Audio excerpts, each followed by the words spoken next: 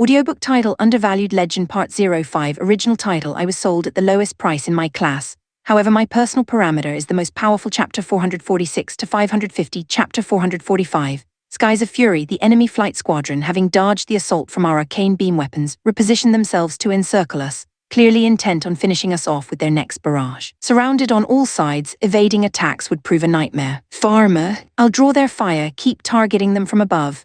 Don't push yourself too hard, Yuta, she replied, her voice laced with concern that cut through the roar of the wind. In the controlled grace of Roman II, overexertion could spell disaster. Focus was key, precise, efficient movements. To seize their attention, I decided to make a spectacle of taking down the two lead foes ahead, their arcane beam weapons already humming with lethal promise. With a burst of super acceleration, I closed the gap in a heartbeat, the sheer velocity a thrilling first for Roman II systems. Even through the haze of their Magi-Tech cockpits, I could sense the pilot's shock rippling like a chill in the air. They fumbled to fire, but my blade sliced through first, cleaving both targets in a single sweeping arc that sent sparks and shattered hulls spiraling into the clouds. The sudden counterstrike caught them utterly off guard, sending waves of hesitation through the entire enemy formation. The air thickened with their uncertainty, a vulnerability too ripe to ignore. Up above, our ace sniper wouldn't miss such an opening. Pharma swiftly knocked her arrow, her aim steady as the stars, and loosed it in a piercing streak of light that lanced straight through one enemy's frame,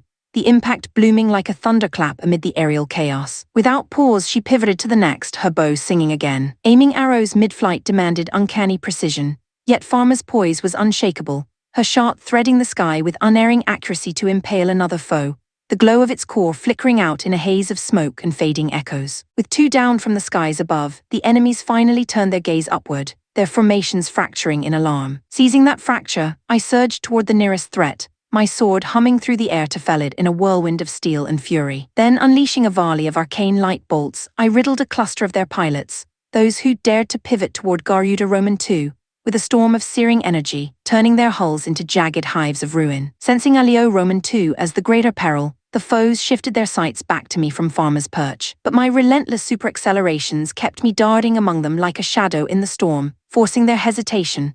A misfire could doom their own. In those breathless intervals, I dismantled the closest machines one by one, the clash of metal and magic filling the air with acrid ozone and the sharp tang of victory. While they reeled from Roman II agility, Roman II arrows rained down unceasingly from on high, each one a whisper of death slicing through the tumult. Several enemies, desperate to counter the barrage, climbed toward her in a ragged ascent. Pharma ascended further to widen the gap, her arrows flying in rapid succession, the wind whipping around her like an ally in the fray. They raised their arcane beam weapons in retaliation, but those ponderous devices lagged in speed, a fatal flaw. Before they could unleash, Roman II's swift projectiles struck home, plummeting the climbers in trails of fire and debris that painted the heavens with fleeting orange glows. It wasn't just blind slaughter. Each enemy pilot possessed real skill, their reactions sharp even as they fell. Had they wielded close-quarters arms, the battle might have twisted differently, their blades clashing in intimate, heart-pounding duels amid the clouds. Yet against such a formidable wing, Pharma adapted flawlessly, her growth evident in every calculated shot. In the short time since I'd last seen her in action, her prowess had surged beyond expectation,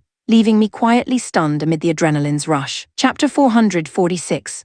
Vajra renewed / Nanami Roman II arrow rain was impressive, no doubt, but nothing quite matched the sheer spectacle of the four elements cannon. Yuta and Pharma's dazzling assault had ignited a surge of morale among our allies, the thrill pulsing through the ranks like a shared heartbeat. The pilots in the surrounding Magi-Tech machines voiced their rising fervor with booming external speakers, shouting garbled cheers that blended into a thunderous roar, shaking the ground like an earthquake born of unity. Nanami, my ears are killing me, endure it. Boosted spirits translate straight to battlefield strength. If it doesn't feel downright inspiring, it's not enough. Inspiring or not, the ache in my ears wasn't going anywhere. But we weren't in desperate straits anymore, no room for complaints. The enemy forces, battered by Yuta and Pharma, had regrouped and were marching forward once more, their silhouettes hardening against the horizon. Worse, Yuta and Pharma, meant to rendezvous after unleashing the four elements cannon, hadn't returned. A quick scan of the skies on my screen revealed swarms of enemy flyers closing in on Roman II and Roman II,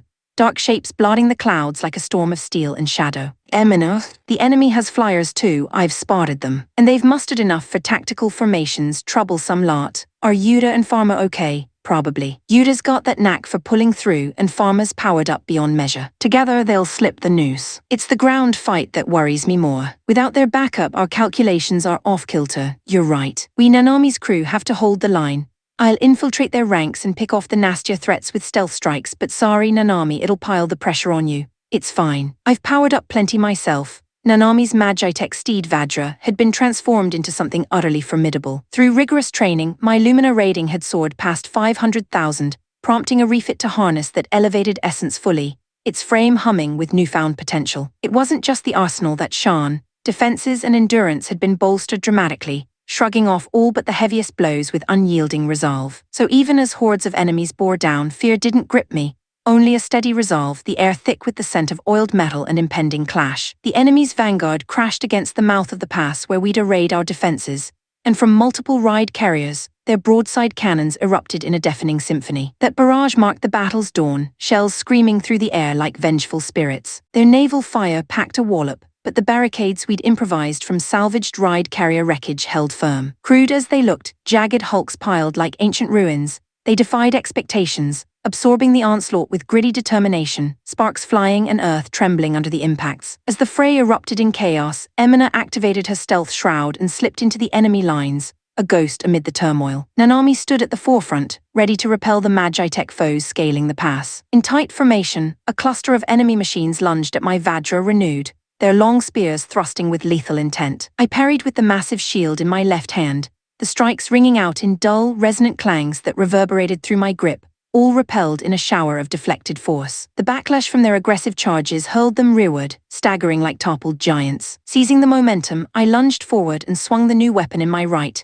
the Gaia Labris, a double-bladed axe infused with Magitech follow-through. It pulverized every enemy Magitech in a 10-pace radius, shards of armor exploding outward in a gritty haze, before unleashing a seismic shockwave that rippled through the earth. The tremor raced deep into their rear guard, the ground quaking with a low, ominous growl, inflicting grievous wounds on countless machines, their lights flickering like dying stars in the dust-choked air. Chapter 447. Dominion of the Skies. The enemy squadron was utterly bewildered by the tandem assault.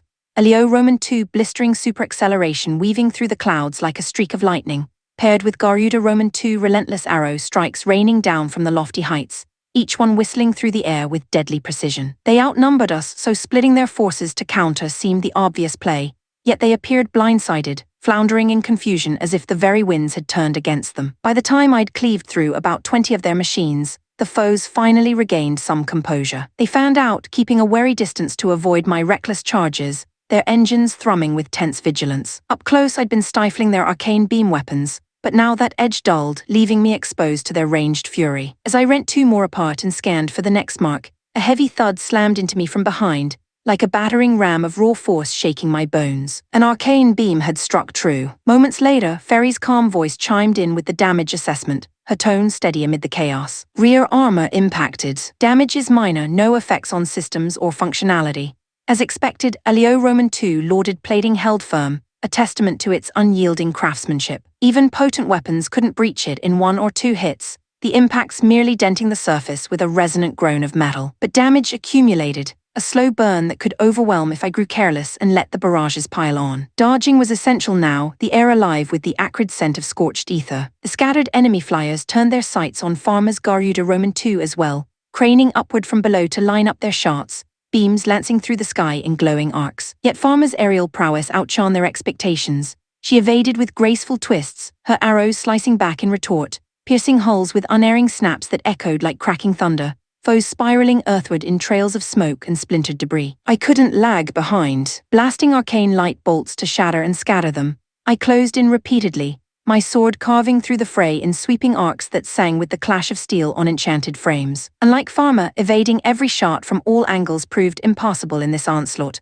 A few beams grazed home, jolting through me with searing heat. But a Leo Roman II armor absorbed the worst, sparing me from catastrophe, the vibrations humming in my chest like a defiant heartbeat. Before I knew it, their flight wing dwindled to single digits, the survivors' formations fracturing under the relentless pressure. Realizing the tide had turned irrevocably, they broke for their main lines, engines roaring in desperate retreat. Letting any escape would invite trouble later, so Farmer and I pursued, my light bolts and her arrows streaking after them like vengeful hounds. Of the 7 fleeing machines, we downed 3, their explosions blooming in the distance like fleeting fireworks against the darkening sky. The rest slipped away into the haze. Pushing further risked too much, and Nanami's ground defense gnawed at my thoughts, the clash of steel and cries rising from below like a distant storm. We called off the chase. Farmer, keep hammering them with arrows from up here. I'll drop to aid the ground forces. Got it. Stay safe. If Emina spots the Dirgrafel Marquis, we'll converge and take him down together. Hold steady till then, no solo heroics, all right? I know. Thanks to you, I'm steady now. No reckless moves from me. She seemed composed, emotions reined in, but I emphasized it anyway. Elysia Empire Magitech was no joke.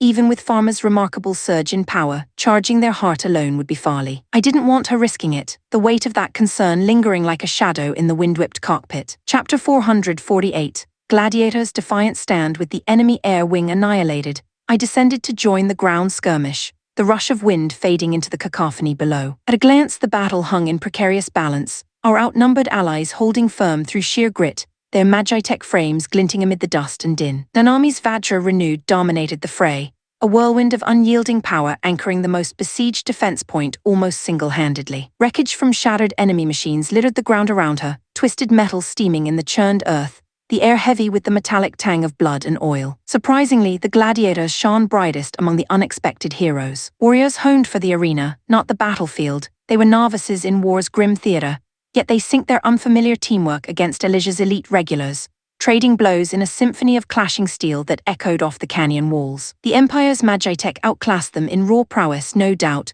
but the narrow gorge cramped their movements, stifling their numerical edge. Scattered and unable to form ranks, they advanced like shackled beasts, their might halved by the terrain's cruel embrace, frustration rippling through their lines like a stifled roar. The Empire held the advantage in sheer numbers, overwhelming on paper, yet the landscape favored us. The Alliance committed more to the fight, boots and treads grinding the soil. They'd pinned their hopes on their flyers to shatter this deadlock, but with those skies cleared, what gambit remained? Desperation hung in the air, thick as the smoke from fresh craters. As for my role in the melee, Nanami had the pass secured, her presence a bulwark of resolve. The gladiators' efforts kept us even if not ahead, no frantic rescue needed yet. Pondering tactics felt futile amid the chaos. Instead, I opted to thin their ranks decisively. Skimming low over the enemy lines, I unleashed a torrent of arcane light bolts, the barrage mimicking a strafing run that tore through the gorge-packed Elysian forces like a scythe through wheat. The unforeseen onslaught sent them scrambling in the confined space, a panic tide crashing against unyielding rock. Packed tight, escape was a luxury denied.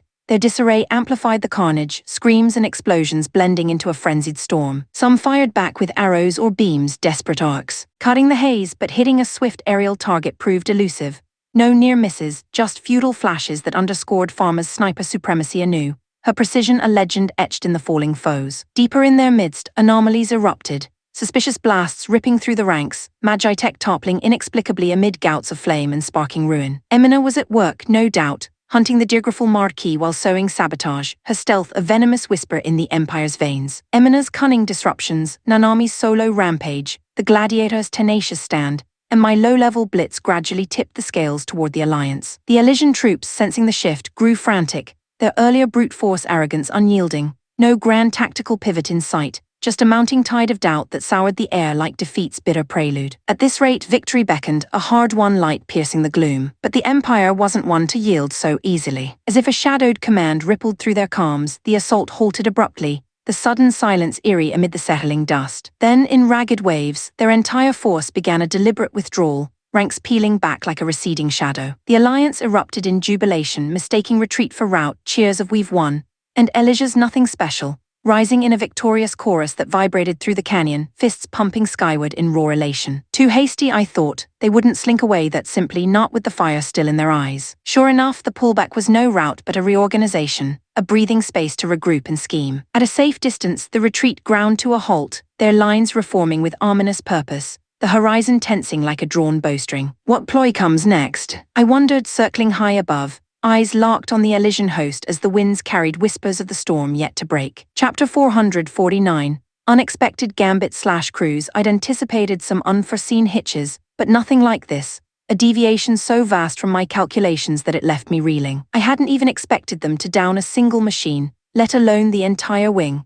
I'd planned harsh reprimands for the Flying Dragon Division's commander if losses mounted. Yet in that fleeting span, they'd been utterly wiped out. This bizarre turn drowned out my fury, plunging me into a fog of bewilderment. What sorcery was at play? Two machines annihilating a squadron of Xlanders. It defied all reason. The air in my command post thick with the stale hum of consoles and the distant rumble of the front lines. And the ground assault fared no better. I knew the terrain favored the defenders, but we deployed Xlanders there too. Even with a handful of triple Hewlanders among the enemy, I banked on brute force smashing through. Yet every push rebounded at the pass's mouth, repelled like waves against unyielding stone. Their defenses must be ironclad, a fortress woven from vigilance and spite. We wouldn't lose outright, but attrition would bleed us dry if unchecked. Time to regroup. I signaled the full army to cease fire and fall back, the orders crackling through the calms like a reluctant sigh. They didn't pursue, no aggressive surge to press the retreat. As suspected, they were stretched thin holding their ground. Distance sapped their bite, leaving them impotent shadows on the ridge. But what now? Resuming the same slog would yield the same stalemate. A different ace up the sleeve seemed essential, the weight of stalled momentum pressing like a vice on my temples. As if summoned by that very thought, the card in question reached out, her voice slithering through the line, a grating timbre that twisted my gut with instinctive revulsion. Yet she was undeniably useful, a tool I couldn't discard. Commander Cruz pulling the whole army back. Things must be tougher than you let on. My Aphrodite stands ready, primed and eager. Just say the word, I'd rather not. But yes, perhaps it's time to witness the might of one of the 10 divine warriors. Care to grace us with a display of elegant annihilation?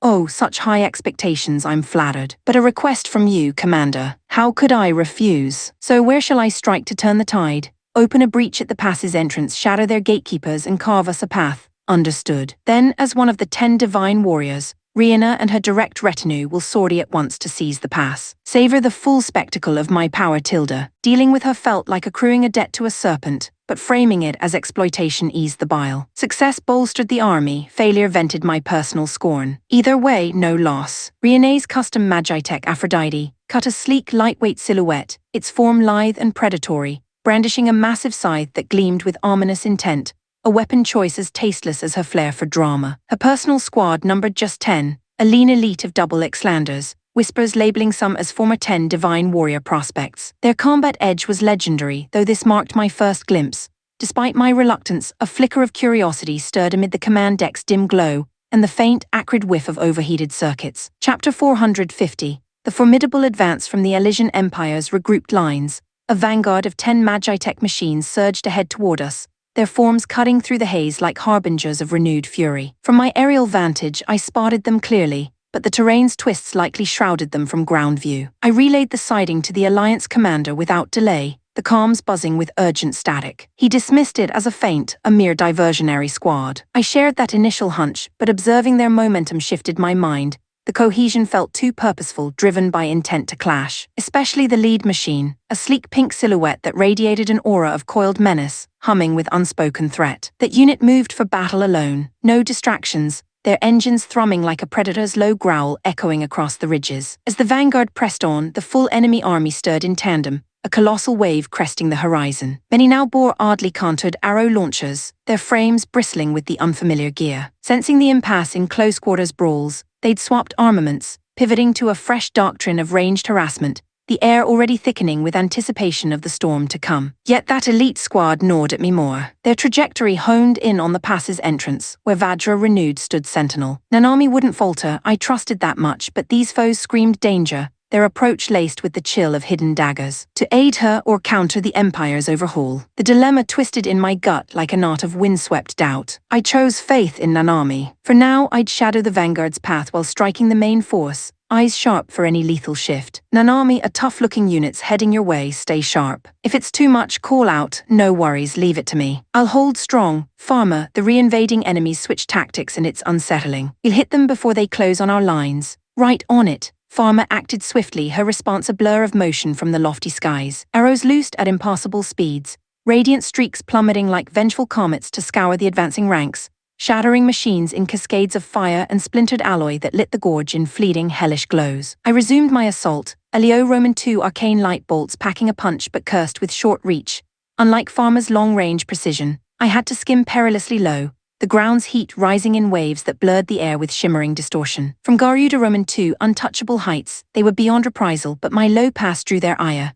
those malformed, eerie arrow weapons fired in retort, a hail of projectiles whistling through the turbulence. That's when their true menace revealed itself. The gun arrows flew with blistering velocity, promising devastation, and worst of all, they unleashed in rapid salvos, a relentless barrage from afar. From countless enemy machines, the volley swelled into an uncountable swarm, blotting the sky like a swarm of iron locusts, the whoosh of their passage drowning out all but the pounding of my pulse. Evasion gaps vanished. Dozens struck home, jolting Roman II with a symphony of impacts that rattled my frame like thunderclaps in a cage. But for all their ferocity, they lacked the arcane beam's raw devastation. They pinged off the armor in sharp, metallic retorts, sparks dancing harmlessly into the slipstream. Enemy gun arrows 36 impacts. Minimal damage to Roman II plating. Ferry's report mirrored my gut feel, her voice a cool anchor amid the fray. If this was their worst, no need for alarm. Undeterred by the pummeling, I pressed on, my light bolts carving fiery retribution through their midst. Chapter 451,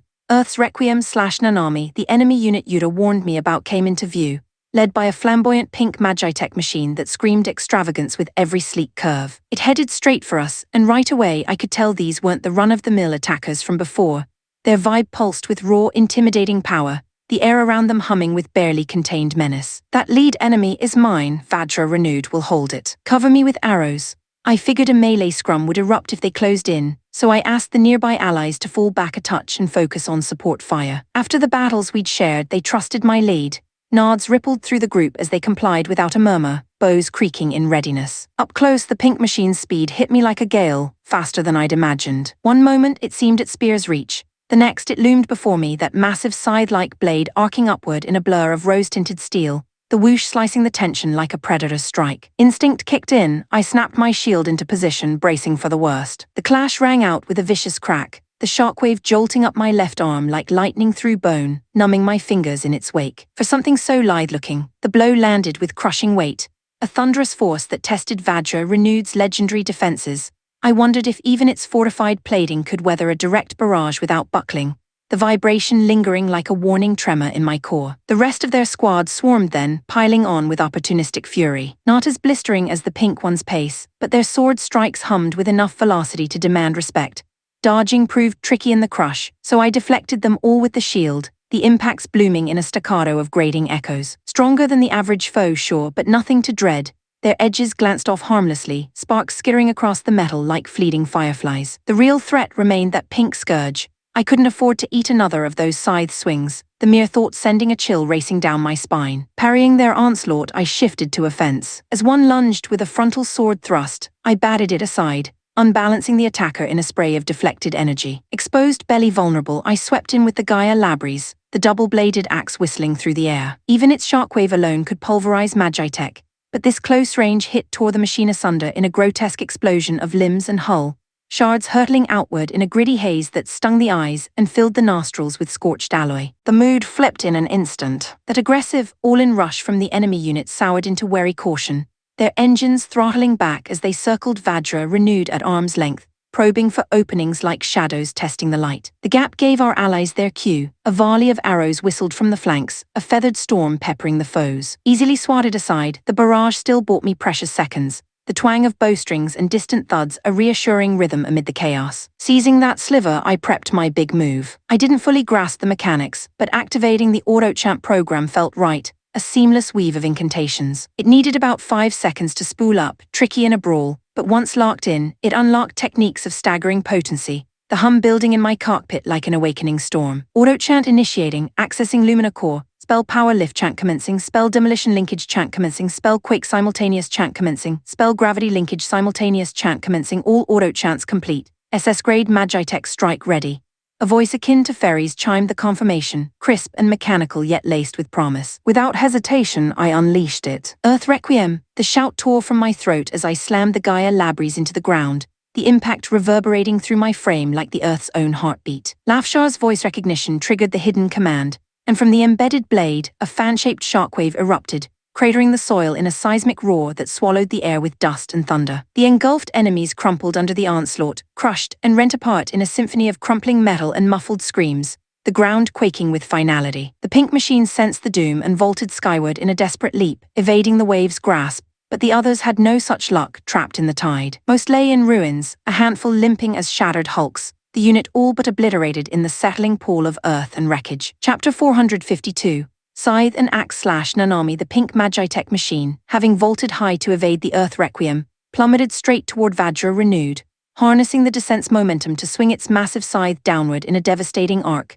the blade whistling through the air like a reaper's harvest. Fresh off my big technique, I was wide open, the cooldown's haze still clouding my reflexes, but I managed to hoist the shield just in time, the clash erupting in a bone-jarring crack that echoed off the canyon walls. The shield absorbed the direct hit, but the force rippled through my left arm like a hammer's blow, numbing the limb with a deep throbbing ache that made my grip falter. Off balance, I braced against the tilt, only for the pink machine's kick to slam home, a brutal thrust that nearly toppled me. I dug in, feet scraping the earth, but the follow-up scythe/slash hammered down, sending me staggering in a whirl of dust and strain, the metallic tang of overtaxed hydraulics filling my senses. True to its slender frame, the pink one moved like quicksilver, perhaps even outpacing Vajra renewed in raw speed, its thrusters humming with agile grace. But defeat! Not a whisper of it crossed my mind, resolve burned hot in my chest, steadying my breath amid the chaos. It darted side to side, closing in bursts to lash with the scythe, each swing a blur of lethal intent. I blocked with the shield, the impacts reverberating like thunderclaps in my bones, but whenever I countered, it slipped away, evading my reach. The assault turned one-sided, a relentless probe that wore at my defenses, the scythe's edge nicking closer each time, promising to slip past and carve deep if I didn't turn the tide. For the next approach, I timed it, breath held in anticipation. Reacting alone wouldn't cut it. I needed to halt that blistering pace first, to drag the fight into my realm of power. As it lunged, I stomped the ground, channeling the fast gravity Magitech strike. A dense gravity wave bloomed around Vajra renewed, rippling outward like an invisible snare, its subtle pull enough to unbalance the unwary. The pink machine, hurtling in at full tilt, caught the edge, its legs buckled mid-stride, sending it crashing in a tangle of sparks and skidding metal, the thud vibrating through the soil like a felled giant's fall. Seizing the opening, I surged forward, closing the gap in a heartbeat, and brought the Gaia Labries crashing down. The pink one proved resilient, twisting its frame in a desperate contortion to dodge, the axe buried into the earth beside it instead, gouging a deep furrow that sprayed dirt and stone in a gritty plume, the impact's tremor shaking loose pebbles from the cliffs above. It rolled away, scrambling to widen the distance, thrusters flaring in panic. I pursued, axe raised for the follow-through, but it met the strike with its scythe in a defiant parry. The clash sang with overmatched force, its blade shuddered aside, and the Gaia Labries bit into the shoulder plating, rending armor in a shower of sparks and screeching tears. Reeling from the damage, the pink machine retreated further, hastily repositioning its scythe with a frantic whir, the air between us thick with the ozone scent of frayed circuits. In that flurry of exchanges, I sensed a shift in the pilot's focus, a flicker of unease like a crack in their bravado, the cockpit's glow pulsing erratically. The earlier fluid agility dulled to caution, movements measured and hesitant. With speed as its cornerstone, this wariness blunted its edge sharply, turning a whirlwind threat into something manageable, the tension easing just a fraction in my pounding heart. Sensing the tide turn against it, the pink machine's pilot began a gradual backpedal, inching away with wary glides, the scythe held more like a ward than a weapon. Chapter 453. The Archangel Awakens/Cruise. Rione's transmission from Aphrodite hit me like a gut punch, blending profound disappointment with sheer astonishment that left a bitter taste in my mouth. Commander Cruz, there's an outrageously powerful Magitech machine anchoring the enemy's front line. My direct retinue's been wiped out. Breaching the pass without toppling it will be a nightmare. Even you, one of the 10 divine warriors, couldn't prevail. I could win, but it'd demand mana awakening. And right now, I didn't fancy that. As a fellow 10 divine warrior, you'd grasp why, wouldn't you, Commander?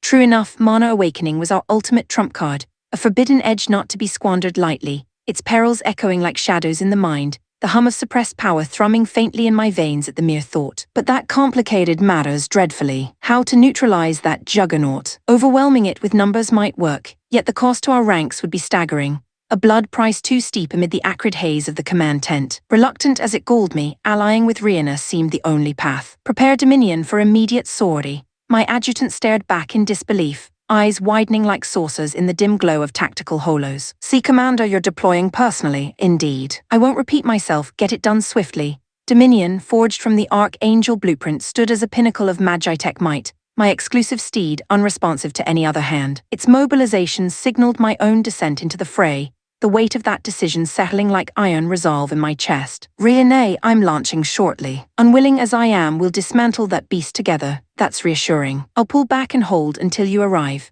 As Dominion systems whirred to life around me, another concern surfaced via comms: the enemy flyers that had decimated the Flying Dragon Division. Commander, aerial strikes are inflicting heavy casualties. If we don't counter soon, it'll sway the battle. Your thoughts? Standard pilots have assault bows with anti-air capabilities, don't they? They'll down them eventually. But if they can't manage with such potent weapons, the fault lies with pilot skill or field command. In that case, their squad leaders face severe reprimands. And if it persists even then, I'll handle it personally once we've cleared the pass. The annihilation of the Flying Dragon Division by those airborne foes must have been an anomaly, a fluke amid the chaos. After all, I piloted Dominion, sovereign of the skies. No mere error, but a force I'd crush with my own prowess. Even if their strength proved genuine, defeat was inconceivable, the thrill of impending clash sharpening my focus like a whetted blade. With Dominion primed, I delegated full command to the Chief of Staff and strode to the hangar, the clang of my boots echoing in the vast chamber. Boarding the cockpit, I sealed the hatch and launched, the surge of ascent pressing me back as engines roared to life, filling the air with the ozone tang of ignited ether. Elite Guard followed Dominion in protecting the flagship.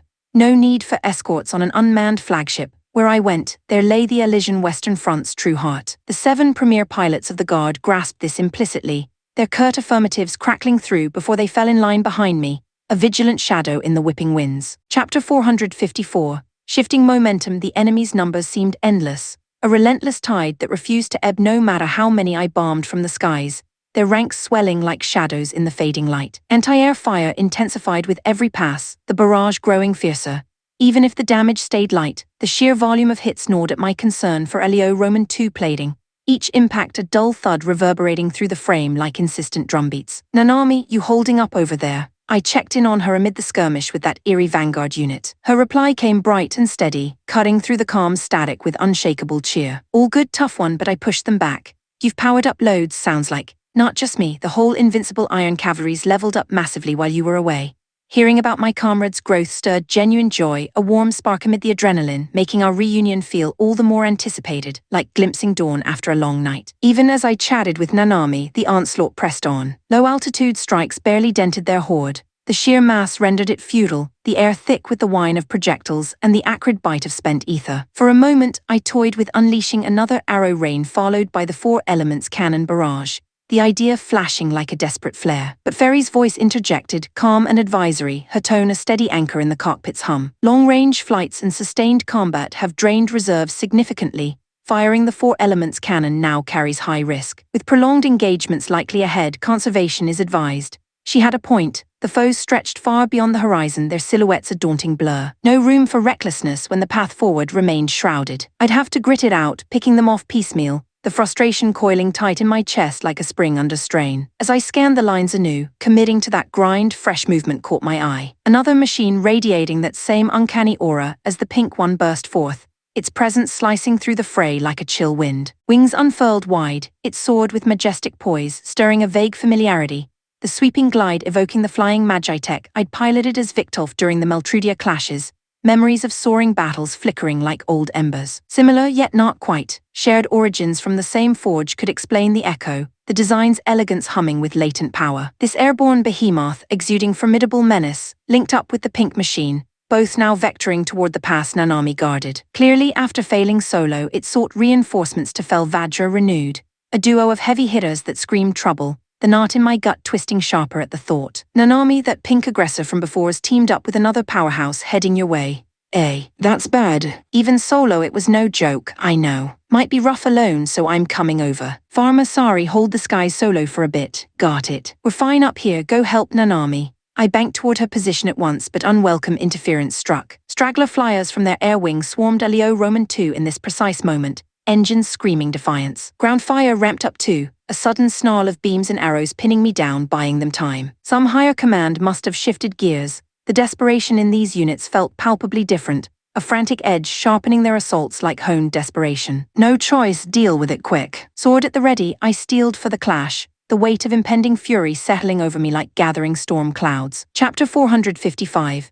Assault from Sky and Earth/Nanami. Just as Yuta described, the pink Magitech machine returned, now flanked by one with sweeping wings, and trailing about 10 more units in their wake, engines thrumming like a gathering storm across the ridge. Unlike before, our allies reacted swiftly. As the pink and winged machines closed in, a salvo of arrows arced skyward in unison, nearly 100 shafts raining down in a feathered tempest that darkened the air with lethal promise. Visually, it seemed impossible for the foes to emerge unscathed, the barrage a howling gale of wood and steel, yet not a scratch marred their hulls. The winged machine flared its vast appendages like a billowing cloak, sweeping the volley aside in a whirlwind deflection that sent arrows spiraling harmlessly into the dust, the clash echoing like shattered glass. Worse, the winged one ascended then, zeroing in on the Alliance Magitech that had loosed the shots. By the time alarm bells rang in my head, it was too late. Its wings beat wide once more, unleashing a vortex gale that tore through our ranks like a dragon's breath, scattering allied machines in a chaotic tumble of screams and splintering frames.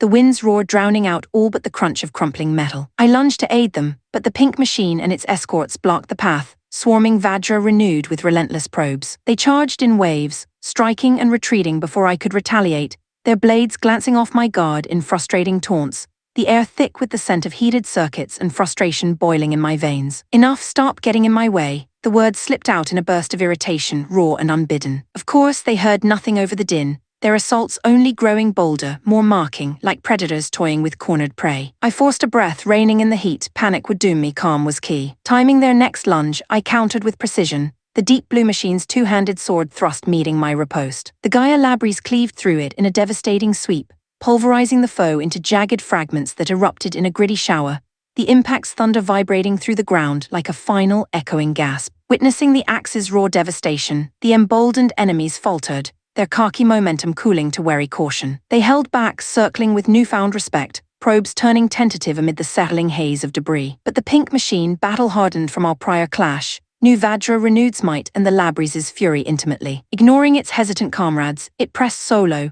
darting in with provocative scythe swings that tested my every defense. The blades whisper a chilling promise in the whipping winds. The pattern from before threatened to repeat, a one-sided grind wearing me down, but this time it shattered. Distracted by the pink one's feints, I overlooked the other threat. The winged machine struck from above, a plummeting shadow that blindsided me. Damn, I'd assumed it tangled with our flyers, dropping my guard in that fatal lapse. No defense against this aerial ambush. Its elongated spear plunged with cataclysmic force, the blow landing like a thunderbolt on my right shoulder. Vajra Renewed reeled, hurled earthward in a bone-rattling crash, the world spinning in a blur of sky and stone, pain lancing through my frame like fire in my nerves. As I sprawled, the pink machine and its pack descended like vultures, piling on the downed Vajra. Shield raised from the dirt, I blocked what I could, but the onslaught overwhelmed.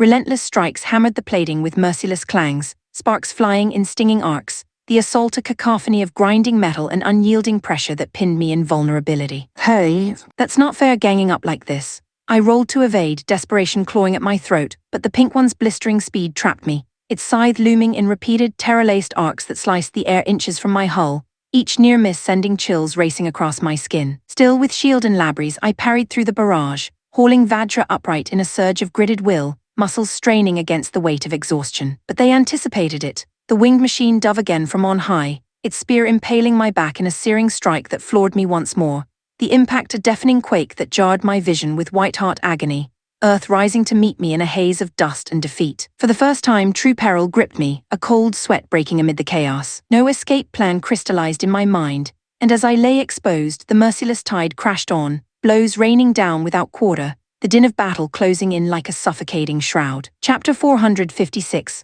Underestimation/cruise at the pass's entrance. I locked onto the target Magitech, a gaudy golden behemoth that screamed for attention, the sort favored by showy exhibition pilots craving the spotlight. It hardly radiated true menace, more a glittering distraction than a fortress of power. Riene, is that the golden one you called formidable? Yes, looks the part, but it's balanced offensively and defensively. The pilot's at least a double Xlander level, I'd wager. I see. Doesn't strike me that way. No matter, it's going down regardless. I'll dive from above, start your ground assault.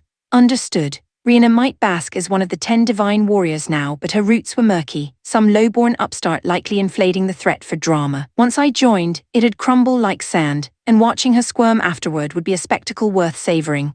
The faint smirk tugging at my lips amid the command feed's glow. From on high, I angled for the golden machine, but a pesky hail of arrows erupted from enemy lines, weak shafts peppering the sky like feudal rain. Harmless from inferiors, yet I loathed such irritants. Thorough eradication was my creed. Detouring like a stroll interrupted by a roadside stall, I unleashed Dominion's wrath, paying them back in spades for the insolence. the air filling with the sharp cracks of shattering hulls and the acrid bloom of ether flares. Satisfied after pulverizing a handful of the frail ones, their wreckage spiraling in smoky trails, I refocused on the prize. Rihanna and the elite guard had already engaged, their strikes landing amid the chaos below. No aerial vigilance from the golden one, it floated exposed, ripe for the taking. I climbed high, coiling like a predator, then plummeted in a screaming dive, spear thrust forward with lethal intent, the wind howling past my wings in a rush of exhilarating force. The golden machine, fixated on Rihanna's barrage, took the hit square, a critical strike, no doubt, the impact blooming in a resonant thunderclap that vibrated through my grip. Yet instead of obliteration, it merely hurled the target tumbling, skidding across the dirt in a plume of dust and displaced gravel, unharmed beyond the setback. No way. Even that didn't breach the armor. The impossible outcome rattled me, a flicker of unease piercing my composure like a chill draft in the cockpit's hum. Who forged such a defensive marvel? The sheer resilience defied logic, the golden frame gleaming mockingly amid the settling haze. Rihanna's squad pounced on the fallen machine, a coordinated frenzy of blades and beams. It reeled on the defensive, shield and weapons weaving a desperate barrier, but held, enduring the onslaught from Ixander-grade elites, including Aphrodite herself, without yielding an inch. Faced with this display, even I couldn't deny the phenomenal fortitude, the clash's echoes ringing like defiant bells in the gorge. But endurance wasn't invincibility. Time for a killing blow. I channeled Lumina with meticulous focus, ascending once more, building velocity far beyond the first pass, the acceleration pressing me back like an invisible hand. Activating attack boost mid-dive amplified the fury, spear glowing with intensified ether, promising to rend the core in a cataclysmic finale. In my mind's eye, it shattered spectacularly, yet astonishingly, the golden machine weathered it too, the spear's tip glancing off in a shower of sparks that lit the air like fleeting stars, the recoil jarring my arms with unexpected resistance. Results exceeding my projections bred creeping anxiety, a subtle heat rising in my chest as the battle's rhythm faltered for the first time. Chapter 457, Emina's dispatch whatever orders they'd received. These foes had morphed into far deadlier adversaries than before, a frantic all-or-nothing desperation that clung like burrs, their assaults laced with the raw edge of survival. I itched to rush to Nanami's side, but this tenacious swarm pinned me down, engines snarling in relentless pursuit, the air thick with the whine of straining thrusters and the sharp ozone sting of near misses. In that seething frustration, a report crackled through from Emina, still shadowing the Dirgrafal Marquis deep in enemy lines. Good news, certainly, but the timing couldn't have been worse. A brief spark of hope amid the grinding chaos. I've located the Marquis' ride carrier, right flank of their formation. Sending precise coordinates now. A stream of numbers followed from Emina, which Ferry promptly overlaid on my tactical map, glowing lines etching the enemy's heart in stark red. The intel beamed to Pharma simultaneously. The moment she heard the location of her father's killer, she surged with intent, her voice taut over the comms. Yuda, sorry, I'm going after the Dirgrafal Marquis. Hold on, Pharma. Charging straight into their core like that is suicide. Deal with the threats heading to Nanami first, then I'll join you, just wait. But if he slips away in the meantime, losing him to the shadows would be a nightmare, no question, his evasion a lingering thorn in our side. But I couldn't let her throw herself into the fire. Absolutely not. The Elysian forces won't bolt unless they're in full route, no need to force it now. But Pharma's reluctance hung heavy, unconvinced, so I cut ahead, issuing orders to Emina before she could argue. Emina, sorry, can you keep eyes on the Marquis' movements? Alert us to any shifts, got it. I'll go dark and hold position here. That seemed to settle Pharma, however grudgingly. Pursuing him now was off the table, the tension in her sigh echoing like a held breath in the cockpit's hum. Even through our exchange, the barrage raged on, desperate enemy flyers peppering me with fire, the sky alive with glowing tracers and the guttural roar of engines in close chase. All the while, Nanami faced those two titans alone, her silence since Emina's report gnawed deeper, worry twisting in my gut like a cold knot, no room for chatter amid her desperate stand. Had to end this fast. To shake the ground fire, I yanked Elio Roman II into a sharp ascent, the G-forces pressing me back as the world inverted in a blur of clouds and canyon. 3 pursuing flyers latched on, their shadows dogging mine like hounds on the scent. Perfect, they'd taken the bait. From above, I unleashed a volley of arcane light bolts, the bursts streaking down in searing chains. They jinked to evade, retaliating with arcane beam shots that lanced upward in vengeful arcs. Against these battle-hardened survivors, a simple barrage wouldn't suffice. I'd anticipated as much. Reading their dodges, I dove, gravity's pull accelerating my plunge, sword sweeping in a lethal crescent. Expecting a ranged duel, they faltered. The strike felled the lead machine in a spray of riven plating, and a backhand cleaved the second as it recoiled, sparks blooming like fleeting fireworks in the rush of wind. The last one fired point-blank with its beam, but I twisted aside, my blade arcing to sever its neck in a clean, resounding slice. Powerless, the husk plummeted, trailing smoke and silence into the depths below. Now to Nanami. But just as resolve hardened, Emina's update soured the moment, her voice edged with urgency. The Marquis's ride carrier's engines are spooling up. His escort Magitech squads are mobilizing too. They might be prepping to move, come on, not now. Cursing the rotten luck, I weighed our options, the horizon blurring as the battle's pulse quickened anew. Chapter 458, Trump card / Nanami pinned in a desperate defense with no way out. My thoughts drifted back to the briefing on Vajra renewed from Lafshar, the rundown of its weapons and armor, and then the mention of a hidden emergency feature, one last resort tucked away for the dire straits. Heroic boost, exactly, the ace up Vajra's sleeve, a new capability. We're standardizing it across the invincible iron cavalry machines, so I had it integrated here too. What's it do? It's an evolution of the invincible mode I fitted to Elio before, generalized for broader use. A temporary surge that amps every stat, boosting combat power across the board. Simple but versatile in any pinch. Whoa, sounds handy. I'd probably trigger it left and right. No, hold off on that. It's potent, but the strain on both machine and pilot is immense. Strictly a last-ditch tool, save it for the critical moment. Oh, thought it'd make things easier, not that straightforward. Besides, you're already strong enough to go invincible without it. No need to feel shortchanged.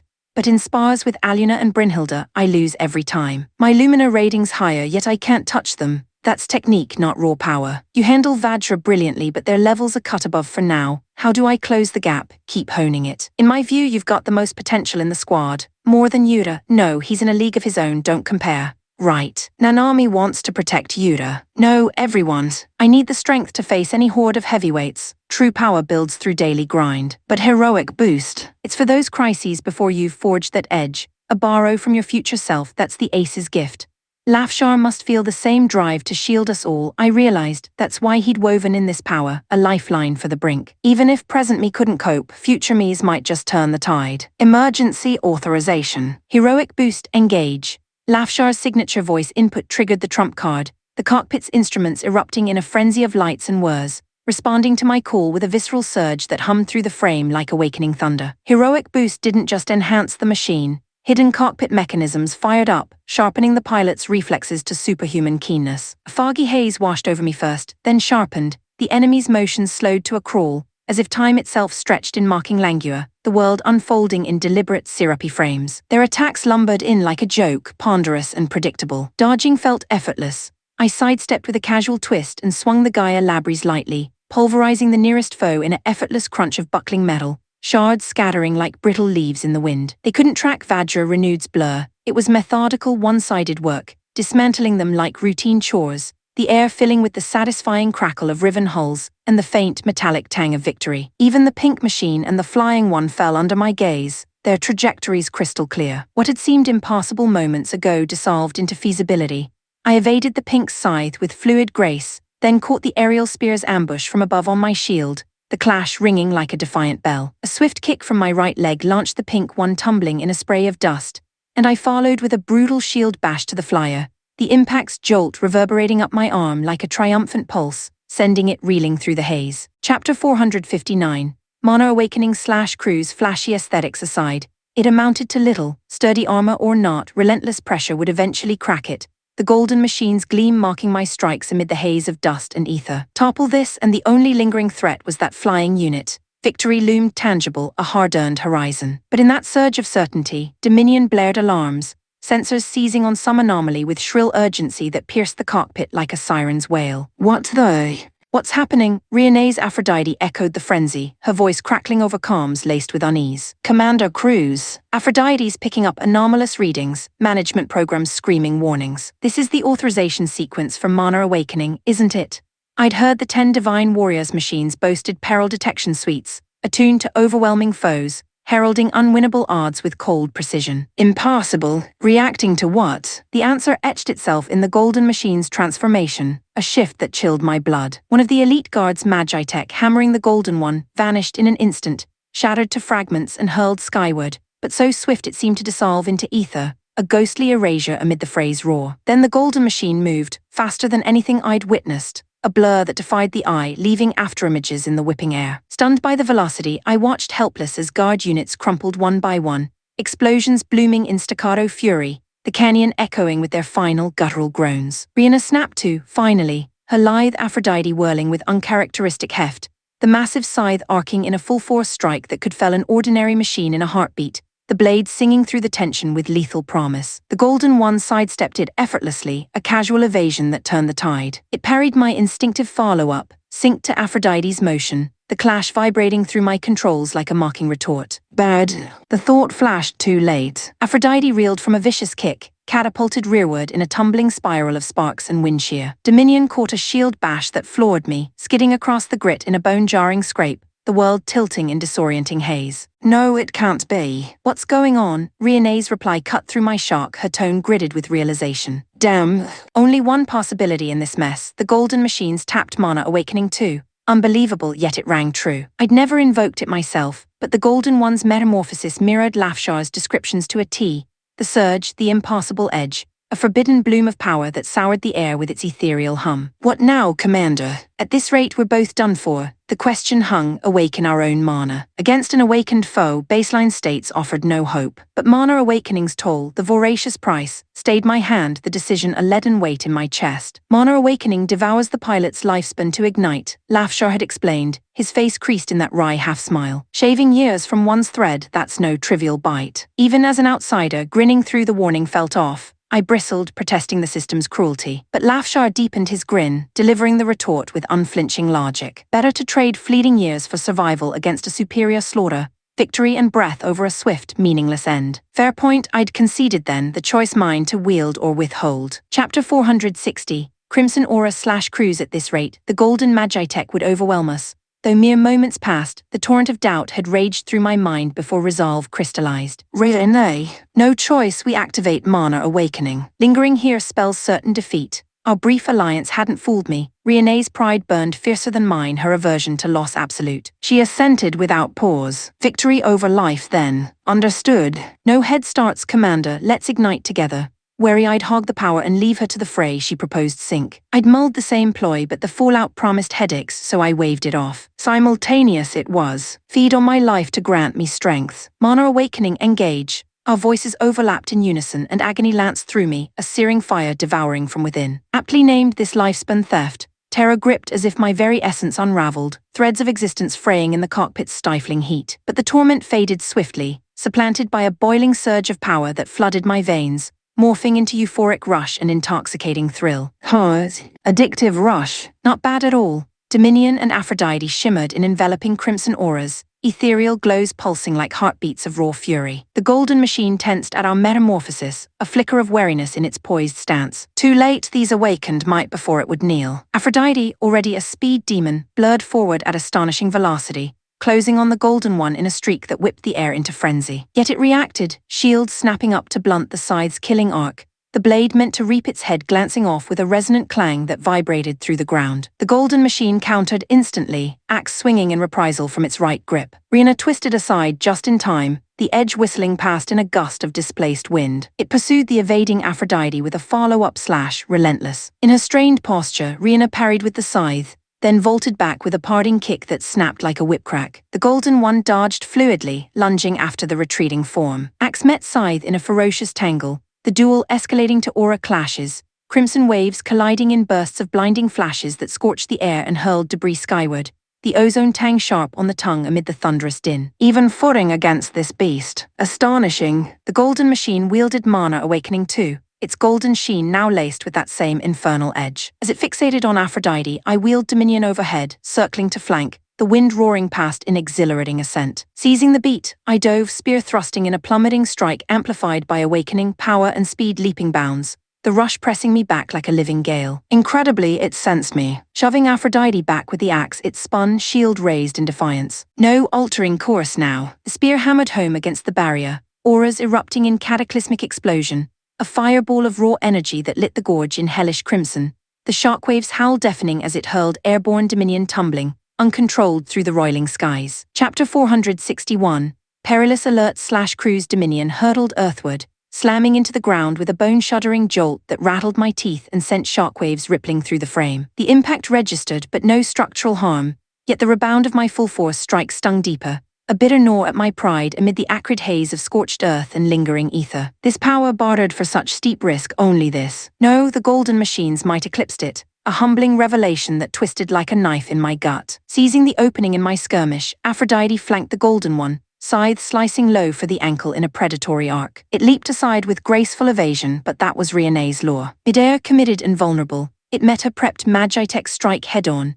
a swirling black orb materializing before Aphrodite, detonating on contact in a frenzy of dark lightning that clawed at the golden hull, crackling tendrils devouring its luster with voracious hunger. Potent blow visibly eroding its edge, yet short of crippling, the aura flickered but held, defiant amid the ozone-sharp bite in the air. Riane's edge grated on me, but wasting the momentum would be folly. I pressed the assault, Dominion's true prowess unbound in the skies. Soaring aloft once more, I banked in a tight spiral, locking on, then unleashed a high-yield Manhwatycoon barrage. From the spear's tip, luminous lances multiplied like spectral offspring, raining down in a stellar cascade. Pinned by Aphrodite's ploy, evasion was impossible. Every shaft struck true, blooming in coruscating blasts that lit the gorge in ethereal fire, the thunderous impacts vibrating through the soil like distant quakes. Surely that would fell it. But infuriatingly, the golden machine endured, its form battered yet unbreached. No visible rents, just a subtle waver in its poise, the air heavy with the scent of frayed power. Tenacious bastard. Riane full sink assault to end it. Right, we channeled Lumina to its zenith, auras flaring in crimson fury. Even the golden one couldn't weather two awakened ultimates converging. Oblivion awaited. But then alarms shrieked anew, a piercing cacophony that jolted me from focus. The sudden blare startled, then chilled. Awakened, Dominion's might had surged manifold, Lumina readings soaring past 1 million. Yet it detected peril. This signaled an entity dwarfing our amplified state closing in, a notion that seized me in icy dread. Rationally, no such force existed. Likely battle stress scrambling sensors, the chaos's false echo. Dismissing it, I steeled to ignore, until a colossal impact hammered home, raw and unforeseen, hurling my world into vertigo. Confusion reigned. No approach registered, the golden machine locked defensive, no counter in sight. Reality contradicted. Dominion reeled under unseen onslaught, crushed by titanic force that pinned and battered, movements locked in a vise of overwhelming pressure. Helpless, I thrashed against the bind until, exposed and faltering, we plummeted, the wind's howl a dirge in my ears. The crash crushed breath from my lungs in a guttural groan, pain blooming like shattered glass in my ribs as I scanned for the assailant. The culprit emerged, a pristine white Manhwatycoon, surely the flyer that annihilated the dragon wing. With inconceivable brute strength, it pinned Dominion, then unthinkably, wrenched free one of the angelic wing's elegant spans, the tear a visceral wren that echoed my own scream. The machine's agony flashed through my senses, raw and intimate, ripping a cry from my throat unbidden. Chapter 462. Intercepting the foes, I wavered in my choice. Rushing to Nanami's aid clashed with the urge to pursue the Dirgraful Marquis before he slipped away, his carrier's engines already humming with the promise of escape. Emina cut through my indecision with her usual poise. Leave the Marquis to Pharma and me, Yuta go help Nanami. Emina's cool head meant no reckless moves, and she'd rein in Pharma's heated impulses. Trusting them with the hunt, I impressed on Pharma not to charge alone, then banked Elio Roman II toward the pass, the wind whipping past in urgent gusts that carried the faint, distant thunder of battle. Reaching Nanami's line, I found Vajra renewed under siege from the pink and winged Manhwatycoon, blows raining down in a frenzy of scythe and spear. Some anomalous strike must have slowed it, movements labored, like a giant wading through molasses, the air thick with the grind of strained hydraulics. Nanami, holding on, I'm here. I dove first at the winged machine, leading with a foot strike that plummeted like a meteor. It didn't register my approach until impact, the kick landing clean and jarring, crumpling its poise in a spray of sparks. Gripping the destabilized frame, I whirled it wildly to bind its thrash, the momentum building until flight faltered. Then we plunged together, the rush of descent roaring in my ears like a vengeful storm. Hitting ground, I wasted no time. A second launch risked trouble, so I tore free one wing in a brutal wrench, the severance screeching like riven metal, etheric fluid spraying in acrid arcs. The crippled foe bucked wildly, scrambling to distance itself from Elio Roman II. Sword drawn, I pursued, blade humming with intent amid the churned earth. The pink machine surged to defend it, scythe sweeping in a blistering arc, swift but linear, its path as readable as an open scroll. I sidestepped lightly, the whoosh brushing past like a chill breath. Undeterred, it lunged a second time. My sword parried with a resonant clash, the force snapping it back in a stagger, balance shattered in a haze of displaced dust. I pressed to finish, but it dodged desperately. Though not wholly, my edge sheared the scythe-wielding arm clean, the limb tumbling in a clatter of sparks and silence. Clutching the stump with its remaining grip, sensing defeat, the pink one fled, a wise retreat sans weapon. But mercy wasn't on offer. I gave chase to end it unneeded. as revived Vajra renewed barred its path, axe gleaming with renewed fury. "No more running wild, I'm done forgiving." Nanami's voice carried a rare edge of ire as she swung the Gaia Labries down. The pink machine rolled to evade, but the axe grazed its shoulder, the blow's ferocity hurling it unnaturally far, a crumpling silhouette skidding through grit and smoke, the impact's echo vibrating like a death knell. Vajra renewed lunged to pursue, but a horde of enemy machines swarmed from the rear, interposing in a desperate screen. The winged one rallied too, allies forming a bulwark between it and Alioraman II, thrusters flaring in defiant blockade. They'd clocked the shift, ordering a general advance to cover the retreat. Ideally, I'd drop those two aces here. Cleaving the obstructors, I targeted the fleeing winged machine, sword felling nearby foes while arcane light bolts streaked in rapid fire, the bursts blooming in fiery retribution that scorched the air with ozone bite. Nanami mirrored my intent, her axe sweeping through the chaff in sweeping arcs, the ground trembling under her onslaught. We overwhelmed the pack, metal yielding in cascades of wreckage, but their numbers swelled too vast, the duo vanishing into the throng before we could close. Hacking through the onslaught, timing my strikes amid the chaos, I vaulted skyward once more, scanning the melee's blur. The pink and winged machines had melted into the enemy's core, lost amid the undulating sea of hulls and engines. Chapter 463, Bitter Retreat/Cruise. What manner of monstrosity was that? Even the two of us 10 divine warriors couldn't muster a glimmer of victory against it. Rihanna and I had barely clawed our way back from the front lines, lives hanging by a thread. Any delay in ordering the vanguard to advance and stall those behemoths, and our fate might have been sealed amid the choking haze of ether and ruin. This defies all reason. You report to the homeland at once. Rihanna's voice trembled, raw terror etching her words as she spoke, the aftershocks of that encounter still quivering in her frame. An foe that matched our ultimate mana awakening, and one that surpassed even that in sheer monstrosity. The abnormality sank in for me too, a cold dread coiling in my chest like fog over a grave. Pressing on invited who knew what fresh horrors. For now, humiliating as it stung, retreat was the sole path. Rihanna offered no protest. Clearly that machine had seared fear into her soul. 10 divine warriors, direct units and main army forces prepare to withdraw. All other units and legions, hold the rear and repel any pursuit.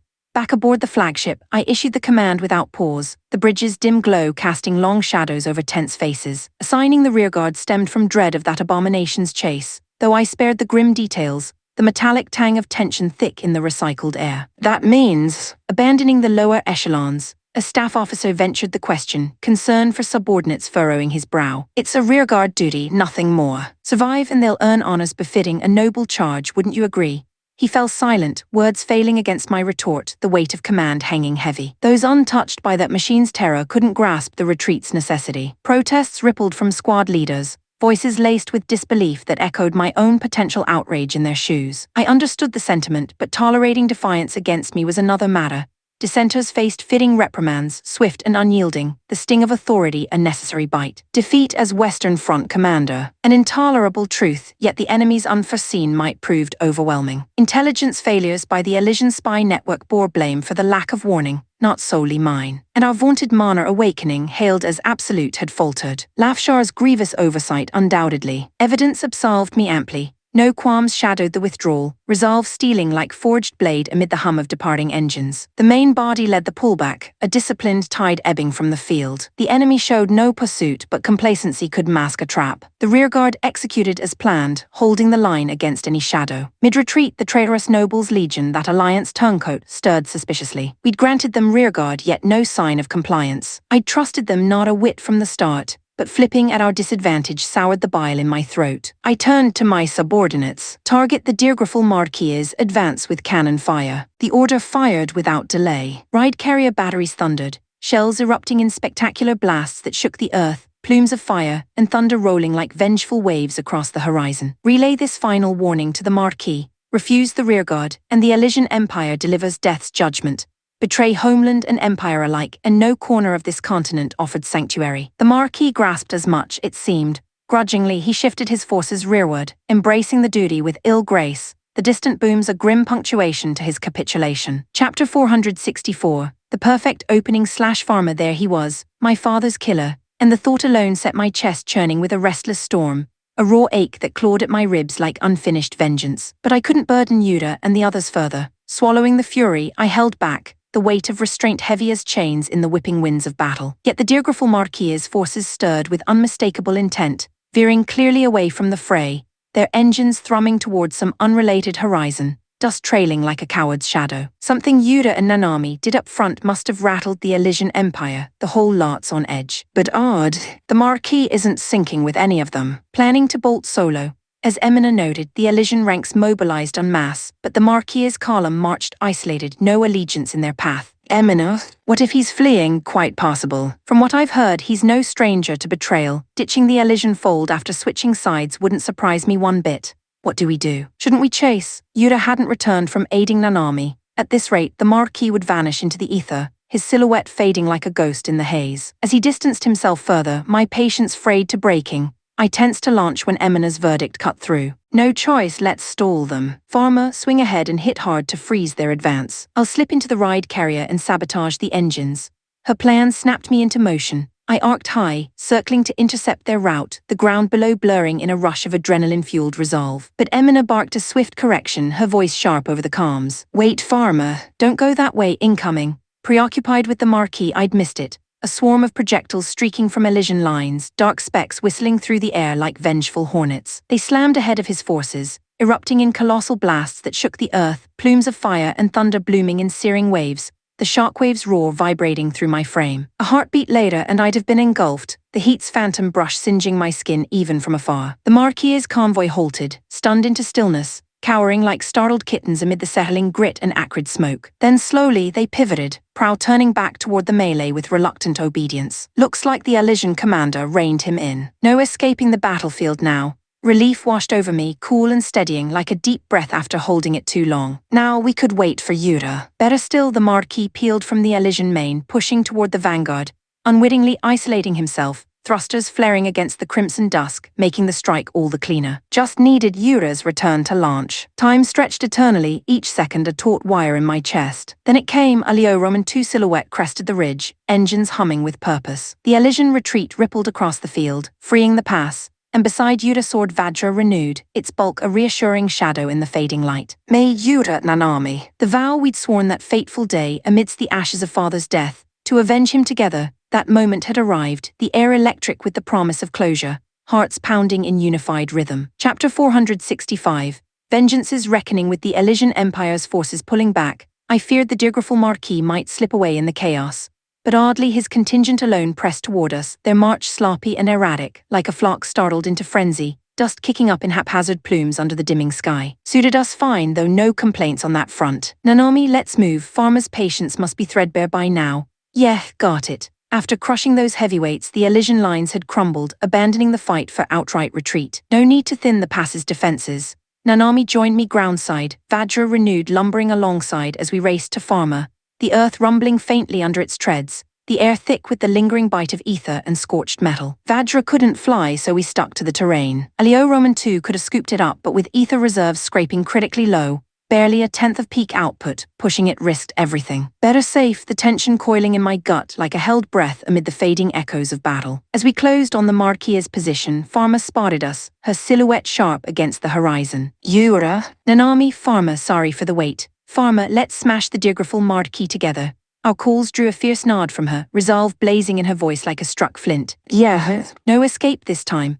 Now, the how of it, obliterate the ride carrier wholesale and we might never confirm the kill. Better to capture, pin him down for certainty, the knot of anticipation twisting tighter in my chest. Right, let's start. Nanami and I'll clear their Magitech escorts. Emina, cripple the carrier so it can't run. Farmer, cover from above, target batteries and stragglers. Got it, affirmative, yes. We sprang into action, wary of the retreating Elysian flanks but pressing the assault, engines thrumming with focused fury, the wind carrying the sharp tang of impending clash. But their spirit shattered faster than expected. Nanami and I downed just a handful of machines, blades flashing in lethal arcs, hulls crumpling with resonant crunches and sparks that lit the dusk, yet panic rippled through them like wildfire, scattering in disarray, thrusters whining in desperate flight as the ground trembled under fleeing steps. In moments, the ride carrier stood exposed, defenders fled, isolation stark in the settling haze of smoke and silence. The Marquis tried to bolt, but Emina's sabotage locked the engines, the massive vessel grinding to a halt with a protesting groan, stranded like a beached leviathan. Farmer, line up an arrow on the bridge, but don't fire. She hovered dead ahead, arrow poised and glowing with ominous light, the bridge's viewport framed in its deadly gaze. Inside, terror erupted, figures scrambling in frantic shadows, the muffled chaos palpable even from afar, hearts pounding in echoed dread. Over the carrier's external speakers, I broadcast, voice steady and commanding amid the carrier's hum. Dear Griffel Marquis ride carrier, we want the man himself. Surrender peacefully and no harm to your crew. That promise struck home. After a tense pause, a portly, silver-haired man in opulent robes emerged, flanked by guards dragging him forward, his face ashen with the weight of reckoning, the air heavy with the scent of fierce sweat and finality. Chapter 466, The Bitter Verdict. This is the Dear Griffel Marquis. Do with him as you please, you lot. Traitors, all of you. After the fat wages I paid, unhand me, you filthy turncoats. The Marquis had clearly been cast aside by his own ranks, their loyalty crumbling like dry earth underfoot. Bonds forged in gold meant little when survival beckoned. Self-preservation's cold logic rang true enough, the air thick with the metallic tang of betrayal and the faint, acrid whisper of fierce sweat. Farmer, this him. No chance of a decoy. I scanned the man's flushed face, wary of a switch deferring to Farmer's knowing gaze. Her arm trembled on Roman II drawn bowstring, voice steady despite the quake, laced with the raw edge of long-buried grief. Yeah, no doubt. Father's killer. The Dear Griffel Marquis. Roman II leveled its arrowhead at him, the shaft humming with lethal ether, potent enough to pierce Magitech plating against bare flesh. It'd erase him in a heartbeat, a vaporous end amid the settling dust and the distant rumble of retreating engines. One release and vengeance crystallized, Farmer's torment would shatter like fragile glass. And no, stop, don't kill me. I'll do anything gold, I've got plenty. Name your price, how much? Farmer's reply cut cool and unyielding, her tone a blade honed by years of simmering rage. The cockpit's glow casting stark shadows on her resolute face. Dear Griffel Marquis, do you know who I am? Huh. Who the hell are you? Wait, acquaintance. Please help me out. If we're connected, you get it. I'm no corpse for some backwater showdown. My father wasn't either, not dying like that out of nowhere. Viscount Belfast, why'd you have him killed? W8. You're Viscount Belfast's daughter, no need for names. I don't want your voice uttering mine. And no, you've got it wrong. I never ordered your father's death, ordered to kill. I never said that. How'd you know that's what I thought, that you commanded it? He'd buried himself alive, the slip a damning echo in the tense hush, the wind carrying his faltering words like a confession whispered to ghosts. Father's murderer. Dear Griffel Marquis, I'll never forgive you. Roman II arrow quivered, ether surging in a brilliant flare, teetering on release. The air hummed with impending thunder, the scent of charged ozone sharp and electric. No qualms from me on ending it here, but loosing that bolt on an unarmed man, staining Farmer's hands with such brutality. It twisted in my gut like a thorn. This darkness was mine to bear. Farmer, hold, let me handle it. Trust me, Yuda, sorry. I can't hold back anymore. Emotion crested in her, focus sharpening to a razor's edge. The arrow blazed brighter, effects pulsing with dramatic intensity. A beacon of unchecked fury that lit the carrier's hull in ethereal glow. Panic gripped the traders who'd sold him out, fearing the blast's splash. They acted in desperate unison. W8. If that thing goes off, we're collateral too. Screw dying for this scum. Swords rasped free from sheaths, a dozen men exchanging grim nods. In a heartbeat they lunged at the bound Marquis. No time for screams. The tyrant who'd lorded over lesser realms reduced to a bloodied ruin, crimson pooling dark and viscous on the deck. The wet thuds and gurgles a visceral punctuation to his fall. Iron-rich scent blooming heavy in the still air. Stunned, Farmer and I froze, the scene unfolding like a fevered dream. Vengeance's fire guttered out in an instant, hollow and ashen, leaving only the echo of what might have been. Farmer felt it too, slowly. She lowered the arrow, the glow fading into quiet dusk, the weight of unfinished closure settling like lead in our chests. Chapter 467. Reunion and reports /Jan, an urgent summons pulled us toward the kingdom of Meltrudia for military aid. The weight of impending conflict hanging heavy in the crisp northern air like an unspoken storm. Yuda, Nanami, and Emina had dashed off after Farmer to Lurduin, leaving our forces a touch light, but contracts demanded action. We pressed on with the core crew, engines thrumming steadily over the vast Federation plains, the faint scent of pine drifting through the vents. En route, we detoured to the northern reaches of the Amuria Federation to link with Fugaku, urgency nipping at our heels. Mid the haste, we crossed paths with the old Swordmaster crew, and there, in a sun-dappled clearing edged by ancient oaks, reunited with the Sword Saint himself, his presence as commanding as ever, the subtle creak of his weathered boots on gravel evoking memories of rigorous dojos long past. Grandmaster, you're safe, thank the stars, and to see the Grandmaster so hale again. I never thought. Brynhilda and Triss look thriving too, good to know. But you too. Your skills have sharpened beyond measure. Your stance is your poise, it's leagues beyond before, refined like tempered steel. The pair, drilled under Lafshar's regimen, had surged not just in Lumina output but across the board, A total evolution I'd heard whispers of. To sense it at a glance, the Sword Saint's insight chilled and awed in equal measure, his eyes gleaming with that quiet, piercing wisdom. Well, can't let my granddisciples or disciples outpace me. Time to dive into this Lumina forging myself. If you'll permit, I'll guide you as best I can, Keone offered, her voice carrying a sly edge of triumph, the senior in Lumina training beaming toward her father and master. Who'd have thought the day would come when my own daughter schools me? Age creeps up uninvited. He tossed the Lumina talk lightly, but who wouldn't wonder? The Sword Saint, amplified by such methods, what heights might he reach? Even I buzzed with boyish speculation, heart quickening at the thrill of untapped potential, the forest's rustle seeming to echo the excitement. Once linked, we convened with Aluna for a briefing, the tense canvas walls fluttering softly in the breeze as maps unrolled like secrets unveiled. I introduced our fresh blood, Imitsu, Milty, and Moyu, their faces a mix of eager resolve and quiet nerves, sharing the harrowing tale of the research outpost, the sterile halls and flickering alarms still vivid in my mind's eye, the metallic tang of ether lingering like a ghost. From Aluna came tales of the squad's leaps, members honing edges sharper than before, machines upgraded to hum with newfound vigor, the forge's glow and clang of hammers painting a picture of relentless progress. Heard it was rough but that brutal. My heart goes out. Her sympathy rang genuine, a warm undercurrent in her steady gaze, easing the knot of shared hardship. Their growth outstrips even my wildest bets. With this, we can chase bigger gigs without a second thought. Ugh, really? Seeing us just as profit margins, obviously. For a mercenary band, every fighter's strength cashes in directly, it's the lifeline. My bluntness drew eye rolls from Aluna and the Rincarlo lot, exasperation plain as they steered the chatter elsewhere, the fire's crackle punctuating their sighs. Forget business, I'm fretting over Yuta and the crew. True. That hothead Yuta with the kid gloves Nanami and Pharma unraveling. Prime recipe for worry. Emina tempers it though, no catastrophe unless it's apocalyptic. Deep down, I figured that bullheaded lot would muddle through, their unbreakable bond a force unto itself. More pressing gnawed at me, Meltrudia's lay of the land. Manpower held but politics loomed, a web of alliances and gambits demanding finesse. My mind already spun scenarios, diplomatic feints, shadowed betrayals, each thread weaving tighter, the stakes pressing like the gathering dusk over the Federation's rolling hills. Chapter 468, The Sword Saint's Ascent / Jan, the Masters truly embody the uncanny. Witnessing the Sword Saints dive into Lumina forging reaffirmed it in spades. In the brief span to Meltrudia Kingdom's capital, his surge left even Lafshar, who'd eyed countless riders across decades, wide-eyed with astonishment, the air in the hold buzzing with the faint hum of training modules and the subtle crackle of etheric feedback. His Lumina rating had ballooned dozens of times over, edging perilously close to Yuta's league, a testament that quickened pulses and widened eyes around the campfire's flickering glow. Unbelievable spike. The program's designed for gradual build-up. Oh, it's simple nailed the trick right off. Keys visualizing a deep squeeze from the core, master meditation and focus control, and anyone's there. Lafshar's murmur drew the Sword Saint's breezy retort, his voice steady as aged oak, carrying that effortless poise amid the scent of oiled blades and distant rain on the horizon. Most folks grind for ages to grasp that trick. When you declared got it after mere minutes on your first go, I questioned my own ears.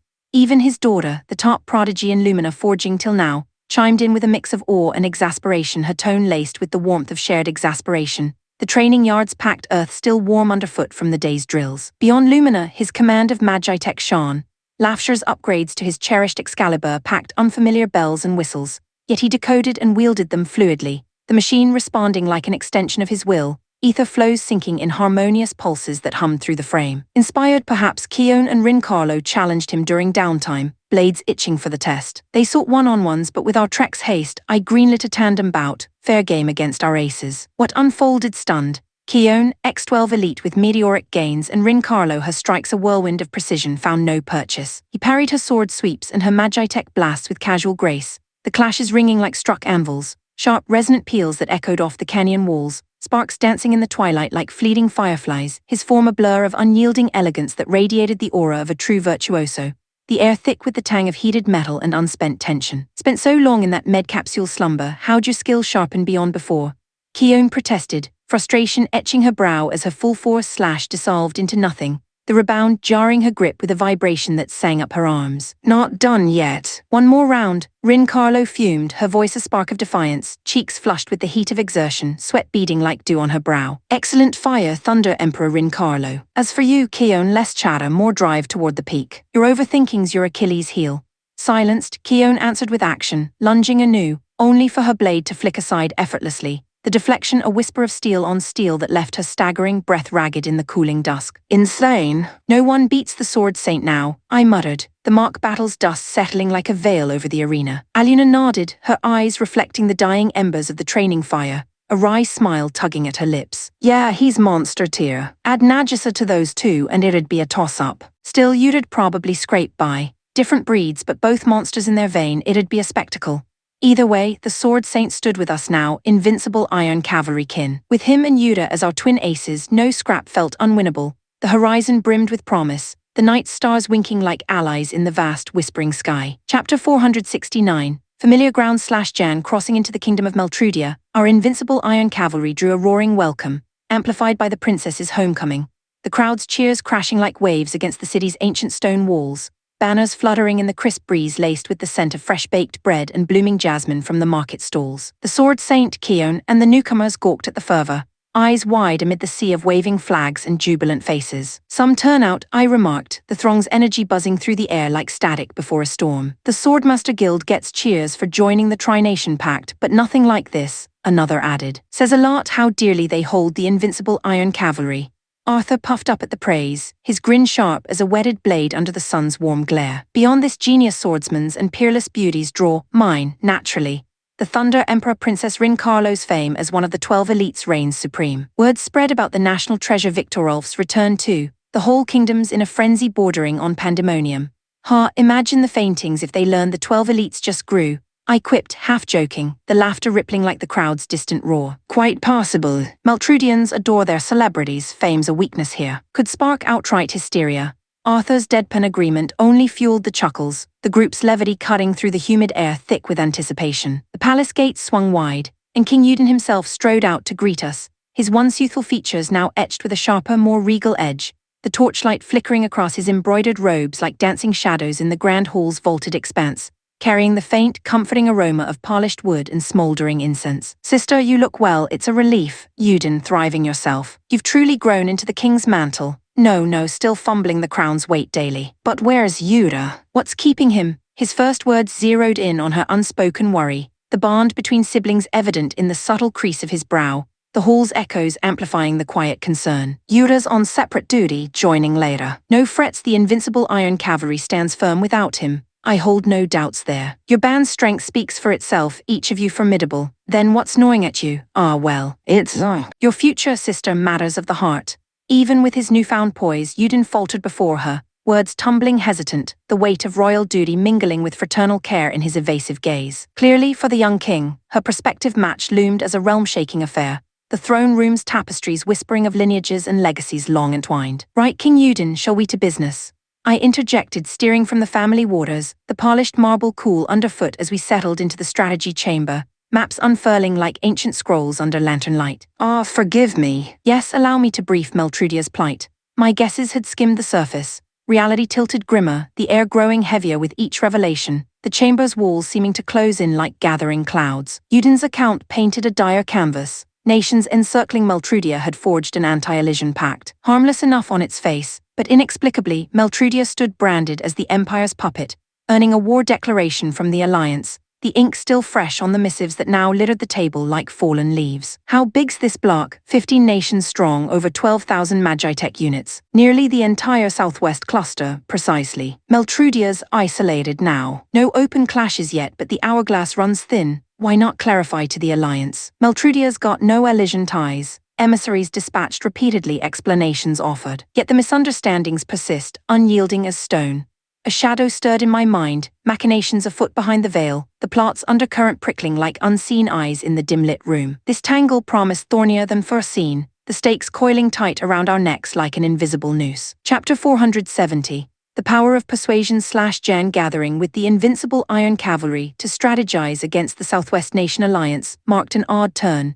One mercenary outfit knee-deep in national policy. Unheard of, yet the kingdom's leaders treated it like commonplace. The council chamber's heavy oak doors creaking shut behind us, sealing in the murmur of voices and the faint, musty scent of aged parchment stacked high on the long table, candle flames flickering shadows across stern faces, etched with the strain of looming crisis. So, Jan, what's your take? The current Meltrudia military chief leaned in, his query earnest, eyes searching mine amid the room's stifling warmth.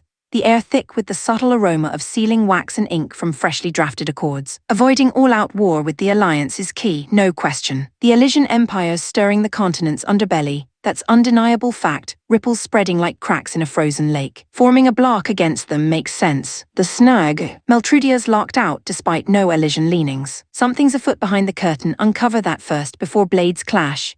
Yudin pondered, brow furrowing in the lantern's golden glow, but drew a blank, the silence stretching taut like a drawn bowstring. Pinpointing the shadows. We've got nothing solid. Spies are on it, but no breakthroughs. Whoever's pulling strings could be a nation, a lone schemer, it's all fog.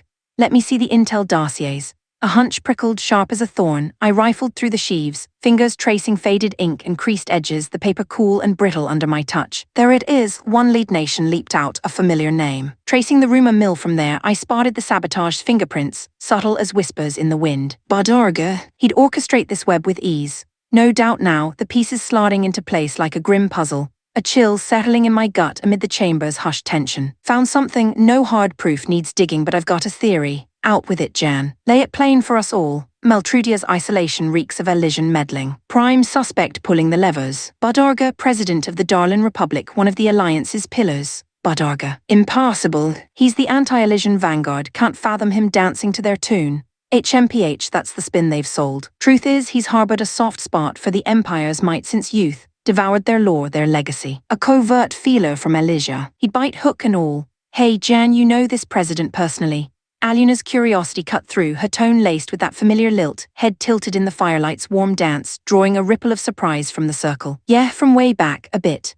I brushed it off, unwilling to dredge the details, the old acquaintance hanging unspoken like a shadow in the corner. The group's widened eyes lingered, but the crisis demanded focus, conversation pressing onward amid the crackle of hearth embers. So Darlin's scheming in the dark, engineering Meltrudia's pariah status. The intel flows and reactions align, high odds. Still verify. Reluctance coiled in me like smoke, but Darlin called, returning stirred ghosts of yesteryear. Memories surfacing unbidden, heavy as lead weights dragging at my steps. The road ahead dimming with the weight of unresolved pasts. Chapter 471, into the inquiry/Jans. So what's the play? With the invincible Iron Cavalry bound for the Darlin Republic on recon, we huddled in the briefing room to hash out roles, the low hum of the ship's vents whispering through the confined space, carrying the faint, oily tang of machinery and the sharp edge of anticipation that prickled the air like static before a storm. Aluna kicked off, her gaze steady on me amid the glow of tactical holos flickering across the table. Can't pull everyone, Alliance could strike any second. Full force leaving Meltrudia undefended. Recipe for disaster, split the fleet then Fugaku and Musashi, spot on, who holds the fort? Musashi I reckon, nah. Fugaku's a gift from Meltrudia, symbolically, sentimentally better to anchor here. Ah, so I might see action after all. Nothing rusts the edge like idleness. Practice is the true forge, Sword Saint Vate replied, his eyes alight with that vital spark, voice resonant like a blade drawn from its sheath, the chamber's shadows dancing across his lined face as if echoing his renewed vigor. Current rosters slotted neatly, Fugaku with Aluna, Rin Carlo, Arthur, Largo and Milty, Musashi hosting the Sword Saint, Kion, Brynhilda and Triss. Nagisa tagged along as Fugaku's guest, but as Amuria Federation rider, she didn't count toward our formal tally. The weight of alliances lingered unspoken, a subtle tension in the room's recycled air. Sorry to bench the Swordmaster, but we're dodging scraps if we can. One clash could shatter ties with the Alliance outright, nullify the whole probe. Pity might just end as a joyride. No sweat, Elysia's continent grab guarantees scraps ahead. Plenty of fields to blood your blade. Even averting the Alliance fray, the Empire's sweep demanded confrontation. Fate grasped it, nodding deeply, the gesture heavy with the quiet resolve of a veteran sensing the inexorable tide. Thus, Aluna and Rin Carlo took Meltrudia's watch. I helmed Musashi toward Darlin. Decisions made, action followed, my creed. Quick resupply crates clanging into holds, the acrid bite of fuel mingling with the salty breeze off the docks, and we shoved off, engines thrumming to life with a deep, reassuring rumble that vibrated through the deck like a heartbeat quickening. Don't know Darlin's vibe, but Meltrudia and the Republic are on razor wire, right? Waltzing in as foes, safe. Imitsu Schneider, veteran of Lubal Kingdom forces and now Musashi's captain by my pick, posed the query, his military polish evident in the wary crease of his brow, the bridge's console lights casting a cool blue sheen over his features. He knew the perils of hostile turf all too well, incursions that could ignite like dry tinder. Tense sure, but no open war. We're wandering mercs on paper, no cause for unprovoked heat. Think they'll buy the wandering merc line? They're no fools, no, we're Meltrudia aligned. But then, monarchy man like you might not get it, Imitsu. Republican facades loom large. They grasp it but striking outright. Taboo without ironclad excuse. Yet if he learned I boarded this vessel, facades might crumble, he'd lash out, pretense be damned. Better tread shadows, not strut the streets. Caution coiled in my gut like a serpent stirring from slumber. The horizon ahead dimming with the ghosts of old entanglements. Chapter 472.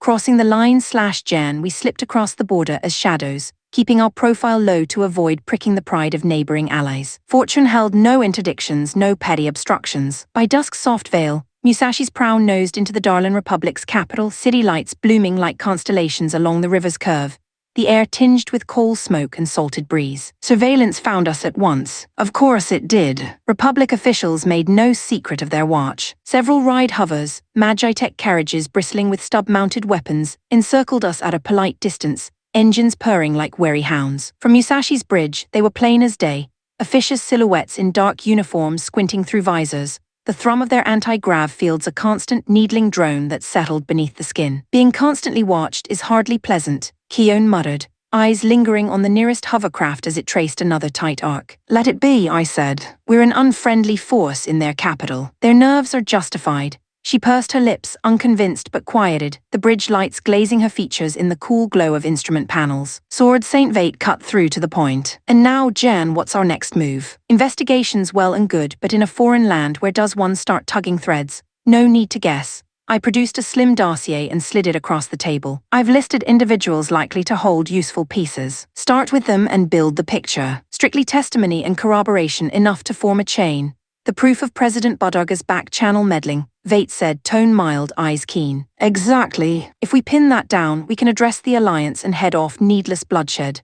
I handed the list to Keone, Brynhilde and Triss. Vate's brows lifted. And mine, you're on watch with me aboard Musashi, I replied. We can't leave the ship without a rider. I grasp guarding the vessel, he said, but you remaining as well. Diplomacy and intelligence gathering are your stage. I've reasons, I said flat. I shouldn't wander this country openly. The methods are spelled out in the brief, procedures, venues, likely gatekeepers. The three of you will manage. Keone skimmed, then looked up, surprise tugging at her voice. These profiles are precise. Habits, vices, personal tics. How did you secure this level of detail? This is my homeland, I said simply. The names in there are people I've known a long time. Her gaze flicked down the page, widening. You know people at the highest levels of government. No is generous, I said. Let's say I know them. They do not know me, or more precisely, they do not remember. Men who look down from marble steps seldom notice the faces at the foot of the stairs. Chapter 473. The visitor/Jan, Keone, Triss and Brynhilde set off to gather intel. The officials tailing us, or Bodarga's fixers, might try petty interference,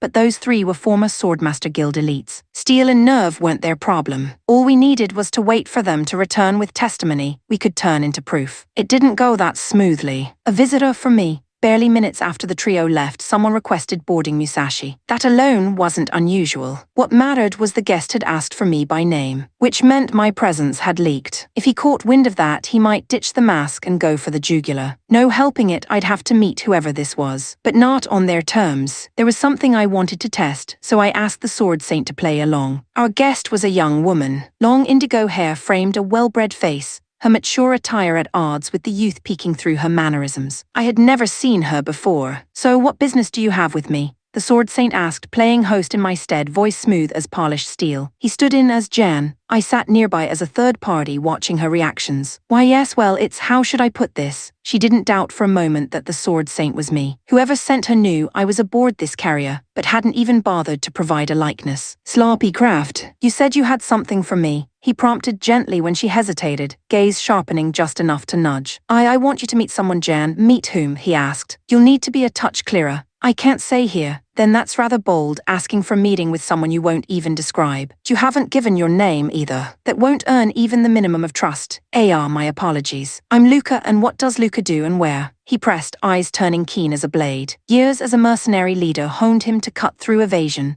A precise pressure left no room to fabricate. I'm a student in the capital, and I'm sorry. This was a mistake. I should go, she pushed to her feet. If nothing else, that told me she had no malice. People scheming harm don't lay their cards this clumsily. Hold on, I said. We're not done. A civilian doesn't muster the nerve to come here without a reason. Are you sure you want to leave it like this? She stared at me, momentarily frozen, as if seeing me for the first time. Pleased to meet you, Luca. I'm Jan. Her composure crumpled, confusion flooding her face, no hint of performance. She was most likely straightforward to a fault. Then this gentleman is, the sword saint said, unfazed. A humble sword instructor. Right, I smiled. We'll explain that bit. But first sit back down. If we're to talk, we should do it properly.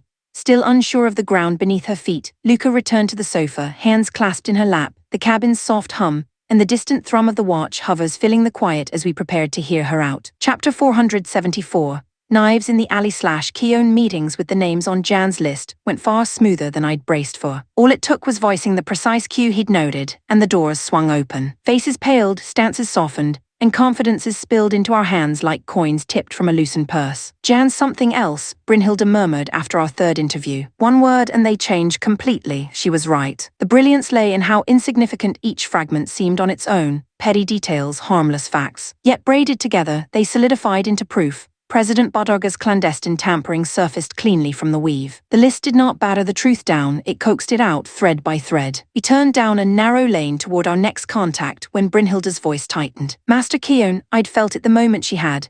A hush in the air gone wrong, the scent of metal sharpening the night, the cold prickle of intent sliding between shoulder blades. Roughly 10 signatures, poised and disciplined, professionals who knew how to veil their presence and let it breathe in the cracks. The warning came as a whisper of cut wind. I shifted and 2 steel shafts snarled into the wall where my head had been. Heavy, armor-piercing arrows thudding deep with a sullen tremor. The malice humming along their spines was unmistakable. Brynhilde, Triss. Incoming, both answered with blades half out before the word had finished. Bodies settling into that supple calm that precedes violence. I rested my palm on my hilt and listened, eyes flicking to the angles. We were ringed. Talking our way out would be a fiction. Steel would have to speak. They appeared one by one from the gloom, as if extruded from the brickwork. Black hoods, covered faces, weapons held in quiet, practiced grips. Not alley scum, likely an intelligence cell or a military special unit. The carriage of men accustomed to ending scenes before they began. A silent hand signal and they flowed at us in unison. I stepped to meet the 3 coming head-on, compressing the distance to the width of a breath. Their blades were short, close-in tools for killing at whisper range. Denying me the draw was a clever ploy, had I not learned to cut at 0 distance. Fingers spoke, steel hissed. My sword was out in the space between heartbeats,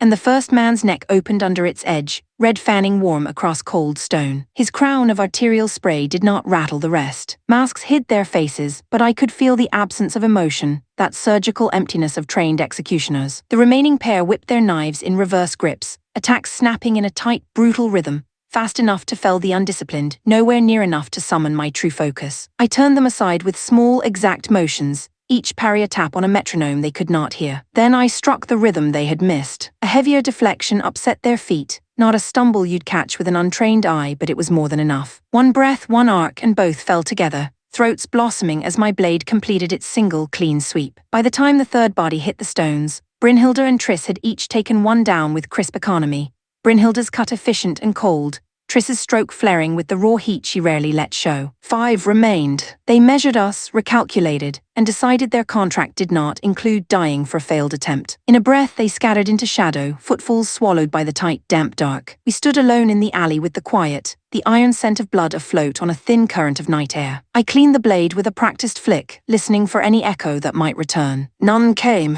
Let's move, I said, sliding the sword home. We still have a list to finish, and now a message to send back. Chapter 475, The Decision/Jan, why can't you tell me who I'm supposed to meet with? I went straight for the heart of it. Luca's expression tightened. She chewed on the words before letting them out. If I say it, I'm certain you won't agree to see him. That narrowed it to a handful. There weren't many people in this country I had no wish to meet. Then changed the angle. Why do you want to bring me to him? He's my benefactor. To me, he is. So her voice faltered, eyes dropping, fingers nodding in her lap. No guile, just honest nerves tangled around a purpose she couldn't quite name aloud. Fine, I'll go. Take me, really. But there's no promise I'll entertain a conversation. If I don't like what I see, I leave. Yes. Thank you, I chose to meet him. The man I least wished to face, who surely knew I wanted nothing to do with him. The likelihood of it being that man was near certain. Ordinarily, I'd refuse and send Luca away with a gentle excuse. One detail snagged me, she'd called him her benefactor. The man I knew did not bestow debts of gratitude. He was a hard-eyed realist who thought only of himself, cold enough to let his own son die. Still, there were things I wanted to say. Fine, I would say them to his face. Jan, the sword saint said mildly, going to him means going out. You said that would be inconvenient, he was right. Wandering openly would stir all the wrong nests. I sifted through contingencies, then answered. We minimize movement and travel in disguise. That should suffice, very good. Then I'll make ready as well, you intend to come. Of course. If something happened to you, I could hardly face Yura. Moving through this country was a risk by definition. His company steadied the scales, but leaving Musashi without a rider sat poorly with me. I told him so. I appreciate it, but Musashi without a rider is vulnerable. If a Magi-Tech unit strikes, Lafshar's reinforced her defenses substantially, he said. Against an ordinary battalion she'll hold. Leave Amitsu in charge, he'll manage, true enough. By the latest reports, Musashi could weather an assault from at least one full battalion of local Magi-Tech. Accounting for the Republic's capabilities, the risk looked acceptable. Very well. Come with me then, your guard, as promised. Beyond Amitsu, roughly 30 crew filled Musashi's posts. I issued clear instructions for contingencies, emergency protocols, engagement thresholds, fallback routes, each order acknowledged crisply over the bridge's soft hum. Then the Sword Saint and I prepared to move, following Luca's lead toward the one man who wanted to see me, and the last man I wished to see. Chapter 476. Loathing/Jan Luca led us to a facility on the city's outskirts, tucked deep in a quiet wood. A lone complex stood amid the trees, paths swept clean, windows open to birdsong. By the look of it, several hundred souls lived there. Most were elderly, some with bodies that moved only with effort and care. The place read as medical at first glance, but the air carried something gentler, less clinic, more refuge. What is this facility? I asked. It's a home for those with chronic illness or disabilities who can't live alone and have no family to rely on, Luca said softly. We take them in, the Darlan Republic runs it, she shook her head. No, it's administered by the Great Abbey of Aris, funded entirely by donations. The state doesn't spare even one gold. Of course not, I muttered. Under the current president, compassion for the weak is less than a whisper. Badarga has not a single grain of mercy in him. Jan, please, Luca hissed. If the secret police heard that, I do not care. It is the truth. President Badarga is a monstrous wretch, a heartless bastard without redemption. My voice had risen without my noticing. My expression turned harsh enough that the Sword Saint tipped me a look, calm as a winter lake. Command requires discipline of the heart, he said. Whatever your history here, do not set your anger upon a young woman. He was right. Luca's face had tightened, alarm flickering across her features. I'm sorry, Luca. I didn't mean to scare you, it's all right. I was just startled. I am fine now, I exhaled. Still far to go, Jan. Inside the woodland refuge, Luca spoke with a staff member in hushed tones. A moment later, we were beckoned onward. We crossed the building and stepped out a rear exit into the trees again, following a manicured path that wound to a bright clearing. At its heart stood a circular pavilion, leafy roof smothered in climbing vines, a slant of sunlight turning the foliage to stained glass. On the bench beneath that green canopy sat a man I had known my entire life. No surprise, it had to be him, but my heart thudded in a strange, dissonant rhythm all the same. The attendant bowed and withdrew. I returned the gesture, then walked forward until I stood before the man. Been a while, I said. He paused his reading long enough to flick me a glance, then returned his eyes to the page as if I were an errant breeze. The reaction tugged at old nerves. I swallowed an ire born of too many winters and tried again. What's wrong? Forgotten your own son's face. This man had been my father. Had been because I'd been disowned, the bond severed like a rope burned through. My 2 sons are away touring the provinces, he said evenly, eyes on the print. They are 5 and 8. I have no great hulking adult son such as you. What are you saying? Are you serious? As my shark sharpened, Luca stepped beside me and spoke, voice quiet, careful. It's a disease of the brain. Until recently, he still recognized himself, but now memory loss and cognitive decline have taken hold. He can no longer keep new memories. The Mr. Gial you see is fixed about 20 years in the past. Time has stopped for him there. No, don't you dare. So he had forgotten. Forgotten how he betrayed our family. Forgotten how he let my little brother die. I had hoped he lived in remorse, haunted by his own choices. The truth struck like a blade driven under the ribs. He had escaped even that. And a rage unlike any I had known rose in me, cold and blinding, searing through the careful calm I had built to survive this place. Chapter 477. What came before /Jan seeing my father's face dragged me back whether I liked it or not. I always knew he worked for the government. As a child, I assumed he was just another minor clerk shuffling papers in a sunless office. He wasn't. His work lived behind curtains, within the Intelligence Bureau, doing the sort of jobs governments never say aloud. Whatever the details, being a government man meant that even with my Lumina rating below the standard pass mark, I slipped into a prestigious state academy. That's where I met Budarga, now president of the Darlin Republic. We jockeyed for top marks as rivals, yet somehow fell into that easy orbit you only manage with true friends. For a time, we were inseparable. It began to crack when my younger brother, Little Shan, launched his radical campaign. He aimed his fury squarely at corrupt politicians and the companies gorging on their favors. Budarga's father was one of the Republic's top 5 grandees, a paragon of the very elite Little Shan despised most. My brother's movement was fierce, but its heartbeat was hope. Citizens flocked to him. At barely 20, he was fated as a rising star, a young firebrand drawing allies in droves. His influence swelled, enough that, for the first time, the powerful felt their grip tremble. Perhaps that was his misfortune. I warned him more than once. Power bites when cornered. He brushed me off, smiling, stubborn, blazing forward. I turned to our father. He showed no interest, shrugging that Little Shan had chosen his path and would walk it alone. Cowardly, detached, infuriating. And then it happened. In broad daylight in a crowded street, Little Shan was stabbed to death. The Security Bureau announced no witnesses, no physical evidence,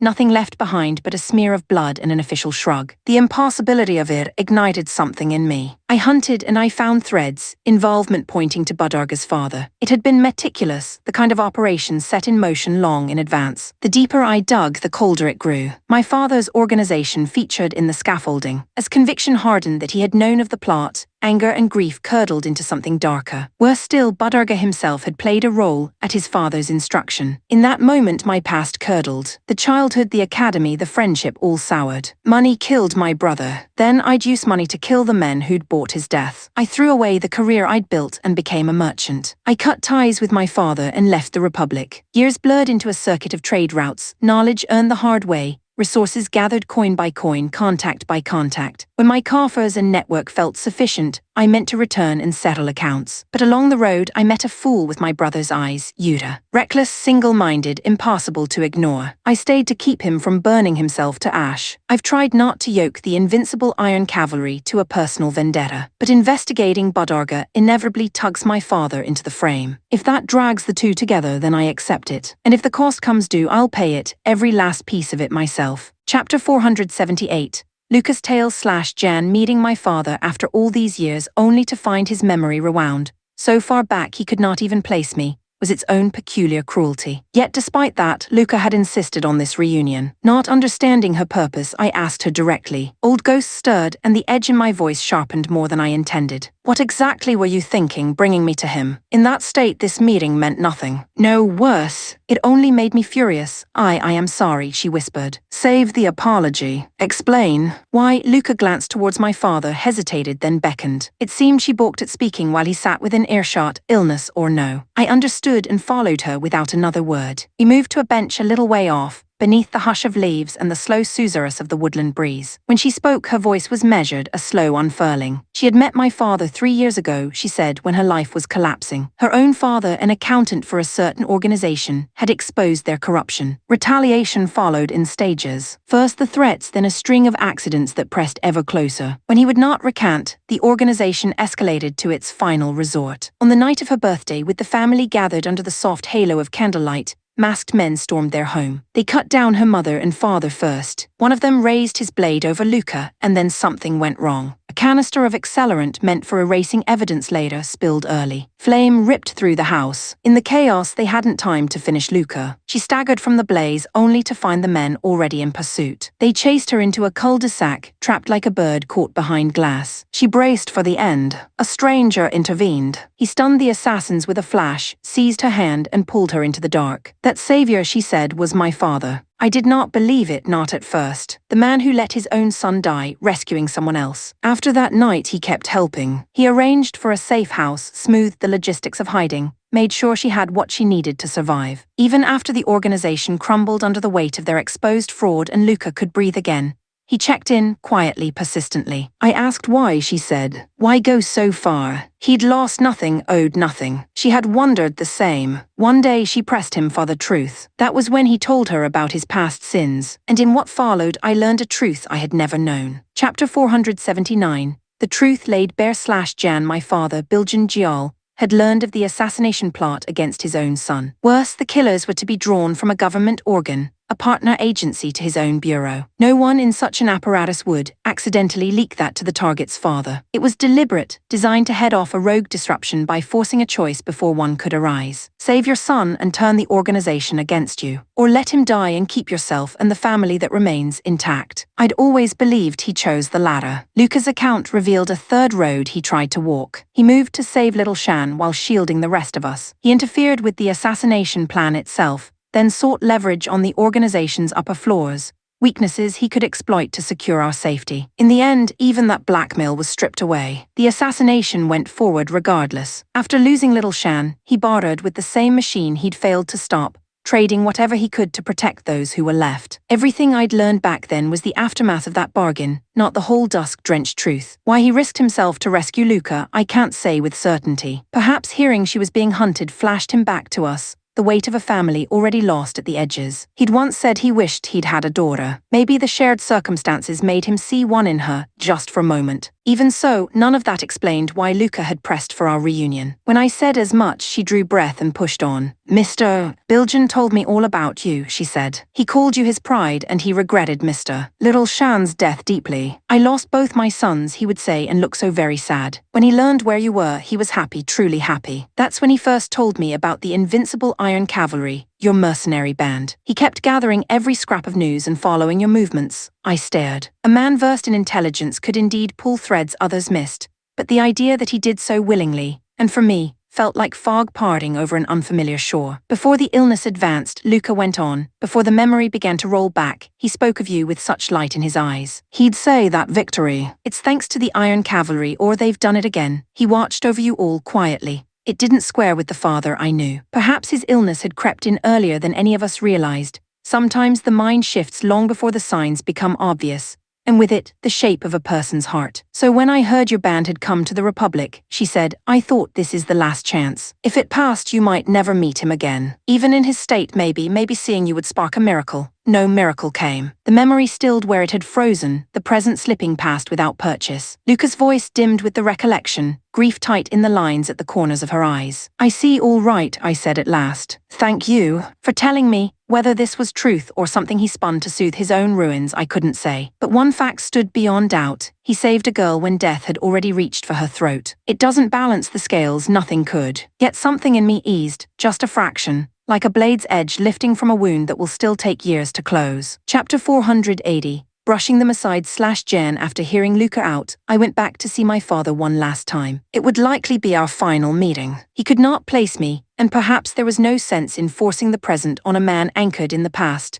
but I needed to set my own heart in order. He had already forgotten our earlier encounter. I did not name myself. I claimed to be a teacher I'd had at 8, and we traded a handful of harmless memories from a world that no longer existed. It was nothing, and somehow it loosened something knotted tight in my chest. Relief in one corner only sharpened the anger in another. The rage at Budurga's line, the men who murdered my brother and shattered our family, grew colder, clearer. One day I would settle that with an old friend who had long since ceased to be one. I took my leave of Luca and the Sword Saint and turned toward Musashi. Predictably, we were not allowed to walk the road unbothered. They waited on a deserted stretch of highway, more than 20 masked men stepping from the scrub, encircling us with professional precision. Even I could see it at a glance. Trained hands, tight formation, the economy of killers. Even for the Sword Saint, holding this line while keeping me alive would strain the edge. Jan, stay tight behind me, he said, voice smooth as calm water. Do not stray. I shifted until I could feel the warmth of his back, breath measured, palms dry. He nodded once, hand settling lightly to his hilt. What followed made no sense. The instant the ring began to close, men dropped. Not to edgework, there was no clash, no flash of steel. They simply crumpled one after another, as if the ground had tilted beneath them. The range was wrong. They fell well beyond any line a sword could hope to reach. Wait, the leader blurted, breaking the assassin's code of silence with a strangled shout. The reaction said it all. The pattern of the fallen terrified him more than any blade could. They froze. The collapse did not. The radius widened, bodies pitching over in a spreading ripple, front to flank to rear. Like wheat bending before a wind I could not feel. The survivors broke, survival instinct tearing their discipline to ribbons. They ran. Those who fled fell first. In moments the highway lay still. Every masked man was down. "I've spared their leader," the sword saint said quietly. "We will have our questions." I stepped to the man I took for the commander. He stirred with a ragged groan, breath hitching but steady. He would not talk easily. That was fine. I crouched, the dust warm under my boots, the horizon washed in the pale gold of late afternoon. We had time and I had patience to match. Chapter 481. Hardline measures / Jan. The masked leader proved tight-lipped at first, but under the sword saint's gentle questioning he began to unravel, words loosening one stitch at a time. "Masters of the body tend to know how to handle minds as well," he asked in ways that left the man nowhere to hide. From him we confirmed what we suspected. The government had a hand in the ambush. Worse, if this attempt failed, they had a hardline plan queued up to follow. "So, they know how cornered they are," I muttered. "What now, Jans?" "We could head back to Musashi and accept their hardline play," the sword saint suggested. "I'd hoped to avoid anything loud," I said. "But perhaps Budarga needs a reminder of precisely where he stands. Even if this flared into a fight with the Darlin Republic, Keon's team could keep pressing their persuasion tour across the alliance with the evidence in hand. Showing strength here might tilt the negotiation table later." "Then we return swiftly," the sword saint said. "There were watchers at a distance observing the exchange. They will have carried word that this strike failed. Only a true adept would have taken stock of onlookers mid-melee. He had. If they had hard measures primed, they could move at any moment." We hurried from Musashi. Their response was quicker than I'd hoped. By the time her hull came into view, Musashi was ringed by a swarm of Magitech machines, angles tightening as they prepared to open fire. "Troublesome," I said. "Even reaching her will be a task." "Not quite," the sword saint replied, unruffled. "The cordons sloppy. They're an obvious seam." To my eye, the net looked knotted tight. He meant it, though I could hear certainty in his tone. "Wait here, Jan. I'll reach Musashi first, launch Excalibur and cut you a path, please." I would not keep pace as I am. He set off with an easy, almost conversational stride, threading through the densest clusters as if strolling a garden path. It would have been comical if it were not so utterly, eerily assured. Halfway to the ship, the Darlin units committed. Their lines rippled and the encirclement snapped shut as they opened fire. On Musashi's bridge, Emitsu responded instantly, flipping defense to counter. The first wave closed and ran headlong into the newly installed close-in defenses, iron-shot flak cannons. Each piece used a sealed ether burst in the breach to hurl dense Madane iron slugs, spitting 30 rounds each second in savage, rhythmic chains. At that velocity and mass, even S-class armor buckled. The impacts hit like meteors, brutal punches that tore plating into ragged petals. The storm of iron chewed the attackers to honeycomb, tearing gaps through hull and spine with merciless precision. The effect was immediate. No one could approach Musashi without being shredded. I worried for the sword saint out there in the churn, but he read the flow of machines like a score, drifted through a shifting corridor of near misses and reached the hull untouched. Moments later, Excalibur's engines sang to life, the machine rising in a hungry arc, and the battlefield's balance began to turn. Chapter 482. The Sacred Sword / Jan. Not long after the sword saint reached Musashi,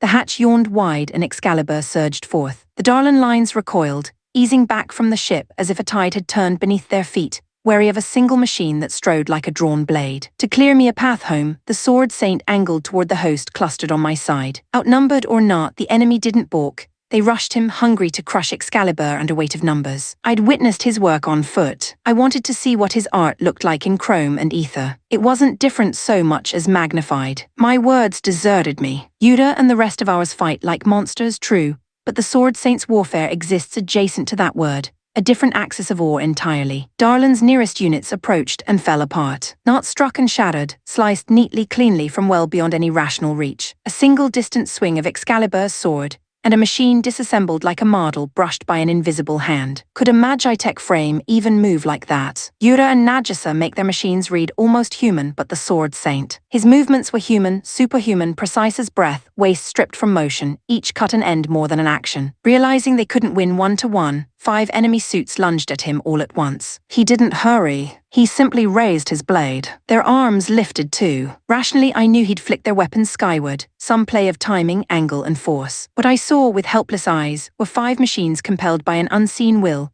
all presenting their wrists to the sky in the same heartbeat. Unguarded, they tried to recover, and the sword saint passed through them. A light stroke, almost lazy to behold, but the speed and weight behind it were murderous. 5 frames, halved in an instant, torso sliding from legs with the unceremonious hush of silk parting. The air changed. The enemy pilots felt it, the knowing that they faced something they must never face. The Sword Saint sealed it. He drew the sword to his center line, lifting it as if saluting the heavens. Heat shimmered along the edge, an aura so dense the naked eye could trace it. No external speakers relayed his voice. Still, the motion carried the weight of a shout, a resonant intent that thrummed through the hulls around him. He cut in a single horizontal arc. A crescent shockwave rippled forward, a pale scythe kissing the ranks. Wherever it passed, machines held their shape for a heartbeat. Then torsos slid with a soft, obscene shuffle, bodies cleaving cleanly in two. Silence fell, not the quiet of respite, but that stunned stillness a battlefield forgets how to keep. One pilot broke first, stumbling into a clumsy run. That was all it took.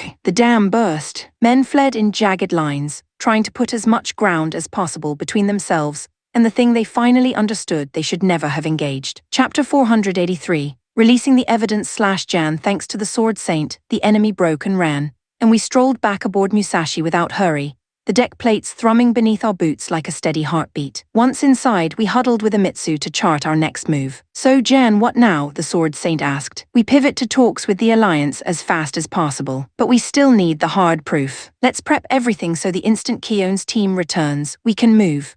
We'd crossed the Darlin Republic openly now, forced into the light by their hardline gambit. Urgency pressed in, but we couldn't run ahead of the evidence. "Strange they're late," I murmured. "They should be back by now," they were. And as expected, ambushes had delayed them, 3 separate strikes by Keon's calm account. Even so, the former Swordmaster crew wore the same composed expressions they'd left with, as if they'd merely taken the scenic route. 3 attacks, I asked. "We only drew 1. The Sword Saint sounded almost disappointed. "A pity." That lot felt underseasoned. "In exchange, you got a full Magitech bout," Keon said, eyes glinting. "How's the new Excalibur?" "Impressive," he replied. "The Grand Sage so-called passive strength augmentation, whatever the exact term, has driven both power and speed far higher. With this tuning we yield ground to no one. I would love to test that myself," Imitsu admitted, curiosity cracking his professional composure. "For science, Lafshar had warned me the Sword Saint needed no gimmicks. Excalibur's refit focused on pure performance and raised ceilings, nothing fancy, just more of what he already made terrifying." I let their sparring theory run in the background and spread Keon's packets across the console, the bridge lights painting the pages in cool blue. Testimonies interlocked with dates, courier logs dovetailed with private directives, timestamps mirrored troop movements like reflections in still water. This would do. I patched Fugaku first, then the Meltrudia court. Clearances secured in short order, I tapped Sister Muse at the Great Abbey of Aris, and through the Abbey's quiet web we cast the net, evidence and summaries to every signatory of the Southwest Alliance. The proof was decisive. Shark rolled across borders like a weather front. Nations that had branded Meltrudia a puppet paused mid-stride, forced to reconsider, and anger swung clean and heavy toward the Darlin Republic and President Badarga for flooding the region with lies to topple their neighbors. Badarga stood alone now. At best, removal from office and irons. At worst, a swift end sanctioned by those he deceived. For a heartbeat, a younger face surfaced in my mind, the boy I'd once called friend, bringing with it a flicker of something almost like pity. "Contact," Imitsu cut in, voice tight over the comm. Multiple large signatures inbound, full army group closing fast. So much for reflection. The air shifted, sharp with the scent of an oncoming storm, and the bridge fell into practiced motion, every hand sliding smoothly to battle stations. Chapter 484. The last gasp/Jan, the signatures bearing down on us belonged to the Darlin Republic's regular army. I ordered the Sword Saint and Keon's team to stand ready, the bridge lights washing our faces in cool blues as the Musashi's hum deepened to a purposeful thrum. They encircled us without firing, a single ride hover peeling off to glide forward like a messenger under a white flag no one believed in. For a trap it was brazenly exposed, so I let it come and listened. Jan, can you hear me? You know who this is, Badarga." Of course he knew I was here, though the army at his back told me this visit wasn't just to say hello. Anger and panic roughened his words, he was cornered and he knew it. "I hear you," I said. "What business does the great president have with a commoner today? Do not mock me. Your meddling ruined everything. With the Elysian Empire's aid, this nation would have grown greater, richer. My plan, my ambition, Jan. You at least I will not forgive. You really are a fool," I said, tired now more than anything. "Whatever they promised, you truly think Elysia would keep their word. They will use you up and discard you when convenient. Shut up. I will not let that happen. I am the one using the Elysian Empire. I will be the one who wins in the end. Where did you warp along the way? When we met, you wore the usual elite's pride, yes, but not this warped arrogance. Something bent you badly. I didn't have time to hunt the how. What victory are you seeing? I asked. Is it a victory that brings anyone joy? Do you act for your people? You are the head of this country. Your first duty is not your ambition but their happiness. Spare me your sermons. Enough. You are about to vanish anyway, there will be no surrender. Prepare yourself. He spat the words and wheeled away, the ride hover banking hard back toward his lines. The formation tightened. They were coming. He had to know the outcome would not mend anything. Perhaps that was why he charged. One last chance to bleed his frustration into the dirt and pretend it mattered. Enemy on the move, I barked. Excalibur kiku ikamanji onamaru kunitsuna kotsu launch. Break them without mercy. Musashi, support our magi tech and put shells into their ride carriers. 4 machines against more than 300 looked poor on paper. In practice, I felt calm certainty settle like a cloak across my shoulders. After what I had just watched the Sword Saint do, I suspected he alone could have ended this. Chapter 485. One-sided/Jan. The battle unfolded exactly as I'd pictured it. Musashi's Magitech squadron fanned out on 4 vectors, thrusters flaring, and drove into the mass without a flicker of hesitation. 4 lone flames streaking into a storm. Triss, least ostentatious of the 4 in temperament, lit the loudest fuse. She vaulted into a clustered pack, landing in their midst with a hard burst of air. Her footwork snapped into a quick looping cadence, and her blade traced a figure 8. 3 enemy suits parted in the same breath, hurled back by the sheer pressure of her cut. Spears and swords stabbed from every compass point. She felt them coming and met each with crisp parries, returning steel for steel, every counter a final answer. Brynhilde moved like her nature, steady, honest, patient. No needless flourish, no reckless angles. She closed on targets one at a time, never allowing herself to face more than one simultaneously, drifting a shoulder width here, a foot length there, shaping the battlefield with small changes in position. Her pace seemed measured, but somehow her kill rate matched Triss's. There was no waste in her body, each motion a craftsman's stroke, clean, assured, and decisively placed. Keone fought as if she took the best of both and doubled it. Swift and efficient, yet grand in execution, her movements surpassed the usual limits of a frame, the machine bending to will like silk to heat. Enemy blows shaved past by a whisper. Her riposts were slivers of time. Blink and you'd see only the aftermath, a suit folding in on itself. She slid onward with gliding grace, bleeding momentum into proximity,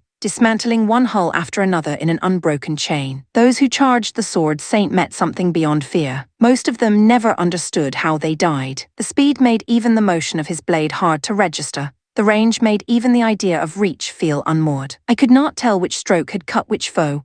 I could only watch the ring around Excalibur collapse, machines failing in silent succession, as if reality had decided their time was over. Confusion and dread spread like oil through the enemy lines. Soon no one dared approach him at all. The carrier duel mirrored the melee, completely one-sided. Darlin's gunners hurled their enhanced bomb ballista rounds, reinforced to emulate the explosive punch of salamander guns and 4 elements batteries. They sparked harmlessly across Musashi's hardened plating, sliding off without so much as a scuff. A response came from the newly mounted Ifrit main cannon, a single incandescent blast that cored an enemy combat carrier in one stroke, the hull blooming into molten petals before the wreck sagged into the dust. With a rout of that magnitude, the fight could not last. Once we'd sent roughly half their ride carriers to the bottom, the enemies will cracked. Some ships raised white flags, the rest turned tail in a ragged flood, thrusters screaming as they fled the hammering roar of our guns. Even as his troops yielded, the president refused the reality in front of him. He stood amid the collapse, screaming invective at fleeing allies, but terror had swallowed reason.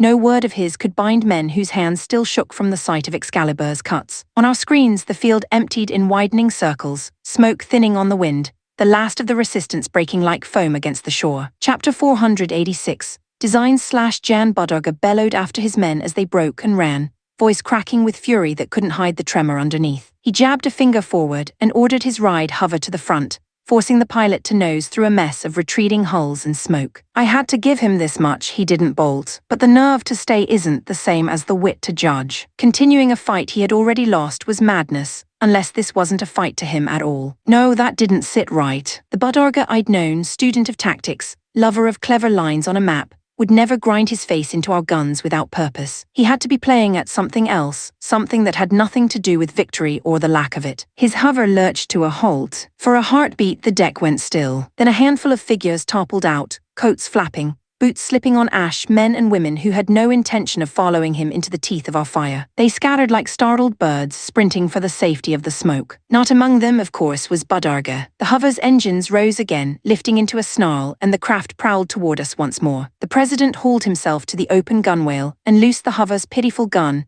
as if the racket could drown the shape of reality. Jan, what's wrong? Try it. Kill me. If you can break a combat carrier in a single shot, this toy should be easy. End it, why don't you?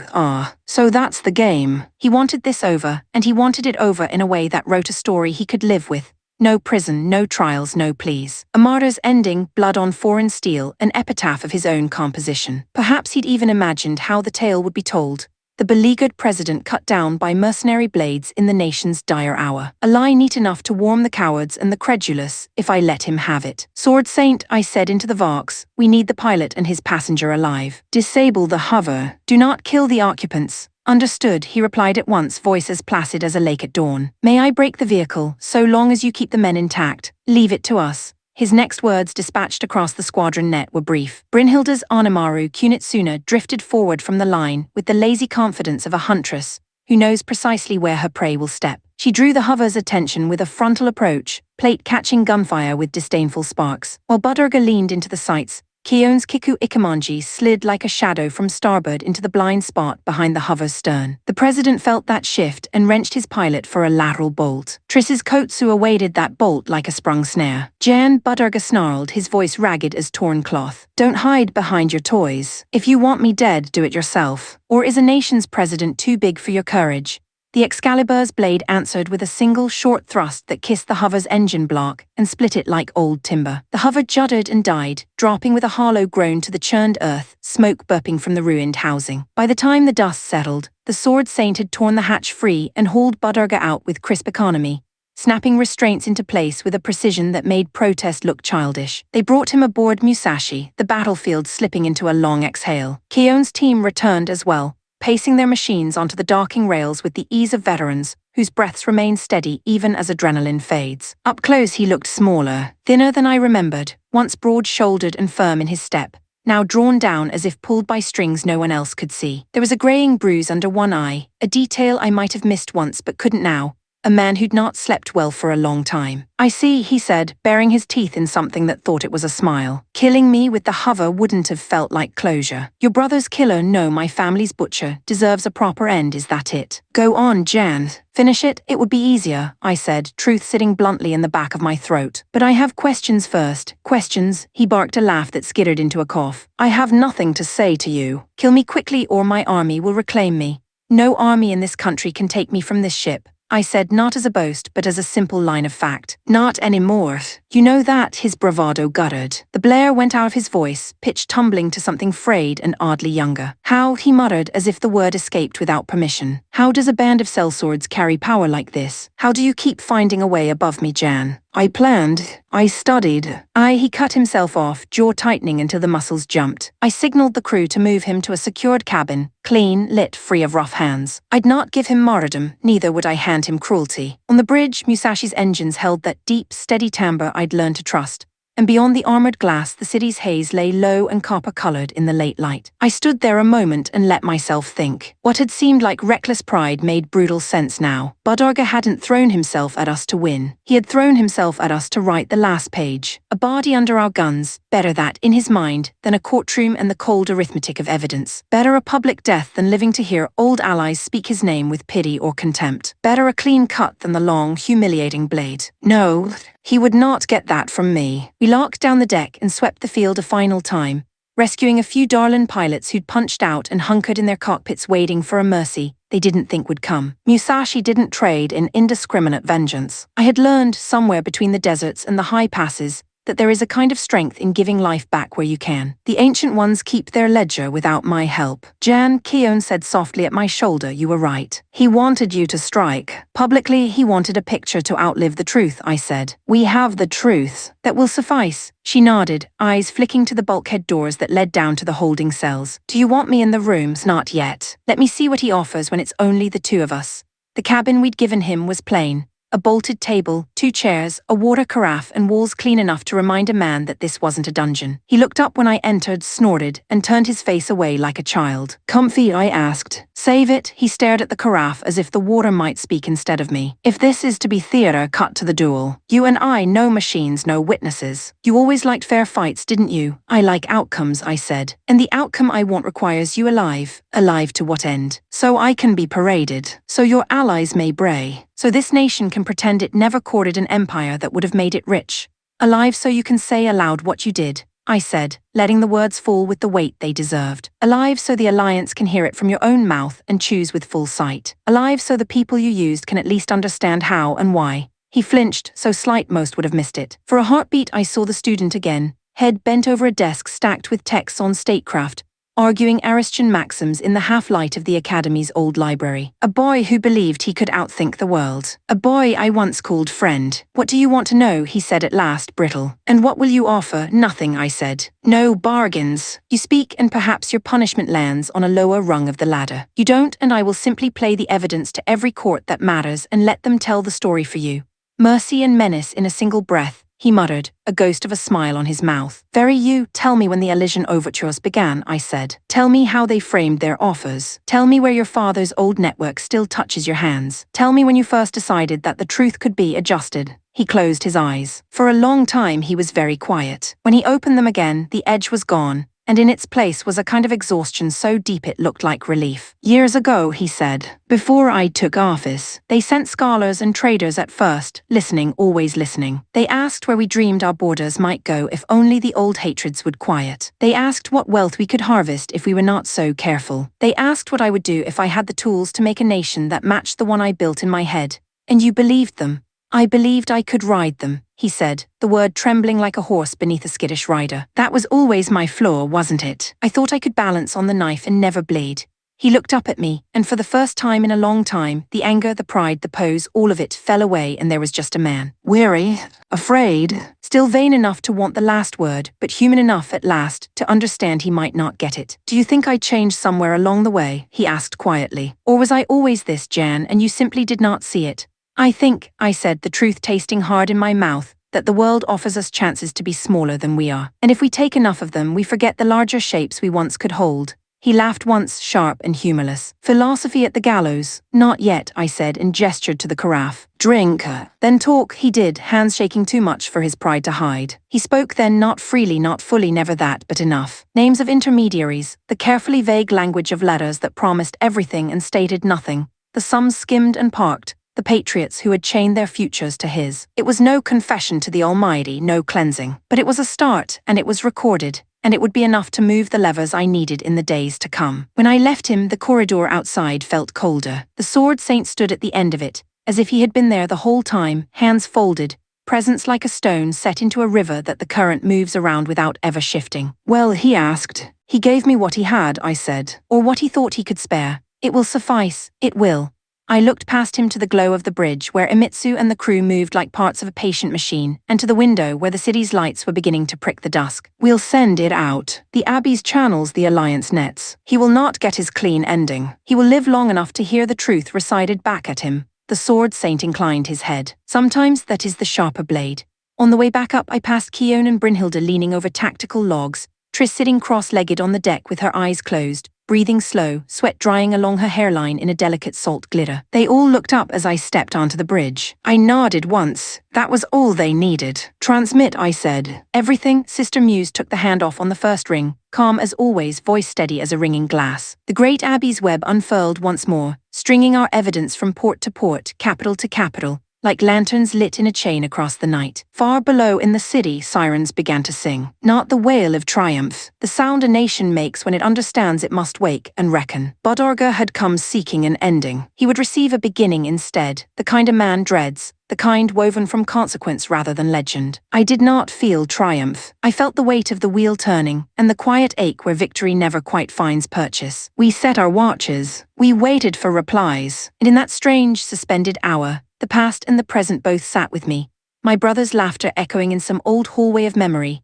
my father's face turned toward a time where pain could not reach him, the the boy I once studied beside gnawing on a truth he'd run from for too many years. The night deepened, the replies began, and the future, patient and implacable, stepped forward to take its place. Chapter 487, The Shadow Hand / Jan. I told Tris to take off his restraints. The cuffs clicked open, and Budurga rolled his shoulders, as if the weight he carried sat in bone rather than iron. I held his gaze and spoke evenly. Budurga, indulge me in a bit of history. There are things you could not say then that you can say now.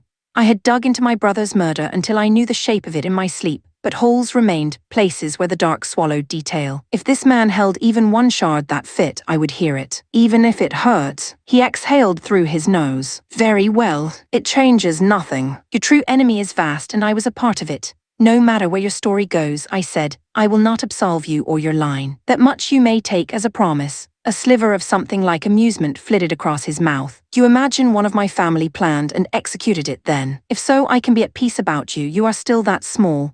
The hidden hand was your free Ludea party's upper tier, I said. You and your father both with seats near the top. I know that much, he laughed short raw. The free Ludea party. Do not be absurd. My father, myself, even the party chair pawns at best. You saw only the tip of a fingernail. Your brother brushed against someone one does not touch. Name them, I said. Whatever they are, I do not scare. A dry chuckle. Very well. The ignorant should be educated. The order to kill your brother came from the Lafshar conclave. Lafshar, the name rippled through the room like a cold draft. Even children know the word. Lafshar, the grand sage of ages, a name stitched into 1,000 old tales. To hear it wielded as a banner for a secret society rang wrong in my ears, and wrong in another way, given the man called Lafshar who stood at our side and tuned our machines. A borrowed name then, or something I did not yet see. A first for you, I expect, Budurga said, eyeing me. The Lafshar Conclave is a shadow organization with reach across the whole continent. Among its full members are royals and high princes of great nations. To stand against the Conclave is to pit yourself against the continent itself. Nonsense. No body holds a continent without ever showing its face. Stop peddling fables, he smiled without humor. On that we agreed. The conclave is not perfectly hidden. You have seen its mask in daylight. Think Jan. There is an entity you know, vast influence from one coast to another, whose true depth no one can measure. Only one fit. Only one ever had. The Radal Company, exactly. Radal Company is the conclave's public skin. And Radal Vega, so it is said, sits at its summit. So it is said, I repeated. So even you do not know, of course not. A head of state I may be, but I am still low level within that frame. Do you understand what that means? The Lafshar conclave is that powerful. Powerful or not, I said. If the conclave truly ordered my brother's death, then it will pay in full. He studied me for a heartbeat, bafflement, and a flicker of reluctant respect mingling. You do not blanch. Where does that composure come from, Jan? You are, I lifted a hand. I was not here to be described. Enough. I accept your claim about a shadow hand for now. What I want are the steps. Tell me how my brother was killed. I will let that guide what happens to you. He lifted his chin, something like resolve settling across his features. Thin armor over something frayed. Very well, he said. I will tell you what I know, and you will feel for once the shape of real fear. He began slowly, voice leveling into a cadence like a record laid upon a spindle. The first ripples came as warnings, he said. Not to your brother, to my father and to me. The conclave does not waste words on those it means to cut. It informs those whose compliance it expects. Remove the irritant, the message said, in the language shadow uses, polite, oblique, unambiguous underneath. He paused, looking past me to the bulkhead as if the years lay there in the metal. We pushed back lightly at first. He is only a boy, my father argued. The public eye is on him, strike him, and we breed a legend. The reply came through in a dozen small ways. Contracts fell through. Favors curdled. Men who had taken our calls for 10 years did not return them. He glanced down at his hands, flexed them once. Then they named terms. Pull his teeth. Discredit him. Buy him. Failing that, the method would be chosen for us. And you chose, I said, voice low. I chose delay, he shot back, anger surfacing. We chose dilatory measures, arrests for minor violations, raids on meeting houses, fines that bled small donors, whispers to the papers that he was taken with foreign gold. It worked for a while. His circle thinned. Then it thickened again. He learned to move between the drops. He learned how to speak so that even those who did not love him fell quiet to listen. A reluctant admiration threaded his tone. It made my throat tighten. The conclave shifted approach, he went on. They dislike noise. They prefer rot to thunder. But thunder comes if you court it long enough. The next messages were not to us. They were to the organs my father's bureau liaised with. the ones that specialize in closing files. I saw enough to recognize the handwriting. And you did nothing, I said. It came out flatter than I intended. His jaw set. I did not say that. We tried to stall again. We pulled men off details. We moved money to snarl their budgets. We fed them false sidings and busy work. It bought days, he swallowed. Then the conclave cut through the noise and placed the order with a unit that did not take my calls. For a long beat, I listened to Musashi breathe through the floor, the low, patient thrum that told me we sat on something built to outlast men. The street was chosen for its crosswinds, he said quietly, for the way sound carries, for the man who sells sweets at the corner at that hour, for the lamp that flickers so people look up at it without knowing why. He died neat. There was no glory in it, no flourish. Knife in, knife out into the crowd, jacket turned inside out, cap changed, a scarf up, grain in the river water. The city does the rest. The old ache rose, the one that never fully left. I let it crest and pass. And you slept that night, I asked. He flinched again, a muscle ticking beneath his eye. No, you told yourself it was the conclave's hand, that you could not have stopped it. I told myself, he said, and now the words dragged, that if he died at least the nation would be spared a civil rupture. That was my bargain. Your bargain with whom? I asked. With myself, he said, barely audible. Silence stretched. Behind me I felt Keon and Triss and Brynhilda's distant presences on the far side of steel and space, a steadiness I had not deserved and somehow still had. The sword saint stood out of sight, as he often did, where a man could lean on the thought of him without his shadow over the room. And the conclave's reach, I said at last. You spoke of members and masks. He lifted his hands, helpless. You could burn 10 cities and never scorch their fingertips. They abide in patronage and patient harvests. They buy debts that no one else knows exist. They place scholars in libraries and merchants on guild councils and cousins in royal households. They teach a certain courtesy of the truth. In time it does its work. Who signed the order? I asked. A bleak smile. No one signs orders like that. But the courier who carried it was Raydal's man. The coin that paid the unit passed briefly through one of the company's middle vaults. And you stayed, I said. Knowing that, where does one go? He asked, sudden heat in it. You walked away, Jan. You made your way on the open road. I built my future on the bones of this place. I told myself that if I held the reins, I could steer the beast that feeds on us. I told myself many lies. He fell silent. The deck hummed. Somewhere far below, a pump cycled. A small, domestic sound that in another life would have meant a bath warming in a quiet house. You understand I will verify every word, I said. His chin dipped once. Of course, and you understand that if I find the conclave's thread in this, I will tug it. That thread will lead you to places you do not want to stand, he said, hoarse now. But I see that you will stand there anyway. I will, I said. He took a breath as if to say more, then shook his head. It is almost a relief, he admitted. And for a heartbeat the pride went out of him completely. To say it where someone will make it mean something. I turned to the door. My hand on the panel paused of its own accord. Badarga, he looked up. When that unit closed on the street, I asked, did you try to pull them again? His mouth thinned. Twice.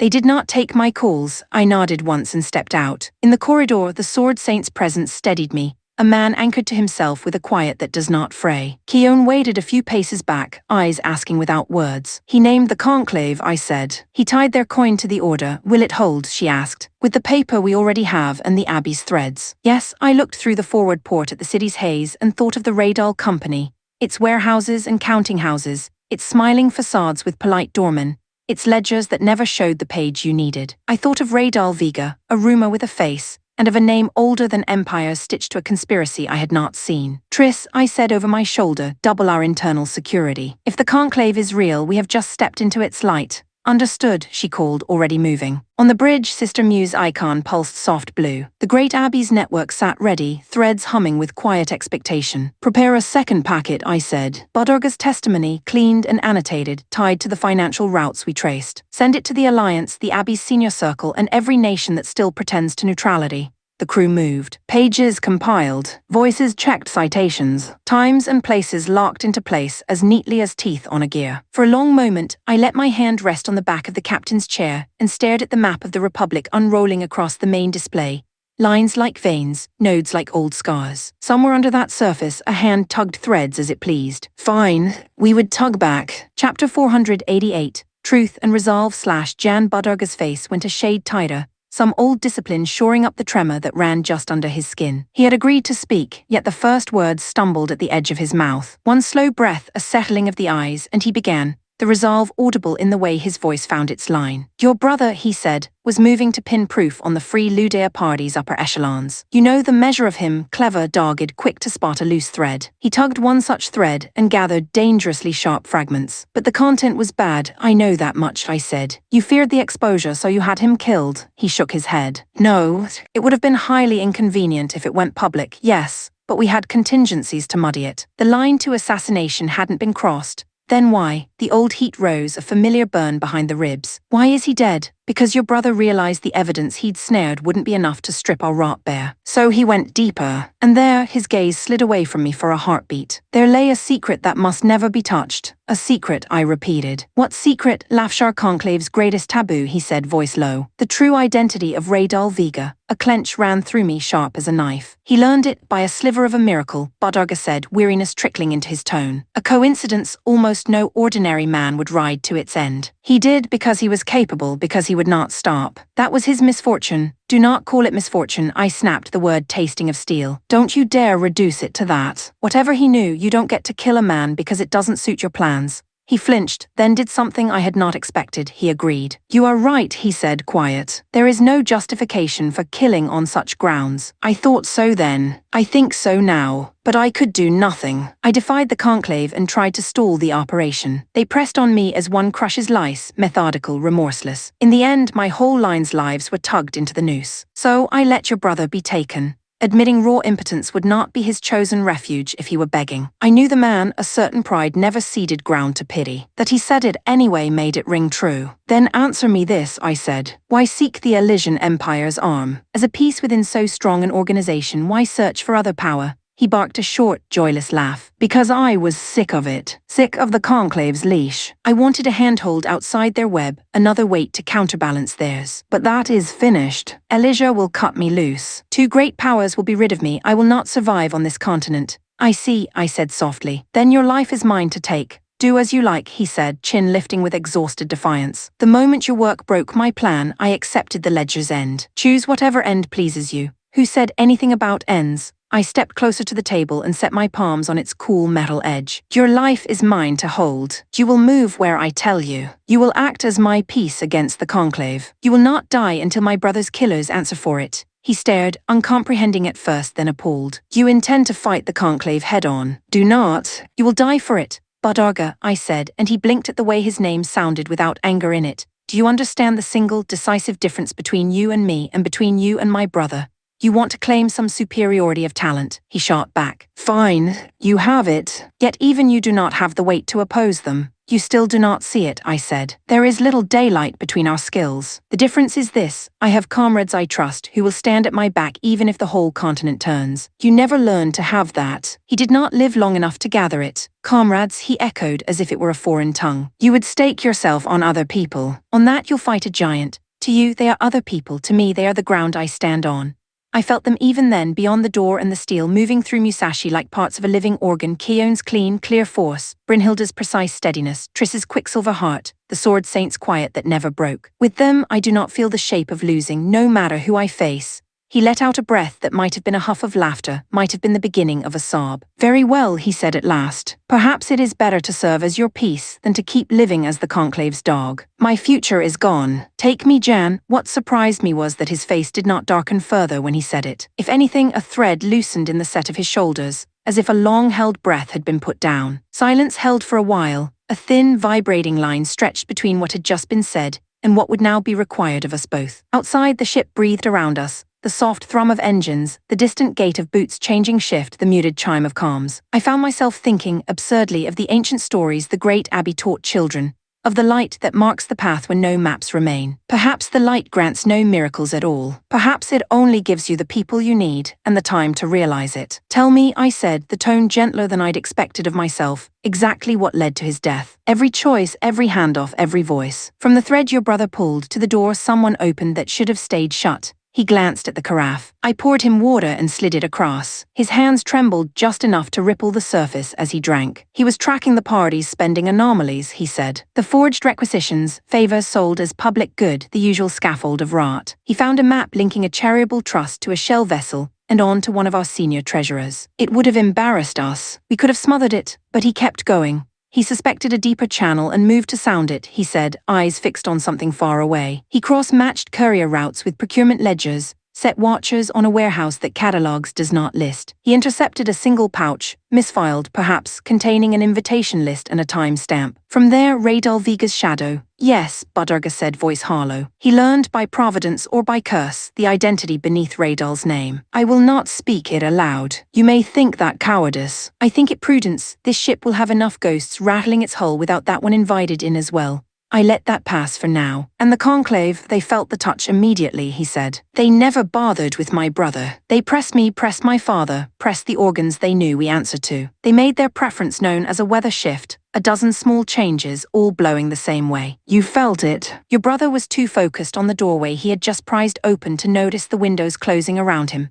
And you, I said, did not throw yourself in front of the blade. He managed a bleak smile. I tried. Twice I reached for levers I knew would jam the mechanism. Twice, men who have never told me no told me nothing at all. In the end, the order passed to a unit that does not have a line I can call. They select a street for its sound and the way the wind carries shouts. They place a man to buy a sweet at a corner at an exact minute. They cut the air around the target so it looks like nothing's happened. If you want a clean murder, you weave it into how a city breathes. It is art in its way. The worst kind, my fingers pressed harder into the table's edge. I eased them off, breath long and even. Anger does not sharpen you, it scatters you. He knew, Budurga said after a moment, almost to himself. He knew something was closing, even if he could not see the shape. He walked forward anyway. That still haunts me. The urge to strike him there and then was a storm I stood through and let pass. He wanted a blow as end. I would not give him the mercy he thought he desired. You asked me what makes you different from us, he said, looking up. It is not only your comrades. It is this: you have learned to put a leash on your rage. Some days, I said, it holds me. Some days I hold it. Today, let us say it is mutual. A ghost of a grin flickered and went. If you mean to use me, he said, do it now before the conclave digs in and rewrites the hour. We already have the first packet out, I said. Your testimony will form the second. Then we go hunting for Radal's fronts in places where the company never planned to be seen. The Abbey will help. The Great Abbey, he mused, the name catching in his teeth. Do you trust them? I trust Sister Muse to understand that some truths must not be buried, I said. And I trust the people who gather around her to be brave enough to carry them. He nodded once, as if accepting that he had stepped into a story where courage had value again. One last thing, I said. When you reached for the Empire, was it always to bolt the conclave off? Or did you want to be the hand that guided them both? The latter, he admitted, eyes on the water glass. I believed I could ride the beast without being eaten. That is my flaw. I know it now, good, I said. Knowing a flaw is the first step to not being used by it again. He laughed softly, some of the sharpness gone. You speak as if I have time for steps. You do, I said, and meant it. I will keep you alive until I am done. After that, I let the sentence taper. After that, the Ancient Ones, and whatever balance they keep, could argue about how accounts are settled. I left him then, the door's soft seal cutting off the small sound of his breathing. In the corridor, the Sword Saint stood as he always did, steady, unintrusive like a stone in a river that the current learns to meet and move around. Resolved, he asked. For now, I said. He named Radal openly, tied coin and courier to the conclave. He will serve. The Sword Saint inclined his head, the acceptance unadorned. It was enough. On the bridge, the crew moved with that quiet cadence I had grown to love, a choreography of competence. Keone looked up, I nodded. She returned it with a look that was almost a smile. Brynhilda and Triss bent over an operations board, shifting markers, sketching routes. Imitsu leaned into a console, his posture all questions and possible answers. Prepare the second release, I said. Attach corroborations. The Abbey first, then the Alliance, then every fence-sitter who thinks neutrality a safe harbor. It is not. Sister Muse's voice came cool and clear through the link, every syllable calm as a hand on a fevered brow. We are ready, she said. Light the line, light it, I said. Transmission lights pulsed, a long chain of tiny suns winking to life on the board, a constellation we cast across borders and seas. Somewhere in half a dozen capitals, men and women would wake to the taste of iron on their tongues and know, with a certainty that had too long been missing, that they must choose. I rested a hand on the captain's chair, feeling the faint vibration of Musashi's heart. This would not be won in a blaze. It would be won by holding the line, by naming the thing in the dark, by refusing to be hurried into a shape that suited anyone but ourselves. Little Shan's laugh moved through me, next to the memory of my father's eyes turned to a past where pain could not touch him, next to a younger Budurga hunched over a page, and believing wisdom would be enough. The three of them, the selves they had been, the selves they had lost, braided through the choice I had just made. "Set watches," I said softly. "We have work to do." The crew moved, the ship breathed, and somewhere beneath a city of counting houses and polite doormen, a hand that had long grown used to pulling strings would feel the first tug from the other end. Chapter 489. Post-war arrangements. The Elysian Empire pulled back, and the Dirgrafel Marquis, the man who'd butchered a father and torn a family from the inside, was dead. The threat hadn't vanished from the world, but it had stepped back a pace, enough that the Alliance could stand down. Exhaustion and attrition had ground everyone hollow. Banners were furled, supply wagons rattled onto familiar roads, and one by one the hosts slipped away to their own borders. We set our course for the kingdom of Meltrudia to regroup with our people. We didn't get far. A delegation from the Gladiator Legion requests an audience with Sir Yuta of the Invincible Iron Cavalry, the adjutant announced, a paper slip held like a delicate thing in his gloved hand. If it was for Alyuna, I'd have expected her to be here already. For me, odd. But after everything we'd faced shoulder to shoulder on the field, refusing a meeting wasn't on the table. I sent word we'd receive them and had the visitors shown to a spare barrack suite that smelled faintly of oil, boiled linen, and the damp iron tang of recent rain. "An honor at last," the representative said, stepping in with a small, precise bow. Junej, appointed voice of the Gladiator Legion. "To meet the famed Sayura humbles me." She was not what I expected. Soft-spoken, composed, a woman whose bearing held a deliberate calm that made the room feel cooler. Her dress was clean and unadorned, the lines practical, the colors subdued. I'd grown used to gladiators who carried their lives on their shoulders like slabs of steel. Scarred knuckles, square jaws, stories etched into bone. Junej was their mirror image, and that contrast alone made me sit up. "Famed is pushing it," I said, scratching at the back of my neck. "I swing a sword and try not to get everyone killed." "You sell yourself short," she replied, a quick smile ghosting her face. "The legendary bout with the Gladiator King still sets hearts hammering in our halls. It's become the tavern tale of choice, retold with sticky fingers and wide eyes until the candles gutter. Is it? I had never learned how to sit still under praise. It crawled over me like a too-warm cloak. "You asked to see me. What's this about? Forgive my haste. As the Legion's representative, I carry the petitions of many, and this one, we needed to place it before the right person." She folded her hands. "I wish to ask whether what we desire is feasible." "Feasible," I echoed. "Am I the one who can say?" "You are Sir Yuta of the Invincible Iron Cavalry," she said simply. "We trust your judgment, right?" Technically, Jan kept the purse and called the maps, but my name was the one the field learned first. In their eyes, I was the blade they'd watched carve a path. I took the seat opposite and nodded for her to continue. "What do you want me to weigh?" I asked. "Group enlistment," she said. "To be plain, many of our gladiators seek to join the Invincible Iron Cavalry." I blinked. Of all the things I'd braced for, that wasn't on the list. Yes, we were a mercenary band. Yes, bands recruit. But for most of our road, we'd been a shadow in a vast machine. A name traded in quiet among people who needed results more than stories. To imagine others seeing us as an outfit worth joining, worth staking their lives on, it took a heartbeat to adjust. "How many is many?" I asked. "Approximately 100. 100, I let the number settle. "That's not a trickle. We understand that selection must be rigorous," she said. "We do not ask for open gates, only a fair chance." "Will you consider it?" "We pay modestly," I warned. "You get hurt often and you might not come back. I wouldn't recommend this life to anyone who had a better one waiting." "Our people know," she said. "They watched Alyuna and you take the field beside them and return. Admiration is not coin, but it carries weight. This decision comes from that weight, admiration. The kind that makes people tie their futures to a thing you're still building with your bare hands." My gut tightened, responsibility's old iron twist. I looked down at my palms, nicked and scarred, and then back up at Junej. "All right," I said. "Let me speak to our quartermaster and treasurer before I promise what we can't keep." "Your treasurer," she repeated. "Jan, you've done your homework. We try to." I stepped into the corridor and pinged Jan over the secure line. The connection purred to life with a faint grain of static, and his voice arrived with the steady rumble I'd leaned on more times than I could count. "Yuta got a live one. The Gladiator Legion wants to feed us 100 recruits. Silence, a thoughtful kind, measured in heartbeats and the flick of a pen over a ledger. We can house 50 immediately, if we convert cargo space on Musashi's sister carriers, and requisition quartering in Meltrudia for the overflow. Pay scale holds if we structure this as a tiered probation. We'll need the Abbey's help to verify identities. Keone and Brynhilde must design trials. The Sword Saint will want a word about discipline. You'll need Alyuna on intake command. Which is your version of yes, I said. It is my version of this is possible if done properly, he corrected dry. Do not let enthusiasm outrun the sums. When have I ever, I said deadpan. He did not dignify that with a reply. I went back in. Junej watched me with that composed attention that made everything seem sharper. We'll consider it, I said.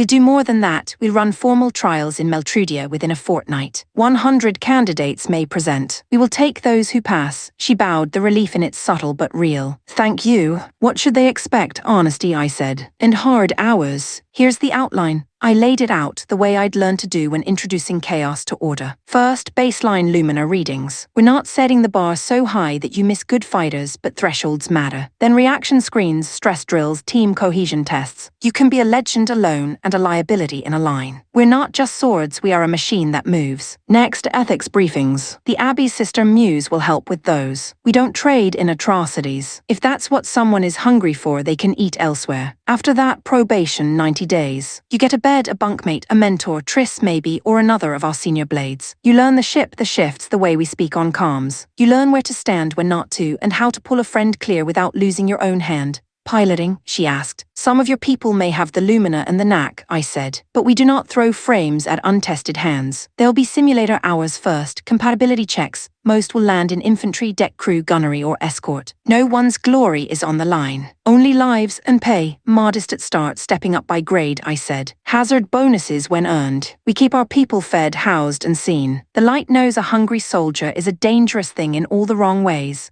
Understood, she said softly. We will make that clear, she hesitated. There's one more matter. Those who lost families want belonging. The Legion's rings give kin of a sort. They fear losing that. I thought of our motley, the way we'd come together from deserts and snowfields and ruined classrooms, the color of our loyalties bleeding into something that made more sense than the flags we used to carry alone. They won't lose it, I said. They'll add to it. Junaj bowed again, that small, exact motion that felt like a hand placed briefly to the heart. I will return to our people with your terms. Bring them to Meltrudia in squads of 20, I said. Staggered arrivals. You'll get them billeted and fed, and keep the city from panicking at the sight of 100 gladiators knocking on the gate at once. She smiled properly this time. Your consideration is noted. A pause. May I ask why you really agreed? Because too many of you went to the brink beside us, I said. Because you stood. Because we'll need more who stand. And because the next storm will not be smaller. She straightened, and in that motion I saw her not as an envoy, but as a leader, someone who had to take other people's hopes into the mouth of a difficult machine and come out with something worth keeping. When she left, the room felt bigger for a few breaths, and then the walls settled back into place with the steady hum of engines and the muffled clank of someone carting spare parts down the corridor. I found Aluna near the hangar, sleeves rolled, hair bundled up in sawdust freckling her forearms where she'd been helping a crew patch a cracked crate. She listened without interrupting, wiped her hands on a rag and nodded. Trials in a fortnight, she repeated. We'll split the cadre. Keone handles blade work, Brynhilde takes formations, Triss runs the endurance lanes. The sword saint can terrify them into upright spines with a single look. And you, I'll keep them from breaking before they bend, she said wryly. We'll need bunks, mess, med checks. Sister Muse will want a quiet hour with each to ask the questions no one wants to answer. Imitsu can shuffle berths on Musashi's sisters if Meltrudia runs short. Knew you'd have it in hand. She tipped her chin toward the open hangar. You coming to tell Keone there'll be 100 new headaches in her future, or shall I? I'll bring her sweets with the news, I said. Softens the blow. We moved through the ship's guts, the familiar smells of oil and iron and hot coolant close as breath. Crew called greetings. A mechanic swore gently at a stripped bolt and then grinned when he saw us, grease like war paint on his cheek. Outside, the light had gone soft, the last of the day running down the edge of the clouds in pale gold. By dusk I had a packet drafted for Jan, projected costs, housing schedules, a list of veterans suited to mentorship, a request for the Abbey to handle background checks through its quiet web. I flagged it urgent, sealed it, and sent it out. His reply came back in short order. Approved. Proceed. Do not cut corners. J. Short and sharp as always. The kind of certainty that lets you sleep for a few hours, even when the world is chewing its own edges. I stood a while on the aft deck and let the wind try to push the sweat from my collar, eyes on the line where sky thought about becoming sea. The sounds of the ship folded in, voices clank and hiss, the hum of power. Somewhere below, someone laughed quick and bright. It tugged a smile out of me I didn't notice until it had already happened. We'd fought a war and won only a pause. We'd broken one tyrant and found a hand in the dark bigger than we'd guessed. We'd gathered proof and cast it into the world like sparks praying it caught. And now we were about to become something larger than we'd planned for. More boots, more blades, more mouths, more hearts to keep safe. I headed back to the temporary offices and found Junaj waiting where we'd met, a satchel at her feet. Already, I asked. She touched the satchel. Letters of intent. Names. For your treasurer, Jan will love that, I said, dry as old leaves. Bring your first 20 at sunrise on the 4th day. The rest staggered 3 days apart. You make soldiers out of those who will be, and we'll send the rest home with honor enough to square their shoulders. She smiled, and I could see the weight shift in her just slightly, the way it does when a decision made in the air finally touches earth. After she left, I scrawled one last note and tacked it to the board where Keon would be sure to see it. 100 coming. Bring sweets. The ancient ones only know if we were ready. But as the lamps came up in the passageways and the ship settled into the old rhythm that says, we are alive, and we are moving, I felt that solid, stubborn thing in me answer back. We would meet them at the gate. We would build them a place to stand. And when the sky darkened again, as it always does, there would be more shoulders to hold the line. Chapter 490. The Great Mercenary Corps. When I hailed Fugaku, the reply came back almost at once. Steady, clipped, competent. Jan is away aboard Musashi en route to another state. Why is Jan halfway across the map? I asked, rubbing a thumb over a nick on my gauntlet. To dig up proof of enemy subterfuge, came the answer. The Darlin Republic is Jan's homeland. He's the right one to go. Now what's this urgent matter? Since it concerned Aluna as well, I cut the fluff and laid out the situation. She listened without interrupting, the way only Aluna can, eyes narrowing just a fraction as the picture sharpened. So the gladiators have changed their stripes, Aluna said at last. Wanderers sworn to freedom, and now they want to swear into a regimented outfit. The world keeps tilting. I thought the same, I admitted. Do you think Jan will approve taking in gladiators? He'll say there's not coin enough to hire that many outright, Aluna replied dryly. He'll insist on harsh intake trials to cull the list and sign a handful. That's the sensible path, I had guessed as much. Which is why his answer knocked the wind out of me. Wait, what? We can hire all of them. I stared at the comm panel as if squinting might change the words. All of them, Jan said, voice as calm as rain on steel. Gladiators are worth more than many regular troops. With our rider augmentation program, they'll be combat ready quickly. That makes sense, I conceded, but what about the money? The Elysian Empire's invasions have the whole continent in upheaval, Jan said. Large contracts will be easier to land than ever. We'll cover it. If the sums work, I won't argue. Jan did not stop at bodies. With riders swelling our ranks, he moved in the same breath to procure additional Magitech frames and ride carriers, and to recruit maintenance crews and sailors to match the surge. He spoke as if he had a second purse beyond our shared coffers, something only he could see. An old merchant's habit turned to our gain. I felt the old, reluctant grin tug at my mouth. Trust Jan to turn ruins into ledgers. Even from the Darlin Republic, Jan confirmed he was already heading for the kingdom of Meltrudia and set our rendezvous there. Recruitment would not wait for him to arrive, nor would supply. By the time we all gathered in Meltrudia, the invincible Iron Cavalry might emerge vastly larger than the band that had entered the war. I found Junaj again at the registration line, the very front of it. For a representative of the Gladiator Legion, she stood there like any candidate, satchel in hand, calm and hungry at once. Junaj, you too? I asked, unable to keep the surprise out of my voice. Of course, Junaj said, bowing her head slightly. I'm one of many who admire Aluna and you, Sir Yuta. I won't miss the chance to fight at your shoulders. If she'd risen to represent the Gladiator Legion, her skill would be formidable. The thought steadied me. Yet the way her eyes glinted when she spoke of battle, sharp, bright, unblinking, set a faint chill along my spine. Devotion is iron. It can hold. It can also cut. We'd been told to expect roughly 100. When we lifted the lid, the numbers doubled and then some. 250 stood in the queue by twilight. Names inked on thick paper, gear slung in cheap canvas and battered leather. We had announced we would accept everyone. There would be no walking that back. 250 meant more frames to buy, more bunks to build, more plates to fill, more med kits to stock, more instructors to find, more safety lines to tie. The arithmetic grew teeth. I felt the old weight settle in. The one that comes when the lives in your care multiply while the hours in the day do not. I stepped aside and pinged Jan again. 250, I said without preamble. Not 100. Can we still make this work? A pause, the faint scratch of a pen over paper. We can, Jan said. We convert cargo bays on Fugaku's sister vessels into temporary quarters. Requisition housing in Meltrudia for overflow and stagger arrivals. Pay begins at probation rate with tiered advancement, no promises beyond what we can keep. We will need the Great Abbey's network to verify identities. The rider augmentation program will scale. We will also require more cooks, more medics, more armorers. I'll release funds. Any of that a problem? Only if you let sentiment outrun structure, Jan replied, dry as dust. Do not, understood. Now came the 1,000 small decisions that turn a bold yes into a living, breathing system. I hauled Aluna into a quick, crackling brief in a drafty hall near the hangars. Maps and rasters cluttered the table. The room smelled of heart oil, chalk dust, and just washed wool. We set intake in Meltrudia, I said. 3 waves, 20 squads in 5 batches. 250 total. Training lanes, Aluna asked, sweeping a stray lock of hair behind her ear. Blade work under Keones. Formations and discipline under Brynhilda. Endurance and fieldcraft under Triss. The Sword Saint oversees the capstone. Garrison, we billet the first wave aboard Fugaku and the Dark Barracks, the second wave across city billets. Third wave goes to the monastery's spare dormitories, if the Great Abbey will lend them. They will, Aluna said with the certainty of someone who has seen Sister Muse make a city move with 3 letters and a nod. Equipment, frames and spares Jan is already buying. We'll triage Lumina compatibility for cockpit candidates. Most recruits go infantry, gunnery, deck crew escorts. No one steps into a frame cold. Medical, every candidate gets 2 checks, 1 at arrival, 1 post-trial. We take no one whose injuries the work will break further. Codes, non-negotiable, I said. No atrocities, no slave-taking, no abuse of prisoners. The invincible Iron Cavalry is not here to become what we fight. The Great Abbey will run the ethics briefings. And you, Aluna asked, looking up through her lashes, where do you stand in all this? On the line, I said without humor. Where else? Her mouth kinked in an almost smile. Good.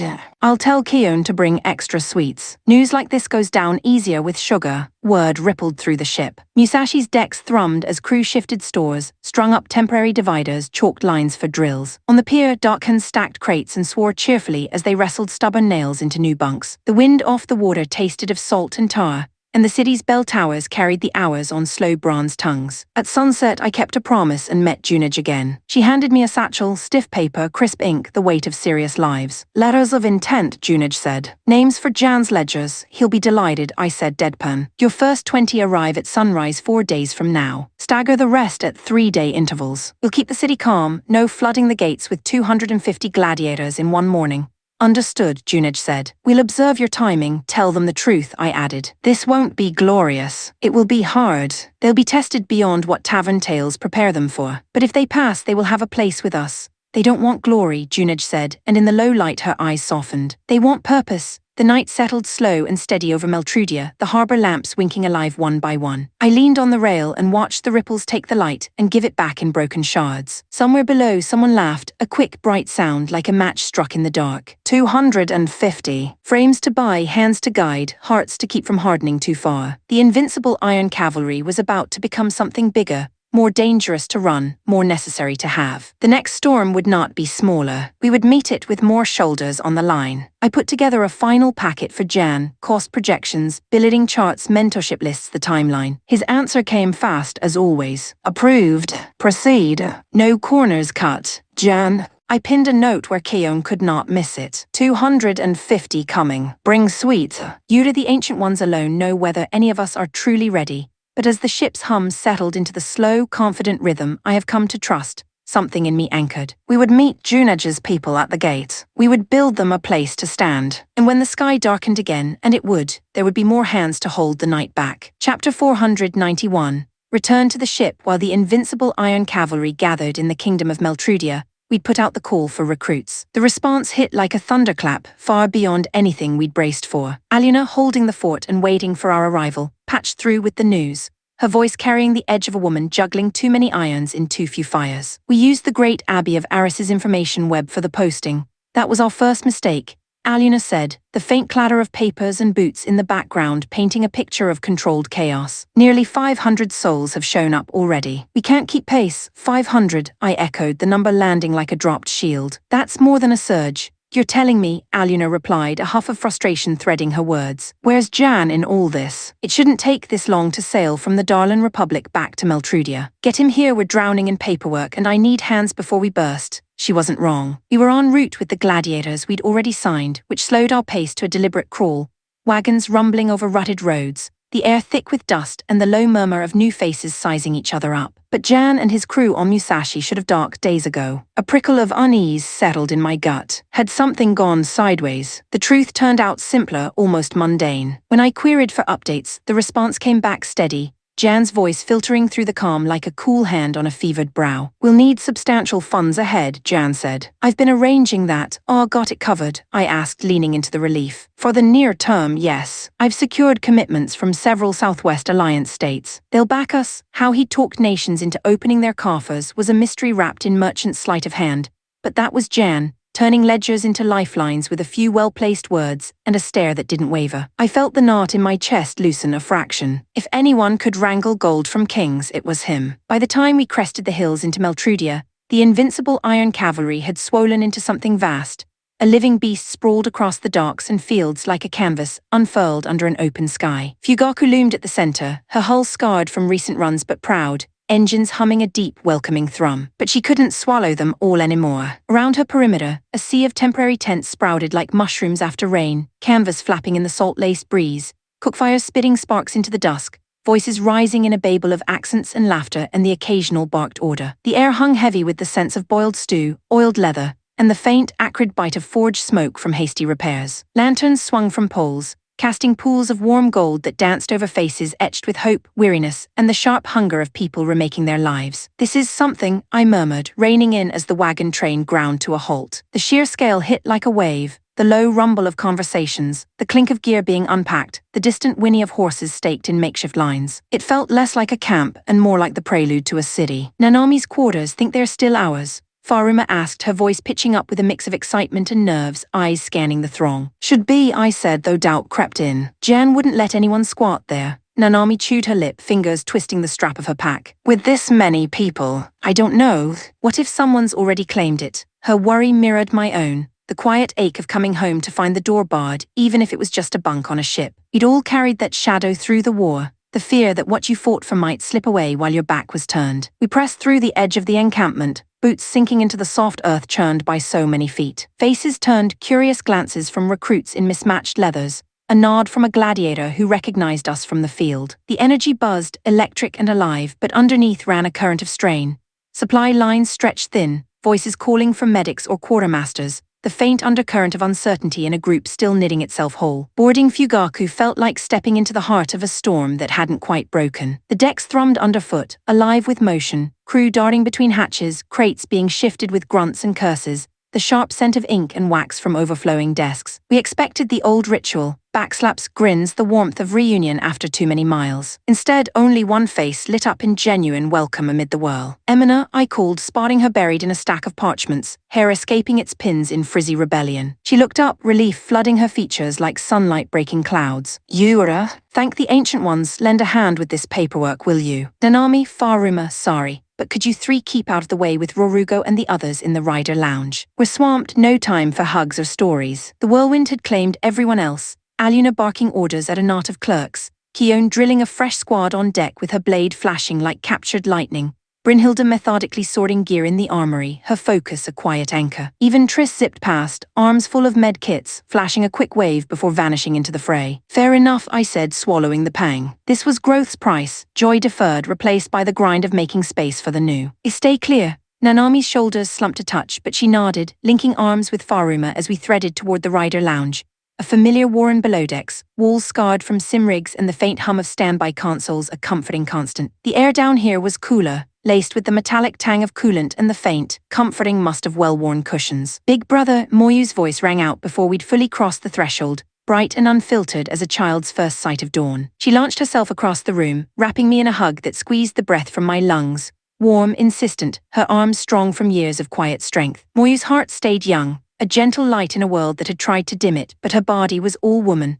Curves pressing close, the soft scent of lavender soap and sun-warmed linen enveloping me. For an instant the ship's chaos faded, replaced by that pure, uncomplicated joy of homecoming. "Moyu, easy," I managed, patting her back, my face heating as the embrace lingered a beat too long. At my age, still navigating the awkward cusp of youth, it was a flood of sensation I wasn't quite armored for, equal parts comfort and overwhelm. Before I could gently disentangle, Nanami's voice cut in, sharp as a thrown knife. "Moyu, back off Yura little, would you?" Moyu blinked up at her, confusion creasing her brow. Huh? Why, Nanami echoed, cheeks flushing a fierce pink, her hands balling at her sides. Just because. Don't cling like that. The room went still for a heartbeat, the only sound the soft whir of a cooling fan. Moyu tilted her head, processing, then slowly eased away, her arms dropping with a puzzled frown. Okay if you say so, Nanami.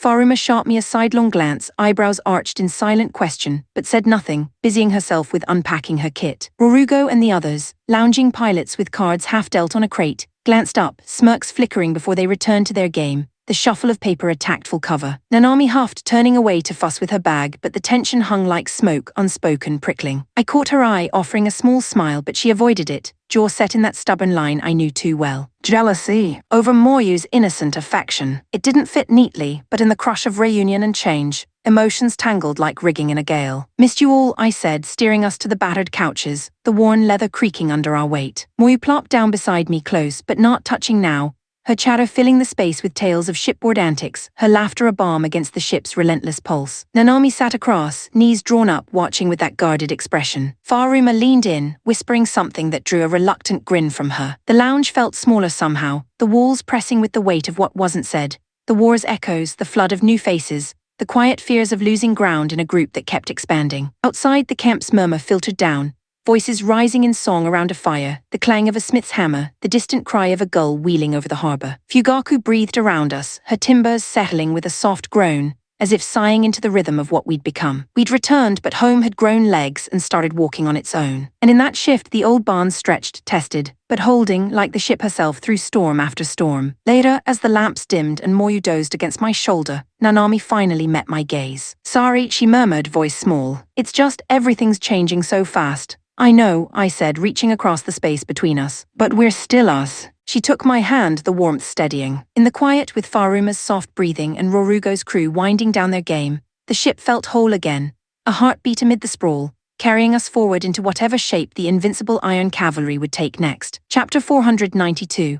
A moment's respite bringing in the gladiators we'd signed on had piled fresh chaos onto the already teetering stacks of paperwork, turning what should have been a triumphant return into a whirlwind of ink, ledgers, and frayed tempers. But when Jan finally docked Musashi and strode into the fray, the tide turned like a ship riding itself in calm waters. Mountains of documents that had loomed like storm clouds shrank under his hands, sorted, stamped, filed with a precision that bordered on the uncanny. He didn't just clear the backlog, he wove through personnel assignments, locked in unit structures, and even greenlit the purchase of 10 massive ride carriers, sketching out bunk allocations before the ink on the contracts had dried. Admiration gave way to a kind of dazed awe. The man moved like a force of nature, disguised in a coat and spectacles. I'd always known Jan was sharp, but watching him orchestrate it all, his fingers flying over parchments, voice steady as he barked clarifications to clerks who half-tripped over themselves to keep up, left me wondering if he drew breath between tasks. The air in the admin bays hummed with the scratch of quills and the faint, papery rustle of pages turning,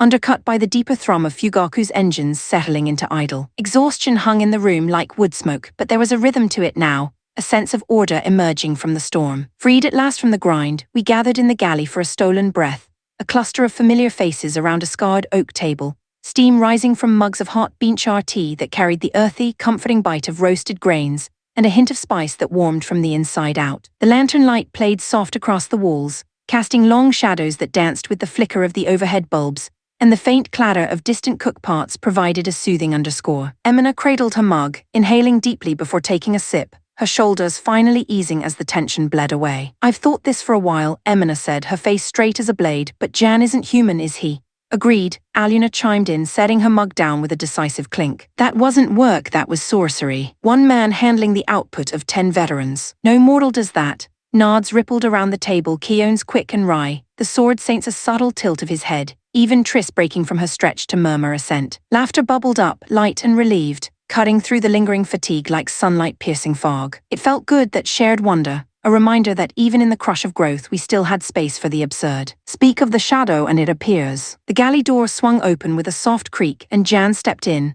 eyebrow arched as if he'd caught the tail end of his own myth. Don't call me a monster, Jan said, dry as the tea leaves at the bottom of his mug. It's just paperwork. I'm good at it, ears like a hawk, I muttered, stifling a grin. How do the sharp ones always hear everything? You were shouting loud enough to wake the dead, Jan replied, pouring himself a cup with economical grace. The steam curled around his face, softening the lines of recent strain. But this isn't downtime. We need to settle the path ahead. Yuda Aluna Sword Saint Keon Emina Conference Room in 10. What's the plan? I asked, the warmth of the tea suddenly feeling like a brief interlude before the next push. We're a legion now, Jan said, leaning against the bulkhead, his gaze sweeping us with that quiet intensity. The old ways won't feed 1,000 souls. We can't scrape by on skirmishes and guard runs. Bigger contracts then, Aluna said, her voice steady, eyes flicking to the porthole where the encampment sprawled under the evening sky, tents glowing like fireflies, voices carrying on the breeze. That's the crux, Jan agreed. We decide, chase the grand halls or split into detachments and multiply the smaller ones. Volume over spectacle or the reverse. Makes sense, I said, the weight of it settling in, the shift from a tight-knit band to a machine with moving parts, where one wrong gear could jam the whole. The tea's spice lingered on my tongue, a small anchor amid the swirl of possibilities.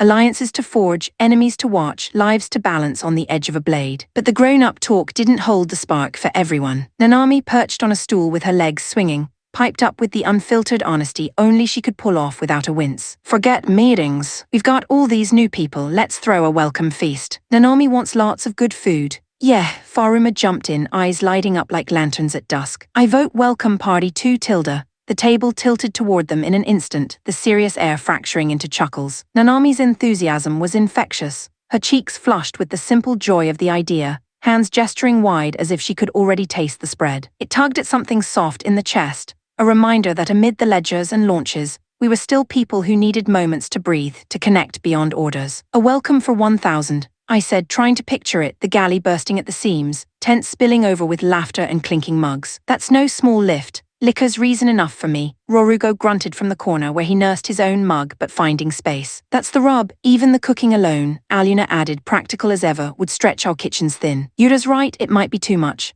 The mood dipped, skepticism settling like a cool mist, the galley's warmth suddenly feeling a touch insufficient against the scale of it all. But my childhood friend, Aluna, with that spark in her eye I'd known since we were kids chasing fireflies in summer fields, leaned forward undeterred. 1,000's no problem, Aluna said, her voice carrying the quiet confidence of someone who'd seen bigger. My grandfather ran festivals that size every year back home. Tents, tables, the works, he made it look easy. Festivals and welcomes aren't the same, I pointed out, though doubt crept in. One's a ritual, the other's us. Why not? Aluna shot back, a grin breaking through. Booze flows, food piles high, everyone laughs and shares stories, what's the difference? Turn it into a festival-style bash and it fits right in. She had a point. The image sharpened in my mind. Long tables under open sky, lanterns strung like stars, the air rich with roasting meats and fresh bread, music threading through the night, fiddles and drums pulling feet to dance, voices rising in toasts that echoed off the harbor waves. Not just a party, but a marking, a way to weave the new threads into the old fabric, to let Nanami and Faruma's joy ripple out and bind us all. The emotional pull hit deep. After the blood and dust of war, after the cold calculus of survival, this could be the breath we all needed.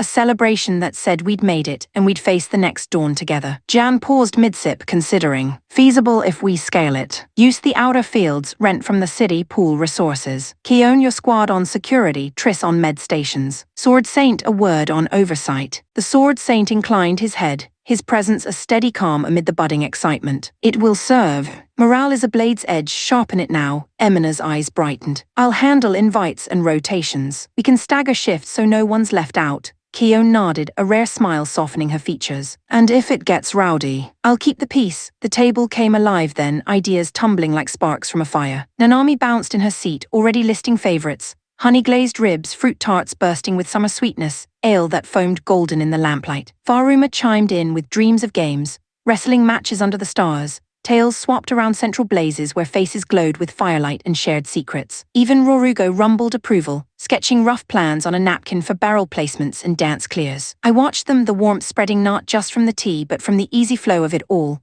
the way Aluna's laugh cut through, bright and unburdened, pulling us back to simpler days. The galley smelled of comfort now, the nutty depth of the brew, the faint char of hearth bread from earlier, the underlying salt of the sea seeping through the hull. Outside, the camp stirred, recruits' voices carrying on the wind, a harmonica's lonesome wail testing the night. This wasn't just respite, it was renewal, a thread stitching the vast new invincible iron cavalry into something that felt like family. Jan set his mug down, the clink a punctuation. We'll table the ARP's talk for dawn. Tonight we plan the feast. Make it count. As the group dispersed, Nanami and Faruma chattering ahead, Aluna linking arms with Emina to plot menus. I lingered, the tea's last warmth fading in my hands. The ship groaned softly around us, a living thing settling into the promise of tomorrow. We'd grown beyond measure, but in moments like this, with laughter echoing down the corridors and the scent of possibility in the air, it didn't feel overwhelming. It felt right, like the ancient ones had handed us not just survival, but a chance to thrive. Chapter 493. Festival preparations. This world had its share of gatherings,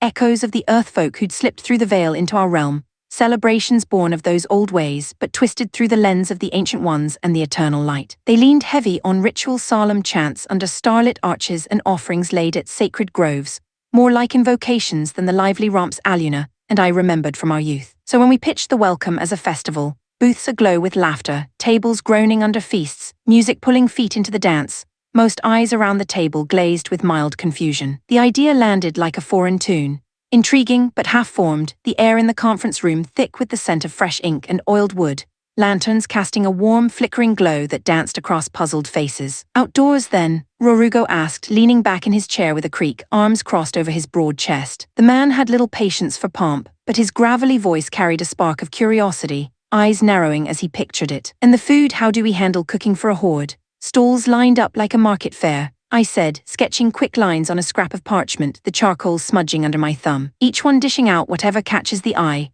roast meats dripping with herb butter, pies bursting with spiced fruits, loaves still warm from the oven. Folks pick what they crave, eat till they're full and grinning. Whoa, Ode burst out, his young face lighting up like a bonfire at the thought, fists pumping the air. The recruit's enthusiasm rippled through him, a boyish energy that cut through the room's stuffy air, carrying the faint, hopeful tang of sweat from a day's drills. All you can eat. Like really stuff ourselves. Stuff yourselves silly, I replied, clapping his shoulder, feeling the solid knot of muscle earned from arena scars. Make the most of it, no holding back. Yes, Ode whooped, turning to his companions with a grin that split his face wide. Faruma and Nanami were feasting together. Yeah, sounds good, Nanami said, her voice bright, legs swinging idly under the table as she imagined the spread, the simple joy of it warming her cheeks to a soft pink. But Nanami, Faruma added with a teasing lilt, you can't pack it away like Rorugo does. Remember last time? No worries, Ode said, puffing out his chest. I'll handle whatever Nanami leaves. We've got this. What exactly they had remained a mystery wrapped in youthful glee, but seeing Nanami and Faruma lean in, heads close and laughter bubbling like a shared secret, eased something tight in my chest. In the whirlwind of expansion, the endless shuffle of names and bunks, the weight of 1,000 lives now tethered to ours, these small moments grounded us, reminders that we weren't just building an army but a family stitched from strangers' hopes. Rorugo cleared his throat, steering back to practicalities with a wry grunt. Fair enough on the eats, but the ale, you're stalking that right. A man needs a proper reason to unwind. Of course, Jan said, his voice steady as the ship's keel, flipping through his notes with fingers that never fumbled. He'd never orchestrated a festival in his life, or so I thought, yet here he was, absorbing Aluna's and my sketches like a map to buried gold. The room smelled of his tea, bitter herbs and a hint of citrus, mingling with the sharper edge of candle wax as ideas took shape. We'll roll out casks on tap, unlimited pours, and stalls for custom orders, pick your brew, watch it poured fresh. Now that's talking, Rorugo rumbled, a rare smile cracking his weathered face, the lines around his eyes deepening like furrows in good earth. Can't wait to raise a glass. Kion fixed him with a stern gaze, her posture straight as a blade's edge, arms folded in that no-nonsense way that made the air feel crisper. Drink if you must, but know your limits. I won't be dragging anyone back to quarters. Rorugo waved her off with a chuckle that didn't quite hide the fond exasperation. Bossy as ever. Your mother turned a blind eye to the bottle on nights like this. Let the old ways breathe a little.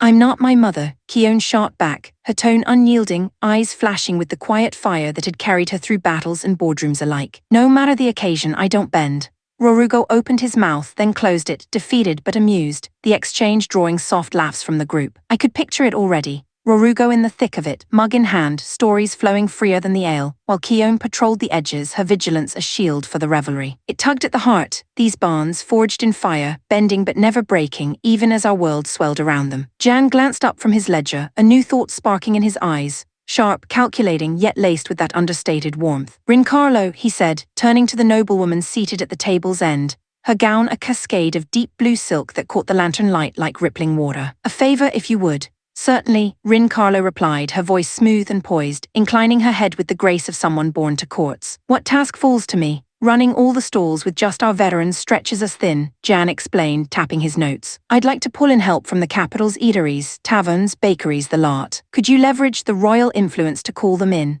Understood, Rin Carlo said without hesitation, a faint smile touching her lips. I'll speak with Yudin at once. Using the crown's weight for a feast felt oddly extravagant, like borrowing a warhorn to summon cooks, but Rin Carlo treated it as routine, her calm assurance rippling through the room like a steady breeze. Yudin, with his easy command and unshakable loyalty, would nod along without a second thought, turning edict into eager hands. It spoke to the trust we'd woven, royals and mercenaries, once worlds apart, now shoulder to shoulder in the small, vital work of building joy from the ashes of war. Food and drink sorted, Jan said, closing his ledger with a satisfying snap. Now the heart of it, the entertainments. You two spoke of festivals, what's the staple? What pulls people in? Aluna and I exchanged a glance, the memories surfacing like old friends. Summer nights thick with firefly glow, the air humming with fiddles and the sweet smoke of street vendors. Depends on the region, I said, leaning forward, the wood warm under my elbows. Simple ones start with dances, circles under the stars, hands linking in rhythm to drums that echo like heartbeats. Songs too, ballads of heroes and lost loves, voices rising together until the night feels alive. Then the games, shooting galleries for prizes, scooping shimmering fish from bowls with paper nets, easy fun that draws crowds and laughter. Jan nodded slowly, piecing it together, his brow furrowing just a touch as unfamiliar terms sank in shooting for targets, scooping for those elusive silver-scaled prizes. But understanding dawned clear and swift, and he jotted notes with quick strokes. Games of skill and chance, music to bind it, vendors for spectacle. From there the room ignited. Jan dispatched runners to summon artisans, carpenters for stall frames that would stand sturdy against the harbor wind, musicians with lutes and pipes to test melodies that wove through the air like threads of silver, fishers to net those glittering catches for the scooping pools. The conference chamber transformed, sketches unfurled across the table, the scent of fresh charcoal mingling with the faint, anticipatory buzz of excitement. Nanami sketched wild ideas for decorations, lanterns strung like fallen stars, banners fluttering in the breeze, her tongue poking out in concentration, while Faruma hummed a tune, her voice a soft counterpoint that lightened the planning's edge. Emotional undercurrents ran deep beneath the practicality.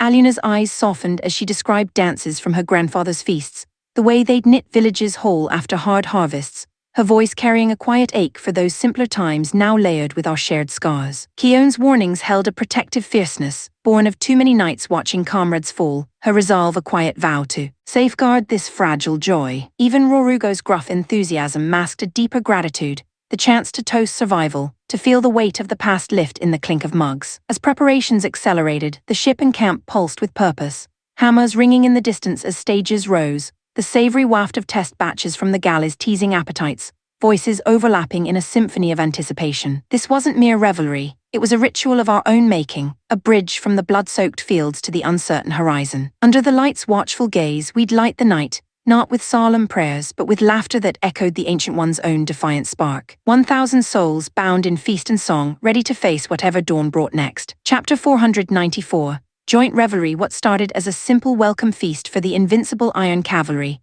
a way to fold our new gladiators and recruits into the fold with shared plates and stories, had spiraled in a direction no one saw coming. Reaching out to Yudin for a favor, pulling in the crown's quiet influence to rally cooks and vendors, had cracked open a door we didn't know led to the whole kingdom. The air aboard Fugaku still hummed with the frenzy of planning, the scent of fresh-cut timber and simmering test pots wafting through the corridors, but now it carried an undercurrent of something grander, like the first rumble of thunder before a storm. The messenger arrived at midday, a high official from the palace, his robes crisp with the royal crest embroidered in silver thread that caught the sunlight slanting through the portholes. He stood in the conference room with the stiff poise of someone delivering unwelcome truths, wrapped in silk, his face etched with the careful discomfort of a man caught between duty and delicacy. Jan and I sat across from him, the table cluttered with half-rolled maps and sketches of stall layouts, the faint, salty tang of harbor air mingling with the sharper bite of ink from Jan's ever-present ledger. The word of the invincible Iron Cavalry's intriguing event has spread far and wide among the citizens. The official began, his voice measured, eyes flicking to the deck as if the words tasted awkward on his tongue. It has become the talk of the capital. I leaned forward, brow furrowing, unsure where this was heading, the room's quiet broken only by the distant clank of hammers from the docks. But Jan's gaze sharpened, that merchant's instinct kicking in like a blade drawn in the dark. He set his quill down with a soft click, the sound echoing in the brief silence. I see, Jan said evenly. You're saying the people want in on this festival of ours. The official nodded, relief flickering across his features like a shadow passing. Precisely. The streets buzz with it, merchants closing early to gossip, families plotting routes to the harbor. Petitions flood the administrative halls, The fervor runs so hot that, unmanaged, it could tip into unrest. The palace seeks a peaceful path. We propose a joint hosting, the kingdom of Meltrudia and the invincible Iron Cavalry side by side.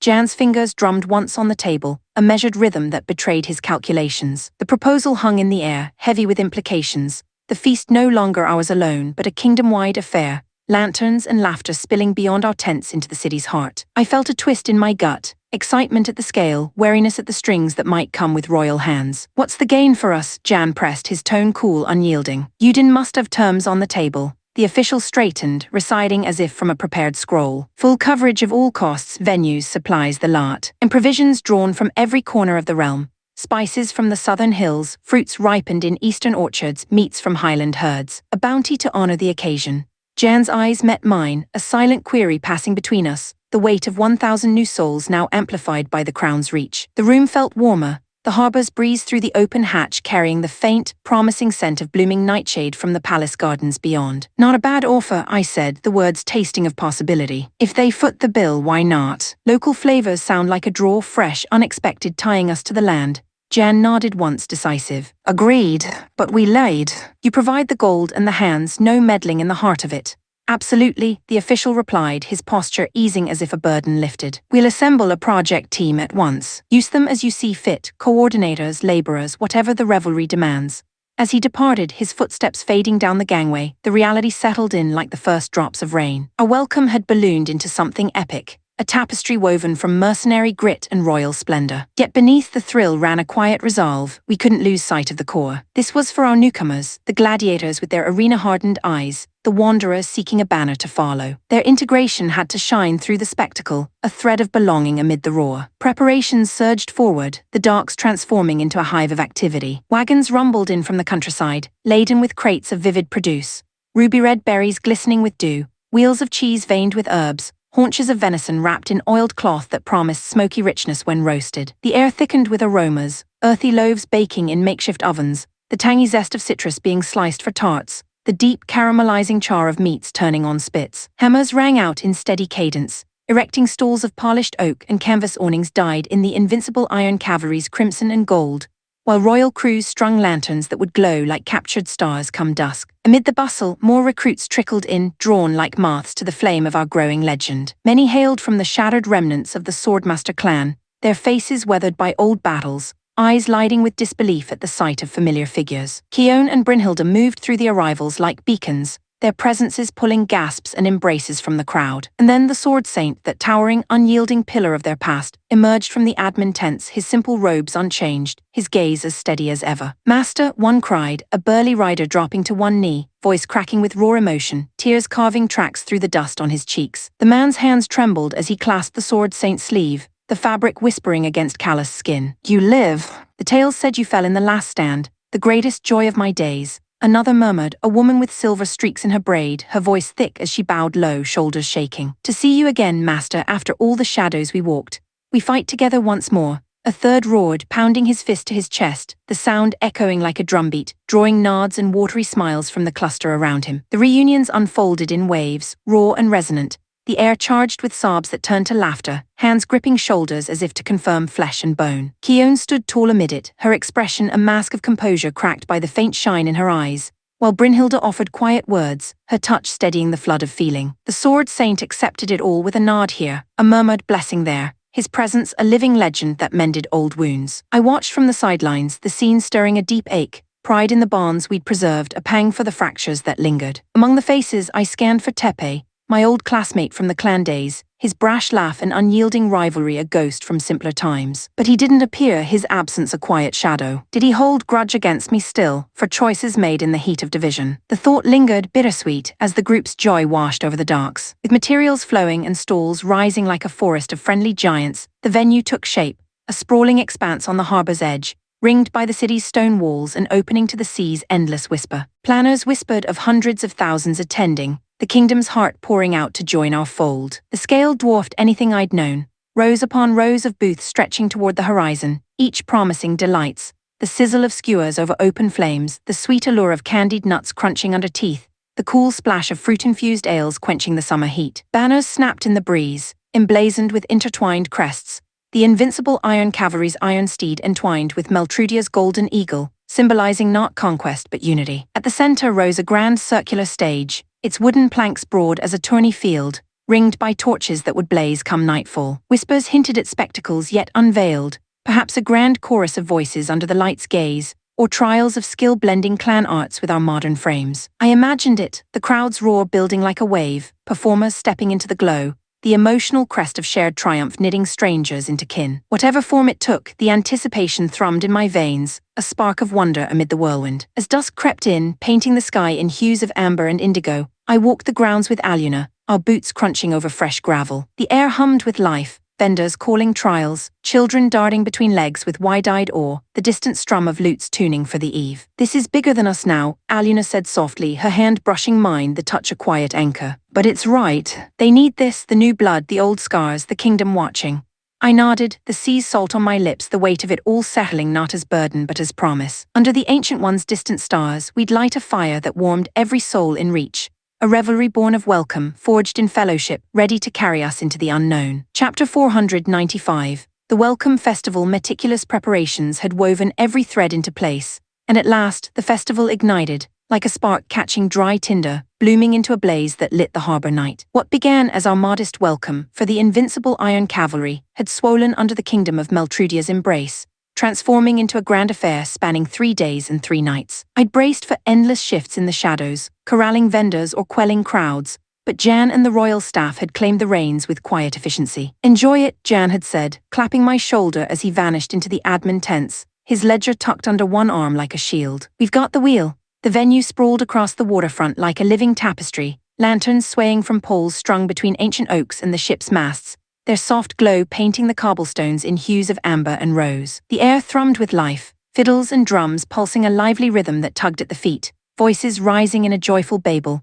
merchants hawking wares, children shrieking with delight as they darted through the throng, the distant crash of waves underscoring it all like a heartbeat from the sea. Stalls lined the paths in colorful rows, their awnings billowing in the salt-kissed breeze, heavy with the symphony of scents, sizzling meats charring over open flames, sweet pastries crisping in iron skillets, the tangy zest of fermented fruits bubbling in clay pots. It echoed the summer festivals from our old world, those humid evenings back on Earth, where the night air hummed with cicadas and the promise of carefree hours. But here, infused with Meltrudia's wild flair, it felt reborn, a bridge between lost homes and this hard-won one. "Yura, come wander with me," Aluna said, her voice bright as the lantern light catching in her eyes, a flush of excitement warming her cheeks. She'd looped her arm through mine before I could answer, pulling me into the flow of the crowd, her laughter light and unburdened, the kind that hadn't come easy since the war's shadows lifted. "Yeah," I replied, falling into step beside her, the gravel crunching softly under our boots. Reliving the old vibes might do us good. Memories flooded in unbidden. Those Japanese summer nights, Aluna and I weaving through throngs much like this, yukatas whispering against our legs, the air thick with grilled squid and cotton candy. We'd chase fireworks exploding in starbursts overhead, her hand sticky from shared treats, the world narrowing to just us amid the chaos. A quiet nostalgia tugged at my chest now, sweet and aching, the innocence of youth layered over the steel we'd forged since. But Aluna, ever the anchor to the present, shattered the reverie with her trademark directness. "Speaking of," she said, tilting her head as we sidestepped a juggler tossing glowing orbs that trailed sparks like tiny comets, "where are Nanami and the others? I figured they'd be glued to you in a crowd this big." I chuckled, the sound lost briefly in a burst of nearby laughter from a group toasting with foaming mugs. "Aluna's off with Emina, Kion and Rin Carlo. They're helping run some event, last-minute tweaks." Nanami bolted with Rorugo and Faruma, declaring a mission to devour every stall in sight. "You didn't get an invite," Aluna teased, her elbow nudging mine playfully, the warmth of her arm a steady comfort against the evening chill creeping in from the water. "I did," I admitted, dodging a vendor's cart laden with steaming buns that perfumed the air with savory herbs. But Jan needed a quick word on logistics right then. She wasn't thrilled, but tomorrow's all ours, no splitting up. Aluna nodded, her expression softening into something thoughtful, the festival's glow reflecting in her eyes like distant stars. "Got it. Oh, and what about that self-proclaimed little sister of yours, Moyu? She'd be the first to latch on." "Moyu's at her checkup today," I said, picturing her gentle smile, the way her childlike wonder lit rooms even on Fugaku's dimmer days. "Feli's with her in the med bay, routine stuff, but they're missing the fun."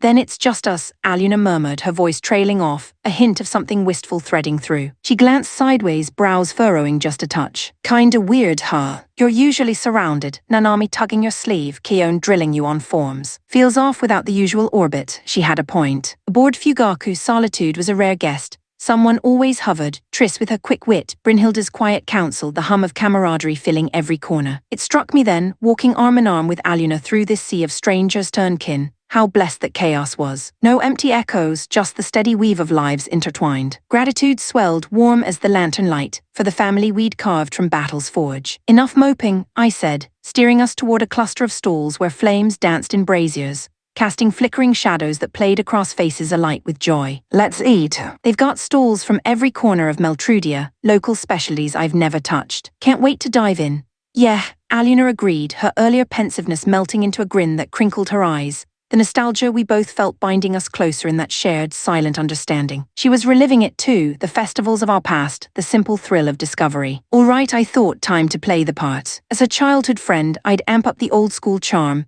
make this night echo those summers we'd left behind. Hunger gnawing sharper now, we aimed for sustenance first. I eyed a stall piled with massive skewers of meat, juices dripping onto coals that hissed and popped, the smoky aroma wrapping around us like an invitation. Those, I declared, pointing. Big charred straightforward hits the spot.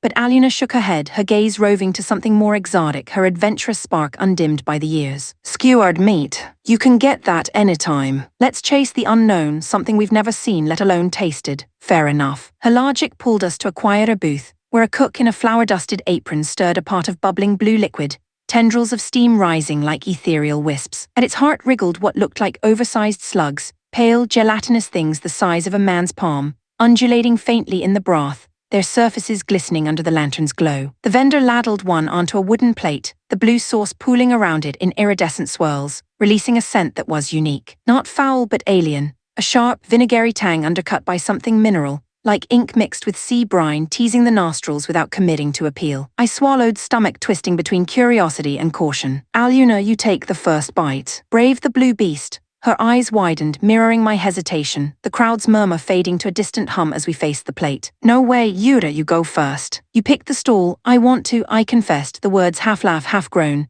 but this thing's staring back like it knows my secrets. No courage bubbling up. Same here, Aluna shot back, wrinkling her nose at the aroma, which seemed to intensify, curling into our senses like a challenge. Her face scrunched in that familiar way, equal parts dread and defiance. The same expression she'd worn facing down foes or trying mystery fruits as kids. All right, I said, resolve hardening amid the festival's lively backdrop. A nearby bard strumming a lute, its melody weaving through the sizzle of grills and bursts of laughter. Rock, paper, scissors. Loser bites? Bring it, Aluna declared, fists clenched, a competitive glint in her eye that harkened to our playground days. We threw rock to her, scissors my win. Again paper wrapping her rock. The third sealed it, a straight sweep in my favor. Even dragging in a point system midway couldn't save her. 5-0, a rout without excuses. The first taste fell to me. I lifted the fork with the gravity of drawing a blade, the slug quivering slightly, warm and yielding. Heart pounding a touch too fast, fear of the unknown sharper than any arena clash, I popped it into my mouth. The texture yielded soft, almost creamy, the blue sauce blooming on the tongue, tangy at first then a surprising depth, earthy notes like wild mushrooms after rain, laced with a subtle sweetness that chased away the initial brine. Not just edible, intriguing, a flavor profile from another world entirely. Might be good, I said around the chew, unable to commit fully, the novelty still settling. Aluna eyed me warily, suspicion etching her features. If you're tricking me, Yuda, I'll never forgive it.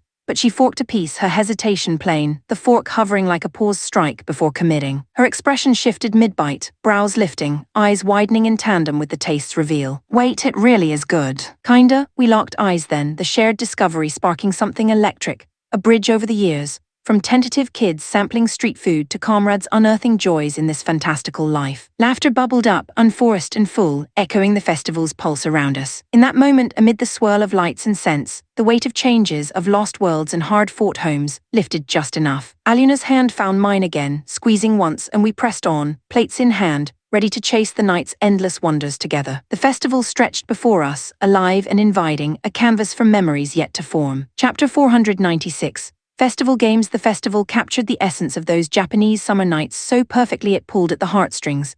A vibrant mosaic of lights, laughter, and the faint, nostalgic hum of crowds weaving through stalls like threads in a well-worn tapestry. What truly brought it alive were the throngs in yukatas, flowing robes of indigo and cherry blossom pink, their silk hems whispering against the stone paths, sleeves fluttering like butterfly wings in the gentle evening breeze. The air hung heavy with the mingled scents of grilled skewers and blooming night jasmine from the harbor gardens, undercut by the salty tang of the sea crashing against the docks just beyond. Lanterns bobbed overhead, casting a warm golden haze that softened the edges of everything, turning strangers into silhouettes of shared joy. It felt like stepping back into childhood, but laced with the wonder of this world, the Ancient One's subtle blessing in every flickering flame. Everyone's decked out in yukatas, I remarked, glancing around as Aluna and I strolled arm in arm, the fabric of my borrowed robe cool and unfamiliar against my skin, a far cry from the heavy leathers of battle. The crowd pulsed around us, families chatting animatedly, couples sharing sticky sweets from paper cones, the distant trill of a flute weaving through the din like a silver thread. "They're renting them at the gates," Aluna explained, her own yukata a deep emerald that complemented the festival's glow, the obi tied with a neat bow that swayed with her steps. Her eyes sparkled with that easy delight, the one that always surfaced in moments like this, chasing away the war's lingering shadows. "Free too. Novelty's got most folks grabbing one, why not lean into the fun?" "Generous setup," I said, nodding toward a group of giggling recruits from the invincible Iron Cavalry, their usual armor swapped for these light garments, looking almost vulnerable in the festivity. "Who's footing that bill?" "Meltrudia's royal coffers, courtesy of the kingdom," Aluna replied, a wry smile tugging her lips. "With them covering expenses, it's easy to splash out. That makes Yuden the real big spender," I mused, picturing the king's steady gaze, his quiet resolve that had steered the realm through storms. Meltrudia had always been prosperous, rich veins of ore in the hills, trade winds favoring its bays, but under Yuden's reign the coffers overflowed with stability. Markets bustled without fear, granaries swelled, and now this, a festival that knit the kingdom closer, funding flowing like the harbor tides. It spoke of a ruler who understood joy as a balm, a way to heal the fractures left by invasion's scars. Gratitude flickered in me for that foresight, a quiet emotional anchor amid the revelry's whirl. But Aluna's attention had already wandered, her finger pointing ahead to a cluster of stalls where colorful prizes gleamed under strung lights, plush toys shaped like mythical beasts, delicate vases etched with swirling runes, trinkets that caught the eye and promised triumph. "Forget the robes, let's try that," she said, excitement threading her voice like a melody, pulling me toward what looked like a shooting gallery straight out of those old fairground memories. "Yeah," I squinted, the stall's setup resolving in the lantern glow, a long counter lined with an array of odd prizes, behind which stood a burly vendor in a patched vest, his grin wide as the sea. But something felt off. The rifle propped nearby wasn't the cork gun pop of Earth fairs. It resembled a squat bazooka, its barrel etched with faint runes that hummed faintly like a dormant spell. Targets dotted the shelf between prizes, wooden discs painted with bullseyes, but the whole affair loomed bulkier, more ominous. "Is that shooting?" "Looks like it," Aluna said, tilting her head, her brow furrowing in mirrored confusion. The crowd's murmur swelled around us, children tugging parents toward the games, the sizzle of nearby oil lamps popping as fat dripped onto coals. But here, a subtle tension hung, the air thicker with the metallic scent of oiled mechanisms. I'd struggled explaining the concept to Jan earlier, fumbling over words for cork rifle in a world without gunpowder echoes. Clearly, the translation had veered off course. This wasn't plinking at tin cans. It was something forged in Meltrudia's alchemical forges, where magic laced every tool. Prizes nestled amid the targets, vases that shimmered like captured starlight, figurines of armored knights mid-charge, making the rules a puzzle. Hit the mark or risk the bounty. "Welcome, welcome." The vendor boomed as we approached, his voice a gravelly rumble that cut through the festival's hum, wiping sweat from his brow with a rag that smelled faintly of gunpowder and herbs. His eyes twinkled with the salesman's spark, but there was a knowing edge, like a storyteller holding back the twist. "Fancy a go at the prizes?" "Thrills guaranteed. How's it work?" I asked, leaning on the counter, the wood warm and sticky under my palms from countless hands before. "Simple," he said, hefting the tube-like device with practiced ease, its weight evident in the flex of his arms. "Shoulder it like so, aim for the targets, those red circles between the goods. But mind, hit a prize and it's on you to make good. No refunds on shattered dreams." "Make good," Aluna echoed, her tone sharpening, a flicker of wariness crossing her face, the same instinct that had saved us in tighter spots. "Compensation," the vendor clarified, his grin unwavering. "Full value. Adds the edge, eh? But the shots are free, come on, one round won't bite. Free entry, but the risk of a king's ransom in breakage." The math twisted in my gut, a mix of thrill and trepidation, the festival's joy suddenly laced with stakes. Still, the night begged for adventure, we'd come this far. "All right," I said, rolling my shoulders. "One go?" "Here you are," he said, sliding the device over, its metal cool and heavy, humming faintly against my skin like a living thing. Triggers here, squeeze steady. And remember, never point at folk. Safety first. The warning landed with a chill, but I brushed it off, surely no real peril in a game. I hoisted it to my shoulder, the weight settling like a lance, peering down the rune-etched sight. The targets blurred slightly in the lantern flicker, prizes glinting temptingly behind. A bit right, Aluna murmured, close enough that her breath warmed my ear, her presence a steadying force amid the crowd's distant cheers. Got it, I replied, adjusting, heart quickening with the old rush of a challenge. I squeezed the trigger. The explosion rocked me, a thunderclap that drowned the festival's din, recoil slamming my shoulder like a warhammer's kiss. From the barrel erupted not a cork, but a bolt of compressed air laced with arcane force, whistling like a banshee's wail. It didn't just clip the target, it vaporized it, shearing through a nearby vase,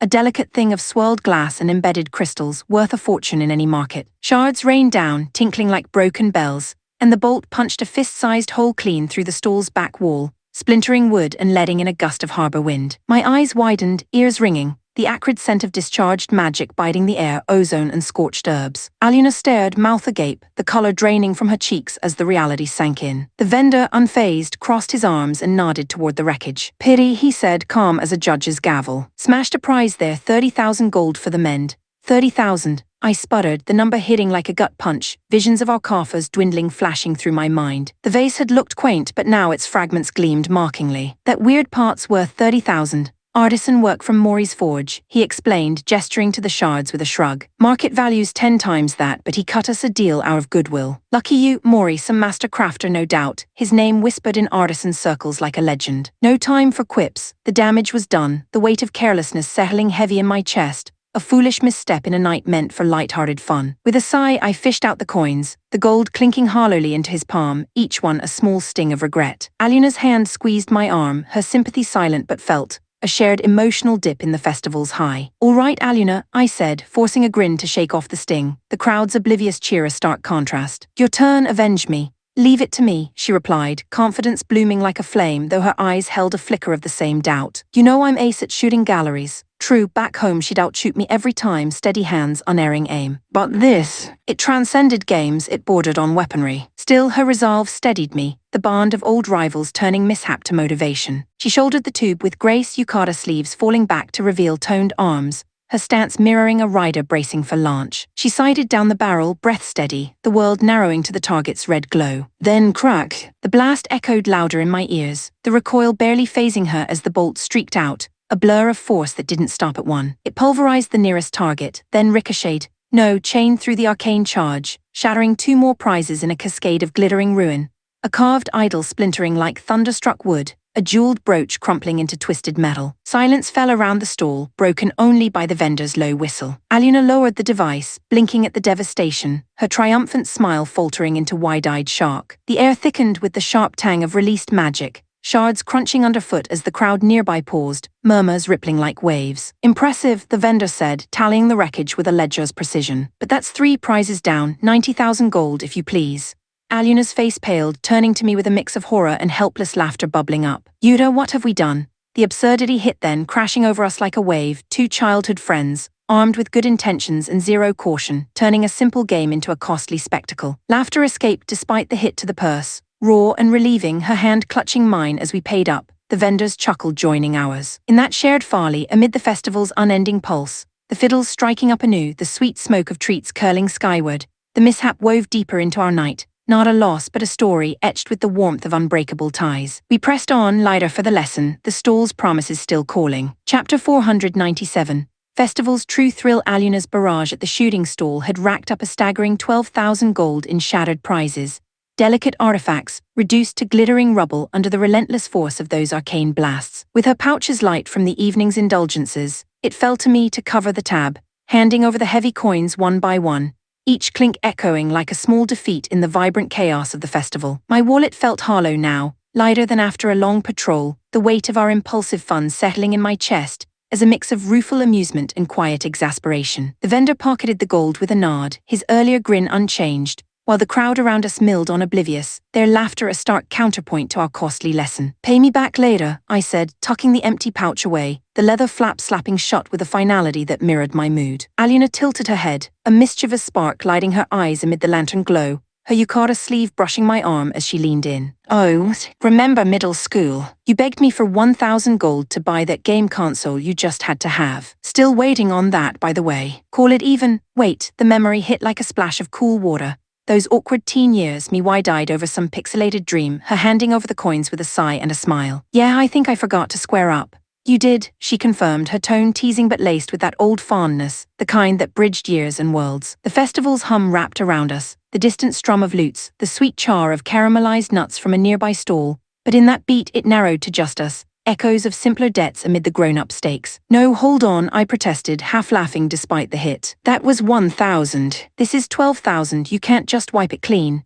"Middle school was ages ago," Aluna shot back, her grin widening, eyes dancing with mock innocence. "Interest, obviously. Time's a thief, Yura." She had me there, logic twisted into her favor, as always, leaving me wordless but warmed by the banter. It was pure Aluna, turning a sting into a story, her laughter pulling me from the financial fog. Nostalgia tugged deeper then, a soft ache for those carefree days when debts were playground promises, not the gold that fueled our cavalry's engines. But the night pressed on, insistent and alive, and she looped her arm through mine, steering us forward. "Come on, enough dwelling. Next up, that one." She nodded toward a stall shimmering with reflected lantern light on rippling water, prizes bobbing in shallow pools like jewels in a crown. At first glance it screamed goldfish scooping, the classic fair game from our Earth summers, paper nets dipping for fleeting orange flashes. But doubt crept in fast. "Please tell me that's not. If it is the what if, doesn't that make it more fun?"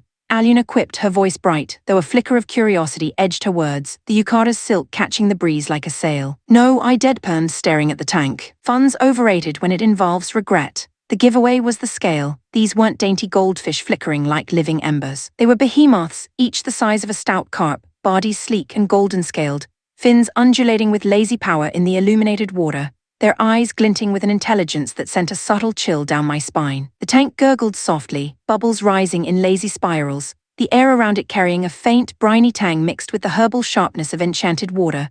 Meltrudia's twist on tradition, where whimsy met the wild. "How did you even scoop something that could swallow the net whole?" The vendor, a wiry man with nets draped over his shoulders like a fisherman's yoke, watched us approach with a knowing smile, the festival's pulse, drums thumping in the distance, vendors' calls weaving through the crowd, framing the scene like a living backdrop. "How's this work?" I asked, peering into the depths where shadows played across the massive forms, their slow glides stirring eddies that lapped at the tank's edges. The vendor handed over a net, sturdy hemp woven thick as rope, reinforced with metal rings that gleamed dully, far from the fragile paper fans of memory. It felt solid in my grip, waited for a fight, the handle cool and varnish smooth from countless hands. "Simple game," he said, his voice gravelly with the harbor's salt. "Use the net to snag a fiercefin. Catch one, it's yours to take home." "That's the lot, that's it," Aluna echoed, brow arching as she tested the net's give, her fingers tracing the weave. The simplicity rang hollow. This net could haul a sea beast, not skim for pets. Doubt flickered in her eyes, mirroring mine, the emotional undercurrent of stepping into the unknown, festival joy teetering on the edge of peril. "That's it," he affirmed, shrugging as if it were everyday fare. "Any catches?" We exchanged a glance, the decision hanging light but loaded. "Let's try," Aluna said, her adventurous spark winning out though her grip tightened on the net. "It's free, right? No overthinking," agreed.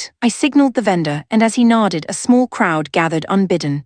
Recruits in yukatas, locals with mugs in hand, their faces alight with anticipation. Cheers erupted, surprising and swellsome, voices overlapping in a wave. "Look at that, invincible iron cavalry riders, bold as ever. Couldn't do it myself, those jaws." Unsettling murmurs rippled through, laced with awe and warning, but the words blurred into the festival's din, fiddles wailing nearby, the sweet smoke of incense curling from a storyteller's stall. I chalked it to excitement, ignoring the prickle at my neck. The vendor passed me the net, broad as a shield, heavy with promise, and I scanned the tank, spotting a fiercefin gliding near, its scales shimmering like molten gold under the lights, fins fanning out in hypnotic grace. Heart steady from old habits, I plunged the net in, aiming for a swift scoop. The water resisted with a cool rush, droplets spraying my sleeves, the crowd's breath held in collective hush. "Yura, danger!" Aluna's cry sliced the air, sharp as a blade's edge. Instinct kicked in, her voice a lifeline from battles past. I dropped the net and yanked back, boots scraping the gravel as I retreated. The instant the net submerged fully, the fiercefin struck. What had seemed serene twisted into nightmare, mouth gaping wide, rows of jagged teeth flashing like daggers, eyes rolling back in predatory fury. It clamped down, shredding the sturdy weave in seconds, fibers snapping like brittle bone, the net disintegrating into tatters that floated like defeated banners. The beast thrashed, water sloshing over the tank's rim in a cold spray that soaked my yukata, the metallic scent of fierce sweat mingling with the brine. Chills raced through me, deeper than any cockpit shudder in frame combat, the raw, visceral terror of flesh versus fang, the what if of those teeth shearing bone. My pulse thundered, breath ragged, the festival's warmth suddenly distant, replaced by the icy grip of near miss. Alina's hand found my arm, her touch trembling but firm, her face pale under the lanterns, eyes wide with the same shock that rooted me. "Watch yourself, lad," the vendor said, hauling the ruined net free, the fiercefins settling back with a lazy swirl, as if the frenzy were mere sport. Fiercefins are vicious carnivores, sneak up front and they'll rip an arm clean off. "Tell us that first," I barked, voice steadier than I felt, the crowd murmuring in sympathetic waves, a few chuckles breaking the tension like cracks in ice. Relief washed over me in waves, mingled with a surge of protectiveness, not just for us but for the festival's spirit. This wasn't joy, it was a trap wrapped in whimsy, preying on the unaware amid the light's supposed grace. As a leader of the invincible Iron Cavalry, hosts of this revel, I couldn't let it stand. Drawing on our authority, the weight of Jan's ledgers and Yuden's joint decree, I invoked the shutdown. Operations halted until safety nets, literal and otherwise, were in place. The vendor grumbled but complied, the crowd dispersing with nods of approval, whispers of good call trailing like echoes. Aluna leaned against me as we walked away, the yukata's damp chill fading under the night's warmth, her laughter shaky but genuine. "That was too close, but you handled it like always." The scare lingered, a thread of vulnerability weaving through the night's thrill, but it deepened the bond. Her warning, my resolve, the festival's heart beating stronger for the safeguard. We pressed on the stalls, lights calling anew, the ancient one's stars winking overhead, as if in quiet commendation. In the essence of it all, danger dodged, ties reaffirmed, the true thrill shone, not the games but the guardians we became for each other. Chapter 498. The grand unveiling. We'd wandered the festival's winding paths for hours, sampling stalls that brimmed with Meltrudia's bounty, the smoky char of spice-rubbed skewers yielding to tender bites, the effervescent pop of fruit ices melting on the tongue like summer's fleeting kiss. The air thrummed with the festival's heartbeat, fiddles scraping lively reels that set toes tapping, vendors' calls blending into a joyous cacophony, the faint, briny whisper of the harbor underscoring it all like a distant lullaby. Lanterns swayed overhead, their warm glow painting faces in hues of amber and gold, turning the sprawling grounds into a living canvas of reunion and revelry. Laughter echoed from clusters of invincible Iron Cavalry, recruits mingling with locals, yukatas fluttering like flags of fragile peace after the war's long shadow. It was a night for breathing easy, for letting the weight of battles past dissolve in the shared glow of the light. But as we paused near a fountain's gentle splash, a voice boomed across the venue, amplified by some clever rune-etched horn. "Ladies and gentlemen of Meltrudia, honored guests of the invincible Iron Cavalry," the announcement rolled out, deep and resonant, cutting through the din like a captain's order on deck. "The main event of this grand festival begins shortly. Gather at the central stage for an evening of unforgettable spectacle."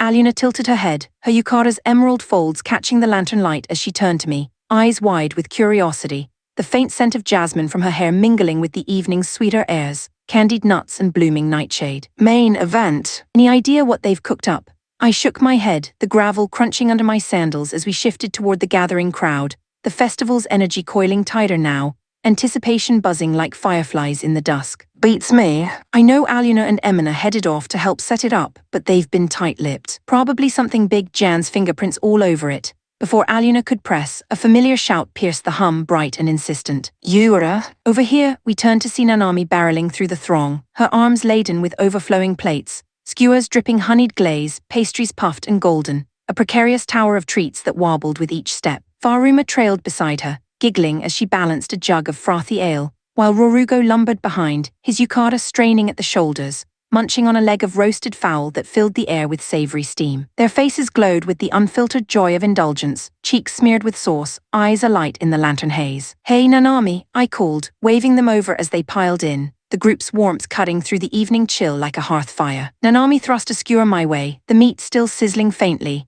its herb-crusted exterior promising comfort amid the whirl. "You lot hear the announcement too?" Drawn by the promise of more eats. "Yeah," Nanami beamed, popping a pastry into her mouth with a satisfied crunch, crumbs dusting her yukata like fallen stars. "Main event. We couldn't miss that, gotta see what the fuss is about." I'd pegged her for food-focused, but the spark in her eyes spoke of deeper curiosity, a childlike thrill that tugged at the heart. The way she leaned into these moments, weaving herself into the cavalry's growing tapestry despite her youth. "Speaking of," I said, taking a bite of the skewer, the juices bursting warm and tangy, grounding me in the now, Did Aluna spill anything to you? What's the big reveal? Nanami shook her head, licking glaze from her fingers with exaggerated care. Nope, Nanami doesn't know. Asked her, but she said it's too soon for me, whatever that means. Faruma, Rorugo, you two in the dark too? Aluna asked, her tone light but probing as Faruma passed around mugs, the ale's foamy head releasing a malty, inviting aroma that promised ease. Totally, Faruma confirmed, sipping hers with a contented sigh, the jug's cool weight steady in her hands. No hints? Me neither. Rorugo grunted around his mouthful, wiping grease from his chin with the back of his hand, his presence a solid anchor amid the group's chatter. Ode here's clueless as well. With so many in the loop left out, including core hands like these, it smacked of deliberate secrecy. A surprise, maybe, to heighten the night's magic. The thought stirred a quiet excitement in my chest, laced with the emotional pull of our shared unknowns. After battles where secrets meant survival, this felt like a gift, a way to bind us in wonder rather than wariness. The crowd swelled around us as we drifted toward the stage, bodies pressing close in a tide of anticipation, yukatas brushing like whispers, the air thickening with murmurs and the faint, electric tang of sweat and excitement. The central stage loomed ahead, a grand circle of polished oak ringed by torches that spat sparks into the velvet sky, their flames dancing like the Ancient One's own restless spirits. Banners of crimson and gold, the invincible Iron Cavalry's colors entwined with Meltrudia's eagle, snapped in the breeze, and the gathering multitude created a sea of faces. Recruits with scarred hands clasped in hope, locals whispering prayers to the light for bountiful days, children perched on shoulders with wide-eyed awe. The buzz built to a fever, hearts sinking in the collective weight, until a figure strode center stage, a tall man in a tailored doublet embroidered with swirling runes, his voice booming once more as the crowd hushed. Friends, revelers, warriors of the realm, thank you for joining us on this night of unity. He proclaimed, arms sweeping wide, the torchlight gilding his sharp features and tousled hair. I am Lurand, and it is my honor to guide this evening's festivities. Lurand. The name rang a vague bell, some celebrated bard or showman from the capital's halls, judging by the squeals erupting from clusters of women in the front rows, their cheers piercing the hush like arrows. Faces flushed with adoration, hands clapping in rhythm, the energy shifting from general thrill to starstruck fervor. I stifled a mental snort, fame's pool transcended worlds, turning a host into a hero with a few well-timed flourishes. And now, Laurent continued, his tone building like a crescendo, pacing the stage with the grace of a duelist. Allow me to unveil the heart of tonight's main event. Here we go, I murmured to Aluna, our group leaning in as one, the air electric with guesses. The torch flames crackled louder in the pause, casting elongated shadows that played across the banners like living tales. Bet it's karaoke, Aluna whispered, her breath warm against my ear, a playful glint in her eyes that eased the knot of curiosity. Eating contest for sure, Nanami chimed, bouncing on her toes, the remnants of her treats forgotten in the thrill. Lots of food, super fun. New frame unveiling, Rorugo rumbled, arms crossed, his voice a low anchor. Something to show off our edge. Anything works, Ode added with a shrug, though his eyes shone with boyish hope. Durand raised his hands dramatically, and with a flourish, attendants pulled away the archway's draped curtain, a massive banner unfurling in the breeze, letters gleaming in gold leaf. Invincible Iron Cavalry Miss Beauty Contest. The words hung there, bold and absurd, freezing the air around us. My jaw dropped, the world tilting in stunned silence, the festival's roar fading to a dull throb in my ears, the torchlight suddenly too bright, too marking. A beauty pageant. Here, amid mercenaries forged in blood and fire. Aluna's eyes widened beside me, her hand flying to her mouth in a gasp that mirrored my own disbelief, the emotional whiplash hitting like a rogue wave. From epic anticipation to this frivolous reveal, a punchline that left us reeling. We'd guarded secrets of strategy and survival, it felt like a jest from the Ancient Ones themselves, testing our composure. Nanami and Faruma blinked owlishly, confusion etching their young faces, Nanami's head tilting like a puzzled pup, Faruma's brows knitting as the crowd's murmurs swelled into a mix of cheers and laughter. Miss Beauty Contest. What's that mean? Nanami asked, tugging my sleeve, her voice small amid the rising din, innocence clashing with the spectacle's undertone. Picking the fairest of them all, I managed, still dazed, the words tasting foreign, the stage's glamour now laced with unease, the idea of reducing warriors to pageantry stirring a quiet discomfort, a reminder of vulnerabilities we'd armored against. But why? Nanami pressed, her eyes round, the question landing pure and poignant, echoing the deeper query in my chest. In a world of frames and foes, what place had such vanity? Before I could fumble a reply, a gravelly voice cut in from behind, steady as an old blade's edge. Because everyone clings to their own fairest like it's gospel truth. They crave the verdict, the clear winner in this farce. It's human nature that itch for black and white in a grey world. I turned to find the sword saint looming there, his yukata simple and unadorned, a half-empty mug in hand, flanked by a knot of former Swordmaster clan veterans, their faces weathered but alight with the night's ease, scars softened in the glow. The air around him carried the faint, yeasty warmth of ale and the deeper earthiness of shared stories, his presence a grounding force amid the absurdity. "Sword Saint, thought you were deep in drinks with the old clan crew," I said, surprise giving way to a grin, the reunion stirring a warm undercurrent. These men, once divided by war's cruel lines, now bound in festival's loose weave. "They tapped out early, too much firewine," he replied, his tone dry, eyes crinkling with faint amusement as he surveyed the stage. "Left me at loose ends. Keon's in the mix here, so duty calls," a father witnessing his daughters stride into the unknown. Aluna arched a brow, her earlier shock yielding to teasing mischief, the emotional tide shifting to lighter waters. "Sure duty, not the beauty part that reeled you in." The Sword Saint coughed, a rare flush creeping up his neck, hidden quick by a sip from his mug, the steam rising like a veil. The veterans chuckled low, one clapping his shoulder with a knowing nod, the exchange drawing me into a swell of affection. Beneath the gruff exterior, the man who'd shaped legends still held a father's quiet pride, tangled with the universal pull of the spectacle. The crowd's cheers swelled as Luron pressed on, but in our circle the moment lingered, a thread of family amid the pomp, deepening the night's resonance. Whatever pageant unfolded, it carried our ties forward, beauty not in crowns, but in the barns that outshone them all. Chapter 499. Ladies' Contest. First half. The stage lights flared brighter, torches crackling with renewed vigor as the crowd's murmurs swelled into expectant hush, the air thick with the mingled scents of spilled ale, roasted chestnuts, and the faint, smoky incense wafting from braziers at the stage's edge. Yukatas rustled like leaves in a gentle wind, bodies shifting in the packed arena, the harbor's distant waves providing a rhythmic underscore to the mounting tension. Sword Saint leaned forward, his mug forgotten in his lap, a rare glint of anticipation in his eyes that spoke of deeper joys, perhaps a father's pride veiled in the spectacle's guise, or simply the pull of seeing his world through fresh lenses after years of shadowed blades. "Here it comes," Sword Saint murmured, his voice a low rumble, laced with that gruff enthusiasm that betrayed his earlier feigned nonchalance. The lanterns overhead swayed, casting flickering shadows across his weathered face, deepening the lines earned from countless dawn patrols. Luron took center stage once more, his doublet catching the firelight like polished armor, his presence commanding the sea of faces with the ease of a seasoned storyteller. He swept his arms wide, the gesture pulling cheers from the front rows, where admirers, mostly wide-eyed women in flowing yukatas, clapped with fervor, their excitement rippling outward like stones skipped across still water. The emotional undercurrent hummed. In a kingdom still healing from war's scars, this pageant promised levity, a chance to crown beauty amid the grit, to affirm that grace could bloom even from iron hearts. "Ladies and gentlemen," Laurent boomed, his voice carrying clear over the hush, amplified by the subtle hum of rune-etched amplifiers hidden in the stage's wings. "Welcome to the heart of our festival, the Invincible Iron Cavalry Miss Beauty Contest. Contestants will step forward one by one, showcasing their unique allure to our panel of 10 esteemed judges. Each will score on a scale of 10 points per judge, totaling 100. The woman with the highest total claims the inaugural title of Miss Invincible Iron Cavalry, an honor to shine under the light's gaze." The rules landed straightforward, almost quaint in their formality, but the unknown of the showcasing stirred a mix of curiosity and unease in my chest. What would these warriors, forged in frame cockpits and arena dust, reveal? The crowd leaned in, breaths held, the air electric with possibility, lanterns painting eager faces in warm gold. A part of me dreaded the vulnerability it might expose, yet another thrilled at the unscripted humanity, the chance to see comrades not as soldiers, but as women reclaiming joy in a world that had demanded so much. First up then, Laurent announced, his tone building like a drumroll, the butterfly of the battlefield whose very frames exude elegance, the miraculous gladiator Queen Aluna.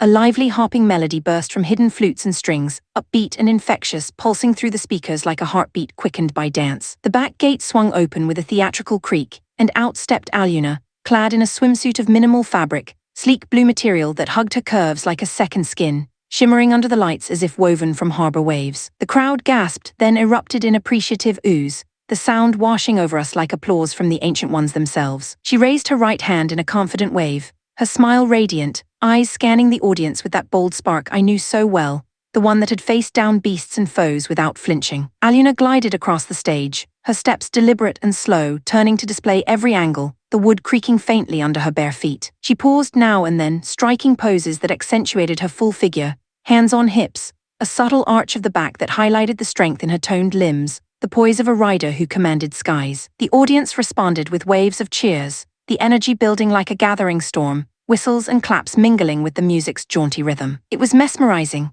Not just the allure of her form, but the unapologetic confidence radiating from her, a woman who wore vulnerability like armor, turning the gaze back on those who watched. Pride swelled in me, mixed with a quiet awe. The girl from our shared summers, now a queen in her own right, claiming this stage as fiercely as any cockpit. Can't beat that for eye candy, Sword Saint muttered beside me, his gaze locked on the stage, a faint grin tugging his lips, the torchlight flickering across the scars on his hands as he gripped his mug tighter. Yeah, I trailed off, caught in the spell, the way the lights played off Aluna's skin, highlighting the subtle sheen of sweat from the evening's warmth. But before the thought could settle, a sharp elbow jabbed my ribs. Aluna's, the real one beside me, her face flushed not just from the crowd's heat but with a jealous fire that made her eyes narrow. Oof, I doubled over, the pain sharp and immediate, rubbing the spot as laughter bubbled up despite it. The festival scents, sweet pastries and sea salt, suddenly felt secondary to the sting. What are you staring at, pervert? Aluna hissed, her voice low but fierce, arms crossed over her own yukata, the fabric bunching under her grip. The emotional edge cut deep. Not just annoyance, but that old, tangled thread of possession, her cheeks blooming pink in the lantern glow. I'm just watching the event seriously, I protested, straightening, heat rising to my face as the crowd's cheers for the stage Aluna swelled again. No weird looks, promise. You and your master were eyeballing her with the same lecherous squint. Aluna shot back, glancing at Sword Saint, who cleared his throat awkwardly, averting his eyes to his ale. All dreamy and slack-jawed, 10 times your usual focus, but zero spine. The accusation hit like a truth serum, leaving me speechless, the shock mingling with embarrassment in a warm flush. To be caught mirroring the Sword Saint's gaze, that knowing, appreciative adult leer, stung deeper than the elbow, a reminder of the bonds and biases that shaped us. Aluna's huff softened the blow, her jealousy a veil for the vulnerability of sharing the spotlight, even vicariously. Sword Saint chuckled low, diffusing the tension with a pat on my shoulder, his touch steady and paternal, as the music faded and Aluna's turn ended. Whatever the judge's criteria, poise, allure, presence, she'd etched herself in memory, and the scores reflected it. 92 points, a resounding opener that drew thunderous applause, the numbers flashing on a rune-lit board like stars igniting. Next emerged Emina, announced with a flourish that couldn't quite mask her reluctance. Unlike Aluna's buoyant entrance, Emina's steps were measured, her face shadowed under the lights, eyes downcast as if dragged into the fray against her will. The music shifted to a sama, elegant waltz, strings sighing like wind over dunes. Her swimsuit, a deep crimson that complemented her military poise, revealed a body honed by drills and duty, lean muscle rippling subtly with each movement, scars faint but telling on her skin, badges of battles won. She was stunning, no question. The refined lines of her form spoke of discipline turned to grace, her dark hair cascading like a raven's wing, catching the torch flames in glossy sheens. Yet the reluctance weighed on her, the tight set of her jaw, the way her hands clenched at her sides, dimming the spark, turning beauty into something guarded, almost poignant. The crowd murmured appreciatively, sensing the inner conflict, but her subdued wave and stiff walk, pausing only briefly to turn, arms folding protectively, couldn't ignite the same fire. As a former soldier, her appeal lay in that unyielding strength, a quiet allure that whispered of resilience rather than revelry, stirring a deep respect in me. Admiration for the woman who charged lines with us, now bared in ways battle never demanded. But the shadows on her face proved costly. The judges awarded 82 points, a respectable but restrained tally. As she exited, a visible tension eased from her shoulders, a small smile breaking through like relief after a long march, her relief rippling to us in the crowd, a shared exhale amid the cheers. The third surprise came with Lisa, stepping out to a playful twinkling melody that clashed with her evident discomfort. No doubt Aluna's doing, this bold, revealing swimsuit in vibrant teal wasn't her choice. The flush creeping up her neck, the way she tugged at the edges screamed coercion. Her frame was boyish, lithe and uncurved, lacking the voluptuous sway of her predecessors, but there was an endearing charm in her awkward grace, cheeks burning crimson under the lights, eyes darting shyly to the audience, her small wave tentative as a fawn's first step. She shuffled across the stage, pausing to strike hesitant poses, hands clasped, a quick twirl that sent her hair flying like a banner, each gesture laced with innocence that tugged at the heartstrings, turning vulnerability into quiet magnetism. The crowd cooed, the emotional pull evident in their softened cheers, whispers of adorable threading through the applause. Judges, perhaps moved by that raw, unpolished appeal, the way her shyness humanized the glamour, bestowed 91 points, defying expectations and drawing gasps from our group. Nanami bounced beside me, eyes wide with delight, the score a testament to beauty's many faces. Not just form, but the fragile courage it took to stand exposed. Fourth was Kion, entering to a solemn, rhythmic drumbeat that evoked dojo echoes rather than glamour. Did she grasp the contest's frivolity, or was this defiance? Clad not in swimsuit but a hakama-like ensemble, flowing pants and a fitted top in stark white, evoking ancient warrior garb, she moved with crisp precision, the fabric whispering like wind through bamboo. It disadvantaged her in raw allure, concealing the curves that others flaunted, but the upright poise, the sharp lines of her silhouette radiated a fierce beauty, elegant, unyielding like a blade sheathed in silk. Her steps were sliding footwork, precise as a kata, and then, drawing the sword at her waist with a metallic hiss, she unleashed a sword dance. Blade slicing arcs through the air in hypnotic flourishes, her body twisting in fluid harmony, breath steady and controlled. The performance was breathtaking. Steel singing in the night, shadows dancing wildly from the torchlight, each spin a blend of power and poetry that hushed the crowd to reverence. It evoked the Ancient One's ancient rites, warrior grace under the light's watchful eye, stirring pride in me for her uncompromised spirit, the emotional depth of a daughter honoring her lineage without bending to whims. Yet the lack of exposure tempered the judge's gaze. 90 points, solid but not soaring, flashing on the board amid polite applause that felt almost apologetic. "Where were you looking?" Sword Saint roared suddenly, surging to his feet, mug slamming down as he jabbed a finger at the panel, his voice booming over the din, face thunderous with paternal fury. "That flawless dance of refined beauty, where's the 90? Look again. My daughter's art deserves perfection." The protest hung in the air, raw and unfiltered, drawing chuckles and nods from the Swordmaster clan veterans nearby, their shared history fueling the outburst. The judges exchanged glances but held firm, unmoved, the moment underscoring the contest's whimsy against unyielding bonds. The father's roar a shield for Keon's quiet triumph, deepening the night's tapestry with threads of fierce love amid the lights. Chapter 500. Ladies' Contest Middle Act. The judges and the Sword Saint went at it like two bulls in a pen, voices rising over the crowd's murmurs until the whole event ground to a halt, the stage lights flickering as if embarrassed by the row. Tension hung thick in the air, the torch flames sputtering with the salty harbor breeze, carrying whiffs of charred meats and spilled ale that suddenly felt too heavy amid the awkward standoff. But then Keon swept back on stage, her hakama swishing like a warning flag, face set in that no-nonsense glare she'd inherited from her old man. "Enough of this embarrassment," she snapped, low enough for the mics to catch but sharp as a blade's edge, her eyes locking on Sword Saint with a mix of exasperation and quiet plea. The crowd shifted uneasily, yukatas rustling, a few chuckles breaking the ice as she herded the judges back to their seats and shot her father a look that said not now.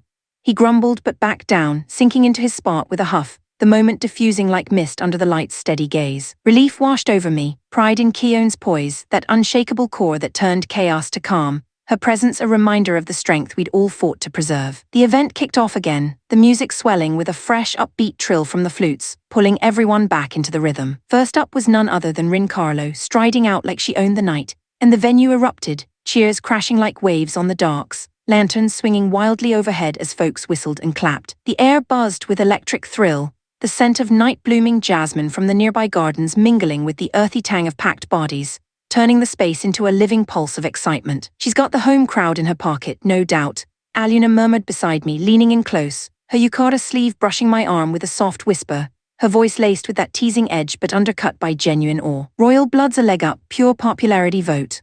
I nodded, the gravel underfoot crunching as we edged closer to the stage barrier, the crowd's heat pressing in like a shared secret. Rin Carlo's the frontrunner, easy. Ground advantage and all. But Sword Saint shook his head, his mug halfway to his lips, eyes narrowed in that worldly squint honed from decades of reading battlefields and boardrooms alike.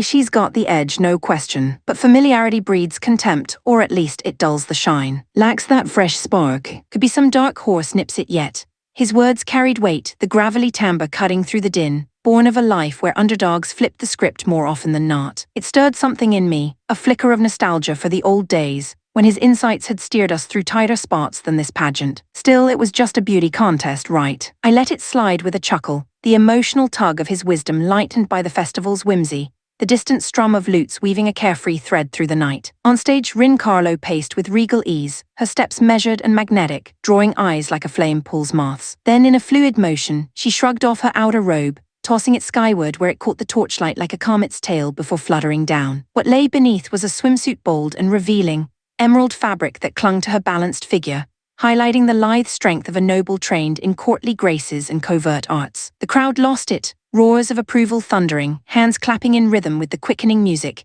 the air alive with whistles that echoed off the harbor walls. Her skin glowed under the lanterns, a subtle sheen catching the light, and she turned slowly, owning every angle with a confidence that bordered on defiant joy. Blimey, Rin Carlo going all out like this. What prize could possibly be worth it? No way she'd strip down to basics for some trinket. Had to be something massive, dangling like bait. The thought nagged, a mix of curiosity and unease twisting in my gut, the festival's warmth suddenly laced with intrigue. Her poise wasn't just show, it was a statement, a princess stepping beyond palace walls into our rougher world, vulnerability wrapped in velvet power. Emotional depth hit then, the trust she placed in us, the invincible Iron Cavalry, to host this without judgment, her laughter ringing clear as she waved to the throng. The venue's vibe amplified it all, and sure enough, the judges flashed 97 points on the rune board, the highest yet, numbers glowing like captured stars. Rincarlo beamed, positively chuffed, her face lighting up brighter than the torches as she soaked in the adulation. She lingered way past her cue, blowing kisses and curtsying to the chants of her name,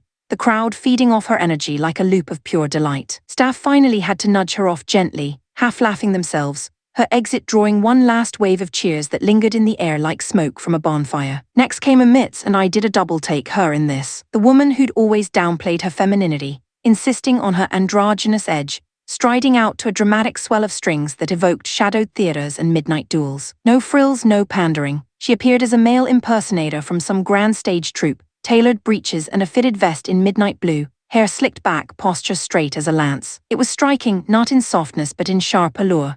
The way the fabric hugged her frame, accentuating the subtle curves beneath the illusion, her gaze sweeping the audience with cool command. The crowd, especially the women, erupted, cheers rising fierce and focused, a wave of empowerment rippling through the yukata-clad masses, their applause thunderous, faces alight with recognition of that defiant beauty. Did a ladies' contest allow for this twist? Blimey, why not? Beauty wasn't one shape, and Amit's embodied it raw, her presence a challenge to the norms we'd all bent in war. The emotional resonance struck deep.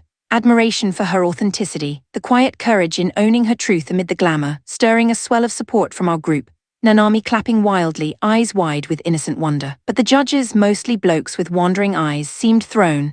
81 points blinked up, respectable but restrained, the scores reflecting a mismatch between her cool edge and their expectations. Mitz didn't bat an eyelid, though. Grinning wide, she saluted the cheering women with a theatrical bow, her laugh carrying over the music, a beacon of unbowed spirit that left the air humming with solidarity. Who next? After Amit's, I figured Milty, her bubbly charm would fit right in, but the gates swung open to reveal Festina, and the place went mental. Gasps turned to a roar that shook the banners, the crowd surging forward as if pulled by an invisible tide, lanterns bobbing wildly in the frenzy. Rincarlo and Aluna had their diehards, whispers of fan clubs floating through Meltrudia's taverns, but Festina, the sharp-eyed enthusiasts who'd clocked every rider, missed the ride-carrier pilots entirely. Her entrance was a bolt from the blue, a stunner from Fugaku's helm, her beauty unexpected as a hidden cove, igniting surprise that bloomed into outright ecstasy. Festina's figure was perfection incarnate, curves in all the right places, generous where it counted, tapering to elegance elsewhere, poured into a gown with a plunging neckline that teased just enough to set pulses racing. The deep crimson silk whispered against her skin as she moved, a flash of thigh with each step sending the lads into a frenzy, whistles piercing the night, a few near-iris whoops that had security glancing nervously. It bordered on chaotic, the air thick with masculine cheers, and the faint, heady scent of excitement sweat mingling with her subtle perfume, like wild roses after rain. Her face, with its rare translucent fairness in these parts, high cheekbones, eyes like polished sapphires, held a serene poise, lips curving in a knowing smile that promised depths untold. She glided across the stage, turning with effortless grace, the gown slit revealing glimpses that fueled the fire, her presence a magnetic pull that hushed then exploded the crowd anew. It was more than looks, it was the thrill of discovery, the emotional high of unearthing talent in our midst. Festina, steady hand at the carrier's wheel through storms and skirmishes, now unveiled as a force of allure. Pride swelled for the cavalry's hidden gems, her confidence a quiet storm that mirrored the battles we'd shared. The male-heavy judges, instincts fully engaged, lit up the board with 98 points,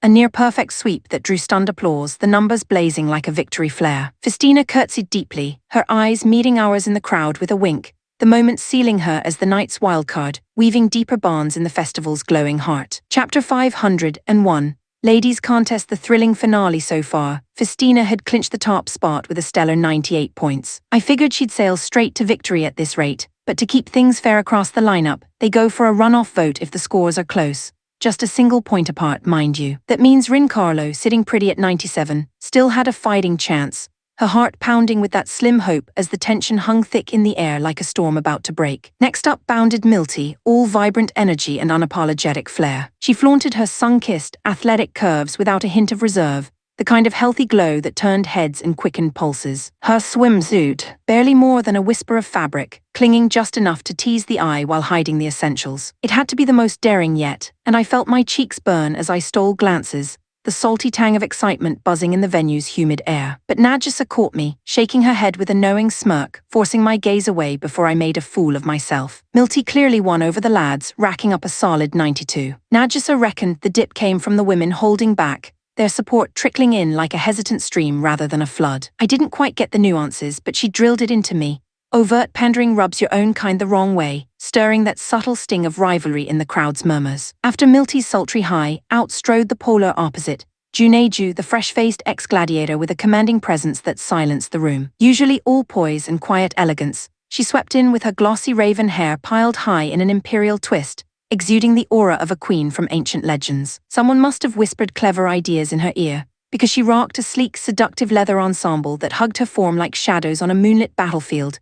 Add a whip, and she'd own the stage. I couldn't help but imagine, the leather's faint creak echoing her unyielding stride. As a newcomer bringing that spark of novelty, she soared to 95 points, the audience's cheers swelling like a gathering gale. But Juneju, she didn't bat an eye at the scores, gliding off with her cool, unflappable poise, leaving a trail of whispered awe in her wake. By now, predicting the next contender felt impossible. The surprise element had me hooked, my pulse racing with anticipation as I leaned forward, the venue's lights flickering like distant stars. And then she appeared, Brunhilde. With her youthful, almost doll-like features, she played it smart, leaning into innocent charm over sultry allure. Dressed in a modest cat-eared outfit that screamed playful cuteness, she skipped onto the stage, tail swishing with wide-eyed mischief. Families in the crowd, kids wide-mouthed in delight, lit up with warm, affectionate laughter, the air filled with that soft, nostalgic joy of simple wonders, like a hearth's glow on a chilly eve. Of course, it veered off the contest's steamy vibe, so her score landed at a modest 82, the cheers heartfelt but not quite matching the earlier frenzy's electric roar. The host's voice cut through. Next was the final act. I'd seen most of the familiar faces take their turn, so who could be left? I chatted it over with Nanami and Pharma, curiosity buzzing like fireflies, when suddenly upbeat, poppy tunes burst from hidden speakers, lively and infectious. Then, out of nowhere, dazzling lights splashed across the stage in a kaleidoscope of colors, and the last entrant stepped into the spotlight. No way is that. It was Rafashal, decked out in a frilly idol getup that shimmered under the beams, all sequins and skirts fluttering like butterfly wings. Nagisa and I gaped, words caught in our throats, but the crowd erupted anyway, their applause thundering like a summer storm, pulling us into the whirlwind. And Rafashal didn't stop there. He synced right up with the beat, belting out a catchy tune that could have come straight from some glittering idol troupe back home. His voice rang clear and confident, surprisingly spot on, weaving through the melody without a hitch. But the real shocker, he nailed the choreography too, twisting and popping with effortless grace, turning the stage into a full-blown concert spectacle. The sweat-glistened energy, the rhythmic thump vibrating through the floor, it all hit like a fresh breeze in this world's dusty routines. Come to think of it, since landing in this realm, I'd never caught anything like this lively entertainment. For Nagisa and me, earthlings at heart, it stirred fond memories of neon-lit stages. For the locals, it was pure revelation, their faces alight with wide-eyed wonder, the venue shaking as if the very foundations cheered, raw excitement crackling like lightning. The judges, visibly swept away by Rafashal's performance, slapped him with a perfect 100, hands-down champion. Wait though, this was the Miss Invincible Iron Riders pageant, and Rafashal's a bloke. That nagged at me, a flicker of doubt amid the euphoria. But no one around batted an eyelid. The roar of approval drowned it all out, celebrating the sheer thrill of the unexpected. Chapter 502. Forging the assault plan / Yui's gambit. I, Rosetta, and the mighty central forces under Arjean's iron command, pressed onward through the shadowed fringes of the Elysia Empire, our sights locked on the sprawling southern neighbor, the vast Lassia kingdom. Our goal burned clear, seize the crown jewel of their defenses, the imposing Manoni fortress, a hulking bastion of stone and steel that loomed like a sentinel from forgotten epics, its walls etched with the scars of ancient sieges. Arrayed against us, the Lassia garrison paled in raw numbers compared to our juggernaut of 50,000 arcane mechs thundering across the plains. They mustered just 12,000 of their own war machines, 300 colossal ride-carrier vessels slicing through the skies like predatory birds, and 300,000 souls dug in deep. Yet they fought with the ferocity of cornered wolves, leveraging the fortress's unyielding fortifications and the treacherous terrain, a labyrinth of jagged ridges and mist-shrouded valleys, that turned every advance into a grueling test of will, the air thick with the acrid bite of cannon smoke, and the distant rumble of impacts shaking the earth like thunder from the ancient ones themselves. Right, how about we hammer those cannon batteries up in the northeast first? Arjun suggested, his voice cutting through the command tent's tense hush like a blade, maps flickering under lantern glow that cast long shadows across furrowed brows. Crack that open, and storming the central keep becomes a breeze, yeah.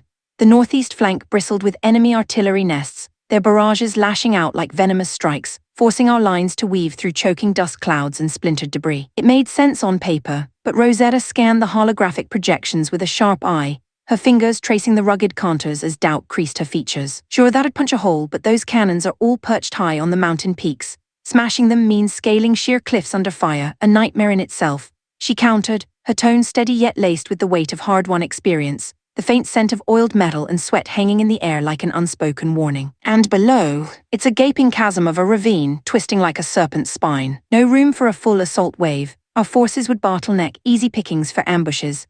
Spot on, chimed in Holostoy, the Central Army's shrewd strategist, nodding gravely as he adjusted his spectacles, the lantern light glinting off them like distant stars. Intel confirms elite arcane mech squads guarding that Sector 2, it's no walk in the park.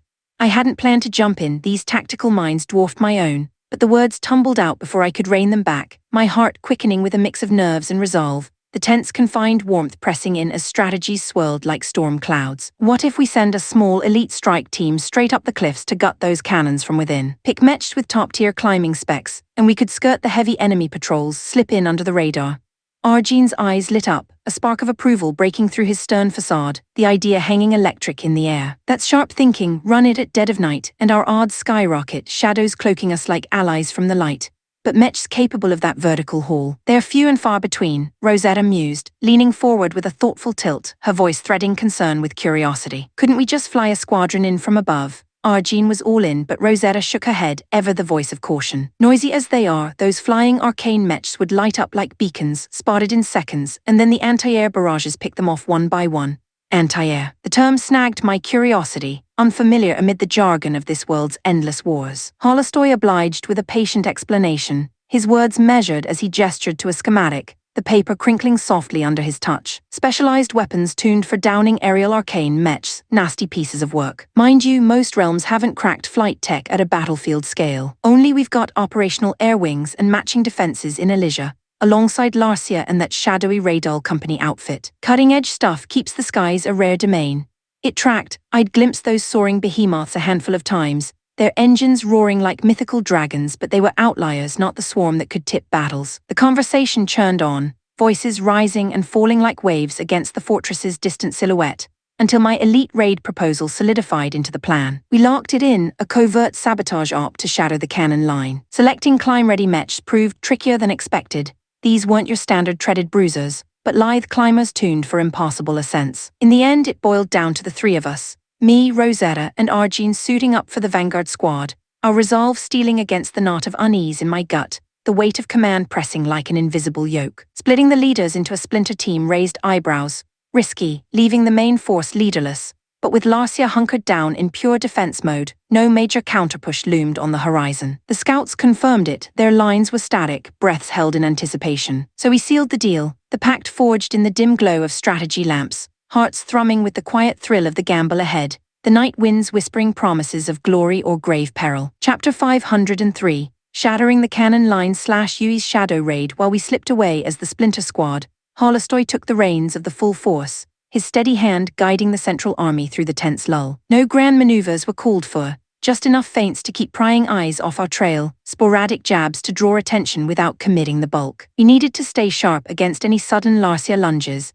the air humming with unspoken vigilance as scouts whispered reports of enemy watchtowers piercing the foggy dawn like watchful eyes of the Ancient Ones. To mask our play, Holostoy ordered light skirmishes on the flanks, buying us the precious shadows to strike at the heart of those northeastern batteries. A raid team clocked in at 10 strong, the three war guards, me, Rosetta, and Arjun, bolstered by 7 elite X-Rangers including Mary. Lean as it was, this crew could dismantle a whole division of run-of-the-mill foes, our mechs humming with lethal precision, the faint ozone tang of charged arcane cores sharpening our focus amid the chill mountain breeze. But Larcia wasn't some backwater pushover. Their riders packed real punch, aces who could turn the tide with a single devastating charge. We couldn't afford a single slip, the weight of that truth settled like frost on our cockpits. Let's scale the eastern route, Arjun directed, his voice crackling low over the comms, mapping out the path where jutting crags formed natural blind spots from the guard posts. Those outcrops'll shield us, slim chance of getting spotted if we hug 'em tight.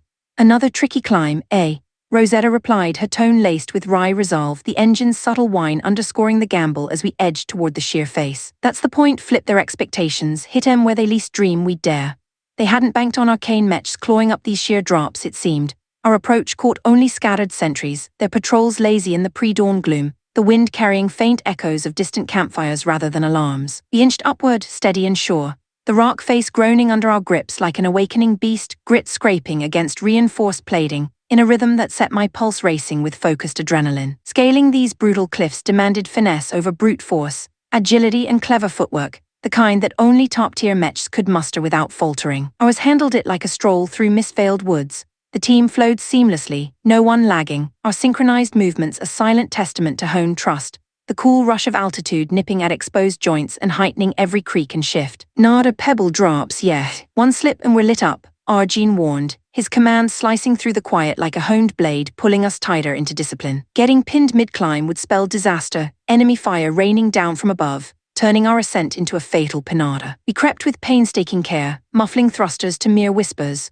the night's embrace our only ally against the vast, unforgiving drop below. We triggered a minor rock slide once, stones clattering like startled birds into the abyss, hearts leaping in our chests, but we pressed on, the summit teasing us with slivers of starlit ridge. Rosetta crested first, her mech coiling like a shadow panther. Spotting a lone lookout fiddling with his calms, she lunged without mercy, shattering his cockpit in a muffled crunch before he could utter a warning, the acrid spark of disrupted circuits fading into silence. One by one we hauled over the lip, breath steadying as solid ground welcomed us, the mountain's raw, earthy scent grounding the surge of triumph. All topside now, Rosetta confirmed, her voice a cool anchor amid the rising stakes. From here, alarms or no, we move like lightning, smash and dash to the objective.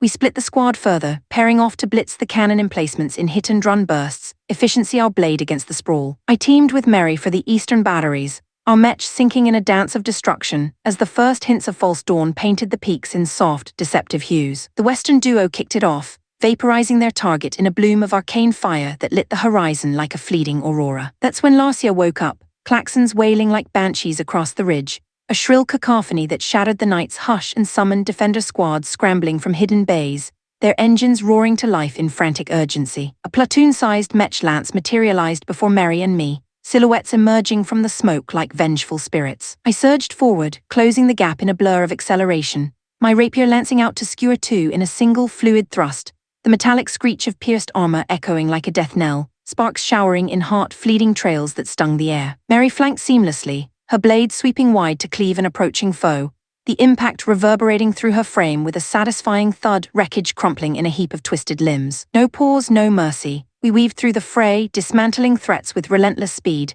the clash of steel and energy pulses painting the dawn in flashes of fury, sweat beading under my harness from the raw intensity. Between strikes we dart to the nearest cannon core, blasting it to slag in controlled bursts that sent tremors rippling through the ground, the satisfying whoosh of imploding mechanisms fueling our momentum. But deep in the Viper's nest, every felled battery drew more, waves of reinforcements swelling like a tide, their numbers pressing the thrill of battle into a grinding test of endurance, the metallic tang of blood and oil thickening the breeze. Starting to wear thin this, Mary admitted through gritted teeth, swatting aside another aggressor as fatigue clawed at our edges, the endless respawns testing resolve like an unyielding storm. But no real heavyweights crashing the party yet. I shot back, parrying a lunge that jarred my arms, the reassurance steadying us both amid the chaos. This lot, we can carve through no matter how they pile on. She was right, no titans from the intel briefs, just solid grunts that our edge could handle, that kept the momentum rolling. We dismantled the line without the brutal slugfists we'd braced for,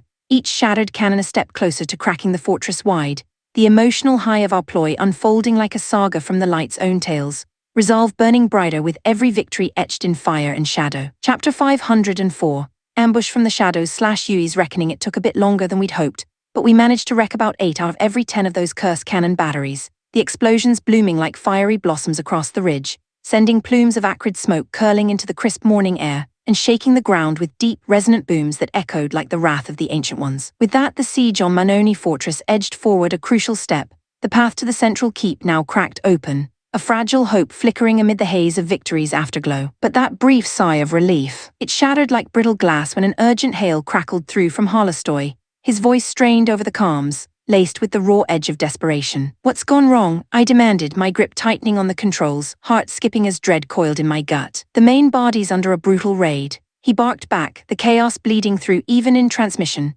distant shouts and the staccato thunder of impacts underscoring his words. "Vanguard Mech battalions wiped out and the core divisions are taking massive hits. It's a slaughter." "No, it couldn't be." He scrambled to a vantage point, peering down from the heights where the wind whipped cold and unforgiving, carrying the metallic tang of blood and scorched earth. Below, the battlefield erupted in pandemonium, sporadic blasts ripping through our lines like lightning strikes from a vengeful sky, ranks fracturing into knots of frantic defense, the screams of twisted metal and dying engines mingling with the cries of the fallen, a visceral storm that clawed at my resolve. "We head back now," Rosetta urged, her tone brooking no argument, the urgency etching lines of worry across her face as the full weight of it sank in. "If we don't," the whole Splinter team nodded grimly. No debate, just a shared pulse of alarm thrumming through us like a war drum. We trusted Holostoy to hold the fort, but against Larcia's elite. Even his cunning might buckle under that tide, the thought twisting like a knife in the quiet spaces of my mind. Eager as we were to bolt, the enemy swarming the battery ruins wouldn't just wave us off. They'd hound us down the cliffs, turning descent into a deadly gauntlet. And dropping those sheer faces. Trickier than the climb, especially with fire lancing up from below, every handhold a gamble against the void, the risk sending a shiver of icy fear racing down my spine. "I'll hold him here," Arjun declared, his voice steady as forged steel, positioning his mech like an unyielding bulwark amid the debris. "You and Rosetta rally the main force, get M sorted." He and one of the X-Rangers stayed back, a rearguard of two against the gathering storm, their silhouettes stark against the smoldering wrecks as we others rappelled down in hasty, heart-pounding glides, cables humming taut, the rush of wind and grit blasting our senses while the first enemy probes nipped at our heels like prowling shadows. We'd never dreamed they'd unleash an assault this massive, this coordinated, a blindside that left us flat-footed, our formations crumbling before we could muster a proper counter, comrades toppling one after another in sprays of arcane sparks and crumpling hulls, the air thick with the heartbreaking wail of alarms and the gut-wrenching snap of lives snuffed out too soon. Even the ride carriers, those skyborne titans, had let foes close in, several now listing wrecks, flames licking their underbellies as they plummeted in thunderous cascades, the shockwaves rippling through the valley like echoes of despair. "What in the blazes is this?" Rosetta muttered, scanning the carnage with eyes wide in disbelief, her frustration boiling over as she weaved through the melee, the scent of ozone and fear sweat heavy in her cockpit. "We outnumber them, our gears solid. How are they steamrolling us like this?" It didn't add up. Our numbers held the edge, firepower too, and Holostoy was no fool. The mismatch gnawed at me, a puzzle wrapped in the fog of war's relentless grind. "Reckon it's that powerhouse Arjun warned about,"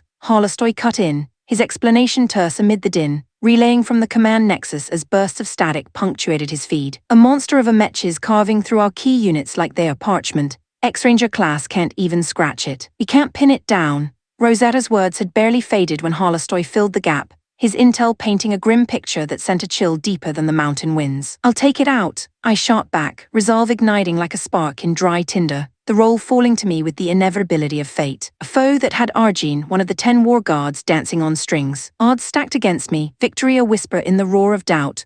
But if anyone could halt that rampage, it had to be me, the weight of that certainty settling heavy yet empowering, a fire kindling in my chest amid the battlefield's symphony of destruction. "It's clashing with the left flank heavy infantry now," he warned, urgency sharpening his tone. "Watch yourself, it's got X-Ranger tier escorts in tow." "Got it. Holostoy, rally the troops while I handle this. You'll mop up once the big threat's down." Aye, with that beast stalled, I can turn the tide. Spotting the juggernaut was effortless amid the fray. It dominated the field, a crimson-hued predator with a sleek, deceptively lithe frame that belied its savage might, hurling hulking heavy mech aside like discarded toys, the impacts resounding with bone-jarring force that vibrated through the earth, sending tremors up my legs. An otherworldly aura clung to it, a shimmering red haze that warped the air like heat from a forge, radiating an oppressive presence that pressed on the soul, as if the light itself recoiled from its shadow. Poised like a noble samurai from legendary tales, clad in ornate warrior plating that gleamed with ancient menace, it moved with predatory grace, no wasted motion, just fluid lethality that could freeze lesser riders in terror, their resolve crumbling under that sheer, intimidating aura, hearts pounding in futile dread. It sensed my approach mid-strike, twisting with eerie precision to snap a allied heavy's neck in a grotesque wrench of metal, then pivoting to lock eyes or sensors on me. A wave of something akin to primal fear surged through, making my hands tremble on the controls, a cold sweat breaking as certainty hit. This machine was leagues beyond the ordinary, a colossus I couldn't topple lightly, the emotional storm of awe and apprehension swirling like a vortex, steeling me for the clash that loomed inevitable and unforgiving. Chapter 505. The menacing warrior/Yui's defiant stand. The warrior mech advanced slowly, its crimson aura pulsing like a heartbeat from the depths of shadowed realms, each step crunching over the debris-strewn ground with deliberate menace that sent a shiver racing up my spine, the air growing thick and oppressive, laced with the faint, metallic ozone of impending doom. I braced myself, muscles tensing in the cockpit, fingers dancing over controls as adrenaline surged, sharpening every sense to the battlefield's raw symphony. The distant clash of steel, the acrid bite of smoke, and the undercurrent of fear thrumming through my veins like a warning from the light itself. In a blink, it exploded forward, vanishing and reappearing in a blur that tricked the eye faster than thought, its right arm whipping up a gleaming blade that arced toward my manhwarecap with lethal intent. I twisted at the waist, evading the razor edge by a hair's breadth, the whoosh of displaced air buffeting my sensors like a gale from ancient storms. But it chained the strike seamlessly, the second slash crashing in without mercy. I met it head-on with my rapier, the dry, thunderous clang reverberating through my frame, sparks erupting in a fleeting cascade of light that danced like fireflies in the haze, locking us in a grinding push of wills where the pressure built, unyielding and fierce. Bloody hell, this brute's got more raw power than I bargained for. It wasn't just intimidation. The warrior mech overpowered manhwarecap's stance, forcing me back a step as I flowed with the momentum, sidestepping to redirect the force like water over stone. Then circling wide, I unleashed a flurry of rapid thrusts, my rapier a silver streak probing for weakness, the hum of its edge cutting the tension with precision-born urgency. Every jab glanced off harmlessly. This thing wasn't a slouch in power or speed. It wielded swordplay like a master from epic sagas, parrying my tricky rapier lunges with effortless disdain, then riposting with sweeping counters that whistled through the air, demanding split-second dodges. I barely slipped away, retreating just enough to break the clinch, chest heaving as the emotional toll mounted, a knot of frustration and awe twisting in my gut amid the sweat-slicked confines of my cockpit. Yui, sensing my struggle, merry dove in to back me up,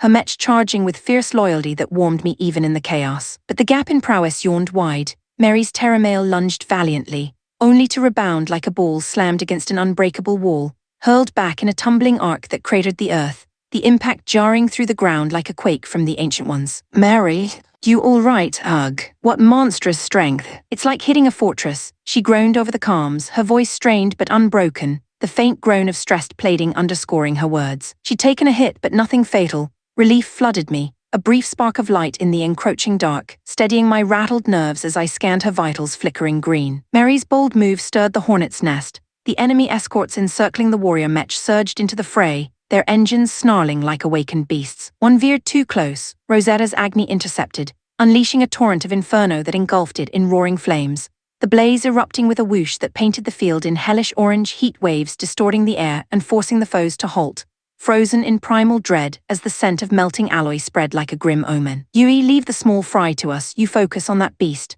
Rosetta called, her command cutting clear and authoritative, flames still licking at her mech's vents like a dragon's breath. She'd sized it up right. Neither she nor Mary could match that titan head-on, the realization hanging heavy, yet it fueled my isolation into purpose.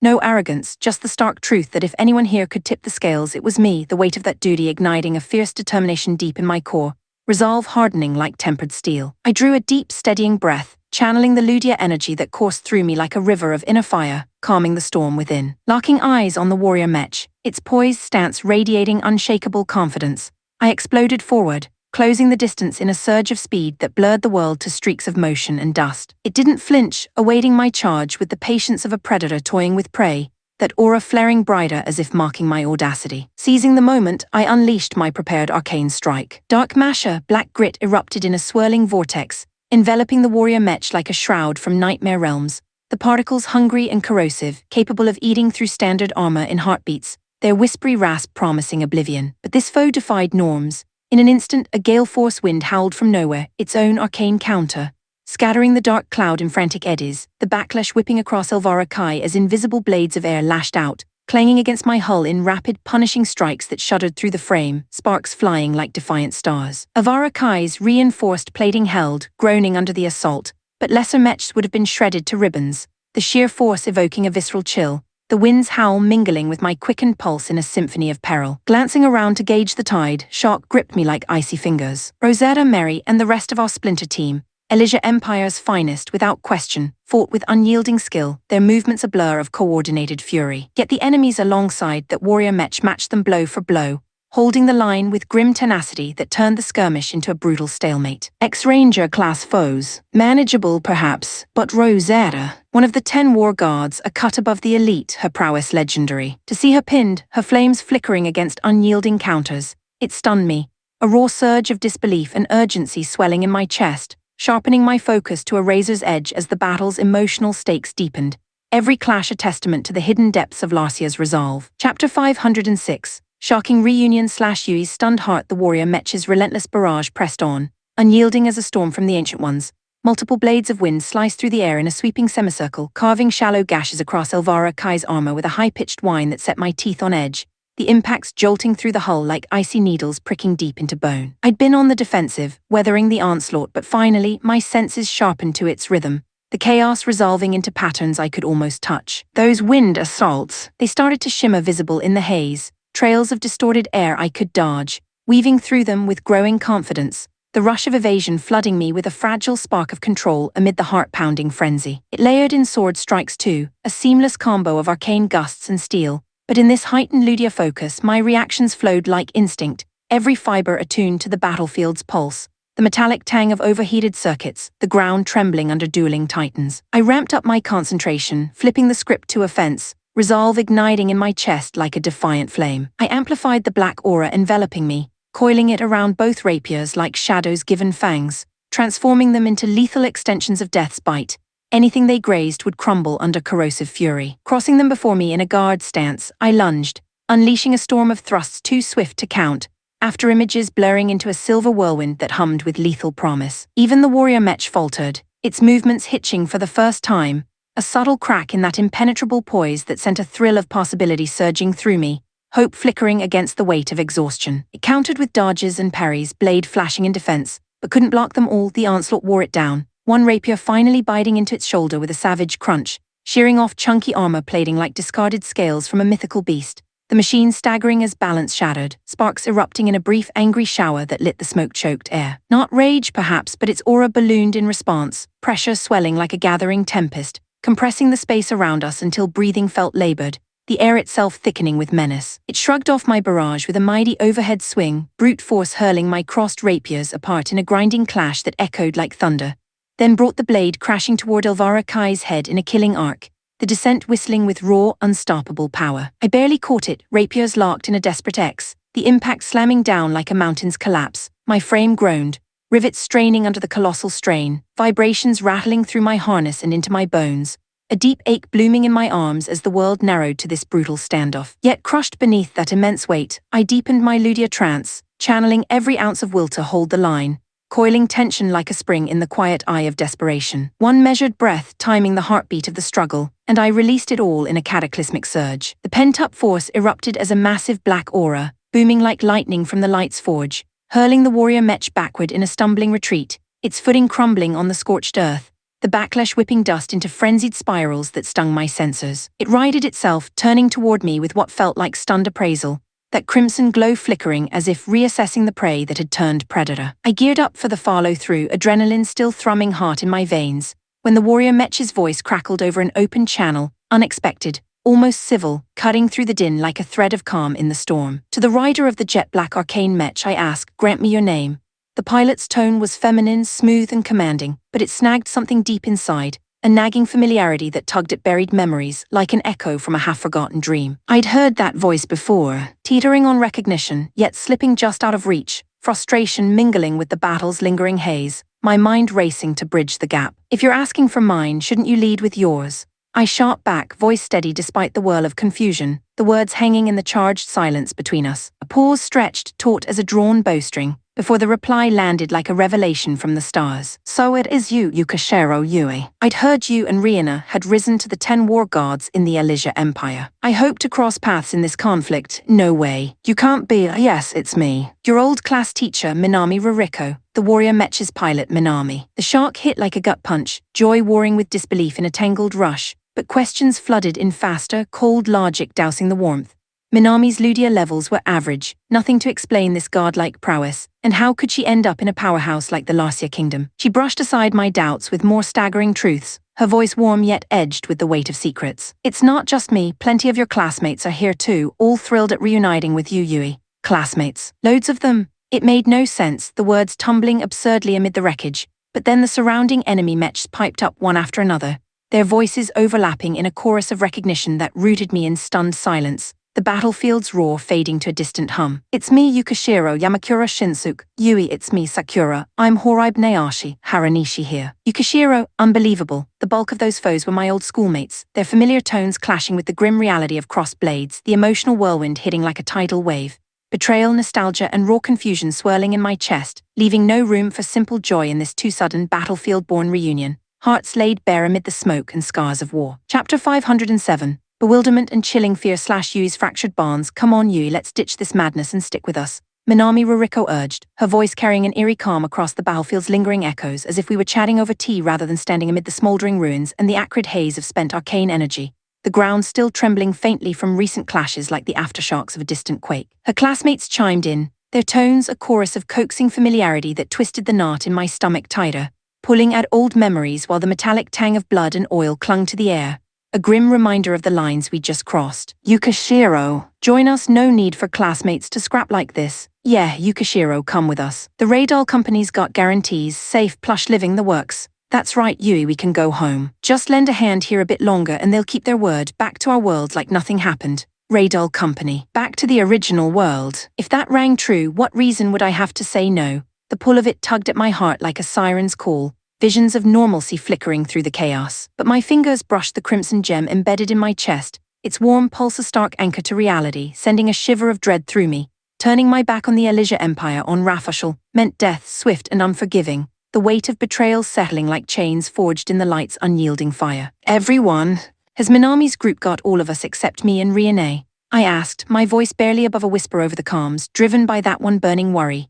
If Yuta was there, I'd hurl myself into the fray, risk it all in a heartbeat, the thought of him stirring a desperate ache that drowned out the battlefield's fading din. No, sadly, besides you and Rione, 4 more haven't linked up yet, she replied, her words slicing through the fragile hope, leaving a hollow echo in my chest. Who are they? Iwanami, Sakai, and then Nagisa and Yuta. But don't fret, Iwanami and Sakai's rendezvous is set. We haven't pinned Nagisa or Yuta's locations, but we'll track him down, promise. So Yuta wasn't here. Disappointment crashed over me like a cold wave, mingled with a guilty flicker of relief, the dual emotions churning in my gut, leaving me adrift in the smoke-wreathed valley where the sun's first rays pierced the gloom like hesitant beacons. I see. I'm sorry I can't join you right now. That was all I could muster, the words tasting like ash on my tongue. Part of me yearned to bundle up with them, vanish back to that lost world of school bells and simple days, but the gem's insistent throb reminded me.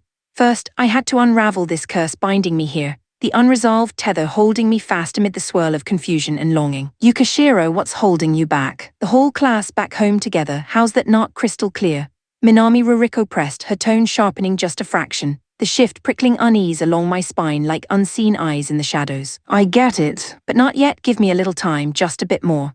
I tried to convey the impossibility, the plea hanging heavy in the charged air, but Minami Ruriko recoiled, her response laced with something colder, more insistent that sent a chill racing through me unrelated to the morning mist. How disappointing. Even the star pupil Yui's been poisoned by this realm, hasn't she? Hooked on the luxuries, can't let go. Or wait, is it a lover in the Elysia Empire? If that's it, as a woman myself, I understand the pull. But your class bonds come first. We're the only ones you can truly trust. Think again. Yukishiro Yui. Ditch the bloke and come to us. Her voice twisted suddenly, from gentle coax to a harsh bark that gripped my throat with fear, the abrupt change hitting like a slap.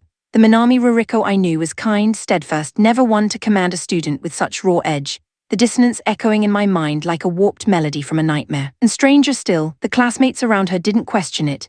Instead, they echoed her, piling on with accusations that stung like venomous barbs, their support turning to scorn in a wave that crashed over me, amplifying the isolation in the vast scarred field. Yukishiro, got a guy now, eh? Shame you never struck me as the flighty type. Yui, that man's pulling the wool over your eyes. Snap out of it and stick with us. Even a top student like you slips up, or has greed twisted you rotten. Their words, their inflections off, all of them like familiar faces behind stranger masks, the terror of that subtle wrongness coiling tight in my chest, mingling with the stress of baseless blame until I felt fraying at the edges, the emotional storm raging fiercer than any battlefield gale, threatening to unravel the threads of who I'd become in this unforgiving world. Chapter 508. The bitter choice / Yui's breaking point. Minami Ruriko and the classmates' tirades showed no sign of letting up. their voices slicing through the haze like poisoned arrows, each barb landing heavier than the last, pushing my terror to the brink until the urge to bolt from this nightmare gripped me like a vice. The battlefield's acrid smoke suddenly suffocating, mingling with the cold sweat beading on my skin in the cockpit's dim glow. Yui, what the hell's with these lot? You know, Mary cut in over the calms, her tone laced with confusion and alarm, pausing mid-fight to probe the weirdness unfolding,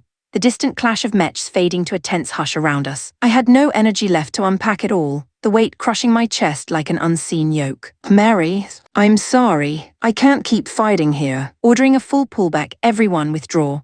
She reeled at my snap decision, surprise flickering in her voice, but the steel in my words, the raw finality born of desperation, seemed to click for her, earning a quick nod. Got it? Even with this cursed red gem chaining me to loyalty. Clashing blades with Minami Ruriko and my old mates twisted my gut into knots, their bizarre rants stirring a deep, primal dread that clawed at my sanity. And without me in the thick of it, we had no shot at stopping her juggernaut. Prolonging this would bleed us dry, losses mounting like shadows in the light's fading grace. Retreat was the only sane play, the one thread of clarity amid the emotional storm raging inside, regret and resolve warring in every heartbeat. Enough of this nonsense. Can't you heed your teacher's words? Minami Ruriko bellowed, ignoring my call to stand down, her fury erupting as she charged, blade flashing with unbridled rage that hummed through the air like a vengeful wind. I twisted aside at the last instant, the strike whistling past by a whisper, then rocketed backward in a full-throttle leap, putting distance between us, the ground blurring beneath as adrenaline surged, hot and urgent. Rosetta, Mary, I'll pin down the hostiles here. Get the army prepped to fall back in the meantime. These Minami Ruriko's crew were the biggest roadblock to a clean exit. Without tying them up, escape was a pipe dream, the stakes pressing on me like the mountain's unyielding weight. Understood, Rosetta replied crisply, no questions asked, her sharp mind grasping the psychological tangle and its ripple on the fight in a flash, the trust in her voice a quiet anchor amid my turmoil. I relayed the retreat to Holostoy, and he pushed back hard, Emperor's orders, Elysia Empire's honor on the line, the works. But when I swore to shoulder every fallout, he relented with a grudging sigh, the calms crackling with his reluctant acceptance. Arjun, hearing the plan, just agreed without a fight, his exhaustion from the rearguard grind evident in the weary edge to his tone, like a warrior too battered to argue the inevitable. I'd made holding them off sound straightforward, but it was a grind from the jump, surrounded time and again, their mechs closing like a noose, forcing desperate spins and dodges that left my arms aching, the constant whine of engines and clanging steel pounding in my ears. Worse, the verbal onslaught ramped up, twisting from pleas to outright venom that seared deeper than any wound, eroding my focus with each hurled insult. Yui, impressive moves, you've grown so agile. But it's all brawn now, isn't it? You're just a lovesick soul lost to some man. Come back to my lessons, mend your ways. Be the model student again. Minami Ruriko spat the nonsense while swinging, her blade a blur of real, lethal threat, wild words, but strikes that could crumple me if they connected, the air hissing with their force, forcing me to weave through the onslaught on pure instinct, tension coiling tighter with every near miss, my breaths coming sharp and ragged as fatigue nipped at the edges of my resolve. Darting glances confirmed it amid the evasion. The withdrawal had kicked off, our lines peeling back in orderly waves, the thunder of retreating engines a distant rumble that fueled a spark of hope through the fear. All I needed was to shake these shadows. Spotting a gap, I veered into the dense thicket of ancient woods fringing the field, branches whipping past like skeletal fingers, the earthy scent of moss and damp bark enveloping me in cool, shadowed respite. Minami Ruriko's lot pursued relentlessly, fanning out to encircle, but my nimble path through the tangled undergrowth shook most off, their bulkier frames snagging on roots and vines, until only she remained, her warrior mech crashing through the foliage like an unstoppable force from legend, determination radiating through the gloom. Confirming her isolation, I struck from ambush, unleashing the prepped arcane blast at her back. From Elvira Kai's jet-black hull, tendrils of Inkai darkness seeped out like living stains, blending seamlessly with the forest's oppressive shadows, swallowing light and vision in a creeping void that muffled sounds to eerie whispers,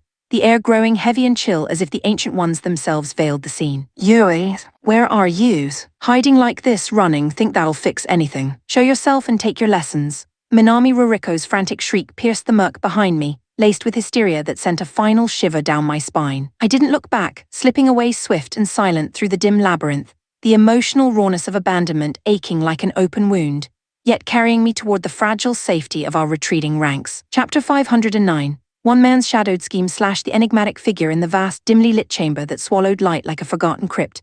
An elderly man lounged in a throne-like chair fit for ancient kings, its carved arms worn smooth by unseen hands, the air heavy with the musty scent of aged stone and flickering torch shadows that danced across tapestried walls like restless spirits. He listened intently to the report from a young man who appeared no older than 20, his voice steady yet laced with the subtle deference of one navigating treacherous waters, the room's chill seeping into bones as secrets hung thick between them. "So how fares the Larcia Kingdom front? Is Minami Ruriko holding the line?" "Indeed, sire, she's racked up impressive gains. The Elysia Empire won't breach Larcia anytime soon."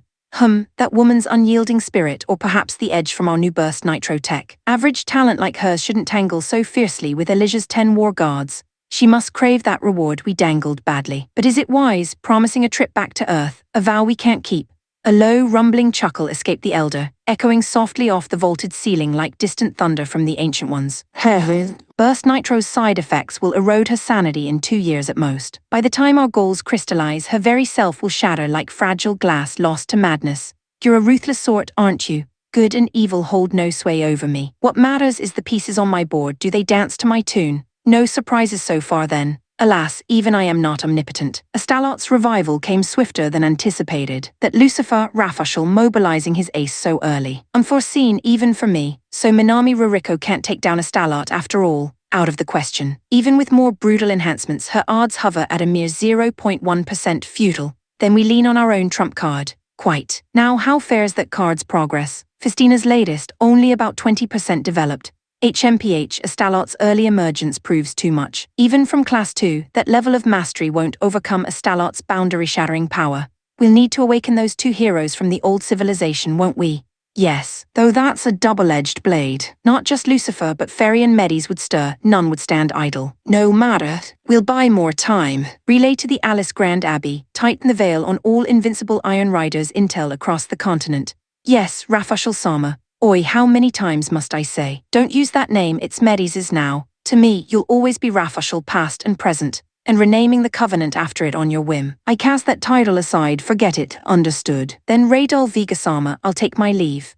The young man bowed with a nod, slipping from the chamber like a shadow melting into deeper gloom, the heavy door creaking shut behind him, leaving a hollow resonance that lingered in the stale air. Radol Viga, as the elder was known, watched him go, then tilted his gaze upward to the shadowed ceiling, where cobwebs draped like veils of forgotten epochs. Murmuring to no one, or perhaps to ghosts of rivals past, his voice emerged soft and resolute, carrying a lonely timbre that echoed with the weight of irrevocable choices, the torch flames guttering as if in solemn agreement. Progress blooms amid strife. Medis ferry Lucifer. If you lot can't ascend to the next pinnacle, then I alone must climb it.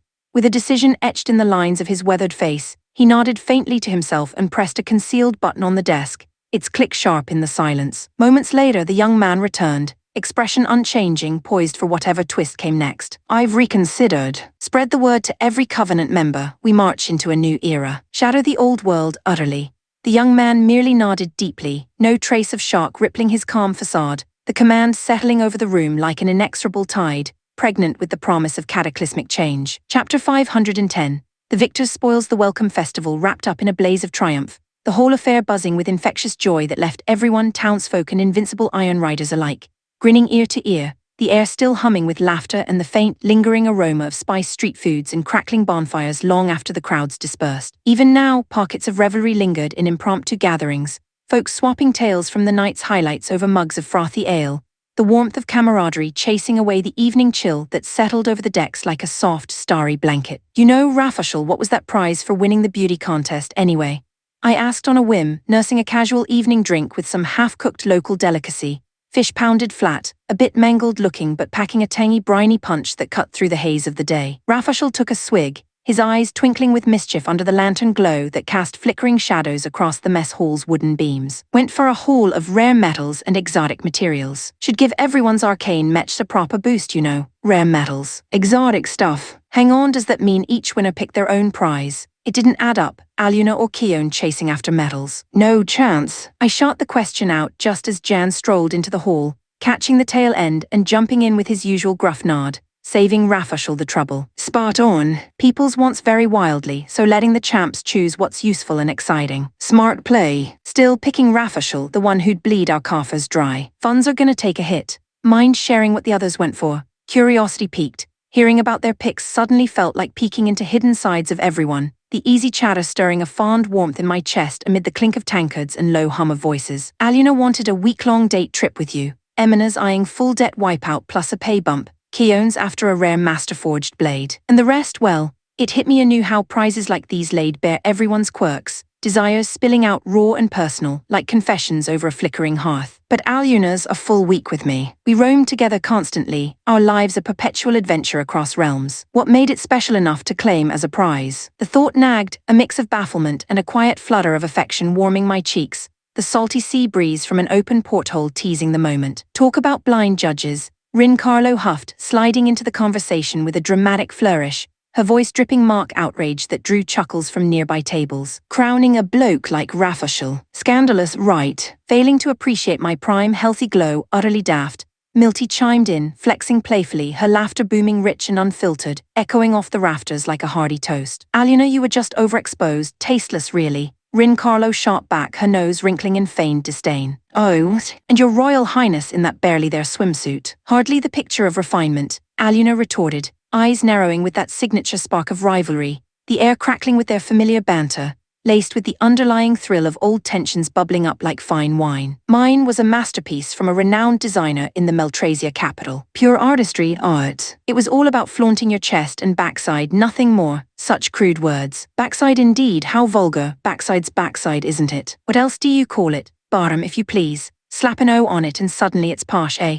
I do believe so. Their pointless spat spiraled, voices rising in a whirlwind of indignation and giggles that had the whole hall glancing over with amused grins. Slipping away before it pulled me in, I headed for the deck, craving the crisp night air to clear my head, the stars winking overhead like distant allies from the light. But Festina caught up from behind, her footsteps light and measured on the creaking planks. Oh, Yuri-san off somewhere. Ah, Festina just thought I'd catch some breeze on deck. Sounds lovely. Mind if I join? No reason to refuse. I murmured agreement, and she fell in step a polite pace back, her presence a subtle warmth against the cooling winds that tousled my hair and carried the faint, briny whisper of the ocean below. Strolling like this, memories of her poised elegance in the contest flooded back, that stunning poise, the way she'd commanded the stage with effortless grace. Walking beside such a beauty. Heat crept up my neck, cheeks flushing hot under the moonlight's gentle scrutiny, embarrassment prickling like a secret thrill. To hide it, I quickened my stride just a touch, hoping the shadows of the rigging would mask the telltale red. Chapter 511.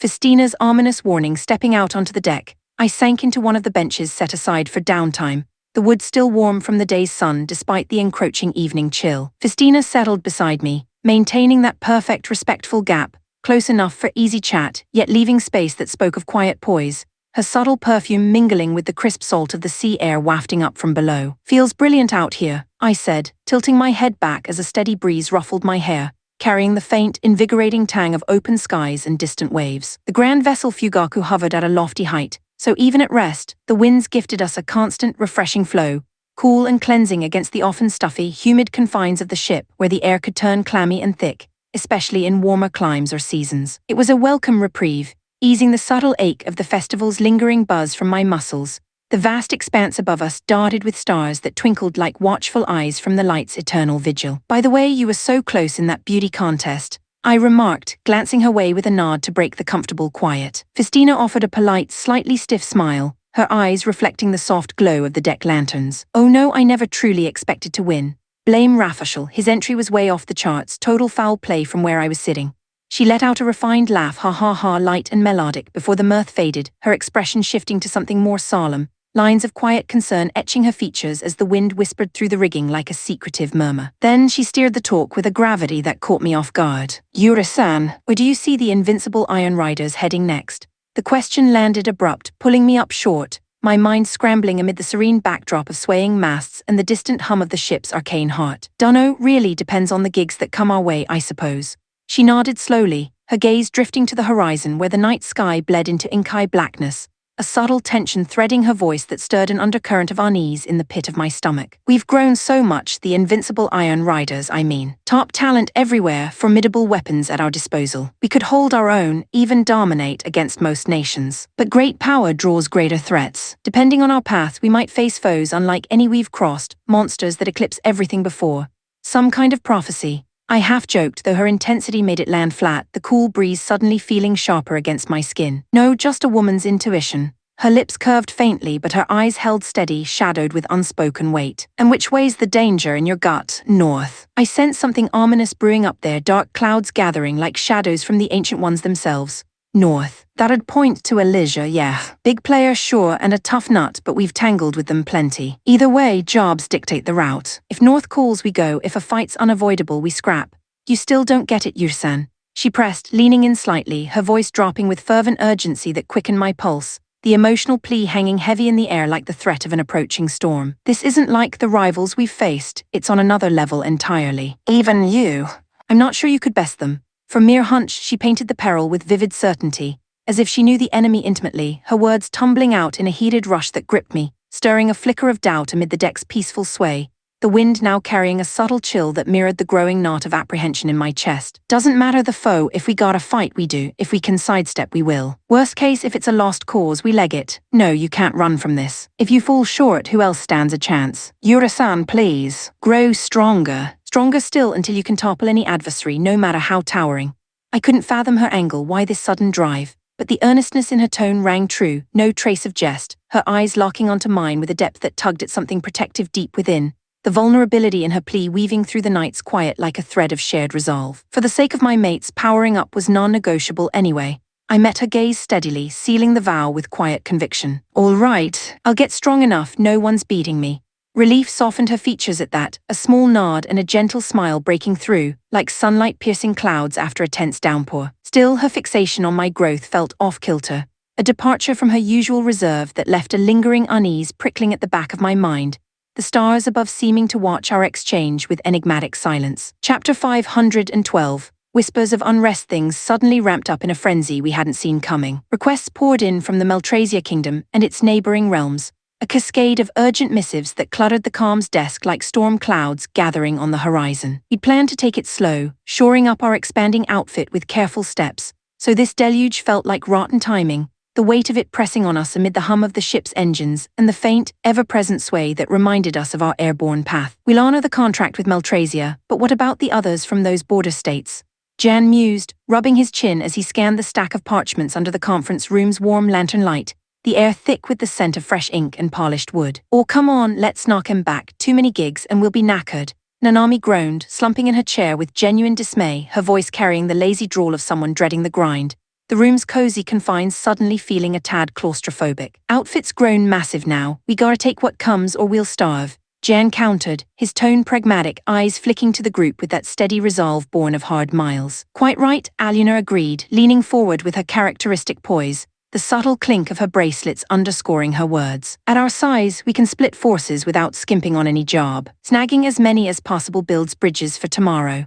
Emina nodded alongside, her expression earnest, the two of them radiating that diligent core that always drove them toward the work without flinching, their optimism a quiet spark cutting through the table's growing murmur. What about you, Yura? I paused, weighing it amid the flickering shadows that played across faces etched with varying degrees of weariness and excitement. Reckon we could handle Rafushel's prize blew the coffers, yeah. Desperate times, Jan chuckled, a rough warmth in his bark. Heh, look at you thinking of the purse growing up. Cash-wise, yeah, it's smart. But solidifying the crew matters too. Sometimes you skip the quick coin for the long game. So pass on Nah, I say grab what we can. I nearly quipped about the flip-flop, but his follow-up laid it out clean and logical, easing the knot of indecision that had twisted in my gut. Run-of-the-mill jobs. You or Keon could solo leaves the rest twiddling thumbs. Real scraps are the best drills, splitting up lets everyone level up right. More gigs, more growth. Couldn't argue that. It rang true, stirring a ripple of agreement around the table, the initial debate shifting seamlessly to logistics,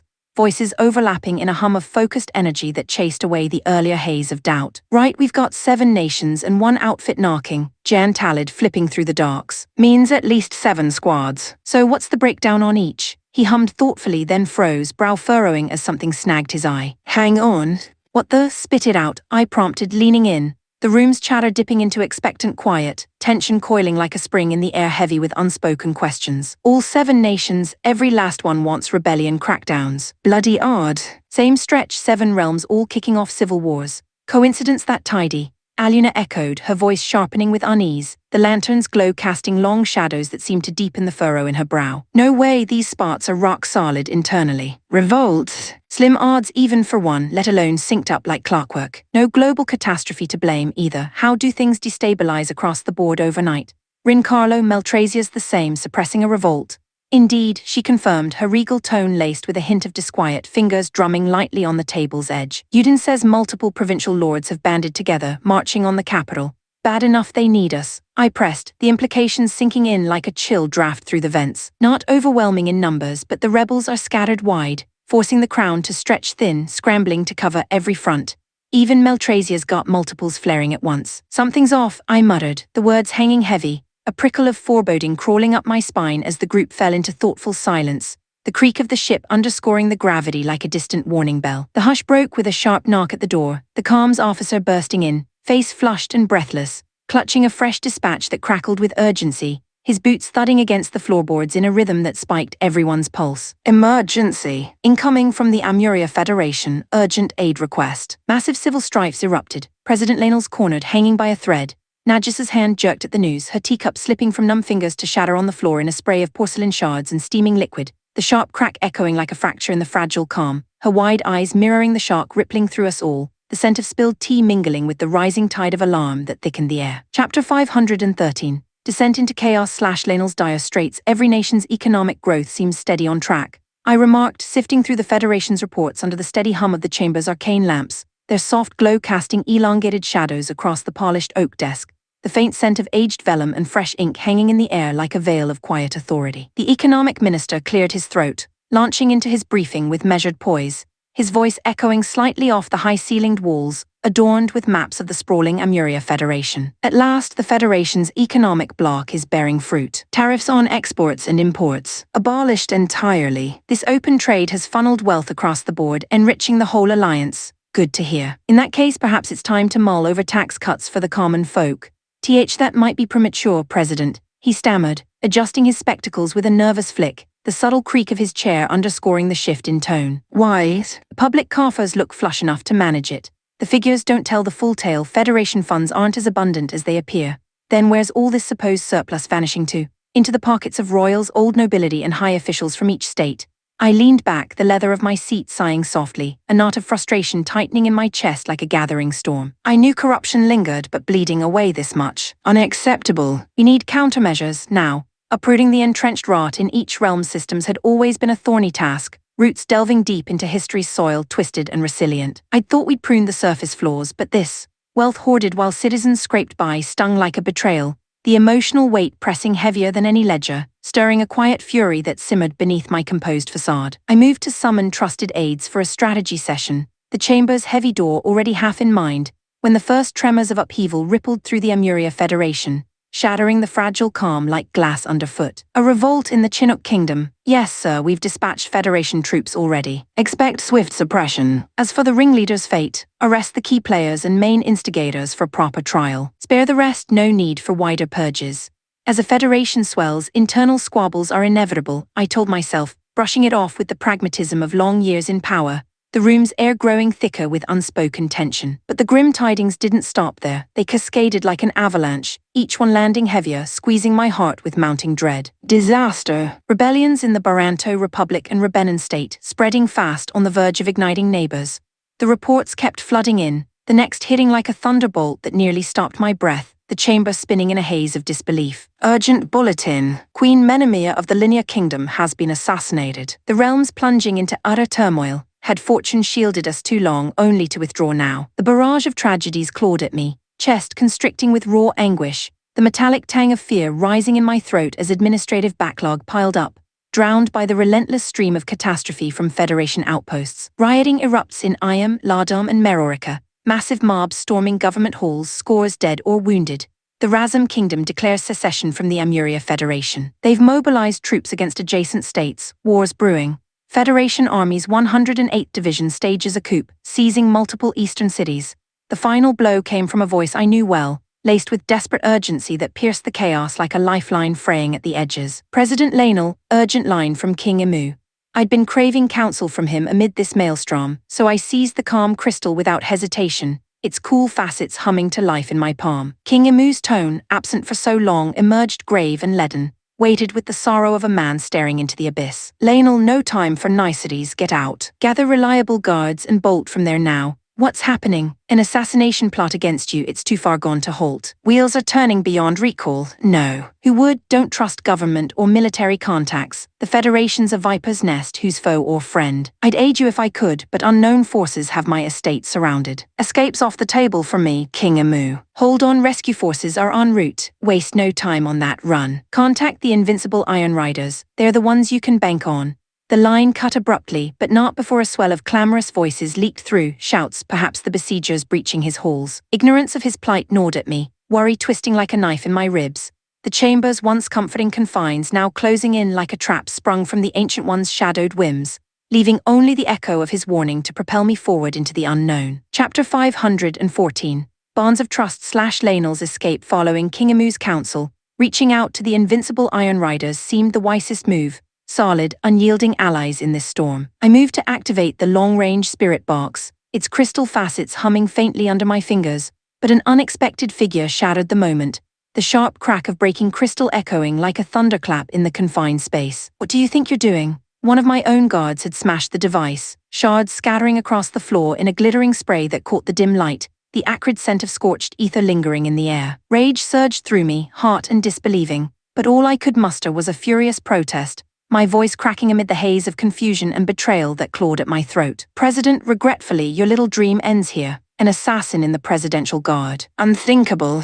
He advanced, sword gleaming with malevolent intent under the chamber's lanterns, its edge whispering promises of swift finality. I scanned desperately for backup, but the halls stood eerily empty, no other guards in sight, the silence pressing in like a suffocating shroud, amplifying the frantic beat of my heart. I bolted from the calm room, feet pounding against the cold marble floors, breath ragged in my ears. Expecting pursuit, I glanced back, none came, but the reason dawned cruelly quick. Emerging into the corridor, a line of armed guards awaited, blades drawn in a semicircle of steel that glinted coldly, their faces masked in shadows that hid any flicker of doubt or mercy. The assassin hadn't come alone, this was a web spun tight and lethal. This is it. Resignation flickered through me, cold and final like the chill seeping from the stone walls, when a shout pierced the gloom, raw with urgency. President, are you all right? About 10 soldiers burst in, their boots thundering like a lifeline from the light, forming a protective ring around me in an instant, shields larking with disciplined precision as they squared off against the assailants,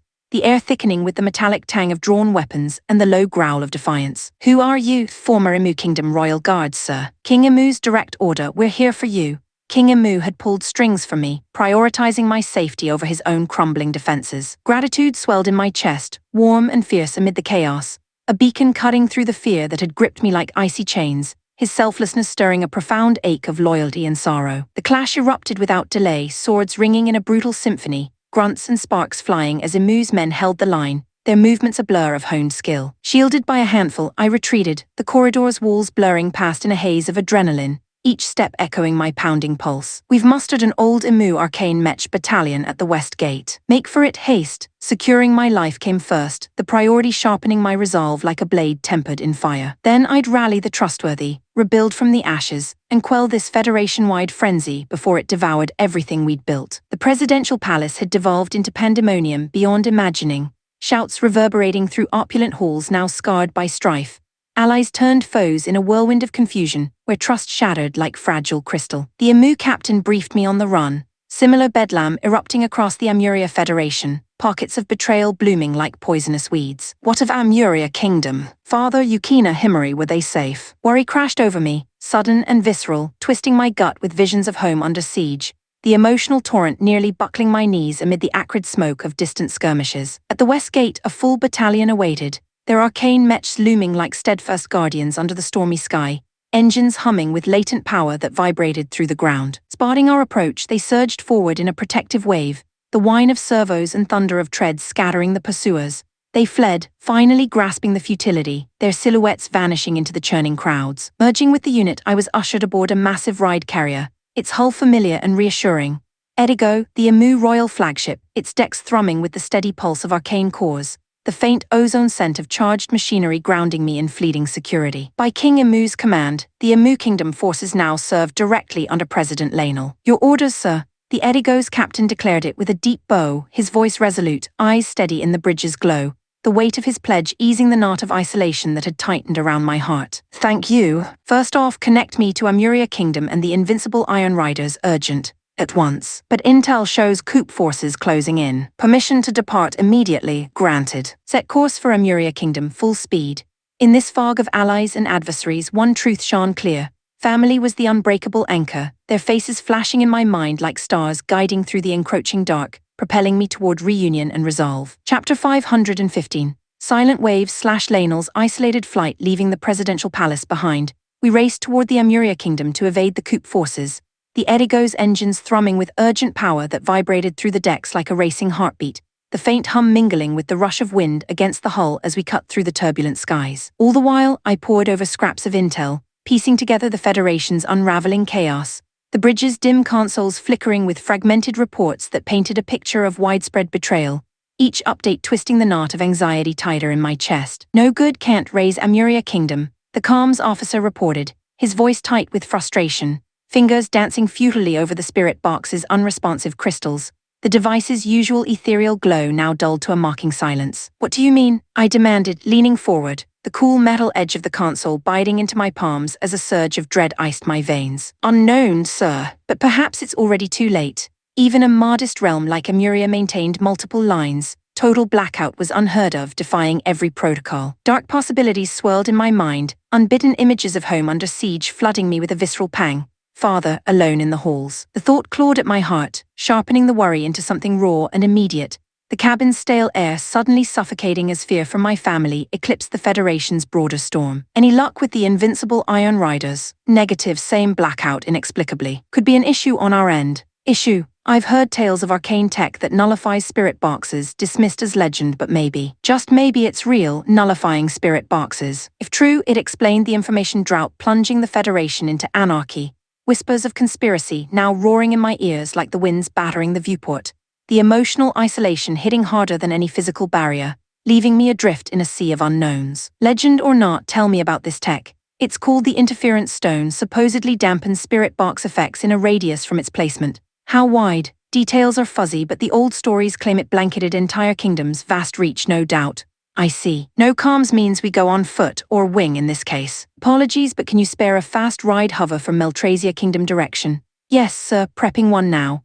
I entrusted it with a desperate message for the invincible Iron Riders, the sealed dispatch heavy in my hand like a fragile hope. Meanwhile, I'd press on to Amuria, the resolve steeling me against the gnawing helplessness. En route, I hammered at lines to other sectors, but the void persisted. Interference stone or not, silence reigned, mocking my authority. As president, this impotence in crisis chafed like ill-fitting armor, frustration bubbling hot under my skin, the steady drone of the engines a relentless reminder of miles yet to cover, each one amplifying the ache for news from home. President Coop scouts have our trail, multiple arcane mech battalions closing fast, the captain warned, his face grim in the tactical holomap's blue sheen, the alert's chime slicing through the tension like a blade. Can we shake them, Coop forces, but once Federation kin? I'd spare bloodshed if possible, the moral weight pressing on me amid the cabin's confined urgency. He shook his head, jaw set. No three sides, no gaps. Fine, first I'll hail them as president. If that fails, we breach one flank and punch through.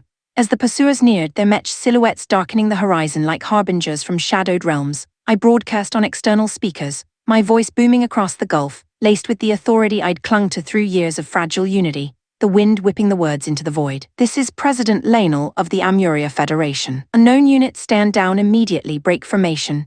Hesitation rippled through their ranks, some pilots faltering, mechs dipping in uncertainty, the subtle shift visible even from afar, a glimmer of doubt piercing the Armada's rigid advance. Many were just following orders, not zealots. Perhaps reason could sway them, the faint hope stirring a flicker of optimism amid the roar of engines and the acrid tang of exhaust on the breeze. Attacking me knowingly, that's treason against the Federation. Pull back now, no charges. I leave it to your judgment. My title still held sway, it seemed, their cohesion cracked, unease spreading like ripples on a disturbed pond. Soon over half peeled away, engines whining in retreat, their withdrawal a tentative victory that eased the crush in my chest. If only for a breath, the sky clearing fractionally as we surged onward, one fragile thread of command intact in the gathering tempest. Chapter 516. Breakaway / Lanel's harrowing flight. Most of the Coop mechs peeled off in retreat, their engines fading into distant whines, but the holdouts, stubborn shadows against the storm-lashed sky dug in, creeping closer with predatory intent, weapons priming in a low, ominous hum that set my teeth on edge. The captain barked orders to our arcane mech squadron, his voice cutting sharp through the bridge's tense murmur, the air thick with the ozone tang of charged systems, and the faint vibration of the deck under our feet. Arcane mech wing, intercept and prepare. Neutralize any aggressors. Roughly 100 enemy mechs lingered, outnumbering our 50 in a lopsided standoff that should have sown panic, but the Amu forces, battle-hardened elites even after Federation ties, radiated unshakable calm, their pilots' faces set in grim determination under the flickering tactical displays, a quiet confidence that eased the knot of dread coiling in my gut just a fraction. The skirmish ignited in a flash, hostiles swarming like a flock of iron vultures, latching onto our flanks in a tangled frenzy, blades and blasts erupting in a cacophony of screeching metal and explosive bursts that lit the clouds in staccato flares, the acrid smoke of arcane fire stinging even through the sealed hull. Our mechs met them head-on, 2-to-1, 3-to-1 odds be damned. They carved through with surgical fury, parrying and countering in a ballet of steel and sorcery that belied the disadvantage, the Amu prowess shining through as if the numbers meant nothing, each clash a testament to their unyielding spirit that stirred a flicker of hope amid the chaos. In the melee's heart, one foe zeroed in on Edigo's power core, hefting a harpoon hammer, a beast of a weapon designed to gut ride carriers, its massive head glinting with ruinous promise under the overcast sky. Even our armor couldn't shrug off a direct hit at close range. The threat loomed visceral, my breath catching as the intruder's thrusters roared closer, the hammer's weighty swing poised to shatter us. But our allies reacted swift, a wingmate diving in, long spear at the ready, the intervention a rush of relief that loosened the vise around my chest, if only for a heartbeat. The harpoon hammer, brute force against ships, floundered in dogfights, clumsy overcommitted swings that whistled through empty air, leaving the wielder exposed, the enemy's frustration almost palpable in the evasive stutter of its frame. Our spear wielder exploited it masterfully, the weapons reach a perfect foil, thrusting in high-speed jabs that hammered home repeatedly, shearing off armor plates in explosive sprays of sparks and debris that rained like fiery confetti, the impacts jolting through my seat with sympathetic force. I braced for the finisher, heart pounding in sync with the barrage, but another foe intervened, a close-quarters brute with a one-handed axe, its squat form built for brawls, turning the tide brutally. Catching our ally off guard, it overwhelmed the spear mech in a frenzy of hacks, pummeling it into wreckage with savage efficiency, the crumpling screech of metal twisting my insides, empathy surging unbidden as the pilot's final calm static crackled faintly, stress gripping me like a cold fist, the loss a sharp, personal sting in the broader storm. More harpoon hammer foes closed in, their shadows multiplying like encroaching night, and the captain, eyes narrowing at the holomap's dire cluster, snapped a counter. Full throttle ahead on Edigo, shake these pests. Remaining carriers lay covering fire and wedged between us, split him up. Edigo surged forward under his command, engines bellowing as we outpaced the clinging swarm, the G-forces pressing me back into my chair, wind howling past viewports streaked with battle grime. The two escort carriers flanked us, their barrages thundering in a curtain of arcane bolts that herded the enemies, forming a bulwark of fire and steel, the blast's thunderous echoes vibrating through my bones, a desperate symphony of escape. President Lanel were disengaging from the fray, the captain announced, his tone brooking no argument, the bridge alive with the urgent chatter of crew. Wait, what about the ones still fighting? I protested, twisting toward him, the thought of abandoning them twisting like a blade in my ribs, guilt flooding heart and immediate. We link up post-battle at the rally point, coords relayed. Your safety first, sir, but leaving comrades mid-scrap. Imu's old guard aren't fragile flowers, they'll mulch the foes and regroup, mark my words. Safe. A polite fiction, no doubt, the fight hung even, casualties anyone's guess, the emotional toll of potential losses weighing heavy on my conscience. Yet their priority, me above all, silenced my retort, a profound gratitude mingling with the ache,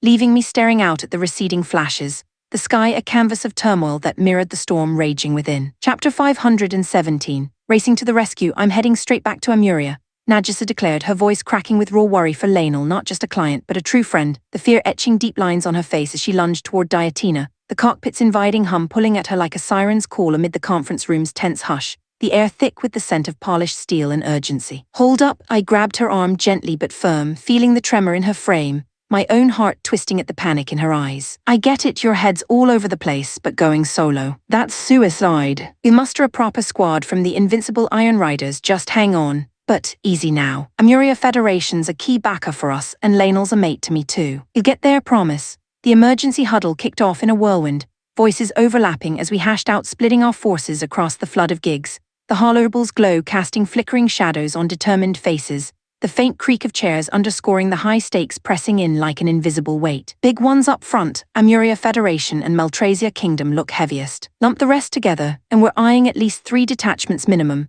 Jan outlined, tracing routes on the display with a steady finger, his gravelly tone cutting through the buzz like an anchor in choppy seas. Flag M with Fugaku, Musashi and the fresh-built Yamato, issues divvying the riders. I added, the enormity of its settling heavy, a quiet resolve building amid the room's charged atmosphere. Yamato was Rafashal's pet project, a ride carrier dreamed up from scratch in secret, launched now that our ranks had swelled. Word was, it outclassed Fugaku and Musashi in firepower, a colossal beast of arcane might that promised to turn tides, its schematics still whispering of innovative edges that stirred a spark of anticipation even in the frenzy. Split me and the Sword Saint across units, then slot Keone or Rin Carlo into the third, sound right. Makes sense, Aluna chimed in, nodding thoughtfully, her gaze steady. No clue which front's hardest, best to balance the muscle evenly. Time nipped at our heels, so the powwow flew at breakneck pace, locking in the trio of fleets with swift precision, the emotional undercurrent of duty and dread weaving through every decision like threads in a taut tapestry. For Maltrasia Kingdom, Rin Carlo took lead on Fugaku, backed by Emina, Arthur, Rorugo Juneshi and a core crew, rounding out with 3 ride carriers and 100 riders. A solid phalanx poised to quash the unrest, their camaraderie a quiet bulwark against the unknown. Amuria Federation bound us to Yamato as flagship, Jan at the helm, me, Nagisa, Nanami, Faruma, Aluna, and the like forming the nucleus. Farthest afield, we prioritized speed, swift vessels trimmed lean, riders capped at 50, the smallest outfit but honed sharp, the lean setup amplifying the knot of urgency in my chest, every soul counting double in the void of intel. The remnants fell to Emits commanding a vintage swordmaster Kada, tailored for the sprawl of lesser calls, a behemoth in scope, largest of the 3 with Oyaji, Keone, Brunhilde, Triss, Misty at its heart. 5 ride carriers ferrying 180 riders, their vast net a promise of coverage that eased the sprawl's daunting shadow just a touch. Ferry's cutting-edge comms gear linked the fleets, novel specs for seamless long-haul chatter, voices bridging distances like threads of the light itself. Flex plans baked in, mutual aid on tap, reinforcements rushing to heart zones, the setup a fragile web of trust amid the brewing storm, hope flickering in the coordinated hum. Supplies topped off in a blur, and the 3 prongs launched without pause, the decks thrumming alive underfoot as we boarded. I settled into Yamato's command cradle, the ship's nascent power pulsing like a living thing, propelling us toward Amuria Federation's heart, the viewport framing a horizon heavy with foreboding clouds. So what's the lay of the land in Amuria? I asked Jan, the question hanging amid the bridge's low thrum, a undercurrent of unease prickling my skin. Bad news, details are scarce. Comms blackout, no direct line to President Lanel. He grunted, scowling at the dead spirit box, frustration etching his features in the console's harsh light. What the spirit box is jamming, that even possible, Rafashal reckons tech out there to muck him up. The fog of unknowns gnawed deepest, uncertainty a cold draft seeping through the vents, Nagisa pacing restlessly nearby, her fidgeting a mirror to my own churning worry, hands clenched white-knuckled. Whatever hell Amuria faced, as long as Lanel and the others pulled through unscathed. That fragile wish anchored me, pushing us onward through the gathering dark. Chapter 518. The sting of trust Yamato pierced into Federation airspace, and we linked up straight away with the ride hover Lanel had dispatched to bridge us, its sleek form hovering like a lifeline amid the brooding clouds, the faint whine of its engines cutting through the tension as we docked. Comms blackout had starved us of details, so face-to-face was the only way, huddled in the cramped cabin, the air thick with the metallic tang of haste and the low hum of idling systems. I leaned in to absorb the grim rundown. Revolts everywhere, the Federation's in total shambles. Assassins after President Lanel's head, she's en route to a secure spot now. More uprisings. Matches Maltrasia and the Southwest lot, I muttered, a weary edge creeping into my voice, the repetition hitting like a dull thud in my chest, exhaustion mingling with the growing unease that prickled my skin. Jan's face hardened, his eyes narrowing as he pieced it together, the holopad's glow casting stark shadows on his furrowed brow. At this scale, no fluke. Someone's pulling strings from the shadows, guaranteed. Who'd orchestrate that kinda mess? One outfit rings a bell. You serious, Jan? Can't say why they're stirring the pot continent-wide, but if anyone's got the reach, it's them who? The Covenant Rafashal, massive network with agents burrowed in every realm scheming in the dark. Covenant Rafashal. I whipped toward Rafashal, who was buried in schematics, quills scratching away without a glance up, the rustle of parchment oddly serene amid the storm brewing around us. Oi, Rafashal, when do you spin up a secret society in your name? He shrugged without lifting his eyes, utterly absorbed, the faint scent of ink and aged paper wafting from his workspace. My name's got historical pull, you know. Places tied to my legend, even hawk Rafashal sweets. Wouldn't bat an eye if some group pinched it for theirs. Fair point, plenty of outfits borrowed from legends. It slotted in without much shock, though the coincidence left a faint itch of curiosity amid the urgency. So where's President Lainel headed for safety? Amuria Kingdom. Jan winced, the words landing like a gut punch, his expression darkening further, a subtle shift that spiked my alarm. That's trouble, why? It's her homeland packed with loyal kin, should be solid, right? Exactly, everyone knows that. Her hunters do too, and Amuria's tiny as realms go. If Covenant Rafoshals infiltrated, they could have flipped the whole place from within, then we hustle. Leonai, I'll zip ahead solo, scoop her out. Jan mulled it, nodding slowly, the tactical weight settling on him like an unseen yoke. Smart, go. Yuta, lead the advance, extract the president. Count on me. I turned for the hangar, boots echoing on the deck, but Nagisa snagged my sleeve, her grip fierce. Eyes wide with that familiar mix of plea and fire, the warmth of her hand grounding me amid the whirlwind. Yura, take me too. Like before, haul Diatina mid-flight, yeah, could, but it'd drag speed. I know you're gutted for Lainel and the crew, but trust me here, I'll bring her back safe. Promise, Yura? She searched my face, then relented, worry etching deeper lines around her eyes, the emotional tug-of-war twisting something tender in my chest. Fine.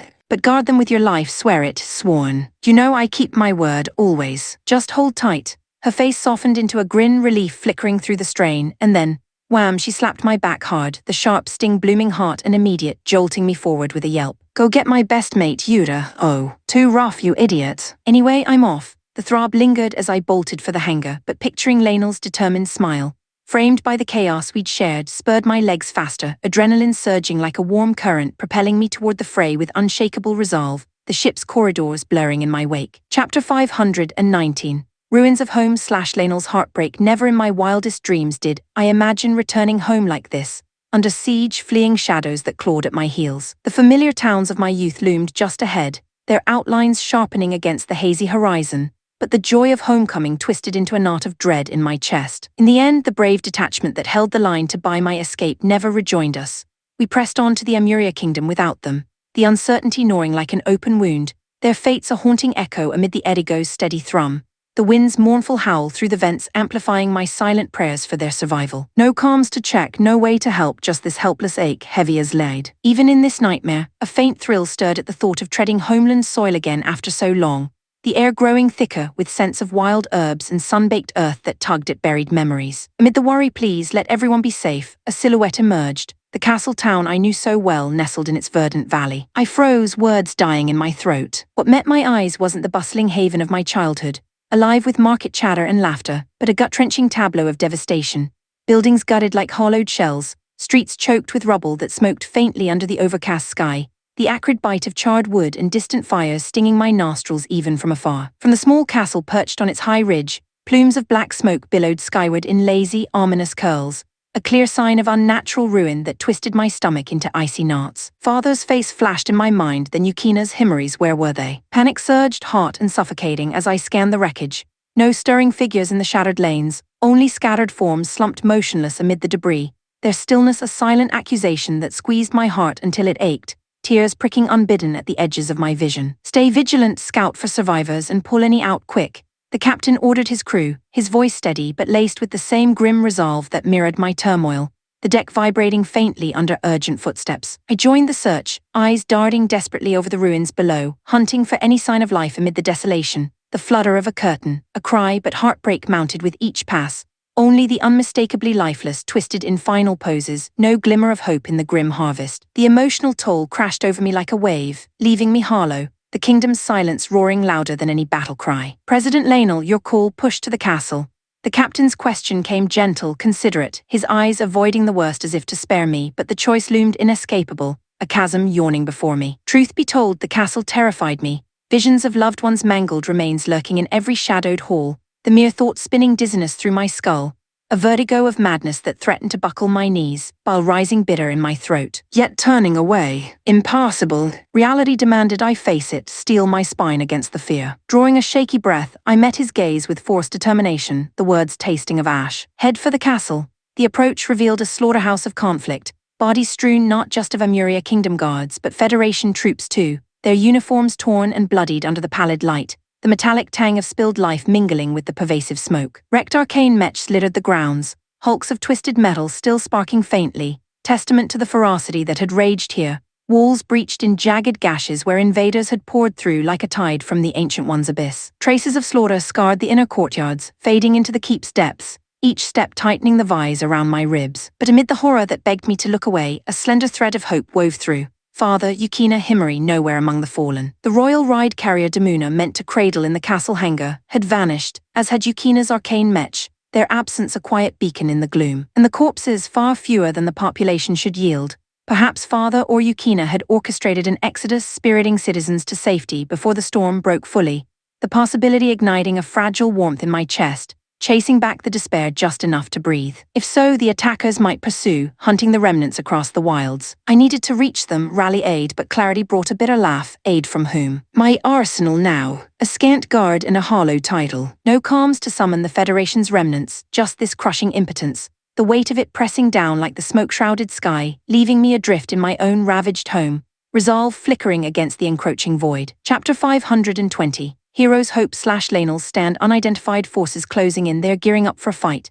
We'd barely pivoted to track the vanished folk of the Amuria kingdom, engines humming with fragile purpose amid the smoke-hazed skies, when these strangers bore down, their silhouettes hardening against the horizon like predators scenting blood. The vibe screamed hostility, no room for parley, their intent radiating cold murder across the gulf, a chill that seeped through the hull and prickled my skin, stirring the embers of fear I'd barely doused. Our strength's a tenth of theirs, no shot at winning. We bail, the scout urged, voice taut over the comms, the tactical feed painting a dire swarm that twisted my gut. Agreed, no point throwing lives away. Evac now. We swung the prow opposite, throttling to full burn, the Edigo's frame shuddering as we fled, wind howling past the viewports in a desperate rush. But fate dealt its cruelest hand yet. Ahead, another host materialized, blocking the escape like a noose tightening. Contacts forward 2. Ambush dead end. Another lookout chimed in, panic edging his report, the holomap blooming red with threats. Starboard side, mobile fleet, fast cruisers leading. Quicker than us, can't outrun M. The captain's face carved into grim lines, jaw set like stone, before he barked the inevitable, the bridge erupting in a frenzy of alerts and klaxons that pounded my temples. No choice, battle stations. Launch the arcane mechs. Flight was off the table now, the sky a cage of foes closing ranks, their engines a distant thunder that vibrated through my bones. We had 5 mechs aboard Edigo, meager sparks against their blaze. Dozens of ride carriers, easily 300 arcane mechs in the mix, a mismatch that crushed hope like brittle glass underfoot, despair pooling cold in my veins, the emotional weight of impending doom pressing heavier than the gathering storm clouds. The captain's gaze met mine, heavy with regret, his voice dropping low amid the rising din of prep. President Lanel, forgive us, we can't shield you. Small fast carrier in the aft bay. We'll hold em, you slip away, sacrifice themselves for me. The offer hung noble, a president's duty to accept for the greater good, but my heart rebelled, fierce and unyielding. The thought of their blood on my hands igniting a fire that chased the numbness. Don't give up. It's not over, not here. The holdout squad might swing back, loyal Federation troops could rally. And besides, mid-sentence, Yursan's face surfaced unbidden, strong, reassuring, the hero who'd swooped in at my darkest hour, a beacon from the light amid the gloom. I dispatched word to the invincible Iron Riders, him arriving now. No stretch. That gut intuition, a woman's whim woven with desperate faith, bloomed into certainty, warming my chest like dawn's first rays, banishing the chill of defeat with vivid promise. He'd come, sword drawn, turning the tide. Besides, the invincible Iron Riders will save us. Hold on, just by time, he'll be here, I know it. To the captain, it must have sounded mad, a grasp at phantoms, but after a beat, eyes searching mine, he nodded, resolve hardening, and pivoted to his crew with renewed steel. Shift plans. Back to the castle, hunker down. Stretch this out, wait for backup. The castle walls, battered and crumbling like weary sentinels, offered scant fortress, but anything beat open skies against that horde, a bulwark however frail to cling to hope. I nodded vigorously, the decision anchoring me, the faint spark of belief flickering brighter against the encroaching shadows, propelling us toward defiance. Chapter 521. Desperate defense/Lanel's breaking point huddled behind the castle's battered walls, crumbling sentinels scarred by fresh craters and choked with dust. We braced for the onslaught, the air thick with the acrid bite of gunpowder and the low rumble of approaching engines that vibrated through the stone like a predator's growl. The enemy swarmed up the hill in relentless waves, their arcane mechs clanking like iron locusts, silhouetted against the smoke-veiled sun, each step a thunderous promise of doom that tightened the knot of terror in my chest. Edigo boasted 6 mighty cannons, forged with invincible Iron Riders' ingenuity, each blast potent enough to vaporize a mass-produced arcane mech in one searing hit, the etheric energy humming with lethal promise. But numbers overwhelmed. They crawled from every angle, too many to stem fully, the sky alive with their droning advance that drowned out my ragged breaths. "Ignore the barrage, lark on the climbers," the captain bellowed, his voice slicing through the chaos, the bridge's consoles flickering red as targeting reticles danced across the feeds. The foe's ship barrages hammered back mercilessly, shells whistling like vengeful spirits before erupting in fiery blooms that shook the hull, the Edigo's thick plating groaning under the assault. A fortress, but no invincible bastion. He couldn't disregard them, yet the captain's call rang true. Closing mechs posed the deadlier threat, their blades glinting hungrily in the haze, far more intimate than distant thunder, the emotional strain of impending melee twisting my gut with raw fear. Our 5 mechs were scant, but Edigo carried 7 nimble ride hovers rigged as gun carriages, compact siege engines born from stalled arcane projects. Devised for mech mounts but too bulky, the Emu forces had repurposed them for hovers, arming them with etheric bolt launchers courtesy of the invincible Iron Riders. These weapons packed enough punch to shred production line foes, their azure discharges crackling with otherworldly fury. From ramparts and breaches, the gun carriages unleashed hell, a blistering 5 shots per second, bolts lancing out in stuttering arcs that lit the hillside in staccato blue flashes, the ozone tang sharp even through sealed ports. The onslaught stunned them. Enemy momentum faltered, mechs stumbling amid the barrage, debris pattering like grim rain. Those that clawed through met our 5 guardians, lances and shields weaving a deadly dance, dismantling intruders in sprays of sparks and twisted metal, a fleeting surge of hope warming my veins amid the roar, whispering we might hold. But brute numbers ground us down inexorably. A lucky enemy shell cratered one of Edigo's cannons in a deafening blast, shrapnel pinging off bulkheads, the loss a visceral punch that shifted the tide, pressure mounting like a noose tightening. A breakthrough mech gutted 1 gun carriage in a burst of flames, only for our rushing ally to skewer it on a spear thrust, the impalement a satisfying crunch over calms, but 3 more slipped the net, closing like wolves on the wounded. Alerted, our spear wielder pivoted, lance braced against the charge. A sword-armed foe lunged, blade whistling. It parried with a resonant clang, riposting in a fluid pierce that felled the attacker outright, the victory's thrill a brief spark in my pounding heart. Yet vulnerability yawned, yanking the spear free left them exposed, and the remaining pair pounced, swords hacking in a frenzy of strikes that rent the mech asunder, armor crumpling like foil amid agonized static. The pilot's final gasp twisting empathy through me like a knife, grief sharp and personal in the impersonal storm. Another cannon shattered under relentless fire, the explosion's heat blooming through vents, while the walls, our fragile shield, eroded to rubble, exposing Edigo's flanks to the merciless pounding. Cannons dwindling, breaches widening. More mechs breached the curtained gun carriages, falling 1 by 1, our air wing down to 4. Then the killing blow, a report that iced my blood. Northwest flank, enemies ascending. Dozens of mechs topping the cliff. That sheer drop, deemed secure, now betrayed us, their cunning probe exploiting the thin guard, figures cresting like dark omens. Outnumbered in the crush, resistance crumbled. I tilted my head skyward, the overcast heavens blurring through unshed tears, whispering pleas to the Almighty in the gathering twilight, the end's shadow falling heavy, unyielding. Chapter 522. Flash of hope / Lanel's deliverance. The final allied mech crumpled under the onslaught, its frame shattering in a cascade of sparks and twisted alloy that lit the crumbling ramparts like fleeting stars, leaving Edigo utterly exposed, no guardians left for the close fray. Cannons dwindled to a mere 2, their defiant roars fading against the tide.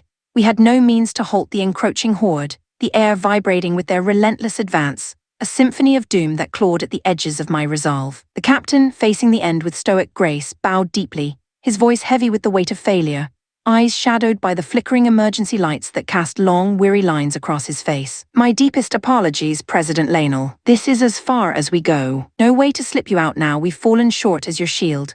Oddly, amid the chaos, the thunderous barrages shaking the hull, the acrid smoke seeping through seals to sting my eyes and throat, panic evaded me, a serene certainty blooming warm in my core like a hidden ember. I offered him a gentle smile, the words flowing steady despite the tremor in my hands. "No, we're still breathing. Worst it's been, but not the finish. Look out there, our saving grace is nearly upon us." He humored me, glancing skyward with doubtful indulgence, but fate timed it perfectly.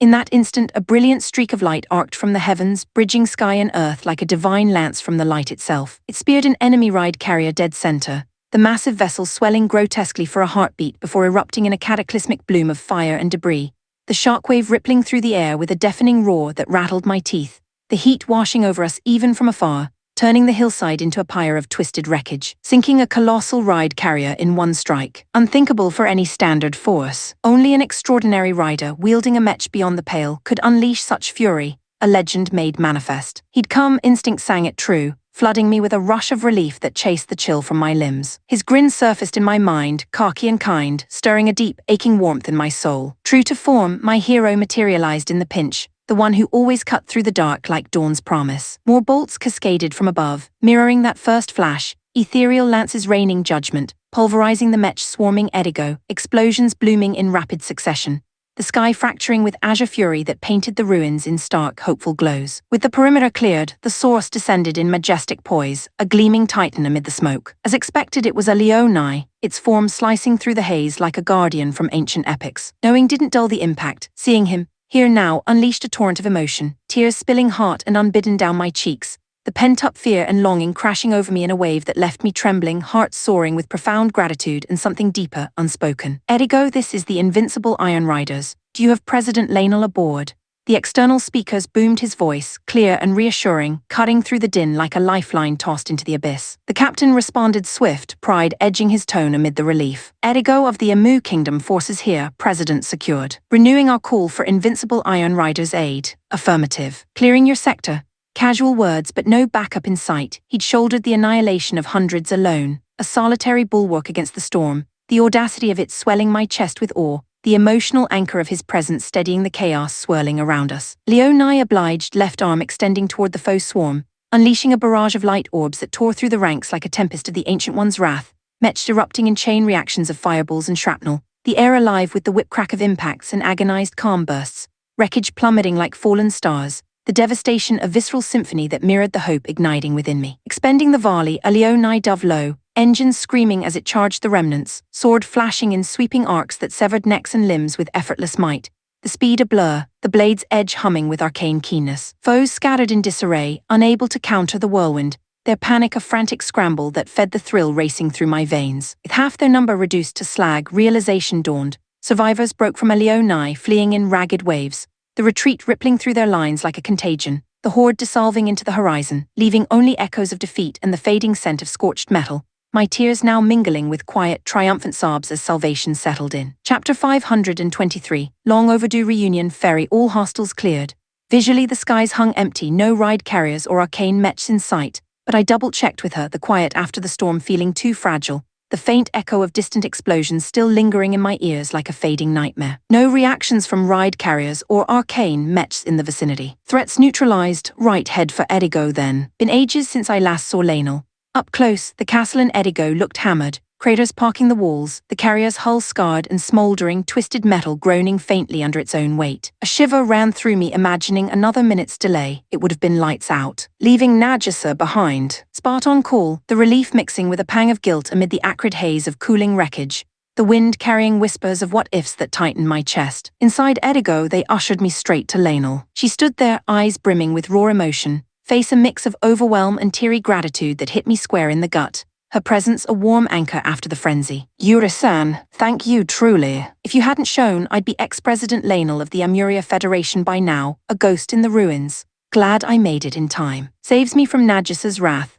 Lanel let out a soft chuckle, the sound lightening the dim corridor's heavy air, her smile chasing shadows from her features. Speaking of, where is she? Call me cocky, but I figured she'd race to my side first in a scrape like this. Tried to, but she would have slowed the sprint. Had to bench her. She took it as banter, her smile blooming into a genuine laugh, the brief spark of levity easing the tension coiled in my shoulders, a momentary bubble of normalcy amid the devastation. But the warmth shattered quick. Lanel's expression crumpled as reports filtered in, half the Edigo crew lost in the scrap, their absence a hollow ache that echoed through the hushed bridge, the metallic tang of blood and oil underscoring the tragedy. Power core damaged beyond repair too. The old girl was grounded, a beached leviathan in the rubble-strewn yard. Yursama, leave us, take the president and go, the captain urged, his voice rough with self-reproach, eyes downcast as if the weight of their battered state pressed him into the deck plating. Lanel shut that down firm, her resolve steeling like a blade tempered in fire, the emotional resolve flickering in her gaze. No, I need my trusted crew close. If we're stuck, this becomes our stronghold, we'll rally from here.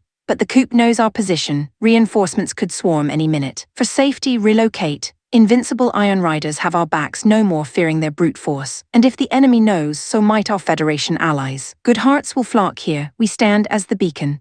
Her logic landed solid, a figurehead flitting about sows confusion for the faithful, Better a fixed point to draw the loyal like moths to the light. The captain relented with a grudging nod, then steel renewed, barked orders to salvage ride carriers and wrecked mechs, the clatter of tools and urgent chatter filling the air, though the mangled cores promised a slog, doubt lingering in the sparks of welders cutting through the gloom. After catching up with Lionel, I slipped back to Eleonai, firing up the new spec comms to ping Yamato. Relayed the extraction and our sitrep, Lionel safe holding the castle. Nagis's response crackled through, voice thick with barely held tears, relief pouring out in a rush of thanks that warmed me through the static. My childhood mate, ever the fierce friend, felt a swell of pride for her, quiet and deep, as the connection hummed steady in the cockpit's confines. Chapter 524. Jan's opening gambit. The Amuria kingdom lay shrouded in an eerie hush, like a fallen city-state consigned to forgotten ruins, the scars of battle stark and sorrowful under the pallid sky, crumbled spires casting jagged shadows, the faint, lingering scent of charred timber and earth mingling with the oppressive stillness that pressed on the chest like unspoken grief. The castle stood in tatters, its once-proud halls reduced to skeletal frames,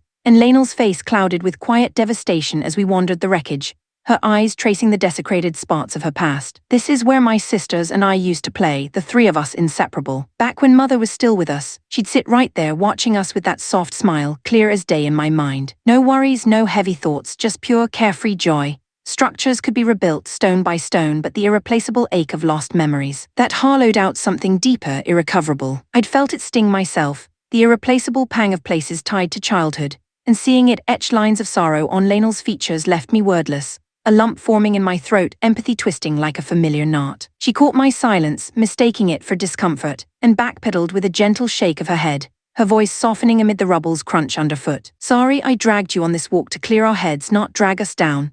No, I get it, I replied, forcing a steady tone despite the echo of her pain resonating in me. Compared to your mess, it's small potatoes, but reminds me of when the park Nagisa and I haunted as kids got torn down. That gut twist of loss, indescribable, you know. It's never small, she countered, her gaze warm with understanding, a faint breeze stirring dust motes in the ruined courtyard like fleeting ghosts. Memories weigh what they weigh for each of us. That park must have been a cornerstone for Nagisa, irreplaceable.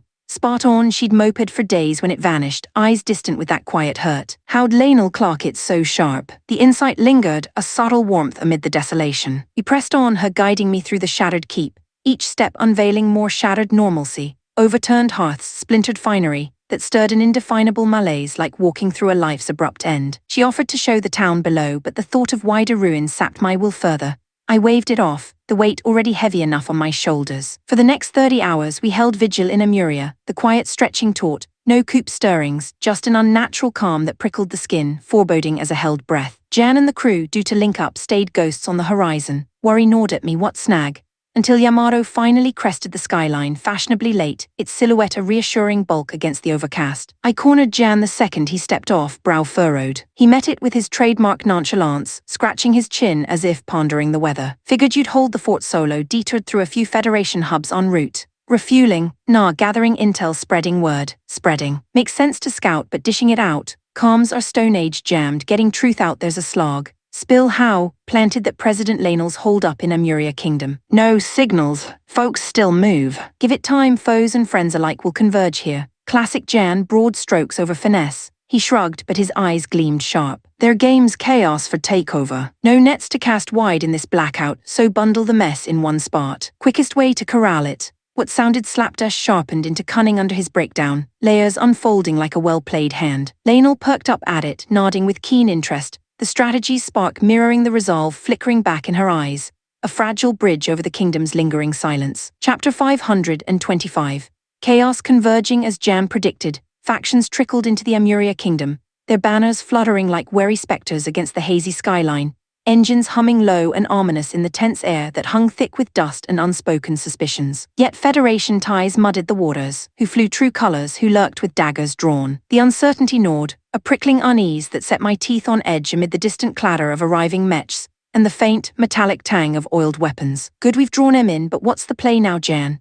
I asked, scanning the holomap's blooming icons, the blue glow casting flickering shadows on our faces in the Yamato's command nook. Start with President Lionel, hailing them, gauge reactions from there. What should I say? Lionel queried, brow furrowed in confusion, her voice laced with the quiet strain of leadership's weight, eyes reflecting the map's chaotic swirl. Something simple, loyal Amuria Federation souls muster south of the castle town. That'll do, straightforward sorts flock right away then. I nodded, but Jan snorted, his gaze sharp as a blade. Idiot, no way it's that clean. Their goal's Lionel's head, pretenders'll slink in disguised, obvious as day. So the call's pointless, it's about the tells, see. Genuine warriors for the president. Pure instinct, no schemes. They jump at the word, move sharp and sure. Fakers. They pause, plotting counters, buying seconds to scheme. Watch for the lag. Jan's insights always landed like a gut punch of clarity, peeling back the fog of doubt. Lionel absorbed it with a thoughtful nod, admiration flickering in her eyes amid the hum of tactical chatter, the emotional anchor of strategy easing the knot of vulnerability in her posture. Prep wrapped quick, external speakers amplified across the basin,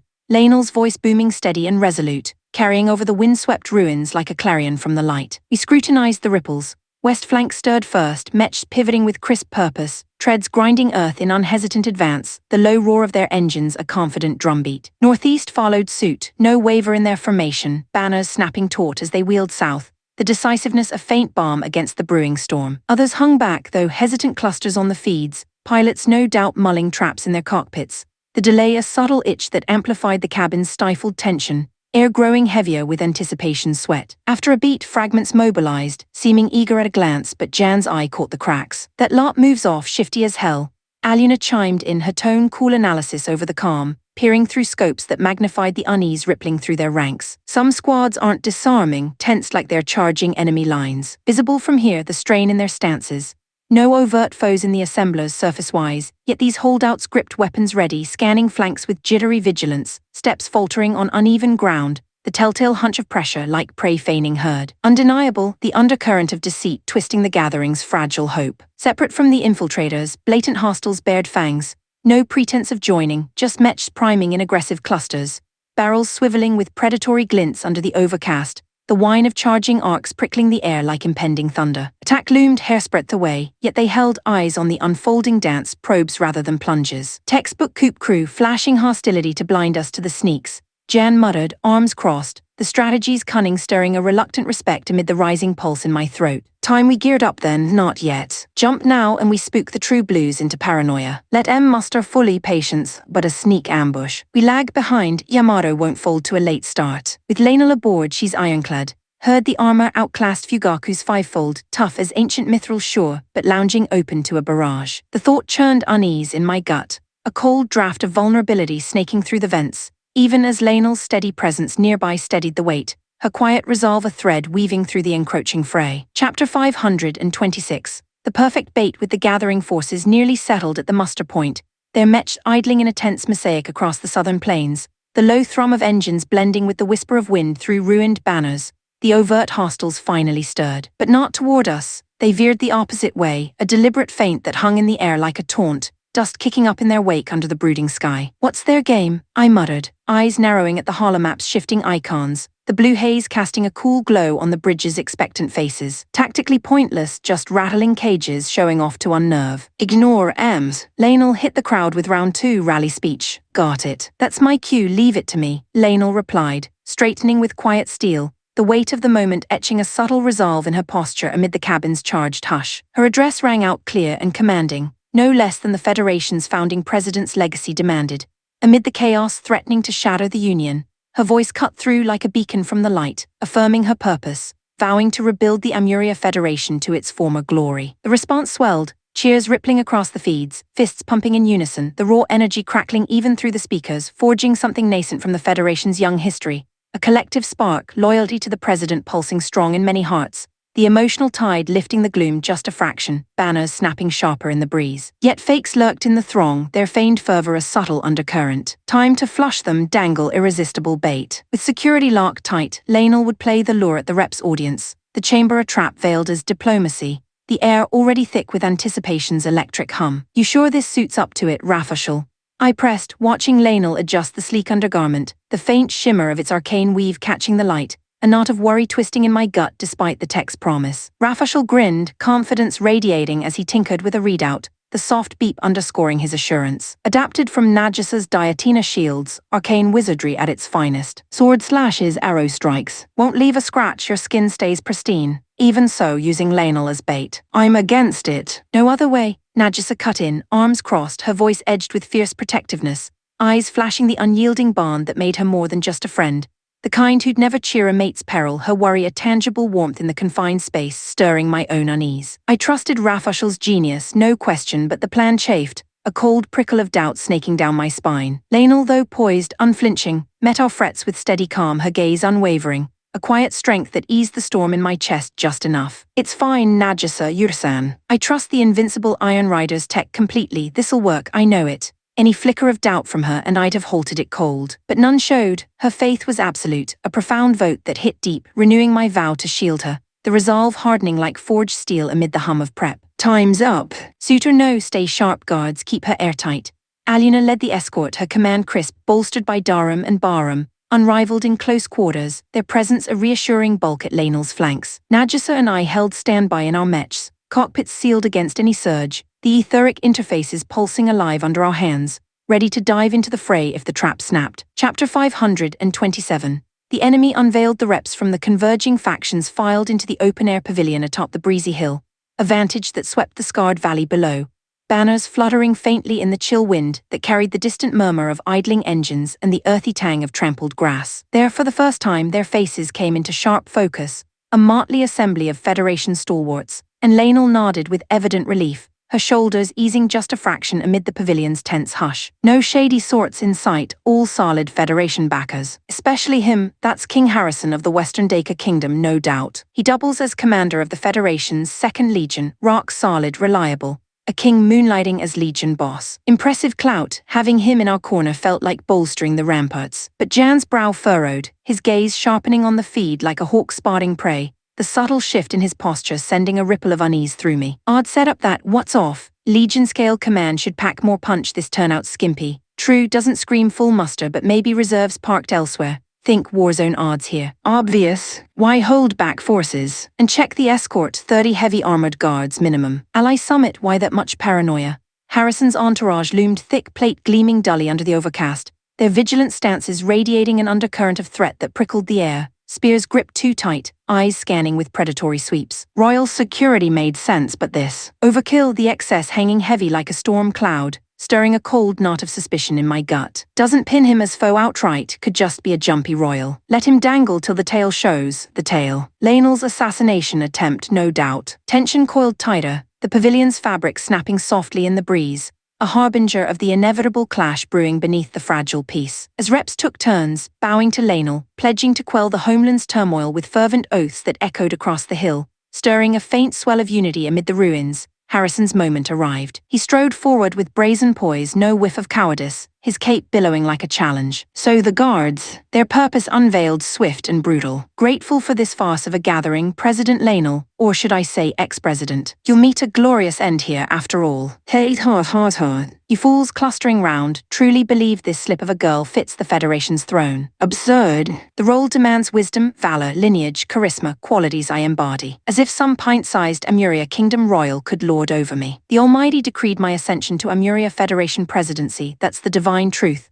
The words landed like a thunderclap, freezing the assembly in stunned silence, the air thickening with shock that buzzed in my ears, faces paling as murmurs erupted in a chaotic wave, the emotional fracture rippling through the crowd like a chill wind stripping away illusions. Lainel's voice cut steady through the uproar, her eyes locking on him with unflinching resolve, the weight of betrayal etching quiet fury in her features. You're the coup's mastermind, Coop. Foolish child, you twist justice's hammer into base rebellion. Our cause is the Almighty's will. Acts of the divine. Your blindness to that brands you incompetent. His ravings spiraled into nonsense, a villain's soliloquy born of unchecked arrogance, spilling secrets in the haze of superiority. Not the classic blabfest, but close. Jan clocked it too, waving off Aluna and the guards with a subtle hand, letting the tirade unfold, the pavilion's tension coiling like a spring, every word a thread pulling the mask fully askew amid the gathering storm. Chapter 528. The traitors spilled. Jan signaled Aluna and the guards to lock down the pavilion's perimeter, securing the rep's safety amid the rising murmur of confusion,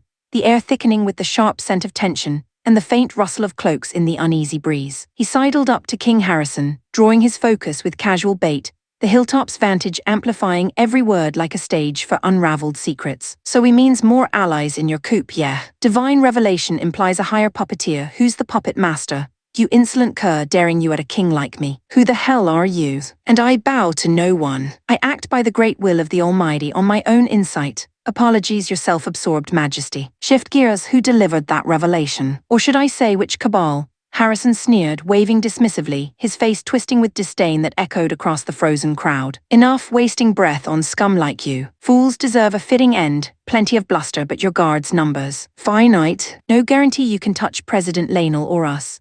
Jan probed deeper, hungry for intel, stalling as Harrison's eyes flashed murder, the standoff humming with restrained violence, the emotional undercurrent of betrayal coiling tight in my chest like a spring ready to snap. Fool, think these are rank-and-file grunts. Transcendent warriors, bodies honed to extremes, one worth 100. Savor the full might. With a barked command, Harrison unleashed his men. They surged toward Lainel in a frenzy, movements unnaturally feral, heads thrashing wildly as they closed with blistering speed, the ground trembling under their charge, guttural snarls cutting the air like beasts unchained, the pavilion erupting in a whirlwind of dust and dread. Not your average thugs, eh? Double ghosts your spotlight, Aluna called, her voice steady steel. Dharam lumbered forward, dual massive hammers gripped effortless in his meaty fists, while Bahram flanked him, left hand cradling a two-handed greatsword, one-armed, right wielding a hefty club, their steps deliberate amid the chaos, a wall of unyielding bulk before Lainel, the air humming with their quiet menace. We're just mechanics, mind. Dharam grumbled, hefting his weapons with a shrug, the weight barely registering. I light workout before lunch, Bahram rumbled back, the pairs bent a stark contrast to the howling assault,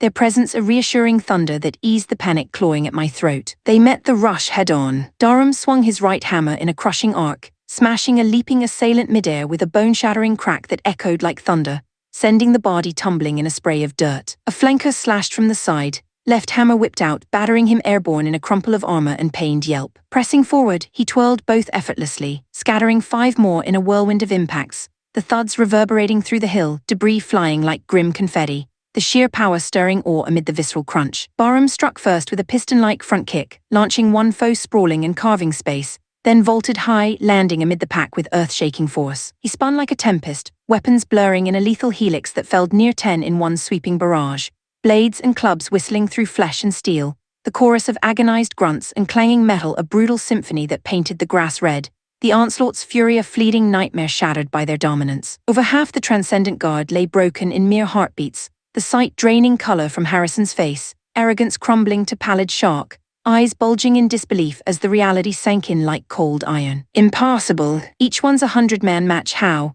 But truth mocked him, not even 1 for 1, his elite horde pulverized by mere mechanics, the last foe crumpling with a final wet thud. Harrison deflated, the once haughty king slumping to his knees in the dirt, the pavilion's hush breaking into a swell of vindicated murmurs, the emotional release washing over me like a tide, relief mingling with the coppery tang of blood on the wind. Chapter 529. The main battery. King Harrison now served as our intel well, his bluster evaporated, leaving a wilted shell of a man, huddled and quivering in the pavilion's dust-choked shade, the faint tremor in his frame betraying a raw undercurrent of dread that hung heavy in the air, mingling with the coppery aftertaste of the recent brawl. Right, King Harrison, spill your next moves, Jan pressed, his tone a low growl that sliced through the tense hush, eyes locked like iron clamps. I was just following orders from the comrades. Don't know much, he stammered, voice cracking, sweat beading on his brow under the overcast glare. Fine, that lot prepping to pounce the overt hostiles. Who's calling their shots? A fellow conspirator. He nodded toward the faction that had fainted away from the start, their eerie maneuvers a lingering shadow on the horizon,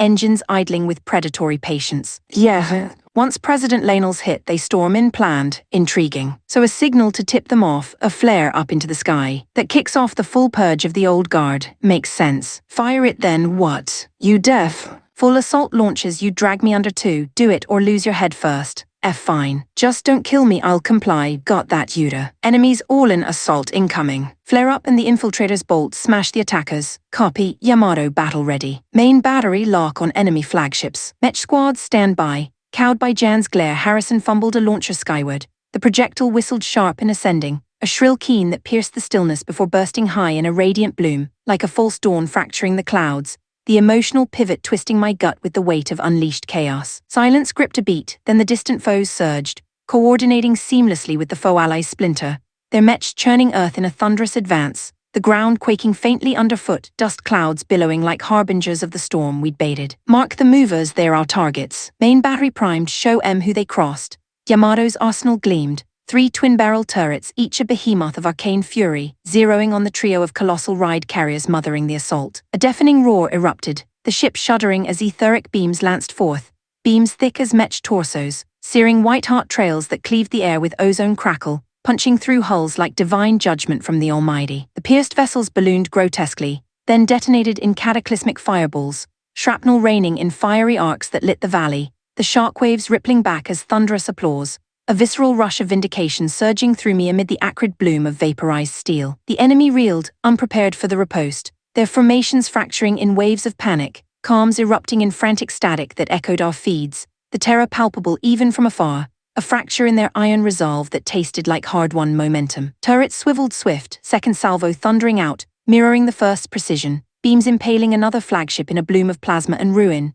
The carrier's demise a spectacular pyre that cast flickering shadows across the hill, the emotional high of dominance chasing the earlier dread like sunlight-piercing gloom. Yamato's devastating barrage sowed disarray, their cohesion crumbling visibly, mechs milling in bewildered clusters, the opening a gift we seized. I throttled forward with the mech wing, engines howling as we plunged into the fray, blades and lances hungry for the rout. Chapter 530. The surrender. The coup forces outnumbered us on paper, but Yamato's main battery had shattered their nerve, reducing them to a rabble of scattered shadows fleeing across the scarred valley, the acrid smoke of fresh wrecks curling skyward like defeated banners, the distant clatter of retreating treads a fading echo of broken morale. Loyalists rallied to the fray, mech surging forward in a tide of righteous fury, and the tide turned brutally one-sided, the air alive with the whine of etheric discharges and the visceral crunch of collisions that painted the earth in fleeting bursts of light and ruin. The invincible Iron Rider's arcane mech squad danced leagues above, Nanami and Nagisa weaving terror alone.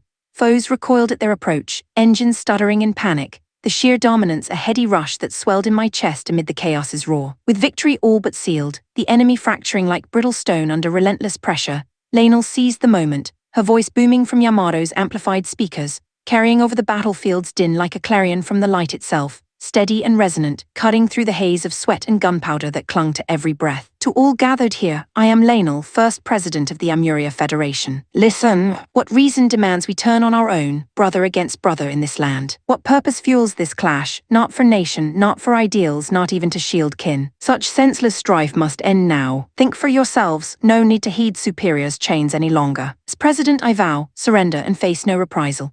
Her plea pierced the Frey's heart, a dam breaking over the faltering coop ranks, white flags unfurling in ragged waves, pilots bailing from cockpits with hands raised, the emotional cascade of relief and regret rippling through their lines like a cleansing gale, spreading inexorably until the entire force yielded, the valley falling into a stunned hush broken only by the settling dust and weary sighs. Looks wrapped for now, Jan murmured, eyeing the cleanup from the bridge. Surrenders processed amid the smoldering hulks, the faint tang of ozone lingering as crews tended wounds and secured arms. For now, what's that mean, these lot? Barely a sliver of the coop's rot. We've stemmed the bleed here, but the Federation's still a powder keg, chaos raging unchecked.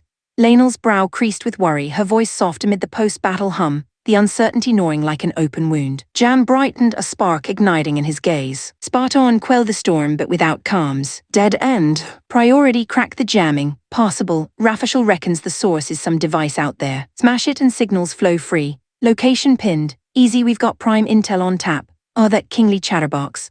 Harrison likely held scraps, and cowed as he was by Jan's edge, he'd spill without a fight, the prospect a grim satisfaction amid the emotional ebb of triumph turning to resolve. His confessions mapped it. The Jammer squatted in the Federation's heartland, the holy realm of Tamira, guarded by Coop legions aware of its crux. We've swelled to about 1,000 arcane mechs folding in the Yielders, but intel says defenders double that, 2,000 strong. Double. We can swing it, I ventured, buoyed by the route's momentum, the memory of our unchallenged sweep still thrumming in my veins. Jan shot me a sharp look, patience thinning. Missed Lainel's speech. Coop or not, their Federation blood minimized the slaughter. Fair so the angle, goals the Jammer's end, not all-out war. No need for meat grinder, got it, slip in small, wreck it, ghost out, precisely. Shame Emina's Artemis isn't here for stealth, it'd be silk. Rougher it is, you and Nagisa punch through brute force. Spartan cool stealth wasn't our forte, but the jab grated like he'd peeled back my skin, leaving me bristling amid the cockpit's hum, the plan's weight settling heavy yet invigorating, a fresh surge of purpose chasing the battle's weary haze. Chapter 531. Journey to Tamira. En route to the holy realm of Tamira, Lainel had worn a somber veil, her thoughts tangled in the uncertainty of her family's fate and the crushing mantle of presidential duty, the quiet weight of it etching faint lines of worry across her face amid the steady hum of Yamato's engines and the soft sway of the cabin that mirrored her inner turmoil. But chats with Nagisa gradually thawed the frost, laughter bubbling up, her smile returning like sunlight piercing clouds, The easy camaraderie, a gentle balm that lightened the air with shared warmth and unspoken support. Best not to intrude on their flow, I'd let the moment breathe. That aside, with the high-stakes ARP looming on arrival, I figured a quick refuel wouldn't hurt, stomach rumbling amid the faint metallic tang of the ship's vents. Mulling options, Nanami appeared, arms laden with a steaming heap of potato dishes, the earthy aroma wafting invitingly,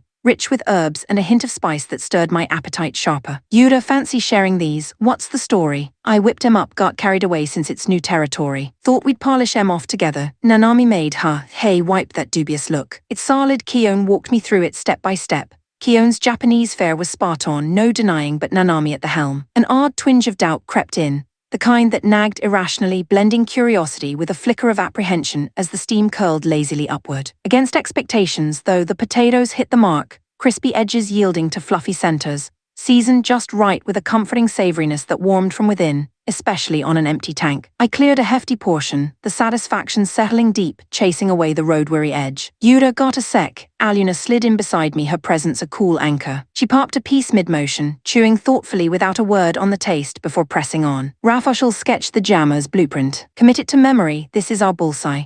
The handed sheet depicted a spiky contraption, all jagged protrusions and arcane coils, its thorny silhouette unmistakable even in rough lines, the image stirring a focused intensity amid the casual munch. How big we talking? Massive from the specs. Won't miss it then. But my offhand ease didn't slip past Jan. Wherever he'd been lurking, he pounced, voice laced with that familiar edge. Don't bank on it. Dummies could throw curveballs. Jumping to conclusions, classic Yuda flaw, think deeper. He grumbled the lecture while snagging a potato, face impassive at first. Then a second followed, the subtle nod betraying quiet approval amid his gruff wisdom. The exchange a thread of camaraderie weaving through the prep's undercurrent. Dummies, yeah, fair point. Wait, Nanami, you all right? Seem off, why's everyone scarfing potatoes without a peep? I poured my heart into these. Craving praise, the pout deepening her cheeks, a mix of hurt and hope flickering in her eyes that tugged at me, the emotional bid for affirmation as endearing as it was overlooked. Sorry, proper tasty really. Ditch the proper, just tasty does it.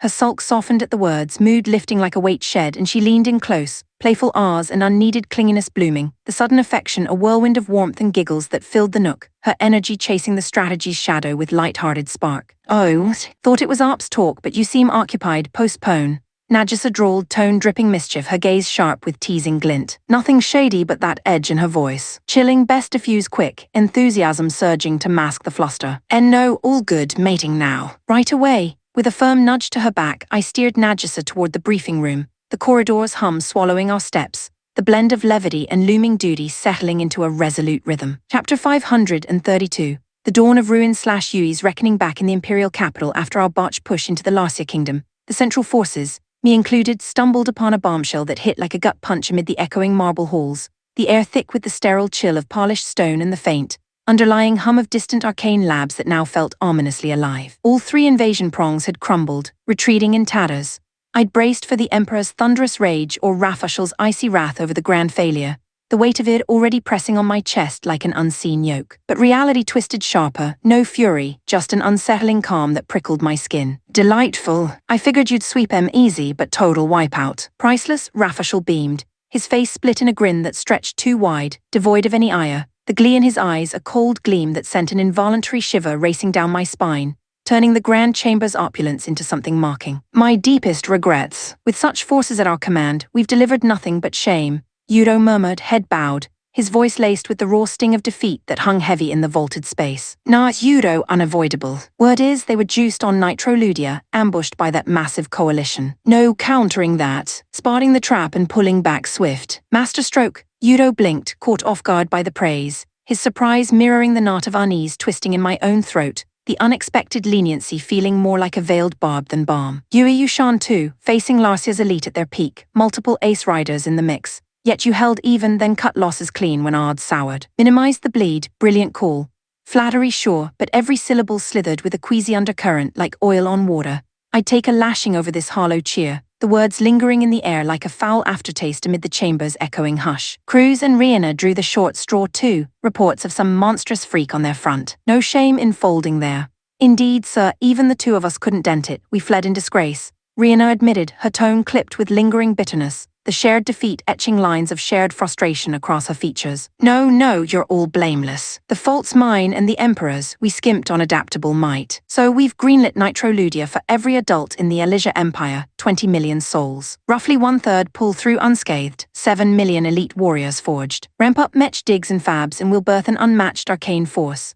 His words blurred for a heartbeat, the sheer madness sinking in slow like ice cracking underfoot, the audacity stealing my breath, horror blooming cold and sharp in my chest, rendering me speechless as the chamber seemed to tilt, the ornate tapestries blurring in my vision. Wait, the failing 2/3. What's their fate in this plan? I finally choked out, voice trembling with the rising tide of dread, the ethical chasm yawning wide. Failed stock. Irrelevant. Sacrifices stack as they may, only outcomes count. Henceforth, the Elysia Empire declares its ironclad strong soldier doctrine.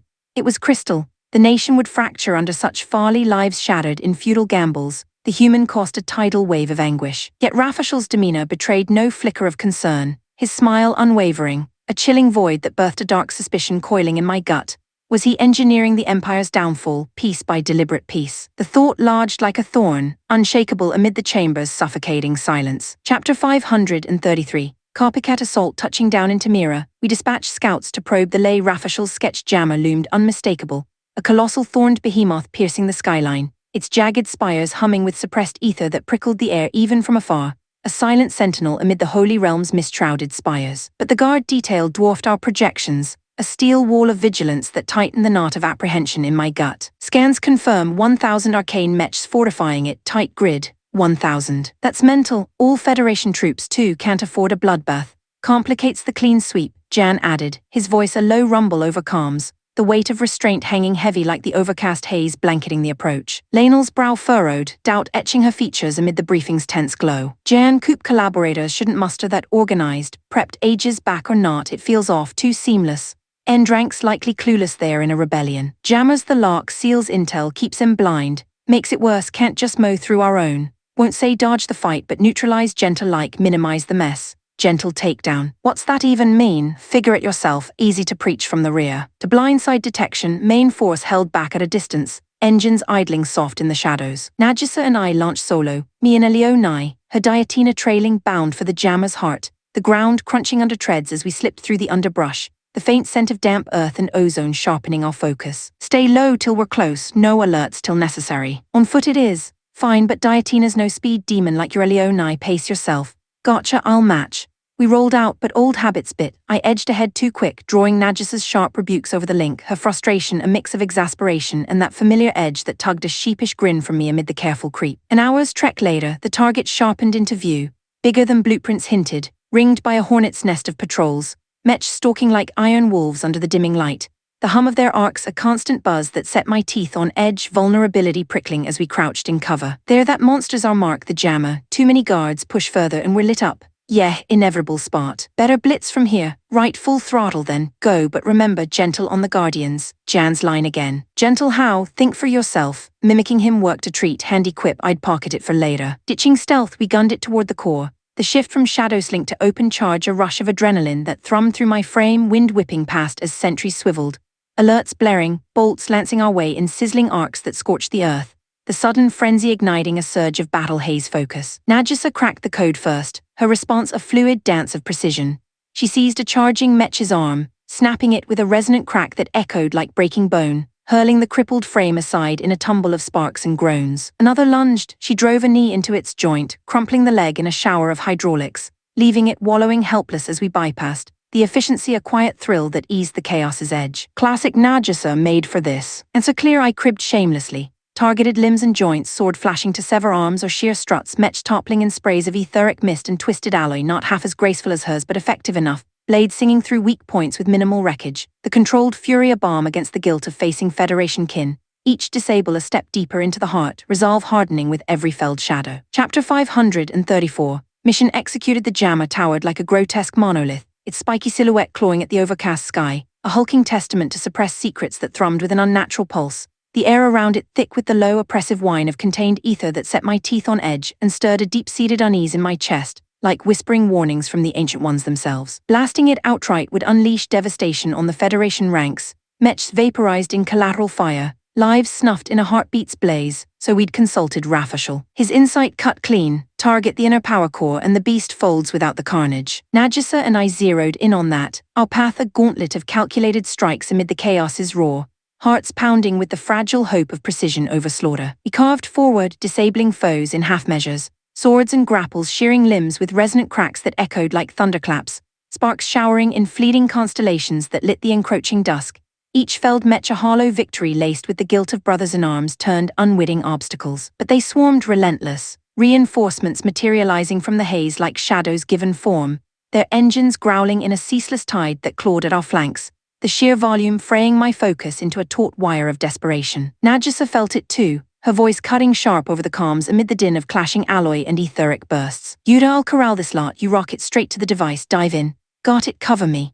With a surge of thrusters, Alionai shrugged off the clinging horde, blades whirling in a final sweeping arc that sent pursuers staggering in sprays of hydraulic fluid and agonized groans, the cockpit vibrating with the raw power of ascent as I broke free, the wind howling past the canopy like a liberating gale. Adrenaline flooding my veins in a heart rush that chased the mounting fatigue. Arrows and bolts streaked upward in futile bids to clip my wings, but at full tilt, the enigmatic aura bloomed, a shimmering veil of arcane force unfurling like an invisible shield, deflecting the barrage with sharp pings and flares that lit the underbelly of clouds, the mechanism a mystery even to me, yet its reliability a quiet anchor amid the vertigo of climb, the emotional swell of trust in the unknown machinery mirroring the deeper faith in our gambit. Diatina's pull drew the bulk away, buying me a clean vector.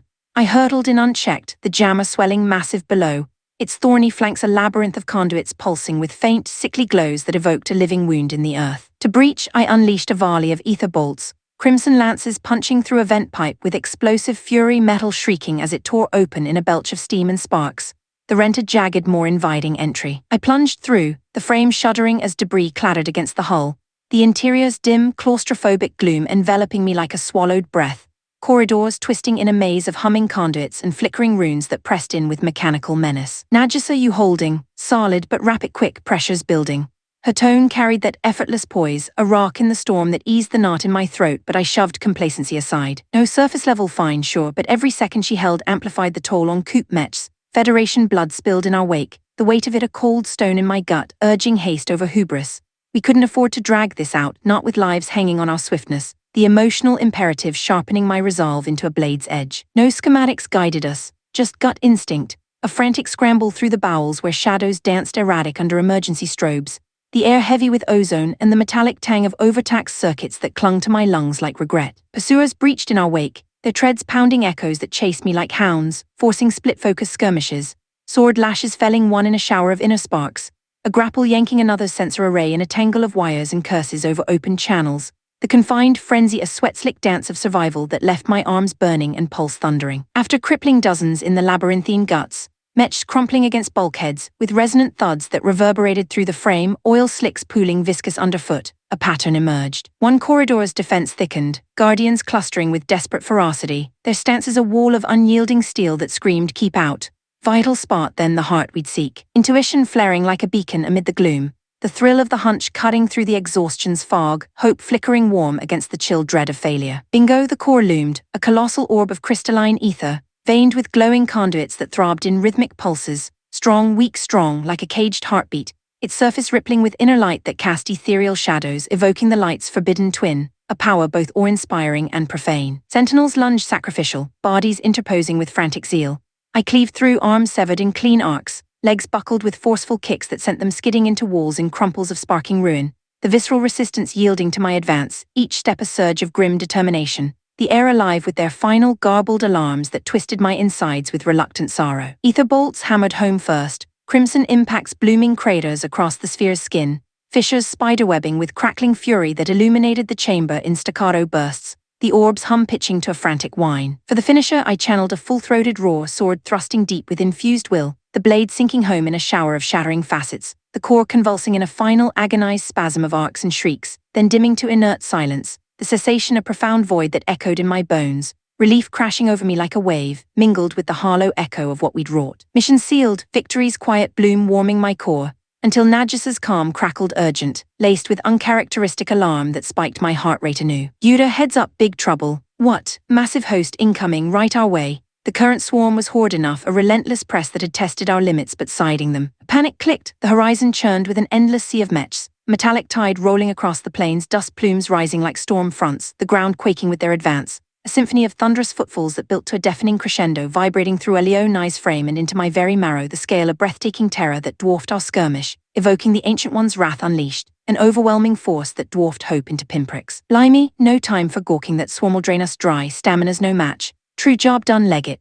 Withdrawal snapped instinctive, we bolted, the colossal wave at our backs a pursuing storm of growls and flashes, the retreat a desperate sprint laced with the raw thrill of survival, wind tearing past as we fled the jaws of the abyss. The jammer's fading hum a solitary note of triumph in the encroaching roar. Chapter 535. The horde revealed we'd barely clawed our way back to the flagship. Leoni and Diatina limping through the haze of settling dust and acrid ether residue, cockpits reeking of sweat-soaked exertion and the faint metallic bite of overclocked systems.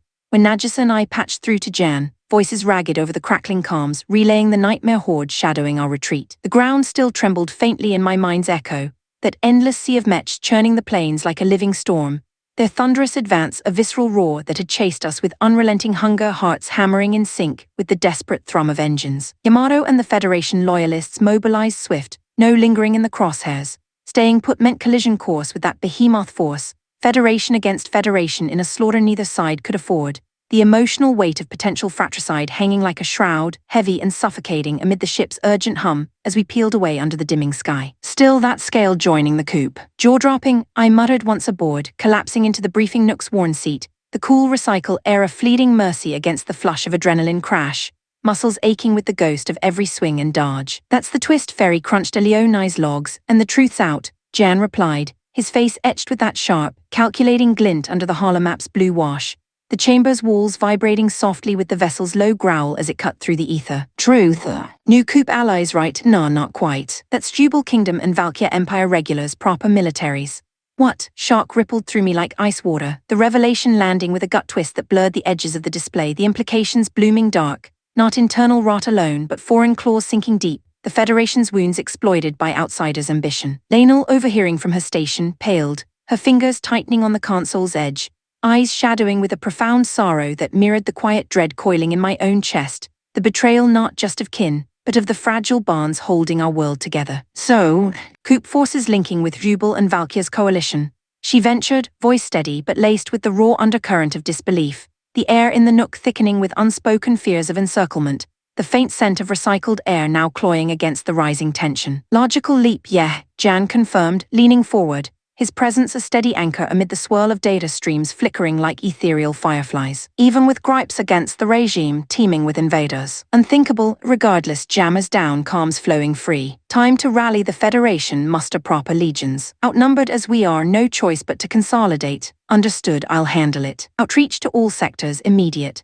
We left the Federation's revival to Lainel, her resolve a quiet flame that steadied the room's charged hush. But for the invincible Iron Riders, choices loomed stark, the weight of autonomy pressing like an invisible yoke amid the ship's subtle sway. Jan, next play. Call in the old man Rin Carlo, tempting but they're knee-deep in their own hell from the chatter. Struggling, not struggling, swamped. Tasks piling like a siege, no end in sight.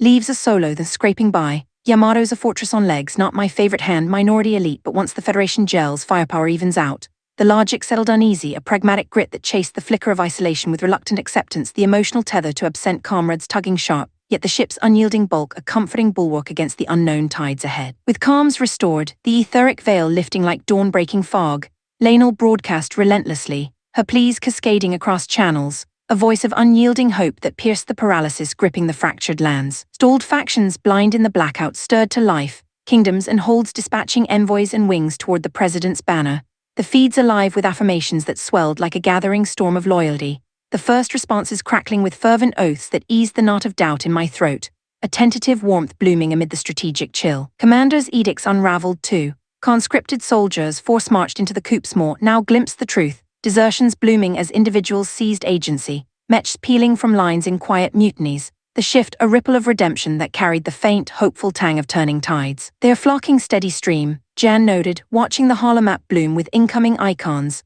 the blue glow casting dynamic shadows across his features, the chamber humming with activity's pulse. Platoons trickling in piecemeal, reshaping units on the fly to fit the now, Aluna added, her coordination a seamless thread weaving the influx. Among the converging Federation might rolled familiar silhouettes, aces eyed drilled, faces etched in memory from grueling sims and shared bunks, now materializing as a full division under General Reginant's banner, their arrival a jolt of visceral relief that hit like sunlight after endless night. The twins Malmum and Milumum, Federation's guiding lights with their piloting prowess, flanked the hulking Pehu, while Sadoru, that transferred senior from the old world, Japanese like a distant echo, marched at the fore, his presence a bridge to forgotten normalcy amid the arcane fray. Long-time instructor Yura, Malmum Milumum ages. Holding up, always sir, we thrive. Their grins, unchanged and bright as fresh ether blooms, washed over me like a balm, the easy camaraderie chasing shadows of doubt that had crept in unbidden, whispers of familiar faces twisted into the coup's ranks, a paranoia born of the chaos's fog. Seeing them heed Lainel's call, racing to her side with unswerving faith, stirred a profound gladness, warm and anchoring, the emotional reunion a quiet victory in itself,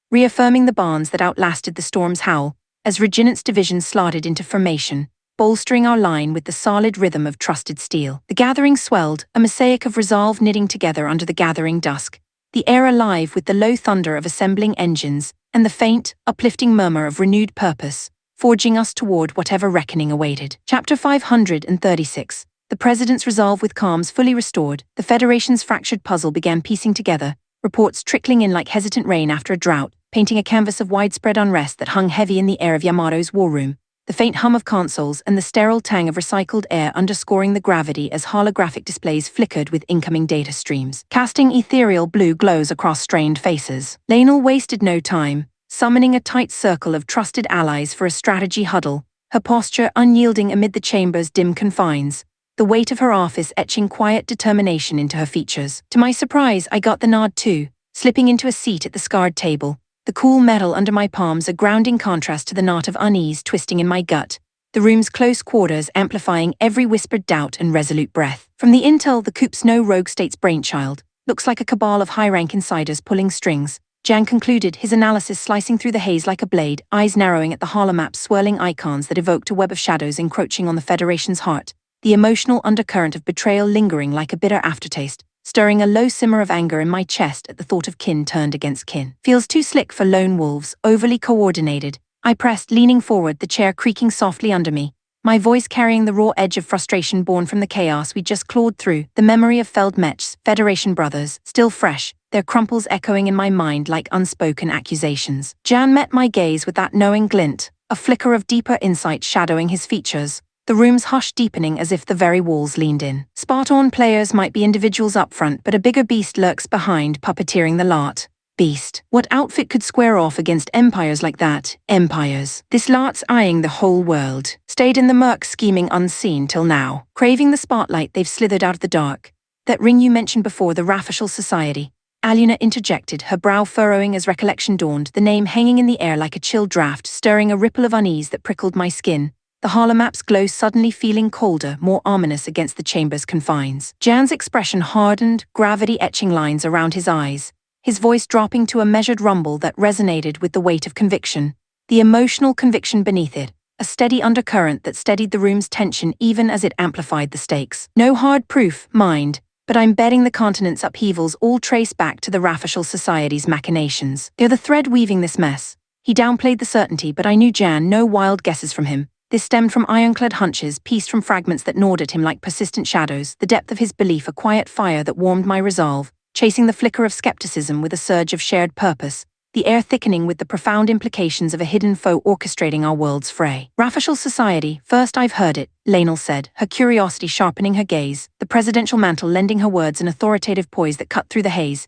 yet beneath lurked the raw vulnerability of a leader grappling with unseen threats, her fingers tracing the table's edge as if anchoring herself against the rising tide of uncertainty, the chamber's subtle vibrations from the ship's core mirroring the pulse of her unspoken fears. It wears another mask, one you'll recognize, Jan replied, leaning in, the holomap's light playing across his face like fleeting runes. The Raffishal Society's public face, the sprawling Radal Company, tentacles in every corner of the continent. Wait, Radal Company. For real? Lainel recoiled, shock widening her eyes, the name evoking a behemoth of commerce that dominated trade routes and markets, its influence a subtle underweave in daily lives, the clink of coins in bustling ports, the hum of factories churning arcane goods, now twisted into something sinister. The revelation hitting like a gut punch that stole her breath, color draining from her cheeks as betrayal's sting bloomed sharp and personal, the emotional fracture rippling through her like a crack in fragile ice. Radal stands for capitalist drive, profit above all, Would they sabotage economies with a coup? Destroy the very systems they thrive on? No smoking gun, yet the darts connect nowhere else. Facts align too neatly, it's them. If you say so, Jan, your word carries weight, I'll trust it, Lainel murmured, her voice steadying as resolve crystallized, the flicker of doubt yielding to a steely gleam in her eyes, the chamber's air seeming to lighten just a fraction with her growing conviction.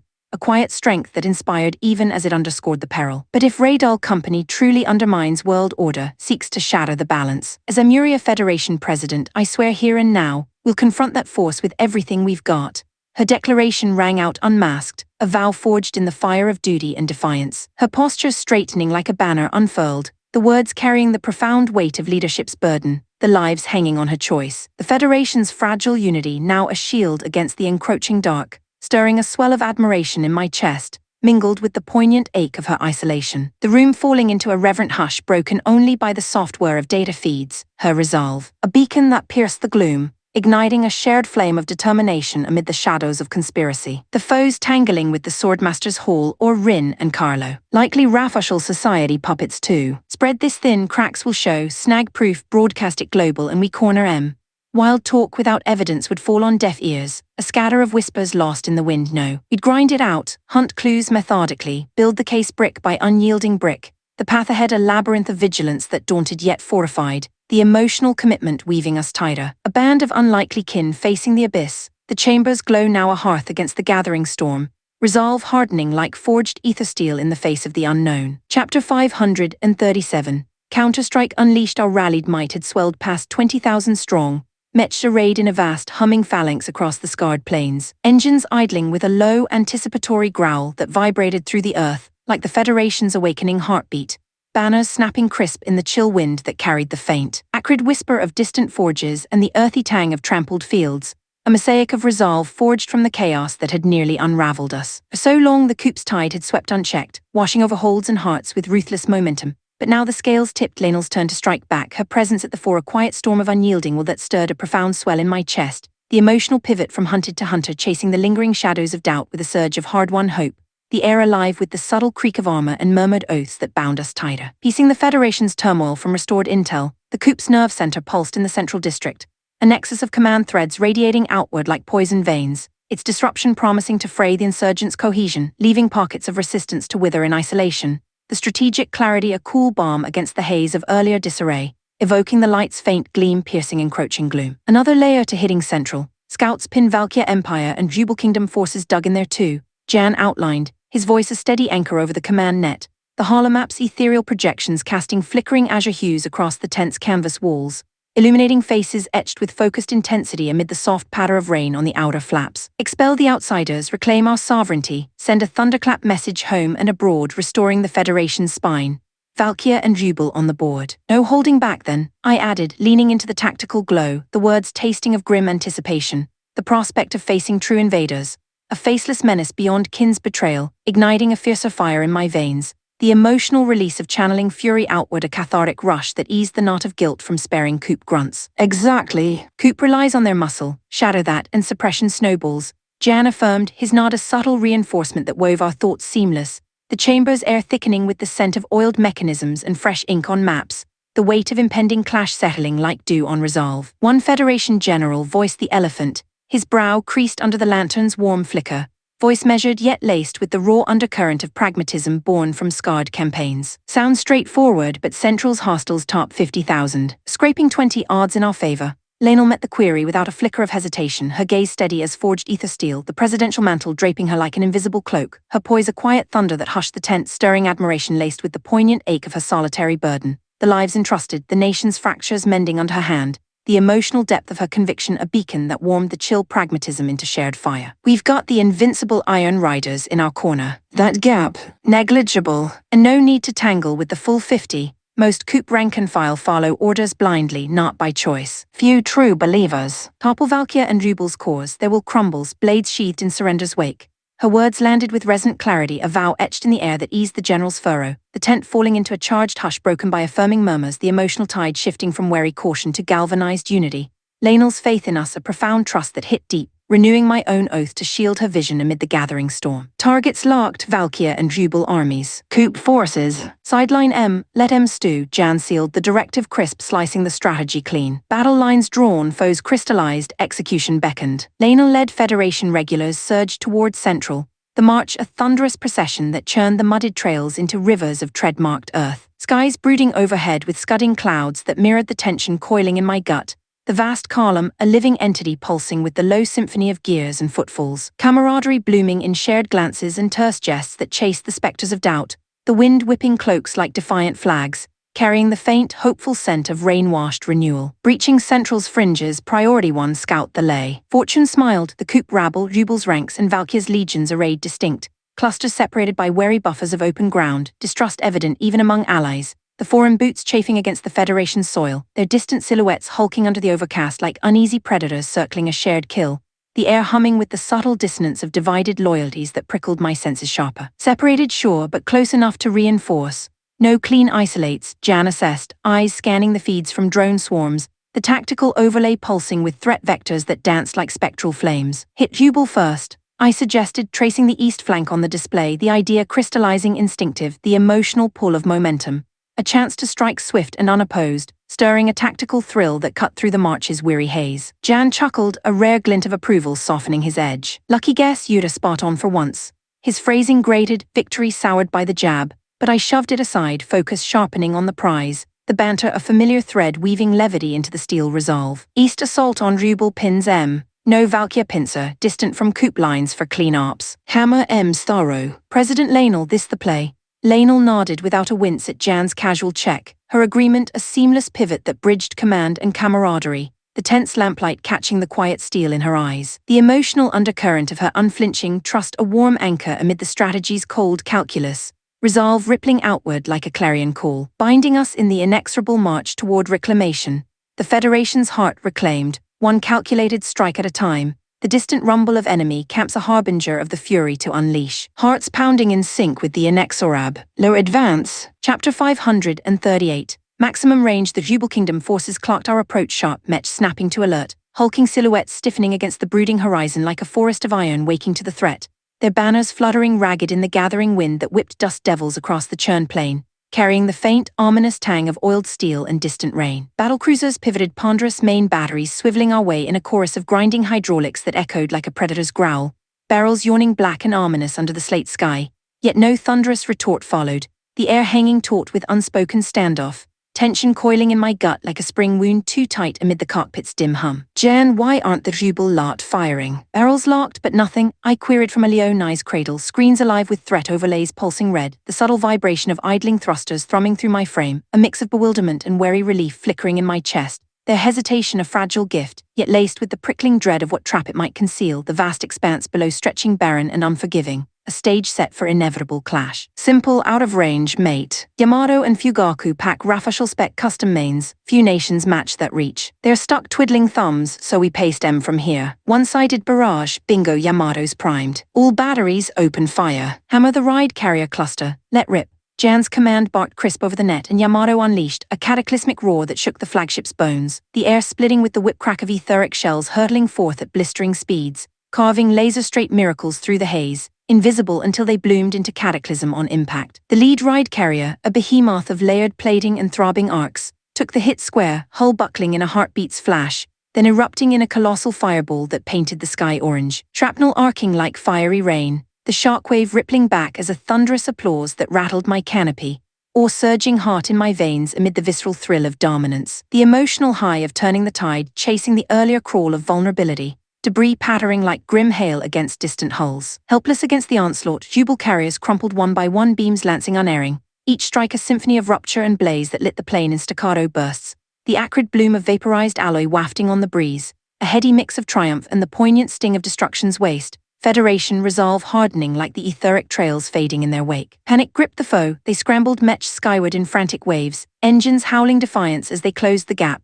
silhouettes swarming like hornets from shattered hives. The shift injecting urgency into our lines, my grip tightening on the controls, pulse quickening with the raw edge of impending melee. Yamato, keep pounding those carriers, don't let up. Other ships target incoming mech wings, pick 'em clean. All arcane squads launch full, flank without friendly fire, intercept now. Jan, vested with Laenel's full command reins, directed the fleet seamless, his mercenary grit earning swift obedience from Federation regulars, their vessels wheeling responsive, a testament to his storied rep that bridged divides, the net buzzing with affirmations that wove unity from the chaos, a quiet swell of camaraderie easing the knot of doubt in my throat amid the escalating din. No mercy met the advancing mechs. Amuria Federation cruisers unleashed Rafoshal-gifted salamander cannons, barrels glowing infernal as they spat volleys of plasma-laced fury, the air shimmering with heat haze and the ozone crackle of discharge, each blast a devastating hammer that shredded even Jubal's heavy armors, frames disintegrating in sprays of molten slag and agonized shrieks over open channels, the sheer potency a stark reminder of our edge,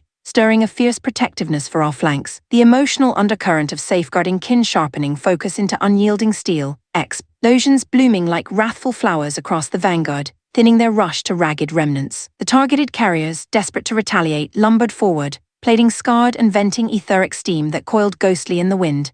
But Jan's ruthlessness brooked no quarter. Deny M reach, no gifts. Target approaching hulls, sink M cold. Jubal mains loomed lethal. Yamato's super armor shrugged them off, but Federation cruisers, vulnerable, a single graze could scar deep. The thought of allied wrecks twisting my insides with reluctant ferocity. The imperative to shield them forging nonchalance into calculated cruelty.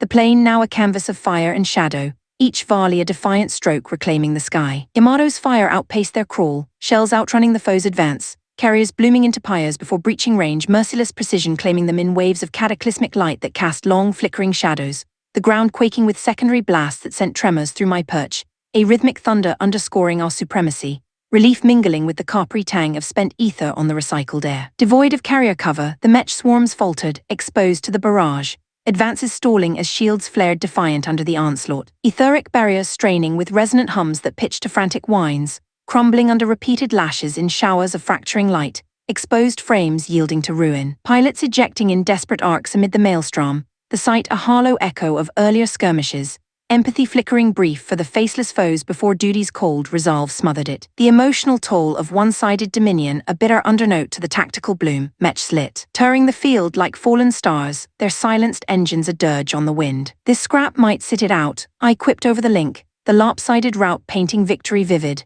a tentative ease settling in my shoulders amid the cockpit's cocooned vigil, the distant inferno a spectacle that chased battle-weariness with rare levity. Jan's rebuke snapped swift, laced with that gruff wisdom that grounded the haze. Idiots don't bank on eternity. Valkyr Empire rolls in, board flips, Jubal adapts too. Stay sharp, fair hit, no retort. Complacency's lure soured quick, the reminder a chill draft through triumph's warmth, steeling me anew against the inexorable grind, the plain symphony of destruction a harbinger of trials yet to crest, resolve deepening like roots in storm-tossed soil. The Federation's resurgence of flame kindled bright yet fragile in the encroaching dusk. Chapter 539. Flanking onslaught, the relentless barrage from our fleet's cannons had carved a path of fiery dominance across the plain, the air thick with the acrid sting of ionized ether and the distant mournful wail of crumpling hulls echoing like the Federation's long-denied retribution. Each thunderous impact a visceral pulse that thrummed through Yamato's frame and into my bones, stirring a heady mix of exhilaration and the quiet unease of overreach. But as Jan had foreseen, the tide's one-way rush faltered,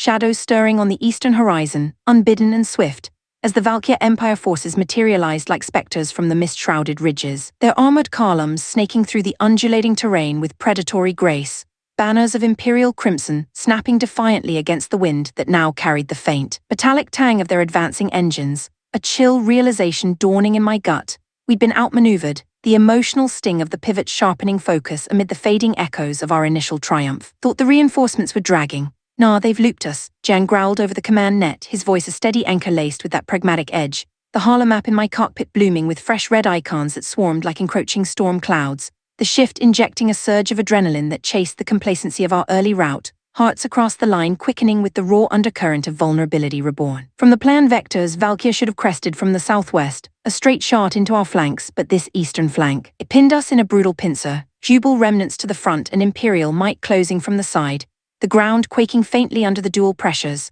dust plumes rising like harbingers of encirclement that prickled my skin with the prickling dread of numbers turning lethal, the vast plain now a crucible where our gambit teetered on the knife's edge. Fair play, we gamed this out. Preferred plan a clean through, but adapt. Split the force, Jan directed, his tone brooking no delay, the fleet's calms crackling with the urgent reshuffle that rippled through our ranks like a living organism realigning, the emotional weight of division. A fracturing of unity, settling heavy yet necessary, resolve hardening against the isolation it bred. The carve wasn't subtle. Invincible Iron Riders peeled off as the spearhead against Valkyria, while Federation regulars pressed the battered Jubal lines, their cruisers maintaining the cannonade's roar that painted the Western Front in blooms of plasma and ruin, the air alive with the symphony of discharging arcs and the guttural cheers of crews sensing the kill. I flagged the lopsided setup over the link, brow furrowing in the cockpit's dim glow. Jan, that's us elites versus the Horde. Federation mops up the scraps. Battle shuffle ain't for fine tweaks, Yura, move or die. He shot back, the retort laced with battlefield bluntness that silenced my gripe, the truth landing like a cold splash. Mid-fray precision was a luxury we couldn't afford, the chaos's haze demanding raw momentum over elegance, a reluctant nod to the grind that tugged at the frayed edges of my confidence. The ship's subtle sway underscoring the inexorable push forward. With Jubal already reeling, carriers listing in oily slicks, Mech scattering like leaves in a gale, the Federation's onslaught rolled unyielding, their salamander fire lancing through the remnants in relentless waves that evoked the light's purifying blaze, shrapnel whispering across the field like grim confetti. For us Iron Riders, the East beckoned, a gauntlet against Valkyria's fresh legions, their silhouettes swelling ominous, a sea of imperial plating glinting under the fractured clouds, the disparity in sheer mass a looming shadow that coiled tension tight in my chest, the elite edge of our squad a fragile shield against the tide, yet kindling a fierce defiant spark amid the encroaching doubt. Yamato hard 180, realign mains to Eastern Valkyria fleet. Iron Rider's arcane wing, post-barrage, prep for close quarters, smash him swift. Jan bellowed, the flagship groaning through the pivot with a resonant shudder that vibrated up my spine. Turrets whirring realignment as etheric capacitors hummed to fever pitch, the deck tilting under the maneuver like a beast turning to face its hunter. The emotional surge of redirection, a reclaiming of initiative, chasing the pincers chill with renewed fire, the plane's horizon now bisected by our dual fronts, a canvas of converging fates. Talk was cheap, numbers screamed disadvantage. Valkyria's ranks dwarfing ours, a metallic avalanche poised to bury even our honed blades, the invincible Iron Rider's prowess a storied legend, yet tested raw against such odds, my pulse thundering in sync with the building charge, the cockpit's confines amplifying the intimate dread of what lay ahead, sweat beading despite the chill vents. Yura, hold gaps too wide this way. Pre-melee hit M from orbit, 1-4 elements shot, prime the gap, Nagisa urged over private comms, her voice a cool thread of urgency that cut through the net's din, the plea resonating with the shared pragmatism that eased the knot in my throat, her insight a lifeline in the numerical abyss, the emotional bond of reliance weaving strength from the phrase isolation. Spot-on raw clash here. Suicide. I throttled Elio skyward, the ascent a liberating roar of thrusters that punched through the turbulence, wind howling past the canopy as the battlefield shrank below, a patchwork of fire and steel under the brooding vault, the vantage stirring a profound isolation laced with purpose, the world's curve marking our fragile specks amid the cosmic indifference. The Four Elements cannon wasn't a spam tool, each charge a deliberate ritual, ether reserves straining under the arcane toll so precision ruled. I tasked Ferry with crunching optimal strike points, her digital hum a reassuring whisper in the feeds, vectors locking on clustered Valkyria formations where impact would ripple maximal, the calculation a tense ballet of data streams that heightened the stakes, my breath steadying into focused rhythm. Valkyria spotters clocked me quick, long-range lances streaking upward in sizzling trails but their ordnance, lacking the bite or accuracy to graze Elio's aura-shielded frame, bolts glancing harmless like rain on glass, the dismissal's a quiet vindication that freed my focus, the emotional undercurrent of superiority a fleeting balm against the Horde's distant thunder, resolve coiling tighter as the targeting reticule steadied, the orb pulsing expectant in my HUD. Target locked, prep green, chant sequence initiating, Rudia core, interface spell Agni Gladia engage, link Earth Titan chant, link Sea Triton chant, link Zeus weapon chant,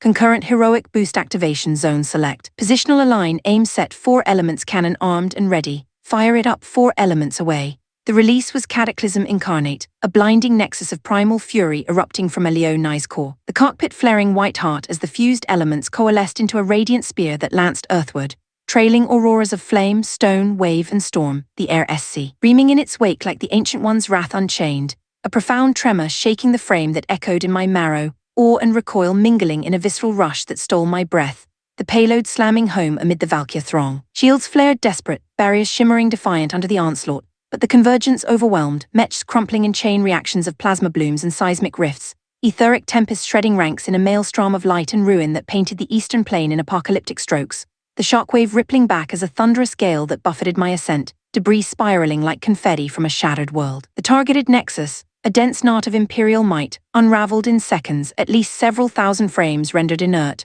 hulks smoldering in twisted heaps amid the settling dust. The scale of devastation, a hollow triumph laced with the poignant waste of lives snuffed in the blaze, yet carving a vital breach that breathed space into our desperate odds. The emotional pivot from peril to possibility, igniting a fierce gratitude for the weapon's mercy in shortening the slaughter. As Valkyria's advance stuttered, their roar fracturing into frantic static over intercepted feeds, the battlefield. Symphony shifting to our defiant cadence once more. Chapter 540. Overwhelming first strike. Garuda 2 follows suit.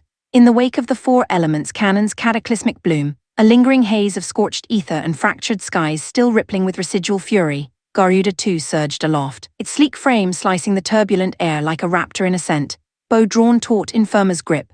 The decision a bold, unilateral flourish that sent a thrill of anticipation racing through the net. Her silhouette a defiant streak against the churning clouds, the emotional surge of unscripted audacity chasing the cannon's afterglow its renewed momentum, the battlefield below a smoldering canvas scarred by our opening salvo. Arrow rain, from Garuda 2's knocked string erupted a cluster of luminous shafts, each one fracturing mid-flight into exponential blooms, splitting, multiplying in a cascade of ethereal light that painted the heavens in streaking constellations, the sheer volume swelling to an uncountable deluge that plummeted earthward like a celestial monsoon. Whistling through the wind with a haunting keen that set my teeth on edge, the spectacle evoking the light's vengeful cascade, or mingling with the poignant undercurrent of inevitability, as it bore down on the Valkyria Empire ranks. Lacking the four elements' raw cataclysm, the arrow rain claimed supremacy in sprawl, its veil draping vast swaths of the Imperial lines, shields flickering frantic in desperate bids to repel. But the onslaught proved merciless, late-deployed barriers shattering in resonant cracks that echoed like breaking crystal, unprotected mechs pierced clean through in sprays of venting plasma, frames crumpling earthward in silent tumbles, the air filling with the acrid bite of ionized hulls and the faint, distant cries over fractured calms, a wave of devastation that thinned their vanguard into rag. A ghost stirring a complex swell in my chest, triumph laced with the hollow echo of lives unraveled in the storm's indifferent sweep. Yamato pivot to rear echelons, cannonade commence. Arcane wing, Nagisa Aluna Nanami laid, intercept the enemy mechs head-on. Jan's directive cut sharp as the words left his lips, Aluna's Basia already charging the fray with unbridled zeal. Its lithe form a blur of predatory grace across the pockmarked terrain, the machine's enhanced hum thrumming through the ground like a heartbeat quickened by purpose. Her eagerness palpable, a pilot itching to christen the upgrades in the crucible of battle, the emotional fire of innovation blooming fierce amid the chaos's roar, dust kicking in her wake like a comet's tail. Resolve coiling tight against the horde's looming shadow. Basia whirled into the thick, a spinning vortex of lethal poise that carved through clustered foes. Twin crescent blades, one in each grip, flashing in crescent arcs that sang through the air with whispering menace, edges honed to ethereal keenness slicing imperial plating like soft curds. The resonant shears blooming sparks and hydraulic shrieks that painted the melee in staccato flares. Aluna's footwork a dancer's lethal ballet, light, evasive steps that lured the overwhelming numbers into futile lunges, their bulk betrayed by her speed, mechs toppling in heaps without reprisal.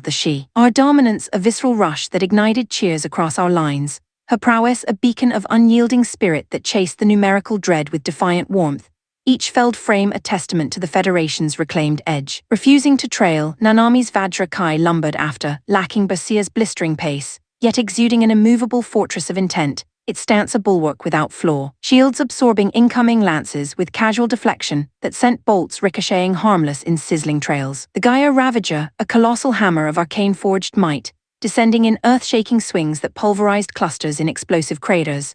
Illusions be damned, but it seemed one sweep claimed multiples. Frames erupting in geysers of debris and etheric mist, the thunderous impacts vibrating through the soil like seismic judgments. Nanami's focus a quiet storm of precision that stirred admiration laced with the raw thrill of her unshakable poise, the emotional anchor of her steadfast advance weaving security into the fray's frenzy, bolstering the wing's inexorable push. Where Aluna and Nanami blazed trails of spectacle, Nagisa's Diatina glided serene into the heart, a measured intrusion that belied its lethality, pace deceptively languid yet utterly elusive. Foes grasping at phantoms as she wove through their midst with economical grace, every motion a masterstroke of efficiency that dismantled without waste, enemy mechs folding like dominoes in her wake. Joints shearing and cores rupturing in subdued blooms of light, the subtlety a profound counterpoint to the chaos, her calm evoking the Ancient One's unhurried wisdom, a quiet profundity that eased the battle's edge in my mind, the emotional resonance of her control, a soothing thread amid the storm,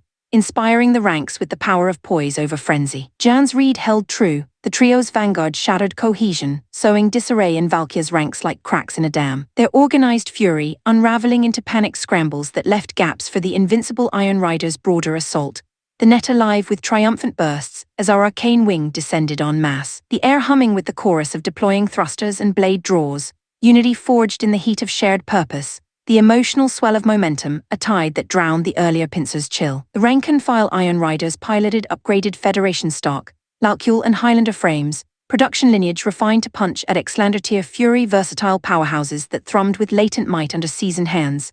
The enhancements a subtle gleam in their etheric veins, evoking the Federation's resilient spirit reborn. Drilled to perfection, our riders unleashed them flawless. Nay, surpassing specs in a ballet of dominance that evoked children scattering before warriors' onslaught. Numerical disparity shrugged aside as lances and grapples claimed foes in fluid chains, the melee a symphony of resonant clashes and guttural roars over calms. Each victory a pulse of vindication that warmed the cockpit's confines, the profound camaraderie of elites in sync chasing isolation's shadow. Mechs weaving through the press like predators in a faltering herd, the ground slick with coolant slicks and the faint copper. Why mist of battle's toll? From on high, firmer rain support, potent arrows lancing unerring, her mech enthusiast's eye picking aces from the swarm for precision takedowns, shafts blooming into pinpoint ruin that felled command units in showers of cascading sparks, the aid a timely weave that amplified our surge, her knowledge a quiet edge that stirred respect, the emotional lift of aerial guardianship lightening the ground pound's grind. I couldn't lag, throttling Leonai into a high-speed loop.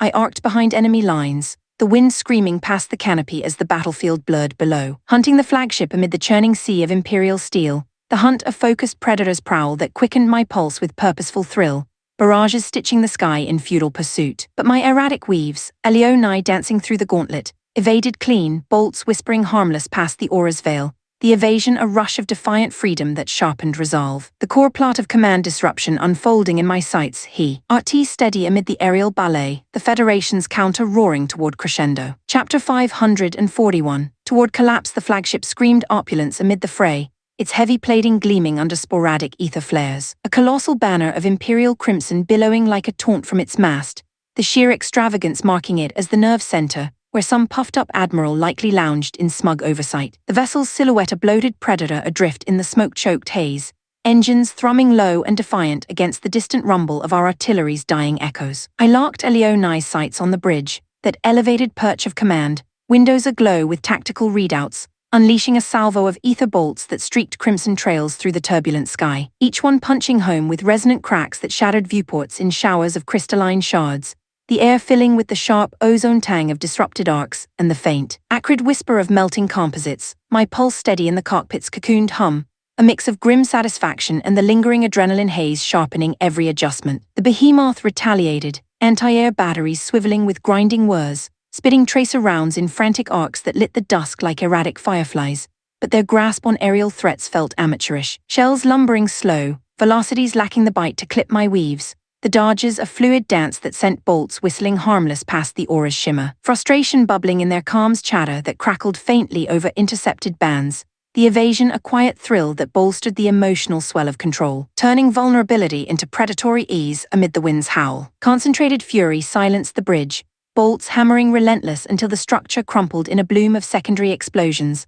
lights winking out like snuffed candles, the vessel's silence a profound void that rippled through their formation, crews scrambling in the shadow of lost direction. For the capstone I sheared the main batteries, swords lancing precise through gun decks in sprays of hydraulic fluid and sparking ruin, then pivoted to the next hull. The hunt a methodical reap that carved through the fleet's heart, each kill a thunderous rupture that shook the plane, debris pattering like grim rain. The repetitive rhythm lulling into a focused trance where triumph edged the fatigue, the battlefield's symphony of destruction evoking a hollow catharsis. Lives and legacies unraveling in the wake of our resolve. By the 10th sunken hulk, carriers listing in oily swells, crews abandoning in desperate paths that darted the scarred earth, the Valkyria will fractured clean cohesion dissolving into panicked retreats, mechs peeling from the line in ragged streams, engines screaming withdrawal under the bruised sky. Whatever threads bound them to the coop, ambition, coercion, or fleeting alliance lacked the steel of true conviction.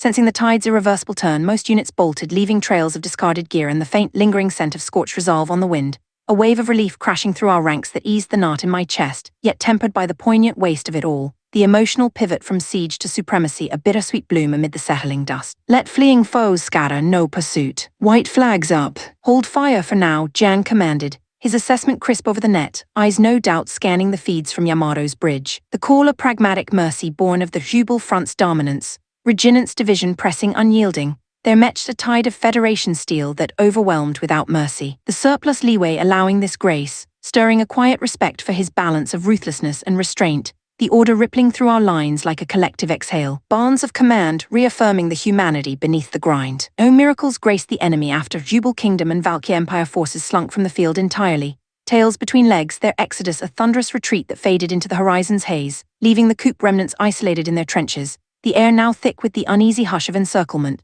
The plain's scars a testament to our reclaimed ground, hope flickering warmer against the chill of unfinished business. In the end, the couplat got boxed without lifting a finger. I mused over calms, the irony settling heavy, their immobility a double-edged snare, lurking insidious yet paralyzed by our dual fronts, the absence of intervention a tactical fumble that twisted the knife, evoking the Ancient One's subtle judgment on overreach, a profound irony that lightened the victory's weight with wry reflection. Bet they figured sit back, let Jubal and Valkyr do the heavy lifting, enjoy the spoils. But as we shredded the noose tightened, couldn't budge without dooming themselves. Reckon that's what sealed their fate. Meaning the coup's got no shot now, nah won't even come to blows. They're done, Jan's prophecy unfolded swift. Without their propped-up pillars, the coup unraveled from within. Frayed loyalties igniting skirmishes in their ranks, reports crackling of infighting that painted pockets of the district in brief, desperate flares. The collapse a cascade of desertions and mutinies that echoed the fragility of coerced unity. The emotional undercurrent, a mix of vindication and sorrow for the pawns caught in the web.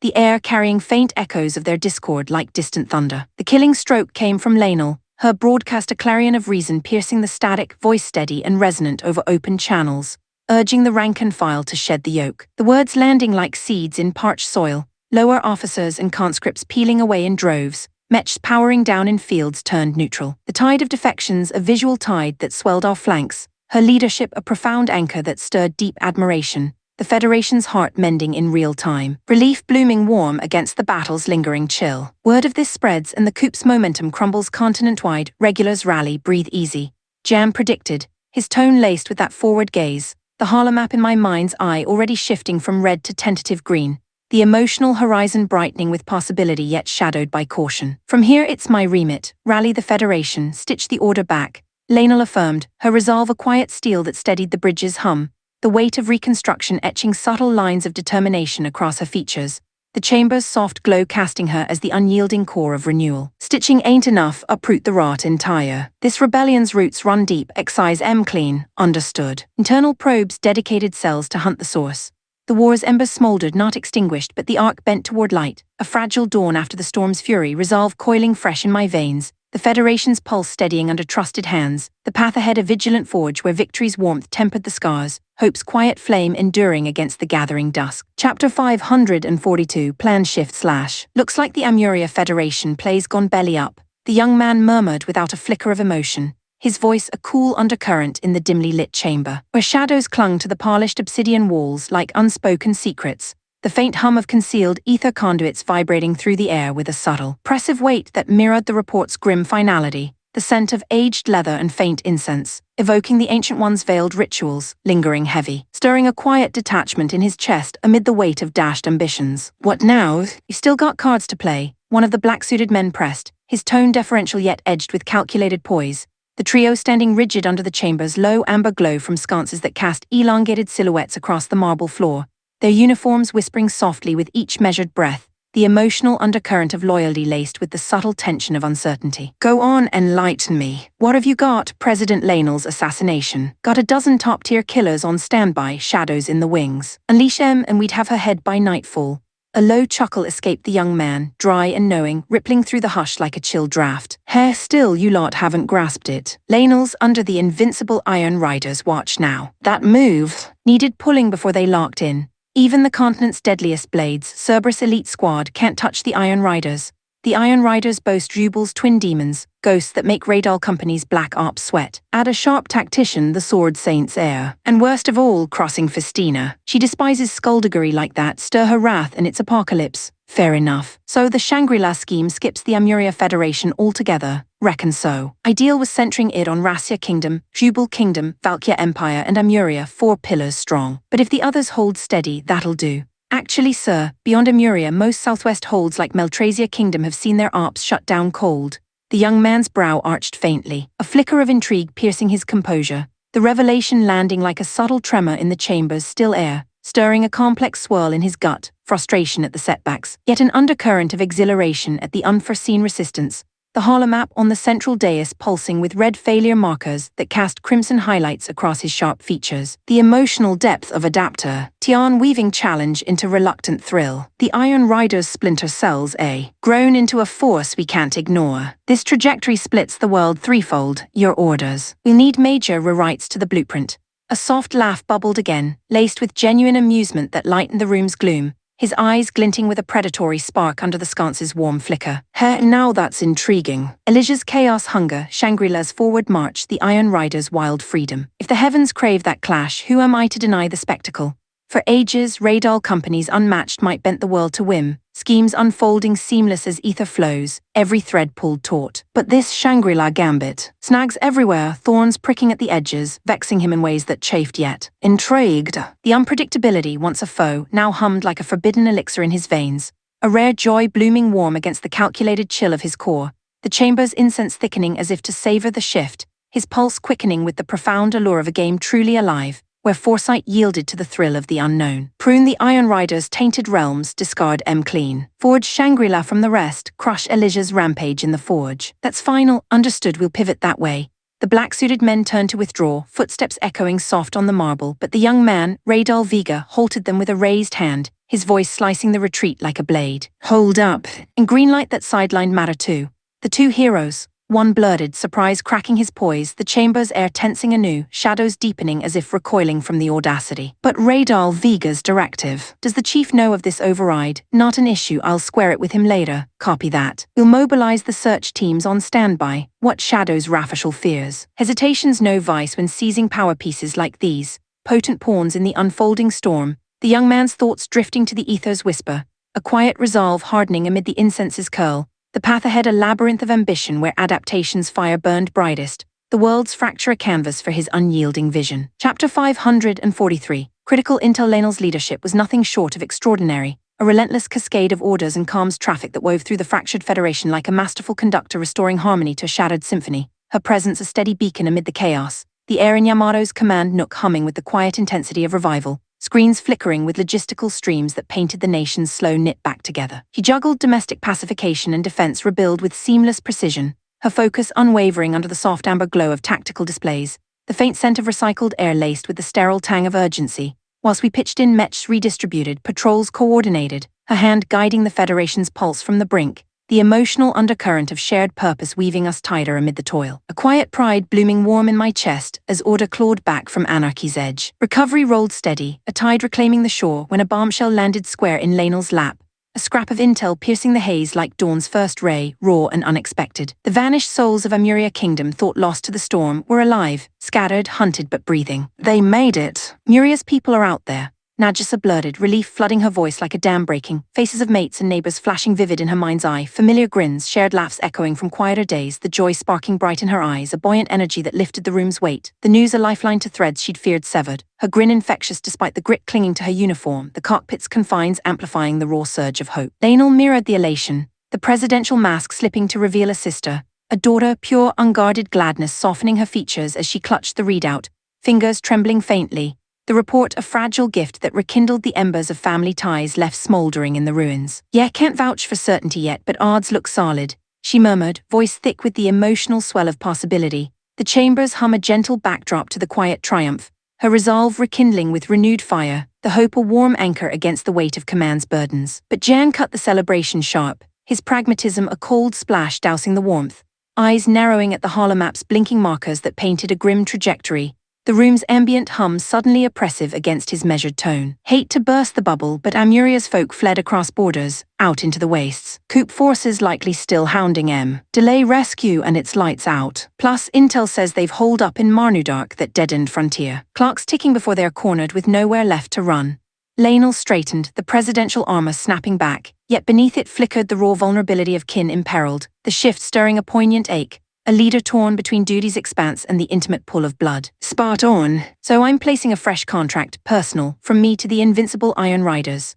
Her gaze met mine and Jan's, pleading yet proud, the chamber's glow casting soft shadows that underscored the depth of her ask, the air thickening with the weight of unspoken bonds forged in the crucible we'd weathered. Personal gig, huh? Can't exactly ghost her, can we, Yura? Jan lobbed the cue my way, but the answer was already set, heart and steel aligned. I shot Laenel a grin, the decision effortless warmth unfurling like a banner in the chest. Countess in locked and loaded. Marnudark, a name that evoked desolation incarnate, the southern wastes where calamity had carved scars too deep to heal, whispered legends painting it as the graveyard where a colossal titan's wrath had scorched existence from the earth, its breath. A SSS-ranked monstrosity's arcane blast, leaving a barren husk where even the hardiest weeds recoiled. No greenery, no game, barely a whisper of wind across dust-choked plains under skies perpetually shrouded in murky greys, a landscape that evoked the Ancient One's forsaken crucibles, the magnetic anomalies strangling calms in a dead zone that swallowed signals whole, a void where voices vanished, leaving only the crunch of ash underfoot and the oppressive silence that pressed on the mind like a physical weight. The emotional isolation of such a place stirring a chill, despite the cabin's warm hum. Why'd they bolt there of all hellholes? I mused, the question hanging amid the briefing's quiet rustle, the absurdity gnawing at logic, the image of Laenel's kin, families clutching what scraps they could, fleeing into that abyss, a gut-wrenching tableau that twisted empathy into resolve. Simple, no other exit, Jan replied, leaning forward, the Harlemap's crimson zones painting dire vectors across his features. Surrounded by hostiles, trust in tatters, who'd they turn to? Nowhere but the void beckoned. They took the only path clear, even if it led into the pit. Fair makes brutal sense. More pressing, we haul ours to Marnudark ASAP. Intel pegs the pursuing coup force as sizable, led by a right bastard, reputation for cruelty miles wide. Fall into that Git's clutches and its nightmare fuel, Laenel's family chased by that scum. Exactly. Prep now, move sharp. Rush or not, supplies got sorted meticulous, rations, ammo, medkits stacked with surgical care, the cargo bay a hive of frantic efficiency under flickering worklights, the faint clang of crates and the sharp scent of lubricant underscoring the urgency. Marnudark offered zero resupply, and Amuria's refugees might be scraped raw, provisions tallied to cover both contingencies. The logistics a testament to Jan's foresight, the emotional undercurrent of preparedness easing the knot of impending peril, resolve coiling tighter as we readied to plunge into the wastes. The unknown's shadow looming vast yet surmountable under shared purpose, the deck thrumming faintly as engines prepped. The Federation's fragile heartbeat steady enough to carry us forward into the desolate frontier, where hope and desperation danced on a knife's edge. Chapter 544, Flight/Yukina's resolve. Honestly, they're relentless. When will they pack it in? Himri spat, glaring at the distant military column snaking across the ash-grey horizon like a slow-moving serpent, her voice cracking with raw frustration that hung thick in the cramped confines of the ride carrier's bridge, the faint hum of overtaxed engines underscoring the exhaustion etched into every face. Days of pursuit grinding nerves to exposed wire, stress coiling tight in chests amid the stale air that reeked of sweat and dwindling hope. The emotional toll of the chase carving hollow shadows under eyes that had once sparkled with royal poise. Our homeland's invaders, their grudge a mystery wrapped in cruelty, had hounded us without pause, an implacable tide that swallowed every desperate detour, engines roaring behind like the Ancient One's hounds snapping at heels. We'd evaded their grasp by the thinnest margins, zigzagging through ravines and wastelands, but their resolve never wavered, a cold, mechanical hunger that chilled deeper than Marnudark's barren winds, the dust-choked plains offering no respite, only the endless grind of survival against numerical inevitability. Desperation clawed so deep that whispers of a final stand, some glorious, futile blaze, had begun murmuring through the ranks, a testament to how cornered we'd become, the weight of it pressing like an invisible hand on my shoulders, threatening to buckle knees long since weary. Supple'll run dry any day now, starve before we outrun M at this rate. Wish we could at least spirit the citizens clear, but with that fanatic Miss Marloff commanding their lot, even that's a death trap. Father muttered, his usually bright demeanor dimmed to a haggard shell, the king's vigor drained by sleepless nights and relentless dread, his words a gravelly whisper that stirred fresh anguish in Himari, her fists clenching white-knuckled on the console's edge, the cabin's flickering readouts casting harsh shadows that deepened the despair. Exactly. How does a butcher, someone who massacred minorities wholesale, still walk free in the Federation's upper echelons? If the enemy weren't led by such a monster, surrendered be on the table. She erupted, the accusation laced with bitter impotence, the injustice a festering wound that twisted empathy into fury, the air thickening with the shared revulsion. Can't be helped. Miss Marloff's North royal blood, house wields clout enough to rewrite history. That genocide, pinned on his deputy as rogue zealotry, facts twisted till truth choked. Father replied, voice heavy with the weight of systemic rot. The political machinations of familiar poison we'd all tasted, yet never swallowed easy, the bitterness lingering like ash on the tongue. That deputy, true victim, yeah. Word is he tried reining Miss Marloff in but got hung for it. Family must have died inside watching him swing for another's sins. Himari added, sorrow softening her anger, the tragic echo of injustice compounding the present peril, the emotional depth stirring a profound ache, sympathy for unseen kin caught in the same ruthless machinery now crushing us. The cabin's hush pregnant with shared grief. The tale was notorious, royalty and nobility knew it well, whispered over feasts turned solemn, yet proof eluded grasp, witnesses cowed silent under North House's shadow, leaving even President Lionel powerless to act. The Federation's fractures bleeding injustice that now hunted us incarnate, the irony sharp as a blade against the throat. Right then, given that, we choose our end. Yukina, counsel me, Father pressed, gaze finding mine, the burden of command laid bare in eyes dulled by fatigue yet still seeking the path. The trust a warm ember amid the cold, stirring resolve despite the hollowness gnawing within. No calms, no rescue, survival's off the board. Best we can do, buy the people time to flee. That's our duty as royals, I stated, voice steady despite the tremor beneath. The acceptance settling like frost, inevitable yet embraced.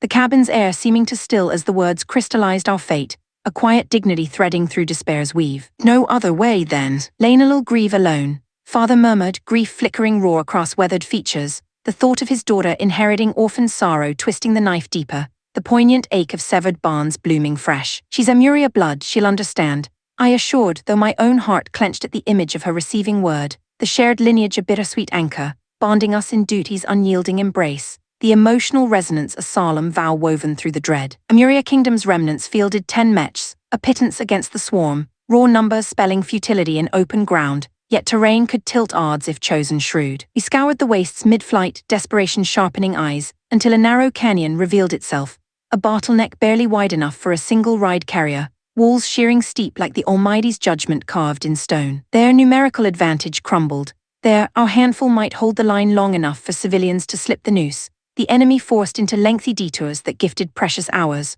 hope flickering fragile yet undeniable amid the grim calculus. Father, we make our stand in that gorge, agreed solid ground, that choke'll by the time they need. His expression hardened into warrior's resolve, the king shedding weariness for the mantle of protector one final time, the shift stirring pride laced with sorrow in my chest. I gazed at the canyon, our chosen grave, and memories flooded unbidden.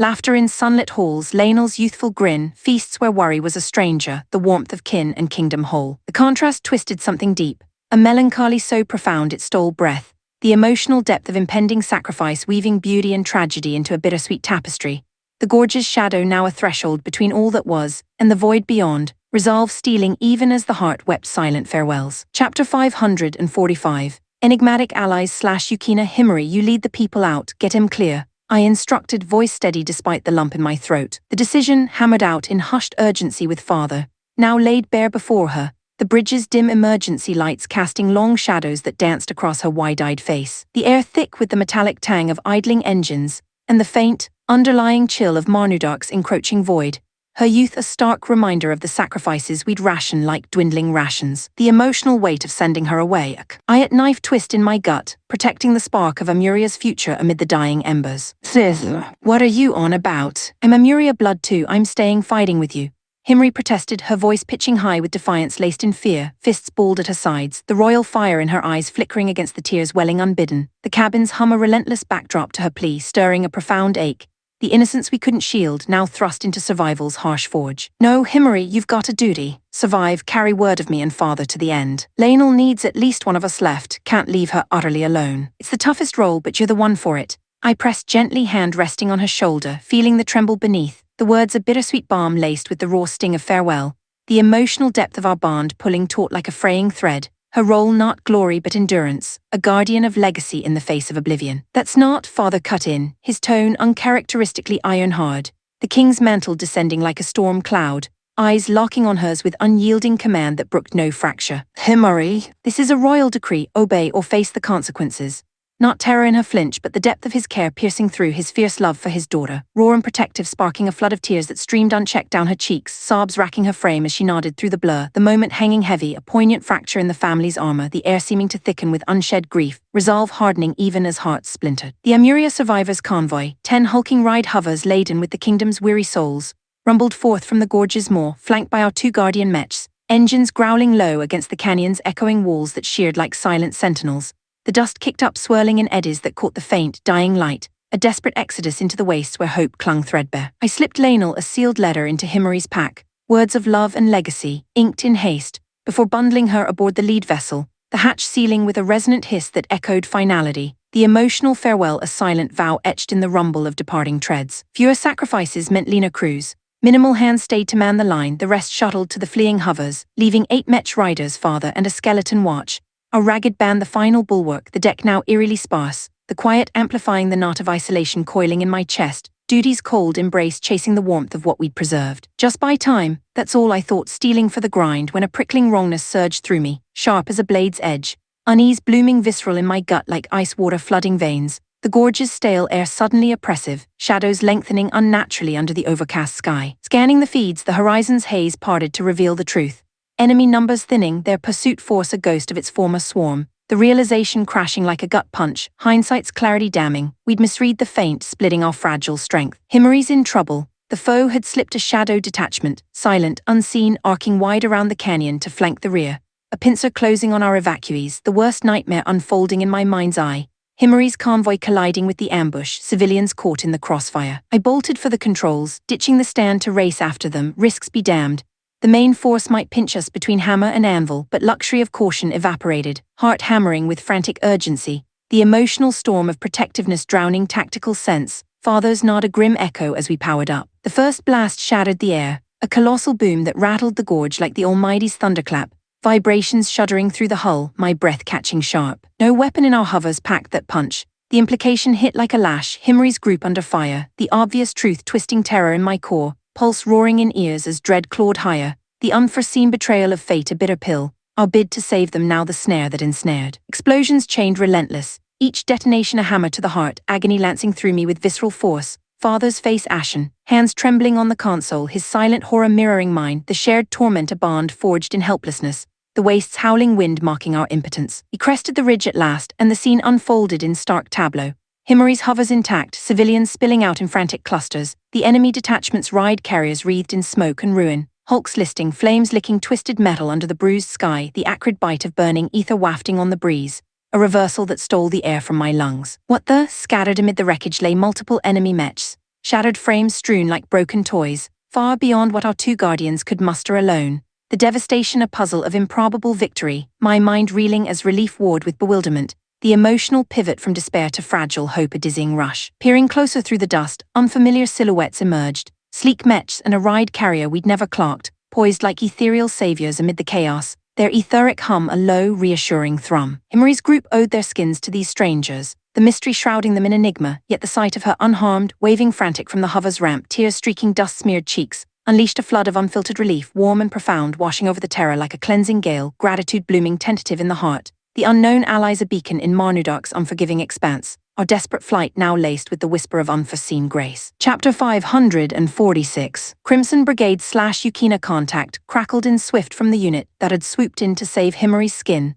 their short-range comms piercing Marnudak's jamming haze like a lifeline in the void. The signal's faint buzz cutting through the ride carrier's tense hush, dust still settling in lazy swirls outside the viewport, the acrid tang of recent blasts lingering heavy in the air. A mix of charred metal and ether residue that clawed at the throat, relief blooming tentative yet profound in my chest, amid the emotional whirlwind of near loss turned reprieve. Thanks for pulling us out of the fire, really, I transmitted first, gratitude raw and urgent, the words tumbling out before names even traded, the console's glow casting soft blue hues across my hands, still trembling faintly from the adrenaline crash, the unknown saviors a beacon in the waste's oppressive grey. No worries, your rides look civilian-packed, so we jumped in on instinct, came the reply calm and measured, their voice filtering through with a reassuring steadiness that eased the knot in my gut, the emotional anchor of casual heroism stirring a quiet awe, the gorge's wind whispering faint against the hull like a held breath. We're from Amuria Kingdom, under the Amuria Federation. If it's no bother, mind sharing your outfit, who you are, just a merc band. Call us the Crimson Mech Brigade. On a job right now, client confidentiality ties our tongues on the deets. Crimson Mech Brigade fitting, their mechs gleaming scarlet in the feeds, a vivid slash against the barren terrain, armor etched with purposeful lines that screamed elite craftsmanship. Unknown to me, but their handiwork spoke volumes. The detachment's wreckage a testament to precision fury, stirring respect laced with the cautious thrill of potential allies in this forsaken stretch. Bit forward, I know, but could we hire you on the spot? As mercs, the plea slipped out impulsive, desperation sharpening my tone, the prospect of their firepower turning the tide against our dogged hunters a desperate gambit, heart quickening with the fragile hope of escape from the noose. The cabin's stale air suddenly charged with possibility. As I said, we're mid-contract, please. Credits aren't endless, but we'll scrape every last one, whatever it takes. Let this slip and the relentless pursuit might swallow us whole. I begged, near frantic voice cracking with the raw edge of survival's plea. Eyes fixed on the comms panel as if will alone could sway them, the emotional stakes pulling taut. Himri's safety, father's weary resolve, our people's fragile thread hanging by this chance. If you're that set, fine, but our current gig's priority, non-negotiable come what may. That's it, right? Absolutely no quibbles. It's a big ask, we get it. Right, then lay out the job. Escort us to Amuria Federation safe ground. That's it, copy solid. But our ops ongoing can't shift yet. Might need you tagging along on our schedule, cool.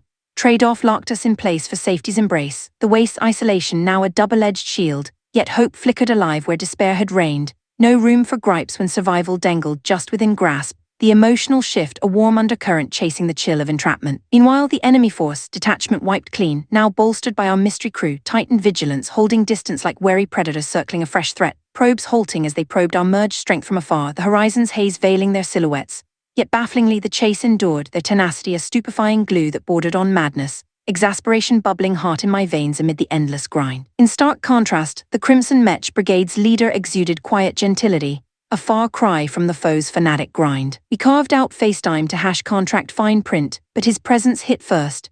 Towering frame, hair like smoldering embers cascading wild, age a match to mine perhaps, yet his poise carried the weight of seasoned calm, voice soft as a summer breeze, features angelic in their refined symmetry, yet laced with an subtle aura of command that pressed gentle, stirring an inexplicable flutter in my chest, the meeting nook's dim lamplight playing across his sharp jaw, the air humming with unspoken intrigue. Crimson Mech Brigade Leader Fistora at your service.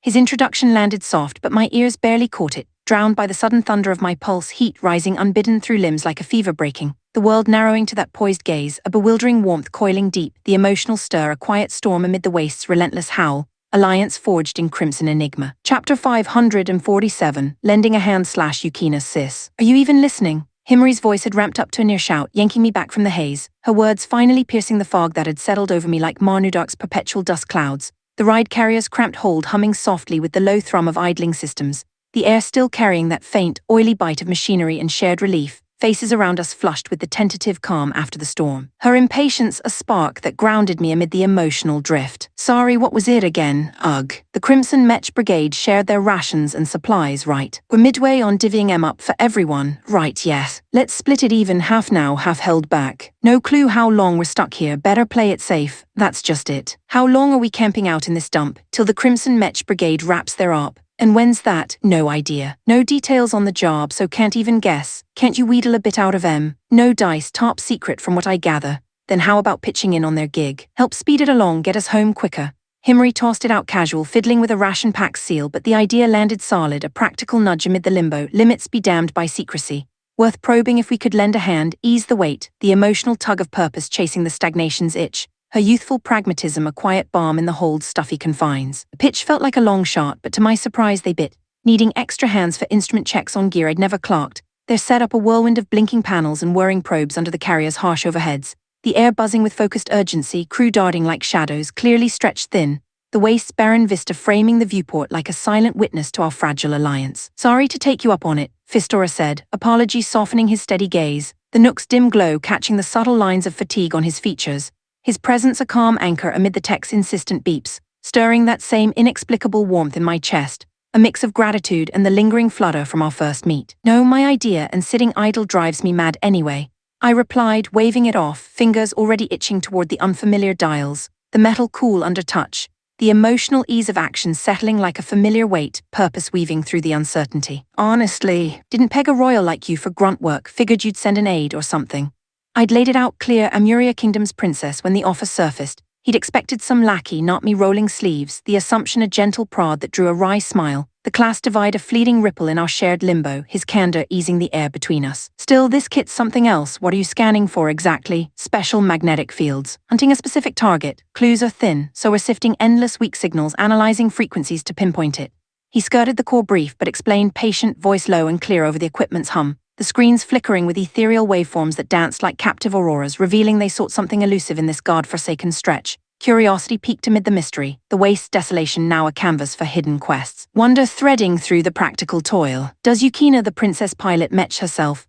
Fistora asked sudden, as I jotted readings, his tone casual yet probing, catching me mid-note, the question hanging in the nook's close air, stirring a flicker of surprise laced with that persistent warmth. Yes, small kingdom, short on riders, so I've been at it since I was a kid. But why ask? You handle the gear like a pro. Civvies wouldn't know which way to twist that handle, yet you adjusted it spot on before I even demoed. Takes practice, can't fake that. His observation hit home, a flush creeping hard up my neck, cheeks no doubt blazing under the console's glow, embarrassment blooming vivid, unbidden, the praise a double-edged spark that tangled flattery with self-consciousness, heart skipping erratic as I ducked my head, the emotional stir a quiet whirlwind in the steady rhythm of our task, the wastes outside indifferent to the subtle shift blooming within. Chapter 548, Fairy's Tale Part 1. We loaded Yamato's holds with a mountain of supplies, crates stacked high with rations, medkits, and ether cells that clanged softly under the deck's steady thrum. The air in the cargo bay thick with the sharp tang of oiled machinery, and the faint, metallic whisper of loading arms. Every pallet a bulwark against Marnudark's unforgiving void.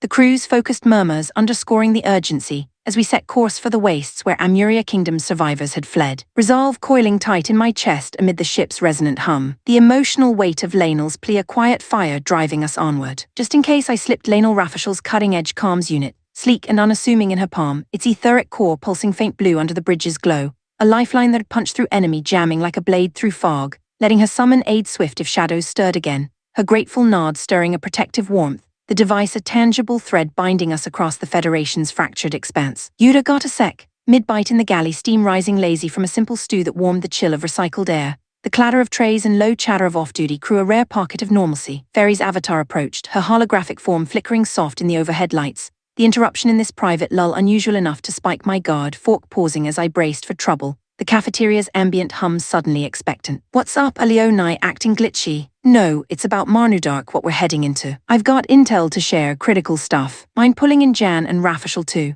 Fairy's formal tone was a first, earnest, almost solemn, her digital eyes steady, no trace of her usual playful lilt, the weight behind it settling heavy, stirring a prickle of unease laced with curiosity.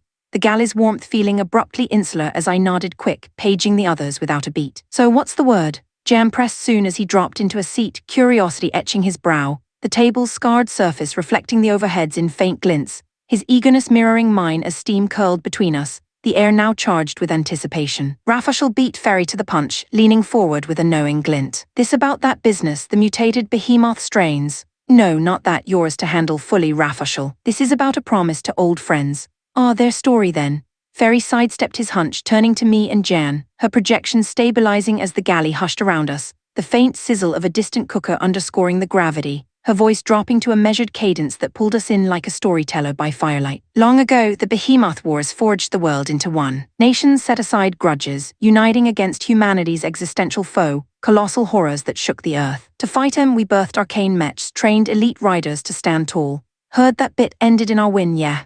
Jan interjected, spoon hovering, the tale familiar yet her delivery laced with deeper shadows. No victory the war endures, sealed but simmering. Right, just locked away, not gone, precisely. Through those endless clashes, 12 riders rose, powerhouses who turned tides, pulling us from the brink time and again hailed as heroes. But personal lives, far from blessed, to amp their rudier values, bodies pushed to breaking, ageless, unyielding, cursed to eternal battle, no respite, no fade into peace. I absorbed her words deliberate, each one landing like a stone in still water, ripples of implication spreading, Jan's face hardening into focus beside me, the stew's savory warmth forgotten as Fairy's satisfaction gleamed faint in her hologram, spurring her on. The emotional undercurrent, a quiet reverence for legends now tinged with sorrow's edge. The seal brought fleeting peace, a long breath after the storm. But humanity's folly runs deep, handed paradise we craved more. Leaders who'd rallied against behemoths turned inward, squabbling over wealth and thrones amassed in Unity's name. That power grab dragged over a century, the 12 heroes and their peers dragged in, splitting into factions, clashing without mercy. Countless fell in the fray, heroes who'd saved us from apocalypse now tearing each other apart. Savagery vivid in my mind's eye, mechs locked in fraternal fury under bloodied skies. Yet it stirred not thrill, but a profound hollowness, the waste of it all echoing like a dirge in the chest, betrayal's chill seeping through the galley's cozy hum, the tale's poignant irony weaving regret into the Federation's storied bones. Chapter 549. Fairy's Tale Part 2. Fairy's avatar captured her mood with uncanny precision, her holographic features clouding over, eyes distant as if sifting through dusty archives of loss, the galley's ambient hum fading into a solemn hush around us, the stew's cooling steam curling like ghosts of forgotten battles, her voice dipping low with the weight of ancient sorrows, stirring a quiet empathy in my chest that bridged the years. The endless strife finally ebbed, but by then most heroes were gone, scattered or slain, leaving just two behind. Down to a pair everyone else wiped, Jan asked, leaning in, his brow furrowing deep, the table's edge digging into his elbows as the tale's grim tally hung heavy. Some fell outright, others vanished into shadows. What bound them all? Exhaustion utterly spent, stripped of fight. The survivors weren't spared, they yearned for rest, a mercy denied. Right, their bodies locked, ageless, yeah. Yes. Tragic really, no gentle end for heroes, no human fade. Fairy's expression twisted poignant, a flicker of personal grief shadowing her digital gaze. The words landing like a sigh from the Ancient One's own lament, her paws stretching the air taut with unspoken bonds. Those two, close friends of mine, to honor their wish, I sealed them away in a hidden place. And in that moment we forged a pact exactly. When the Behemoth Wars reignited, they'd awaken, stand with me once more. But alongside that vow, I made my own resolve, never rouse those weary souls until the promised hour, no matter the cost. Her choice rang clear, tender care for exhausted comrades, buying them every extra breath of peace in the void, the emotional depth of her guardianship, a quiet nobility that warmed amid the tale's chill, a sister's fierce protection woven through the code of her being. Now the seals weaken, the clash with behemoths looms close. I sensed the hour nearing but clung to delay, stretching their slumber. So I left it to fate, the moment the seal's sight drew an unwitting visitor that'd mark the time. Left to fate, how? I pressed, the implication prickling like static in the air, the galley's lights casting elongated shadows that seemed to lean in. Any arrival without intent, pure chance would trigger it. Hang on, you don't mean?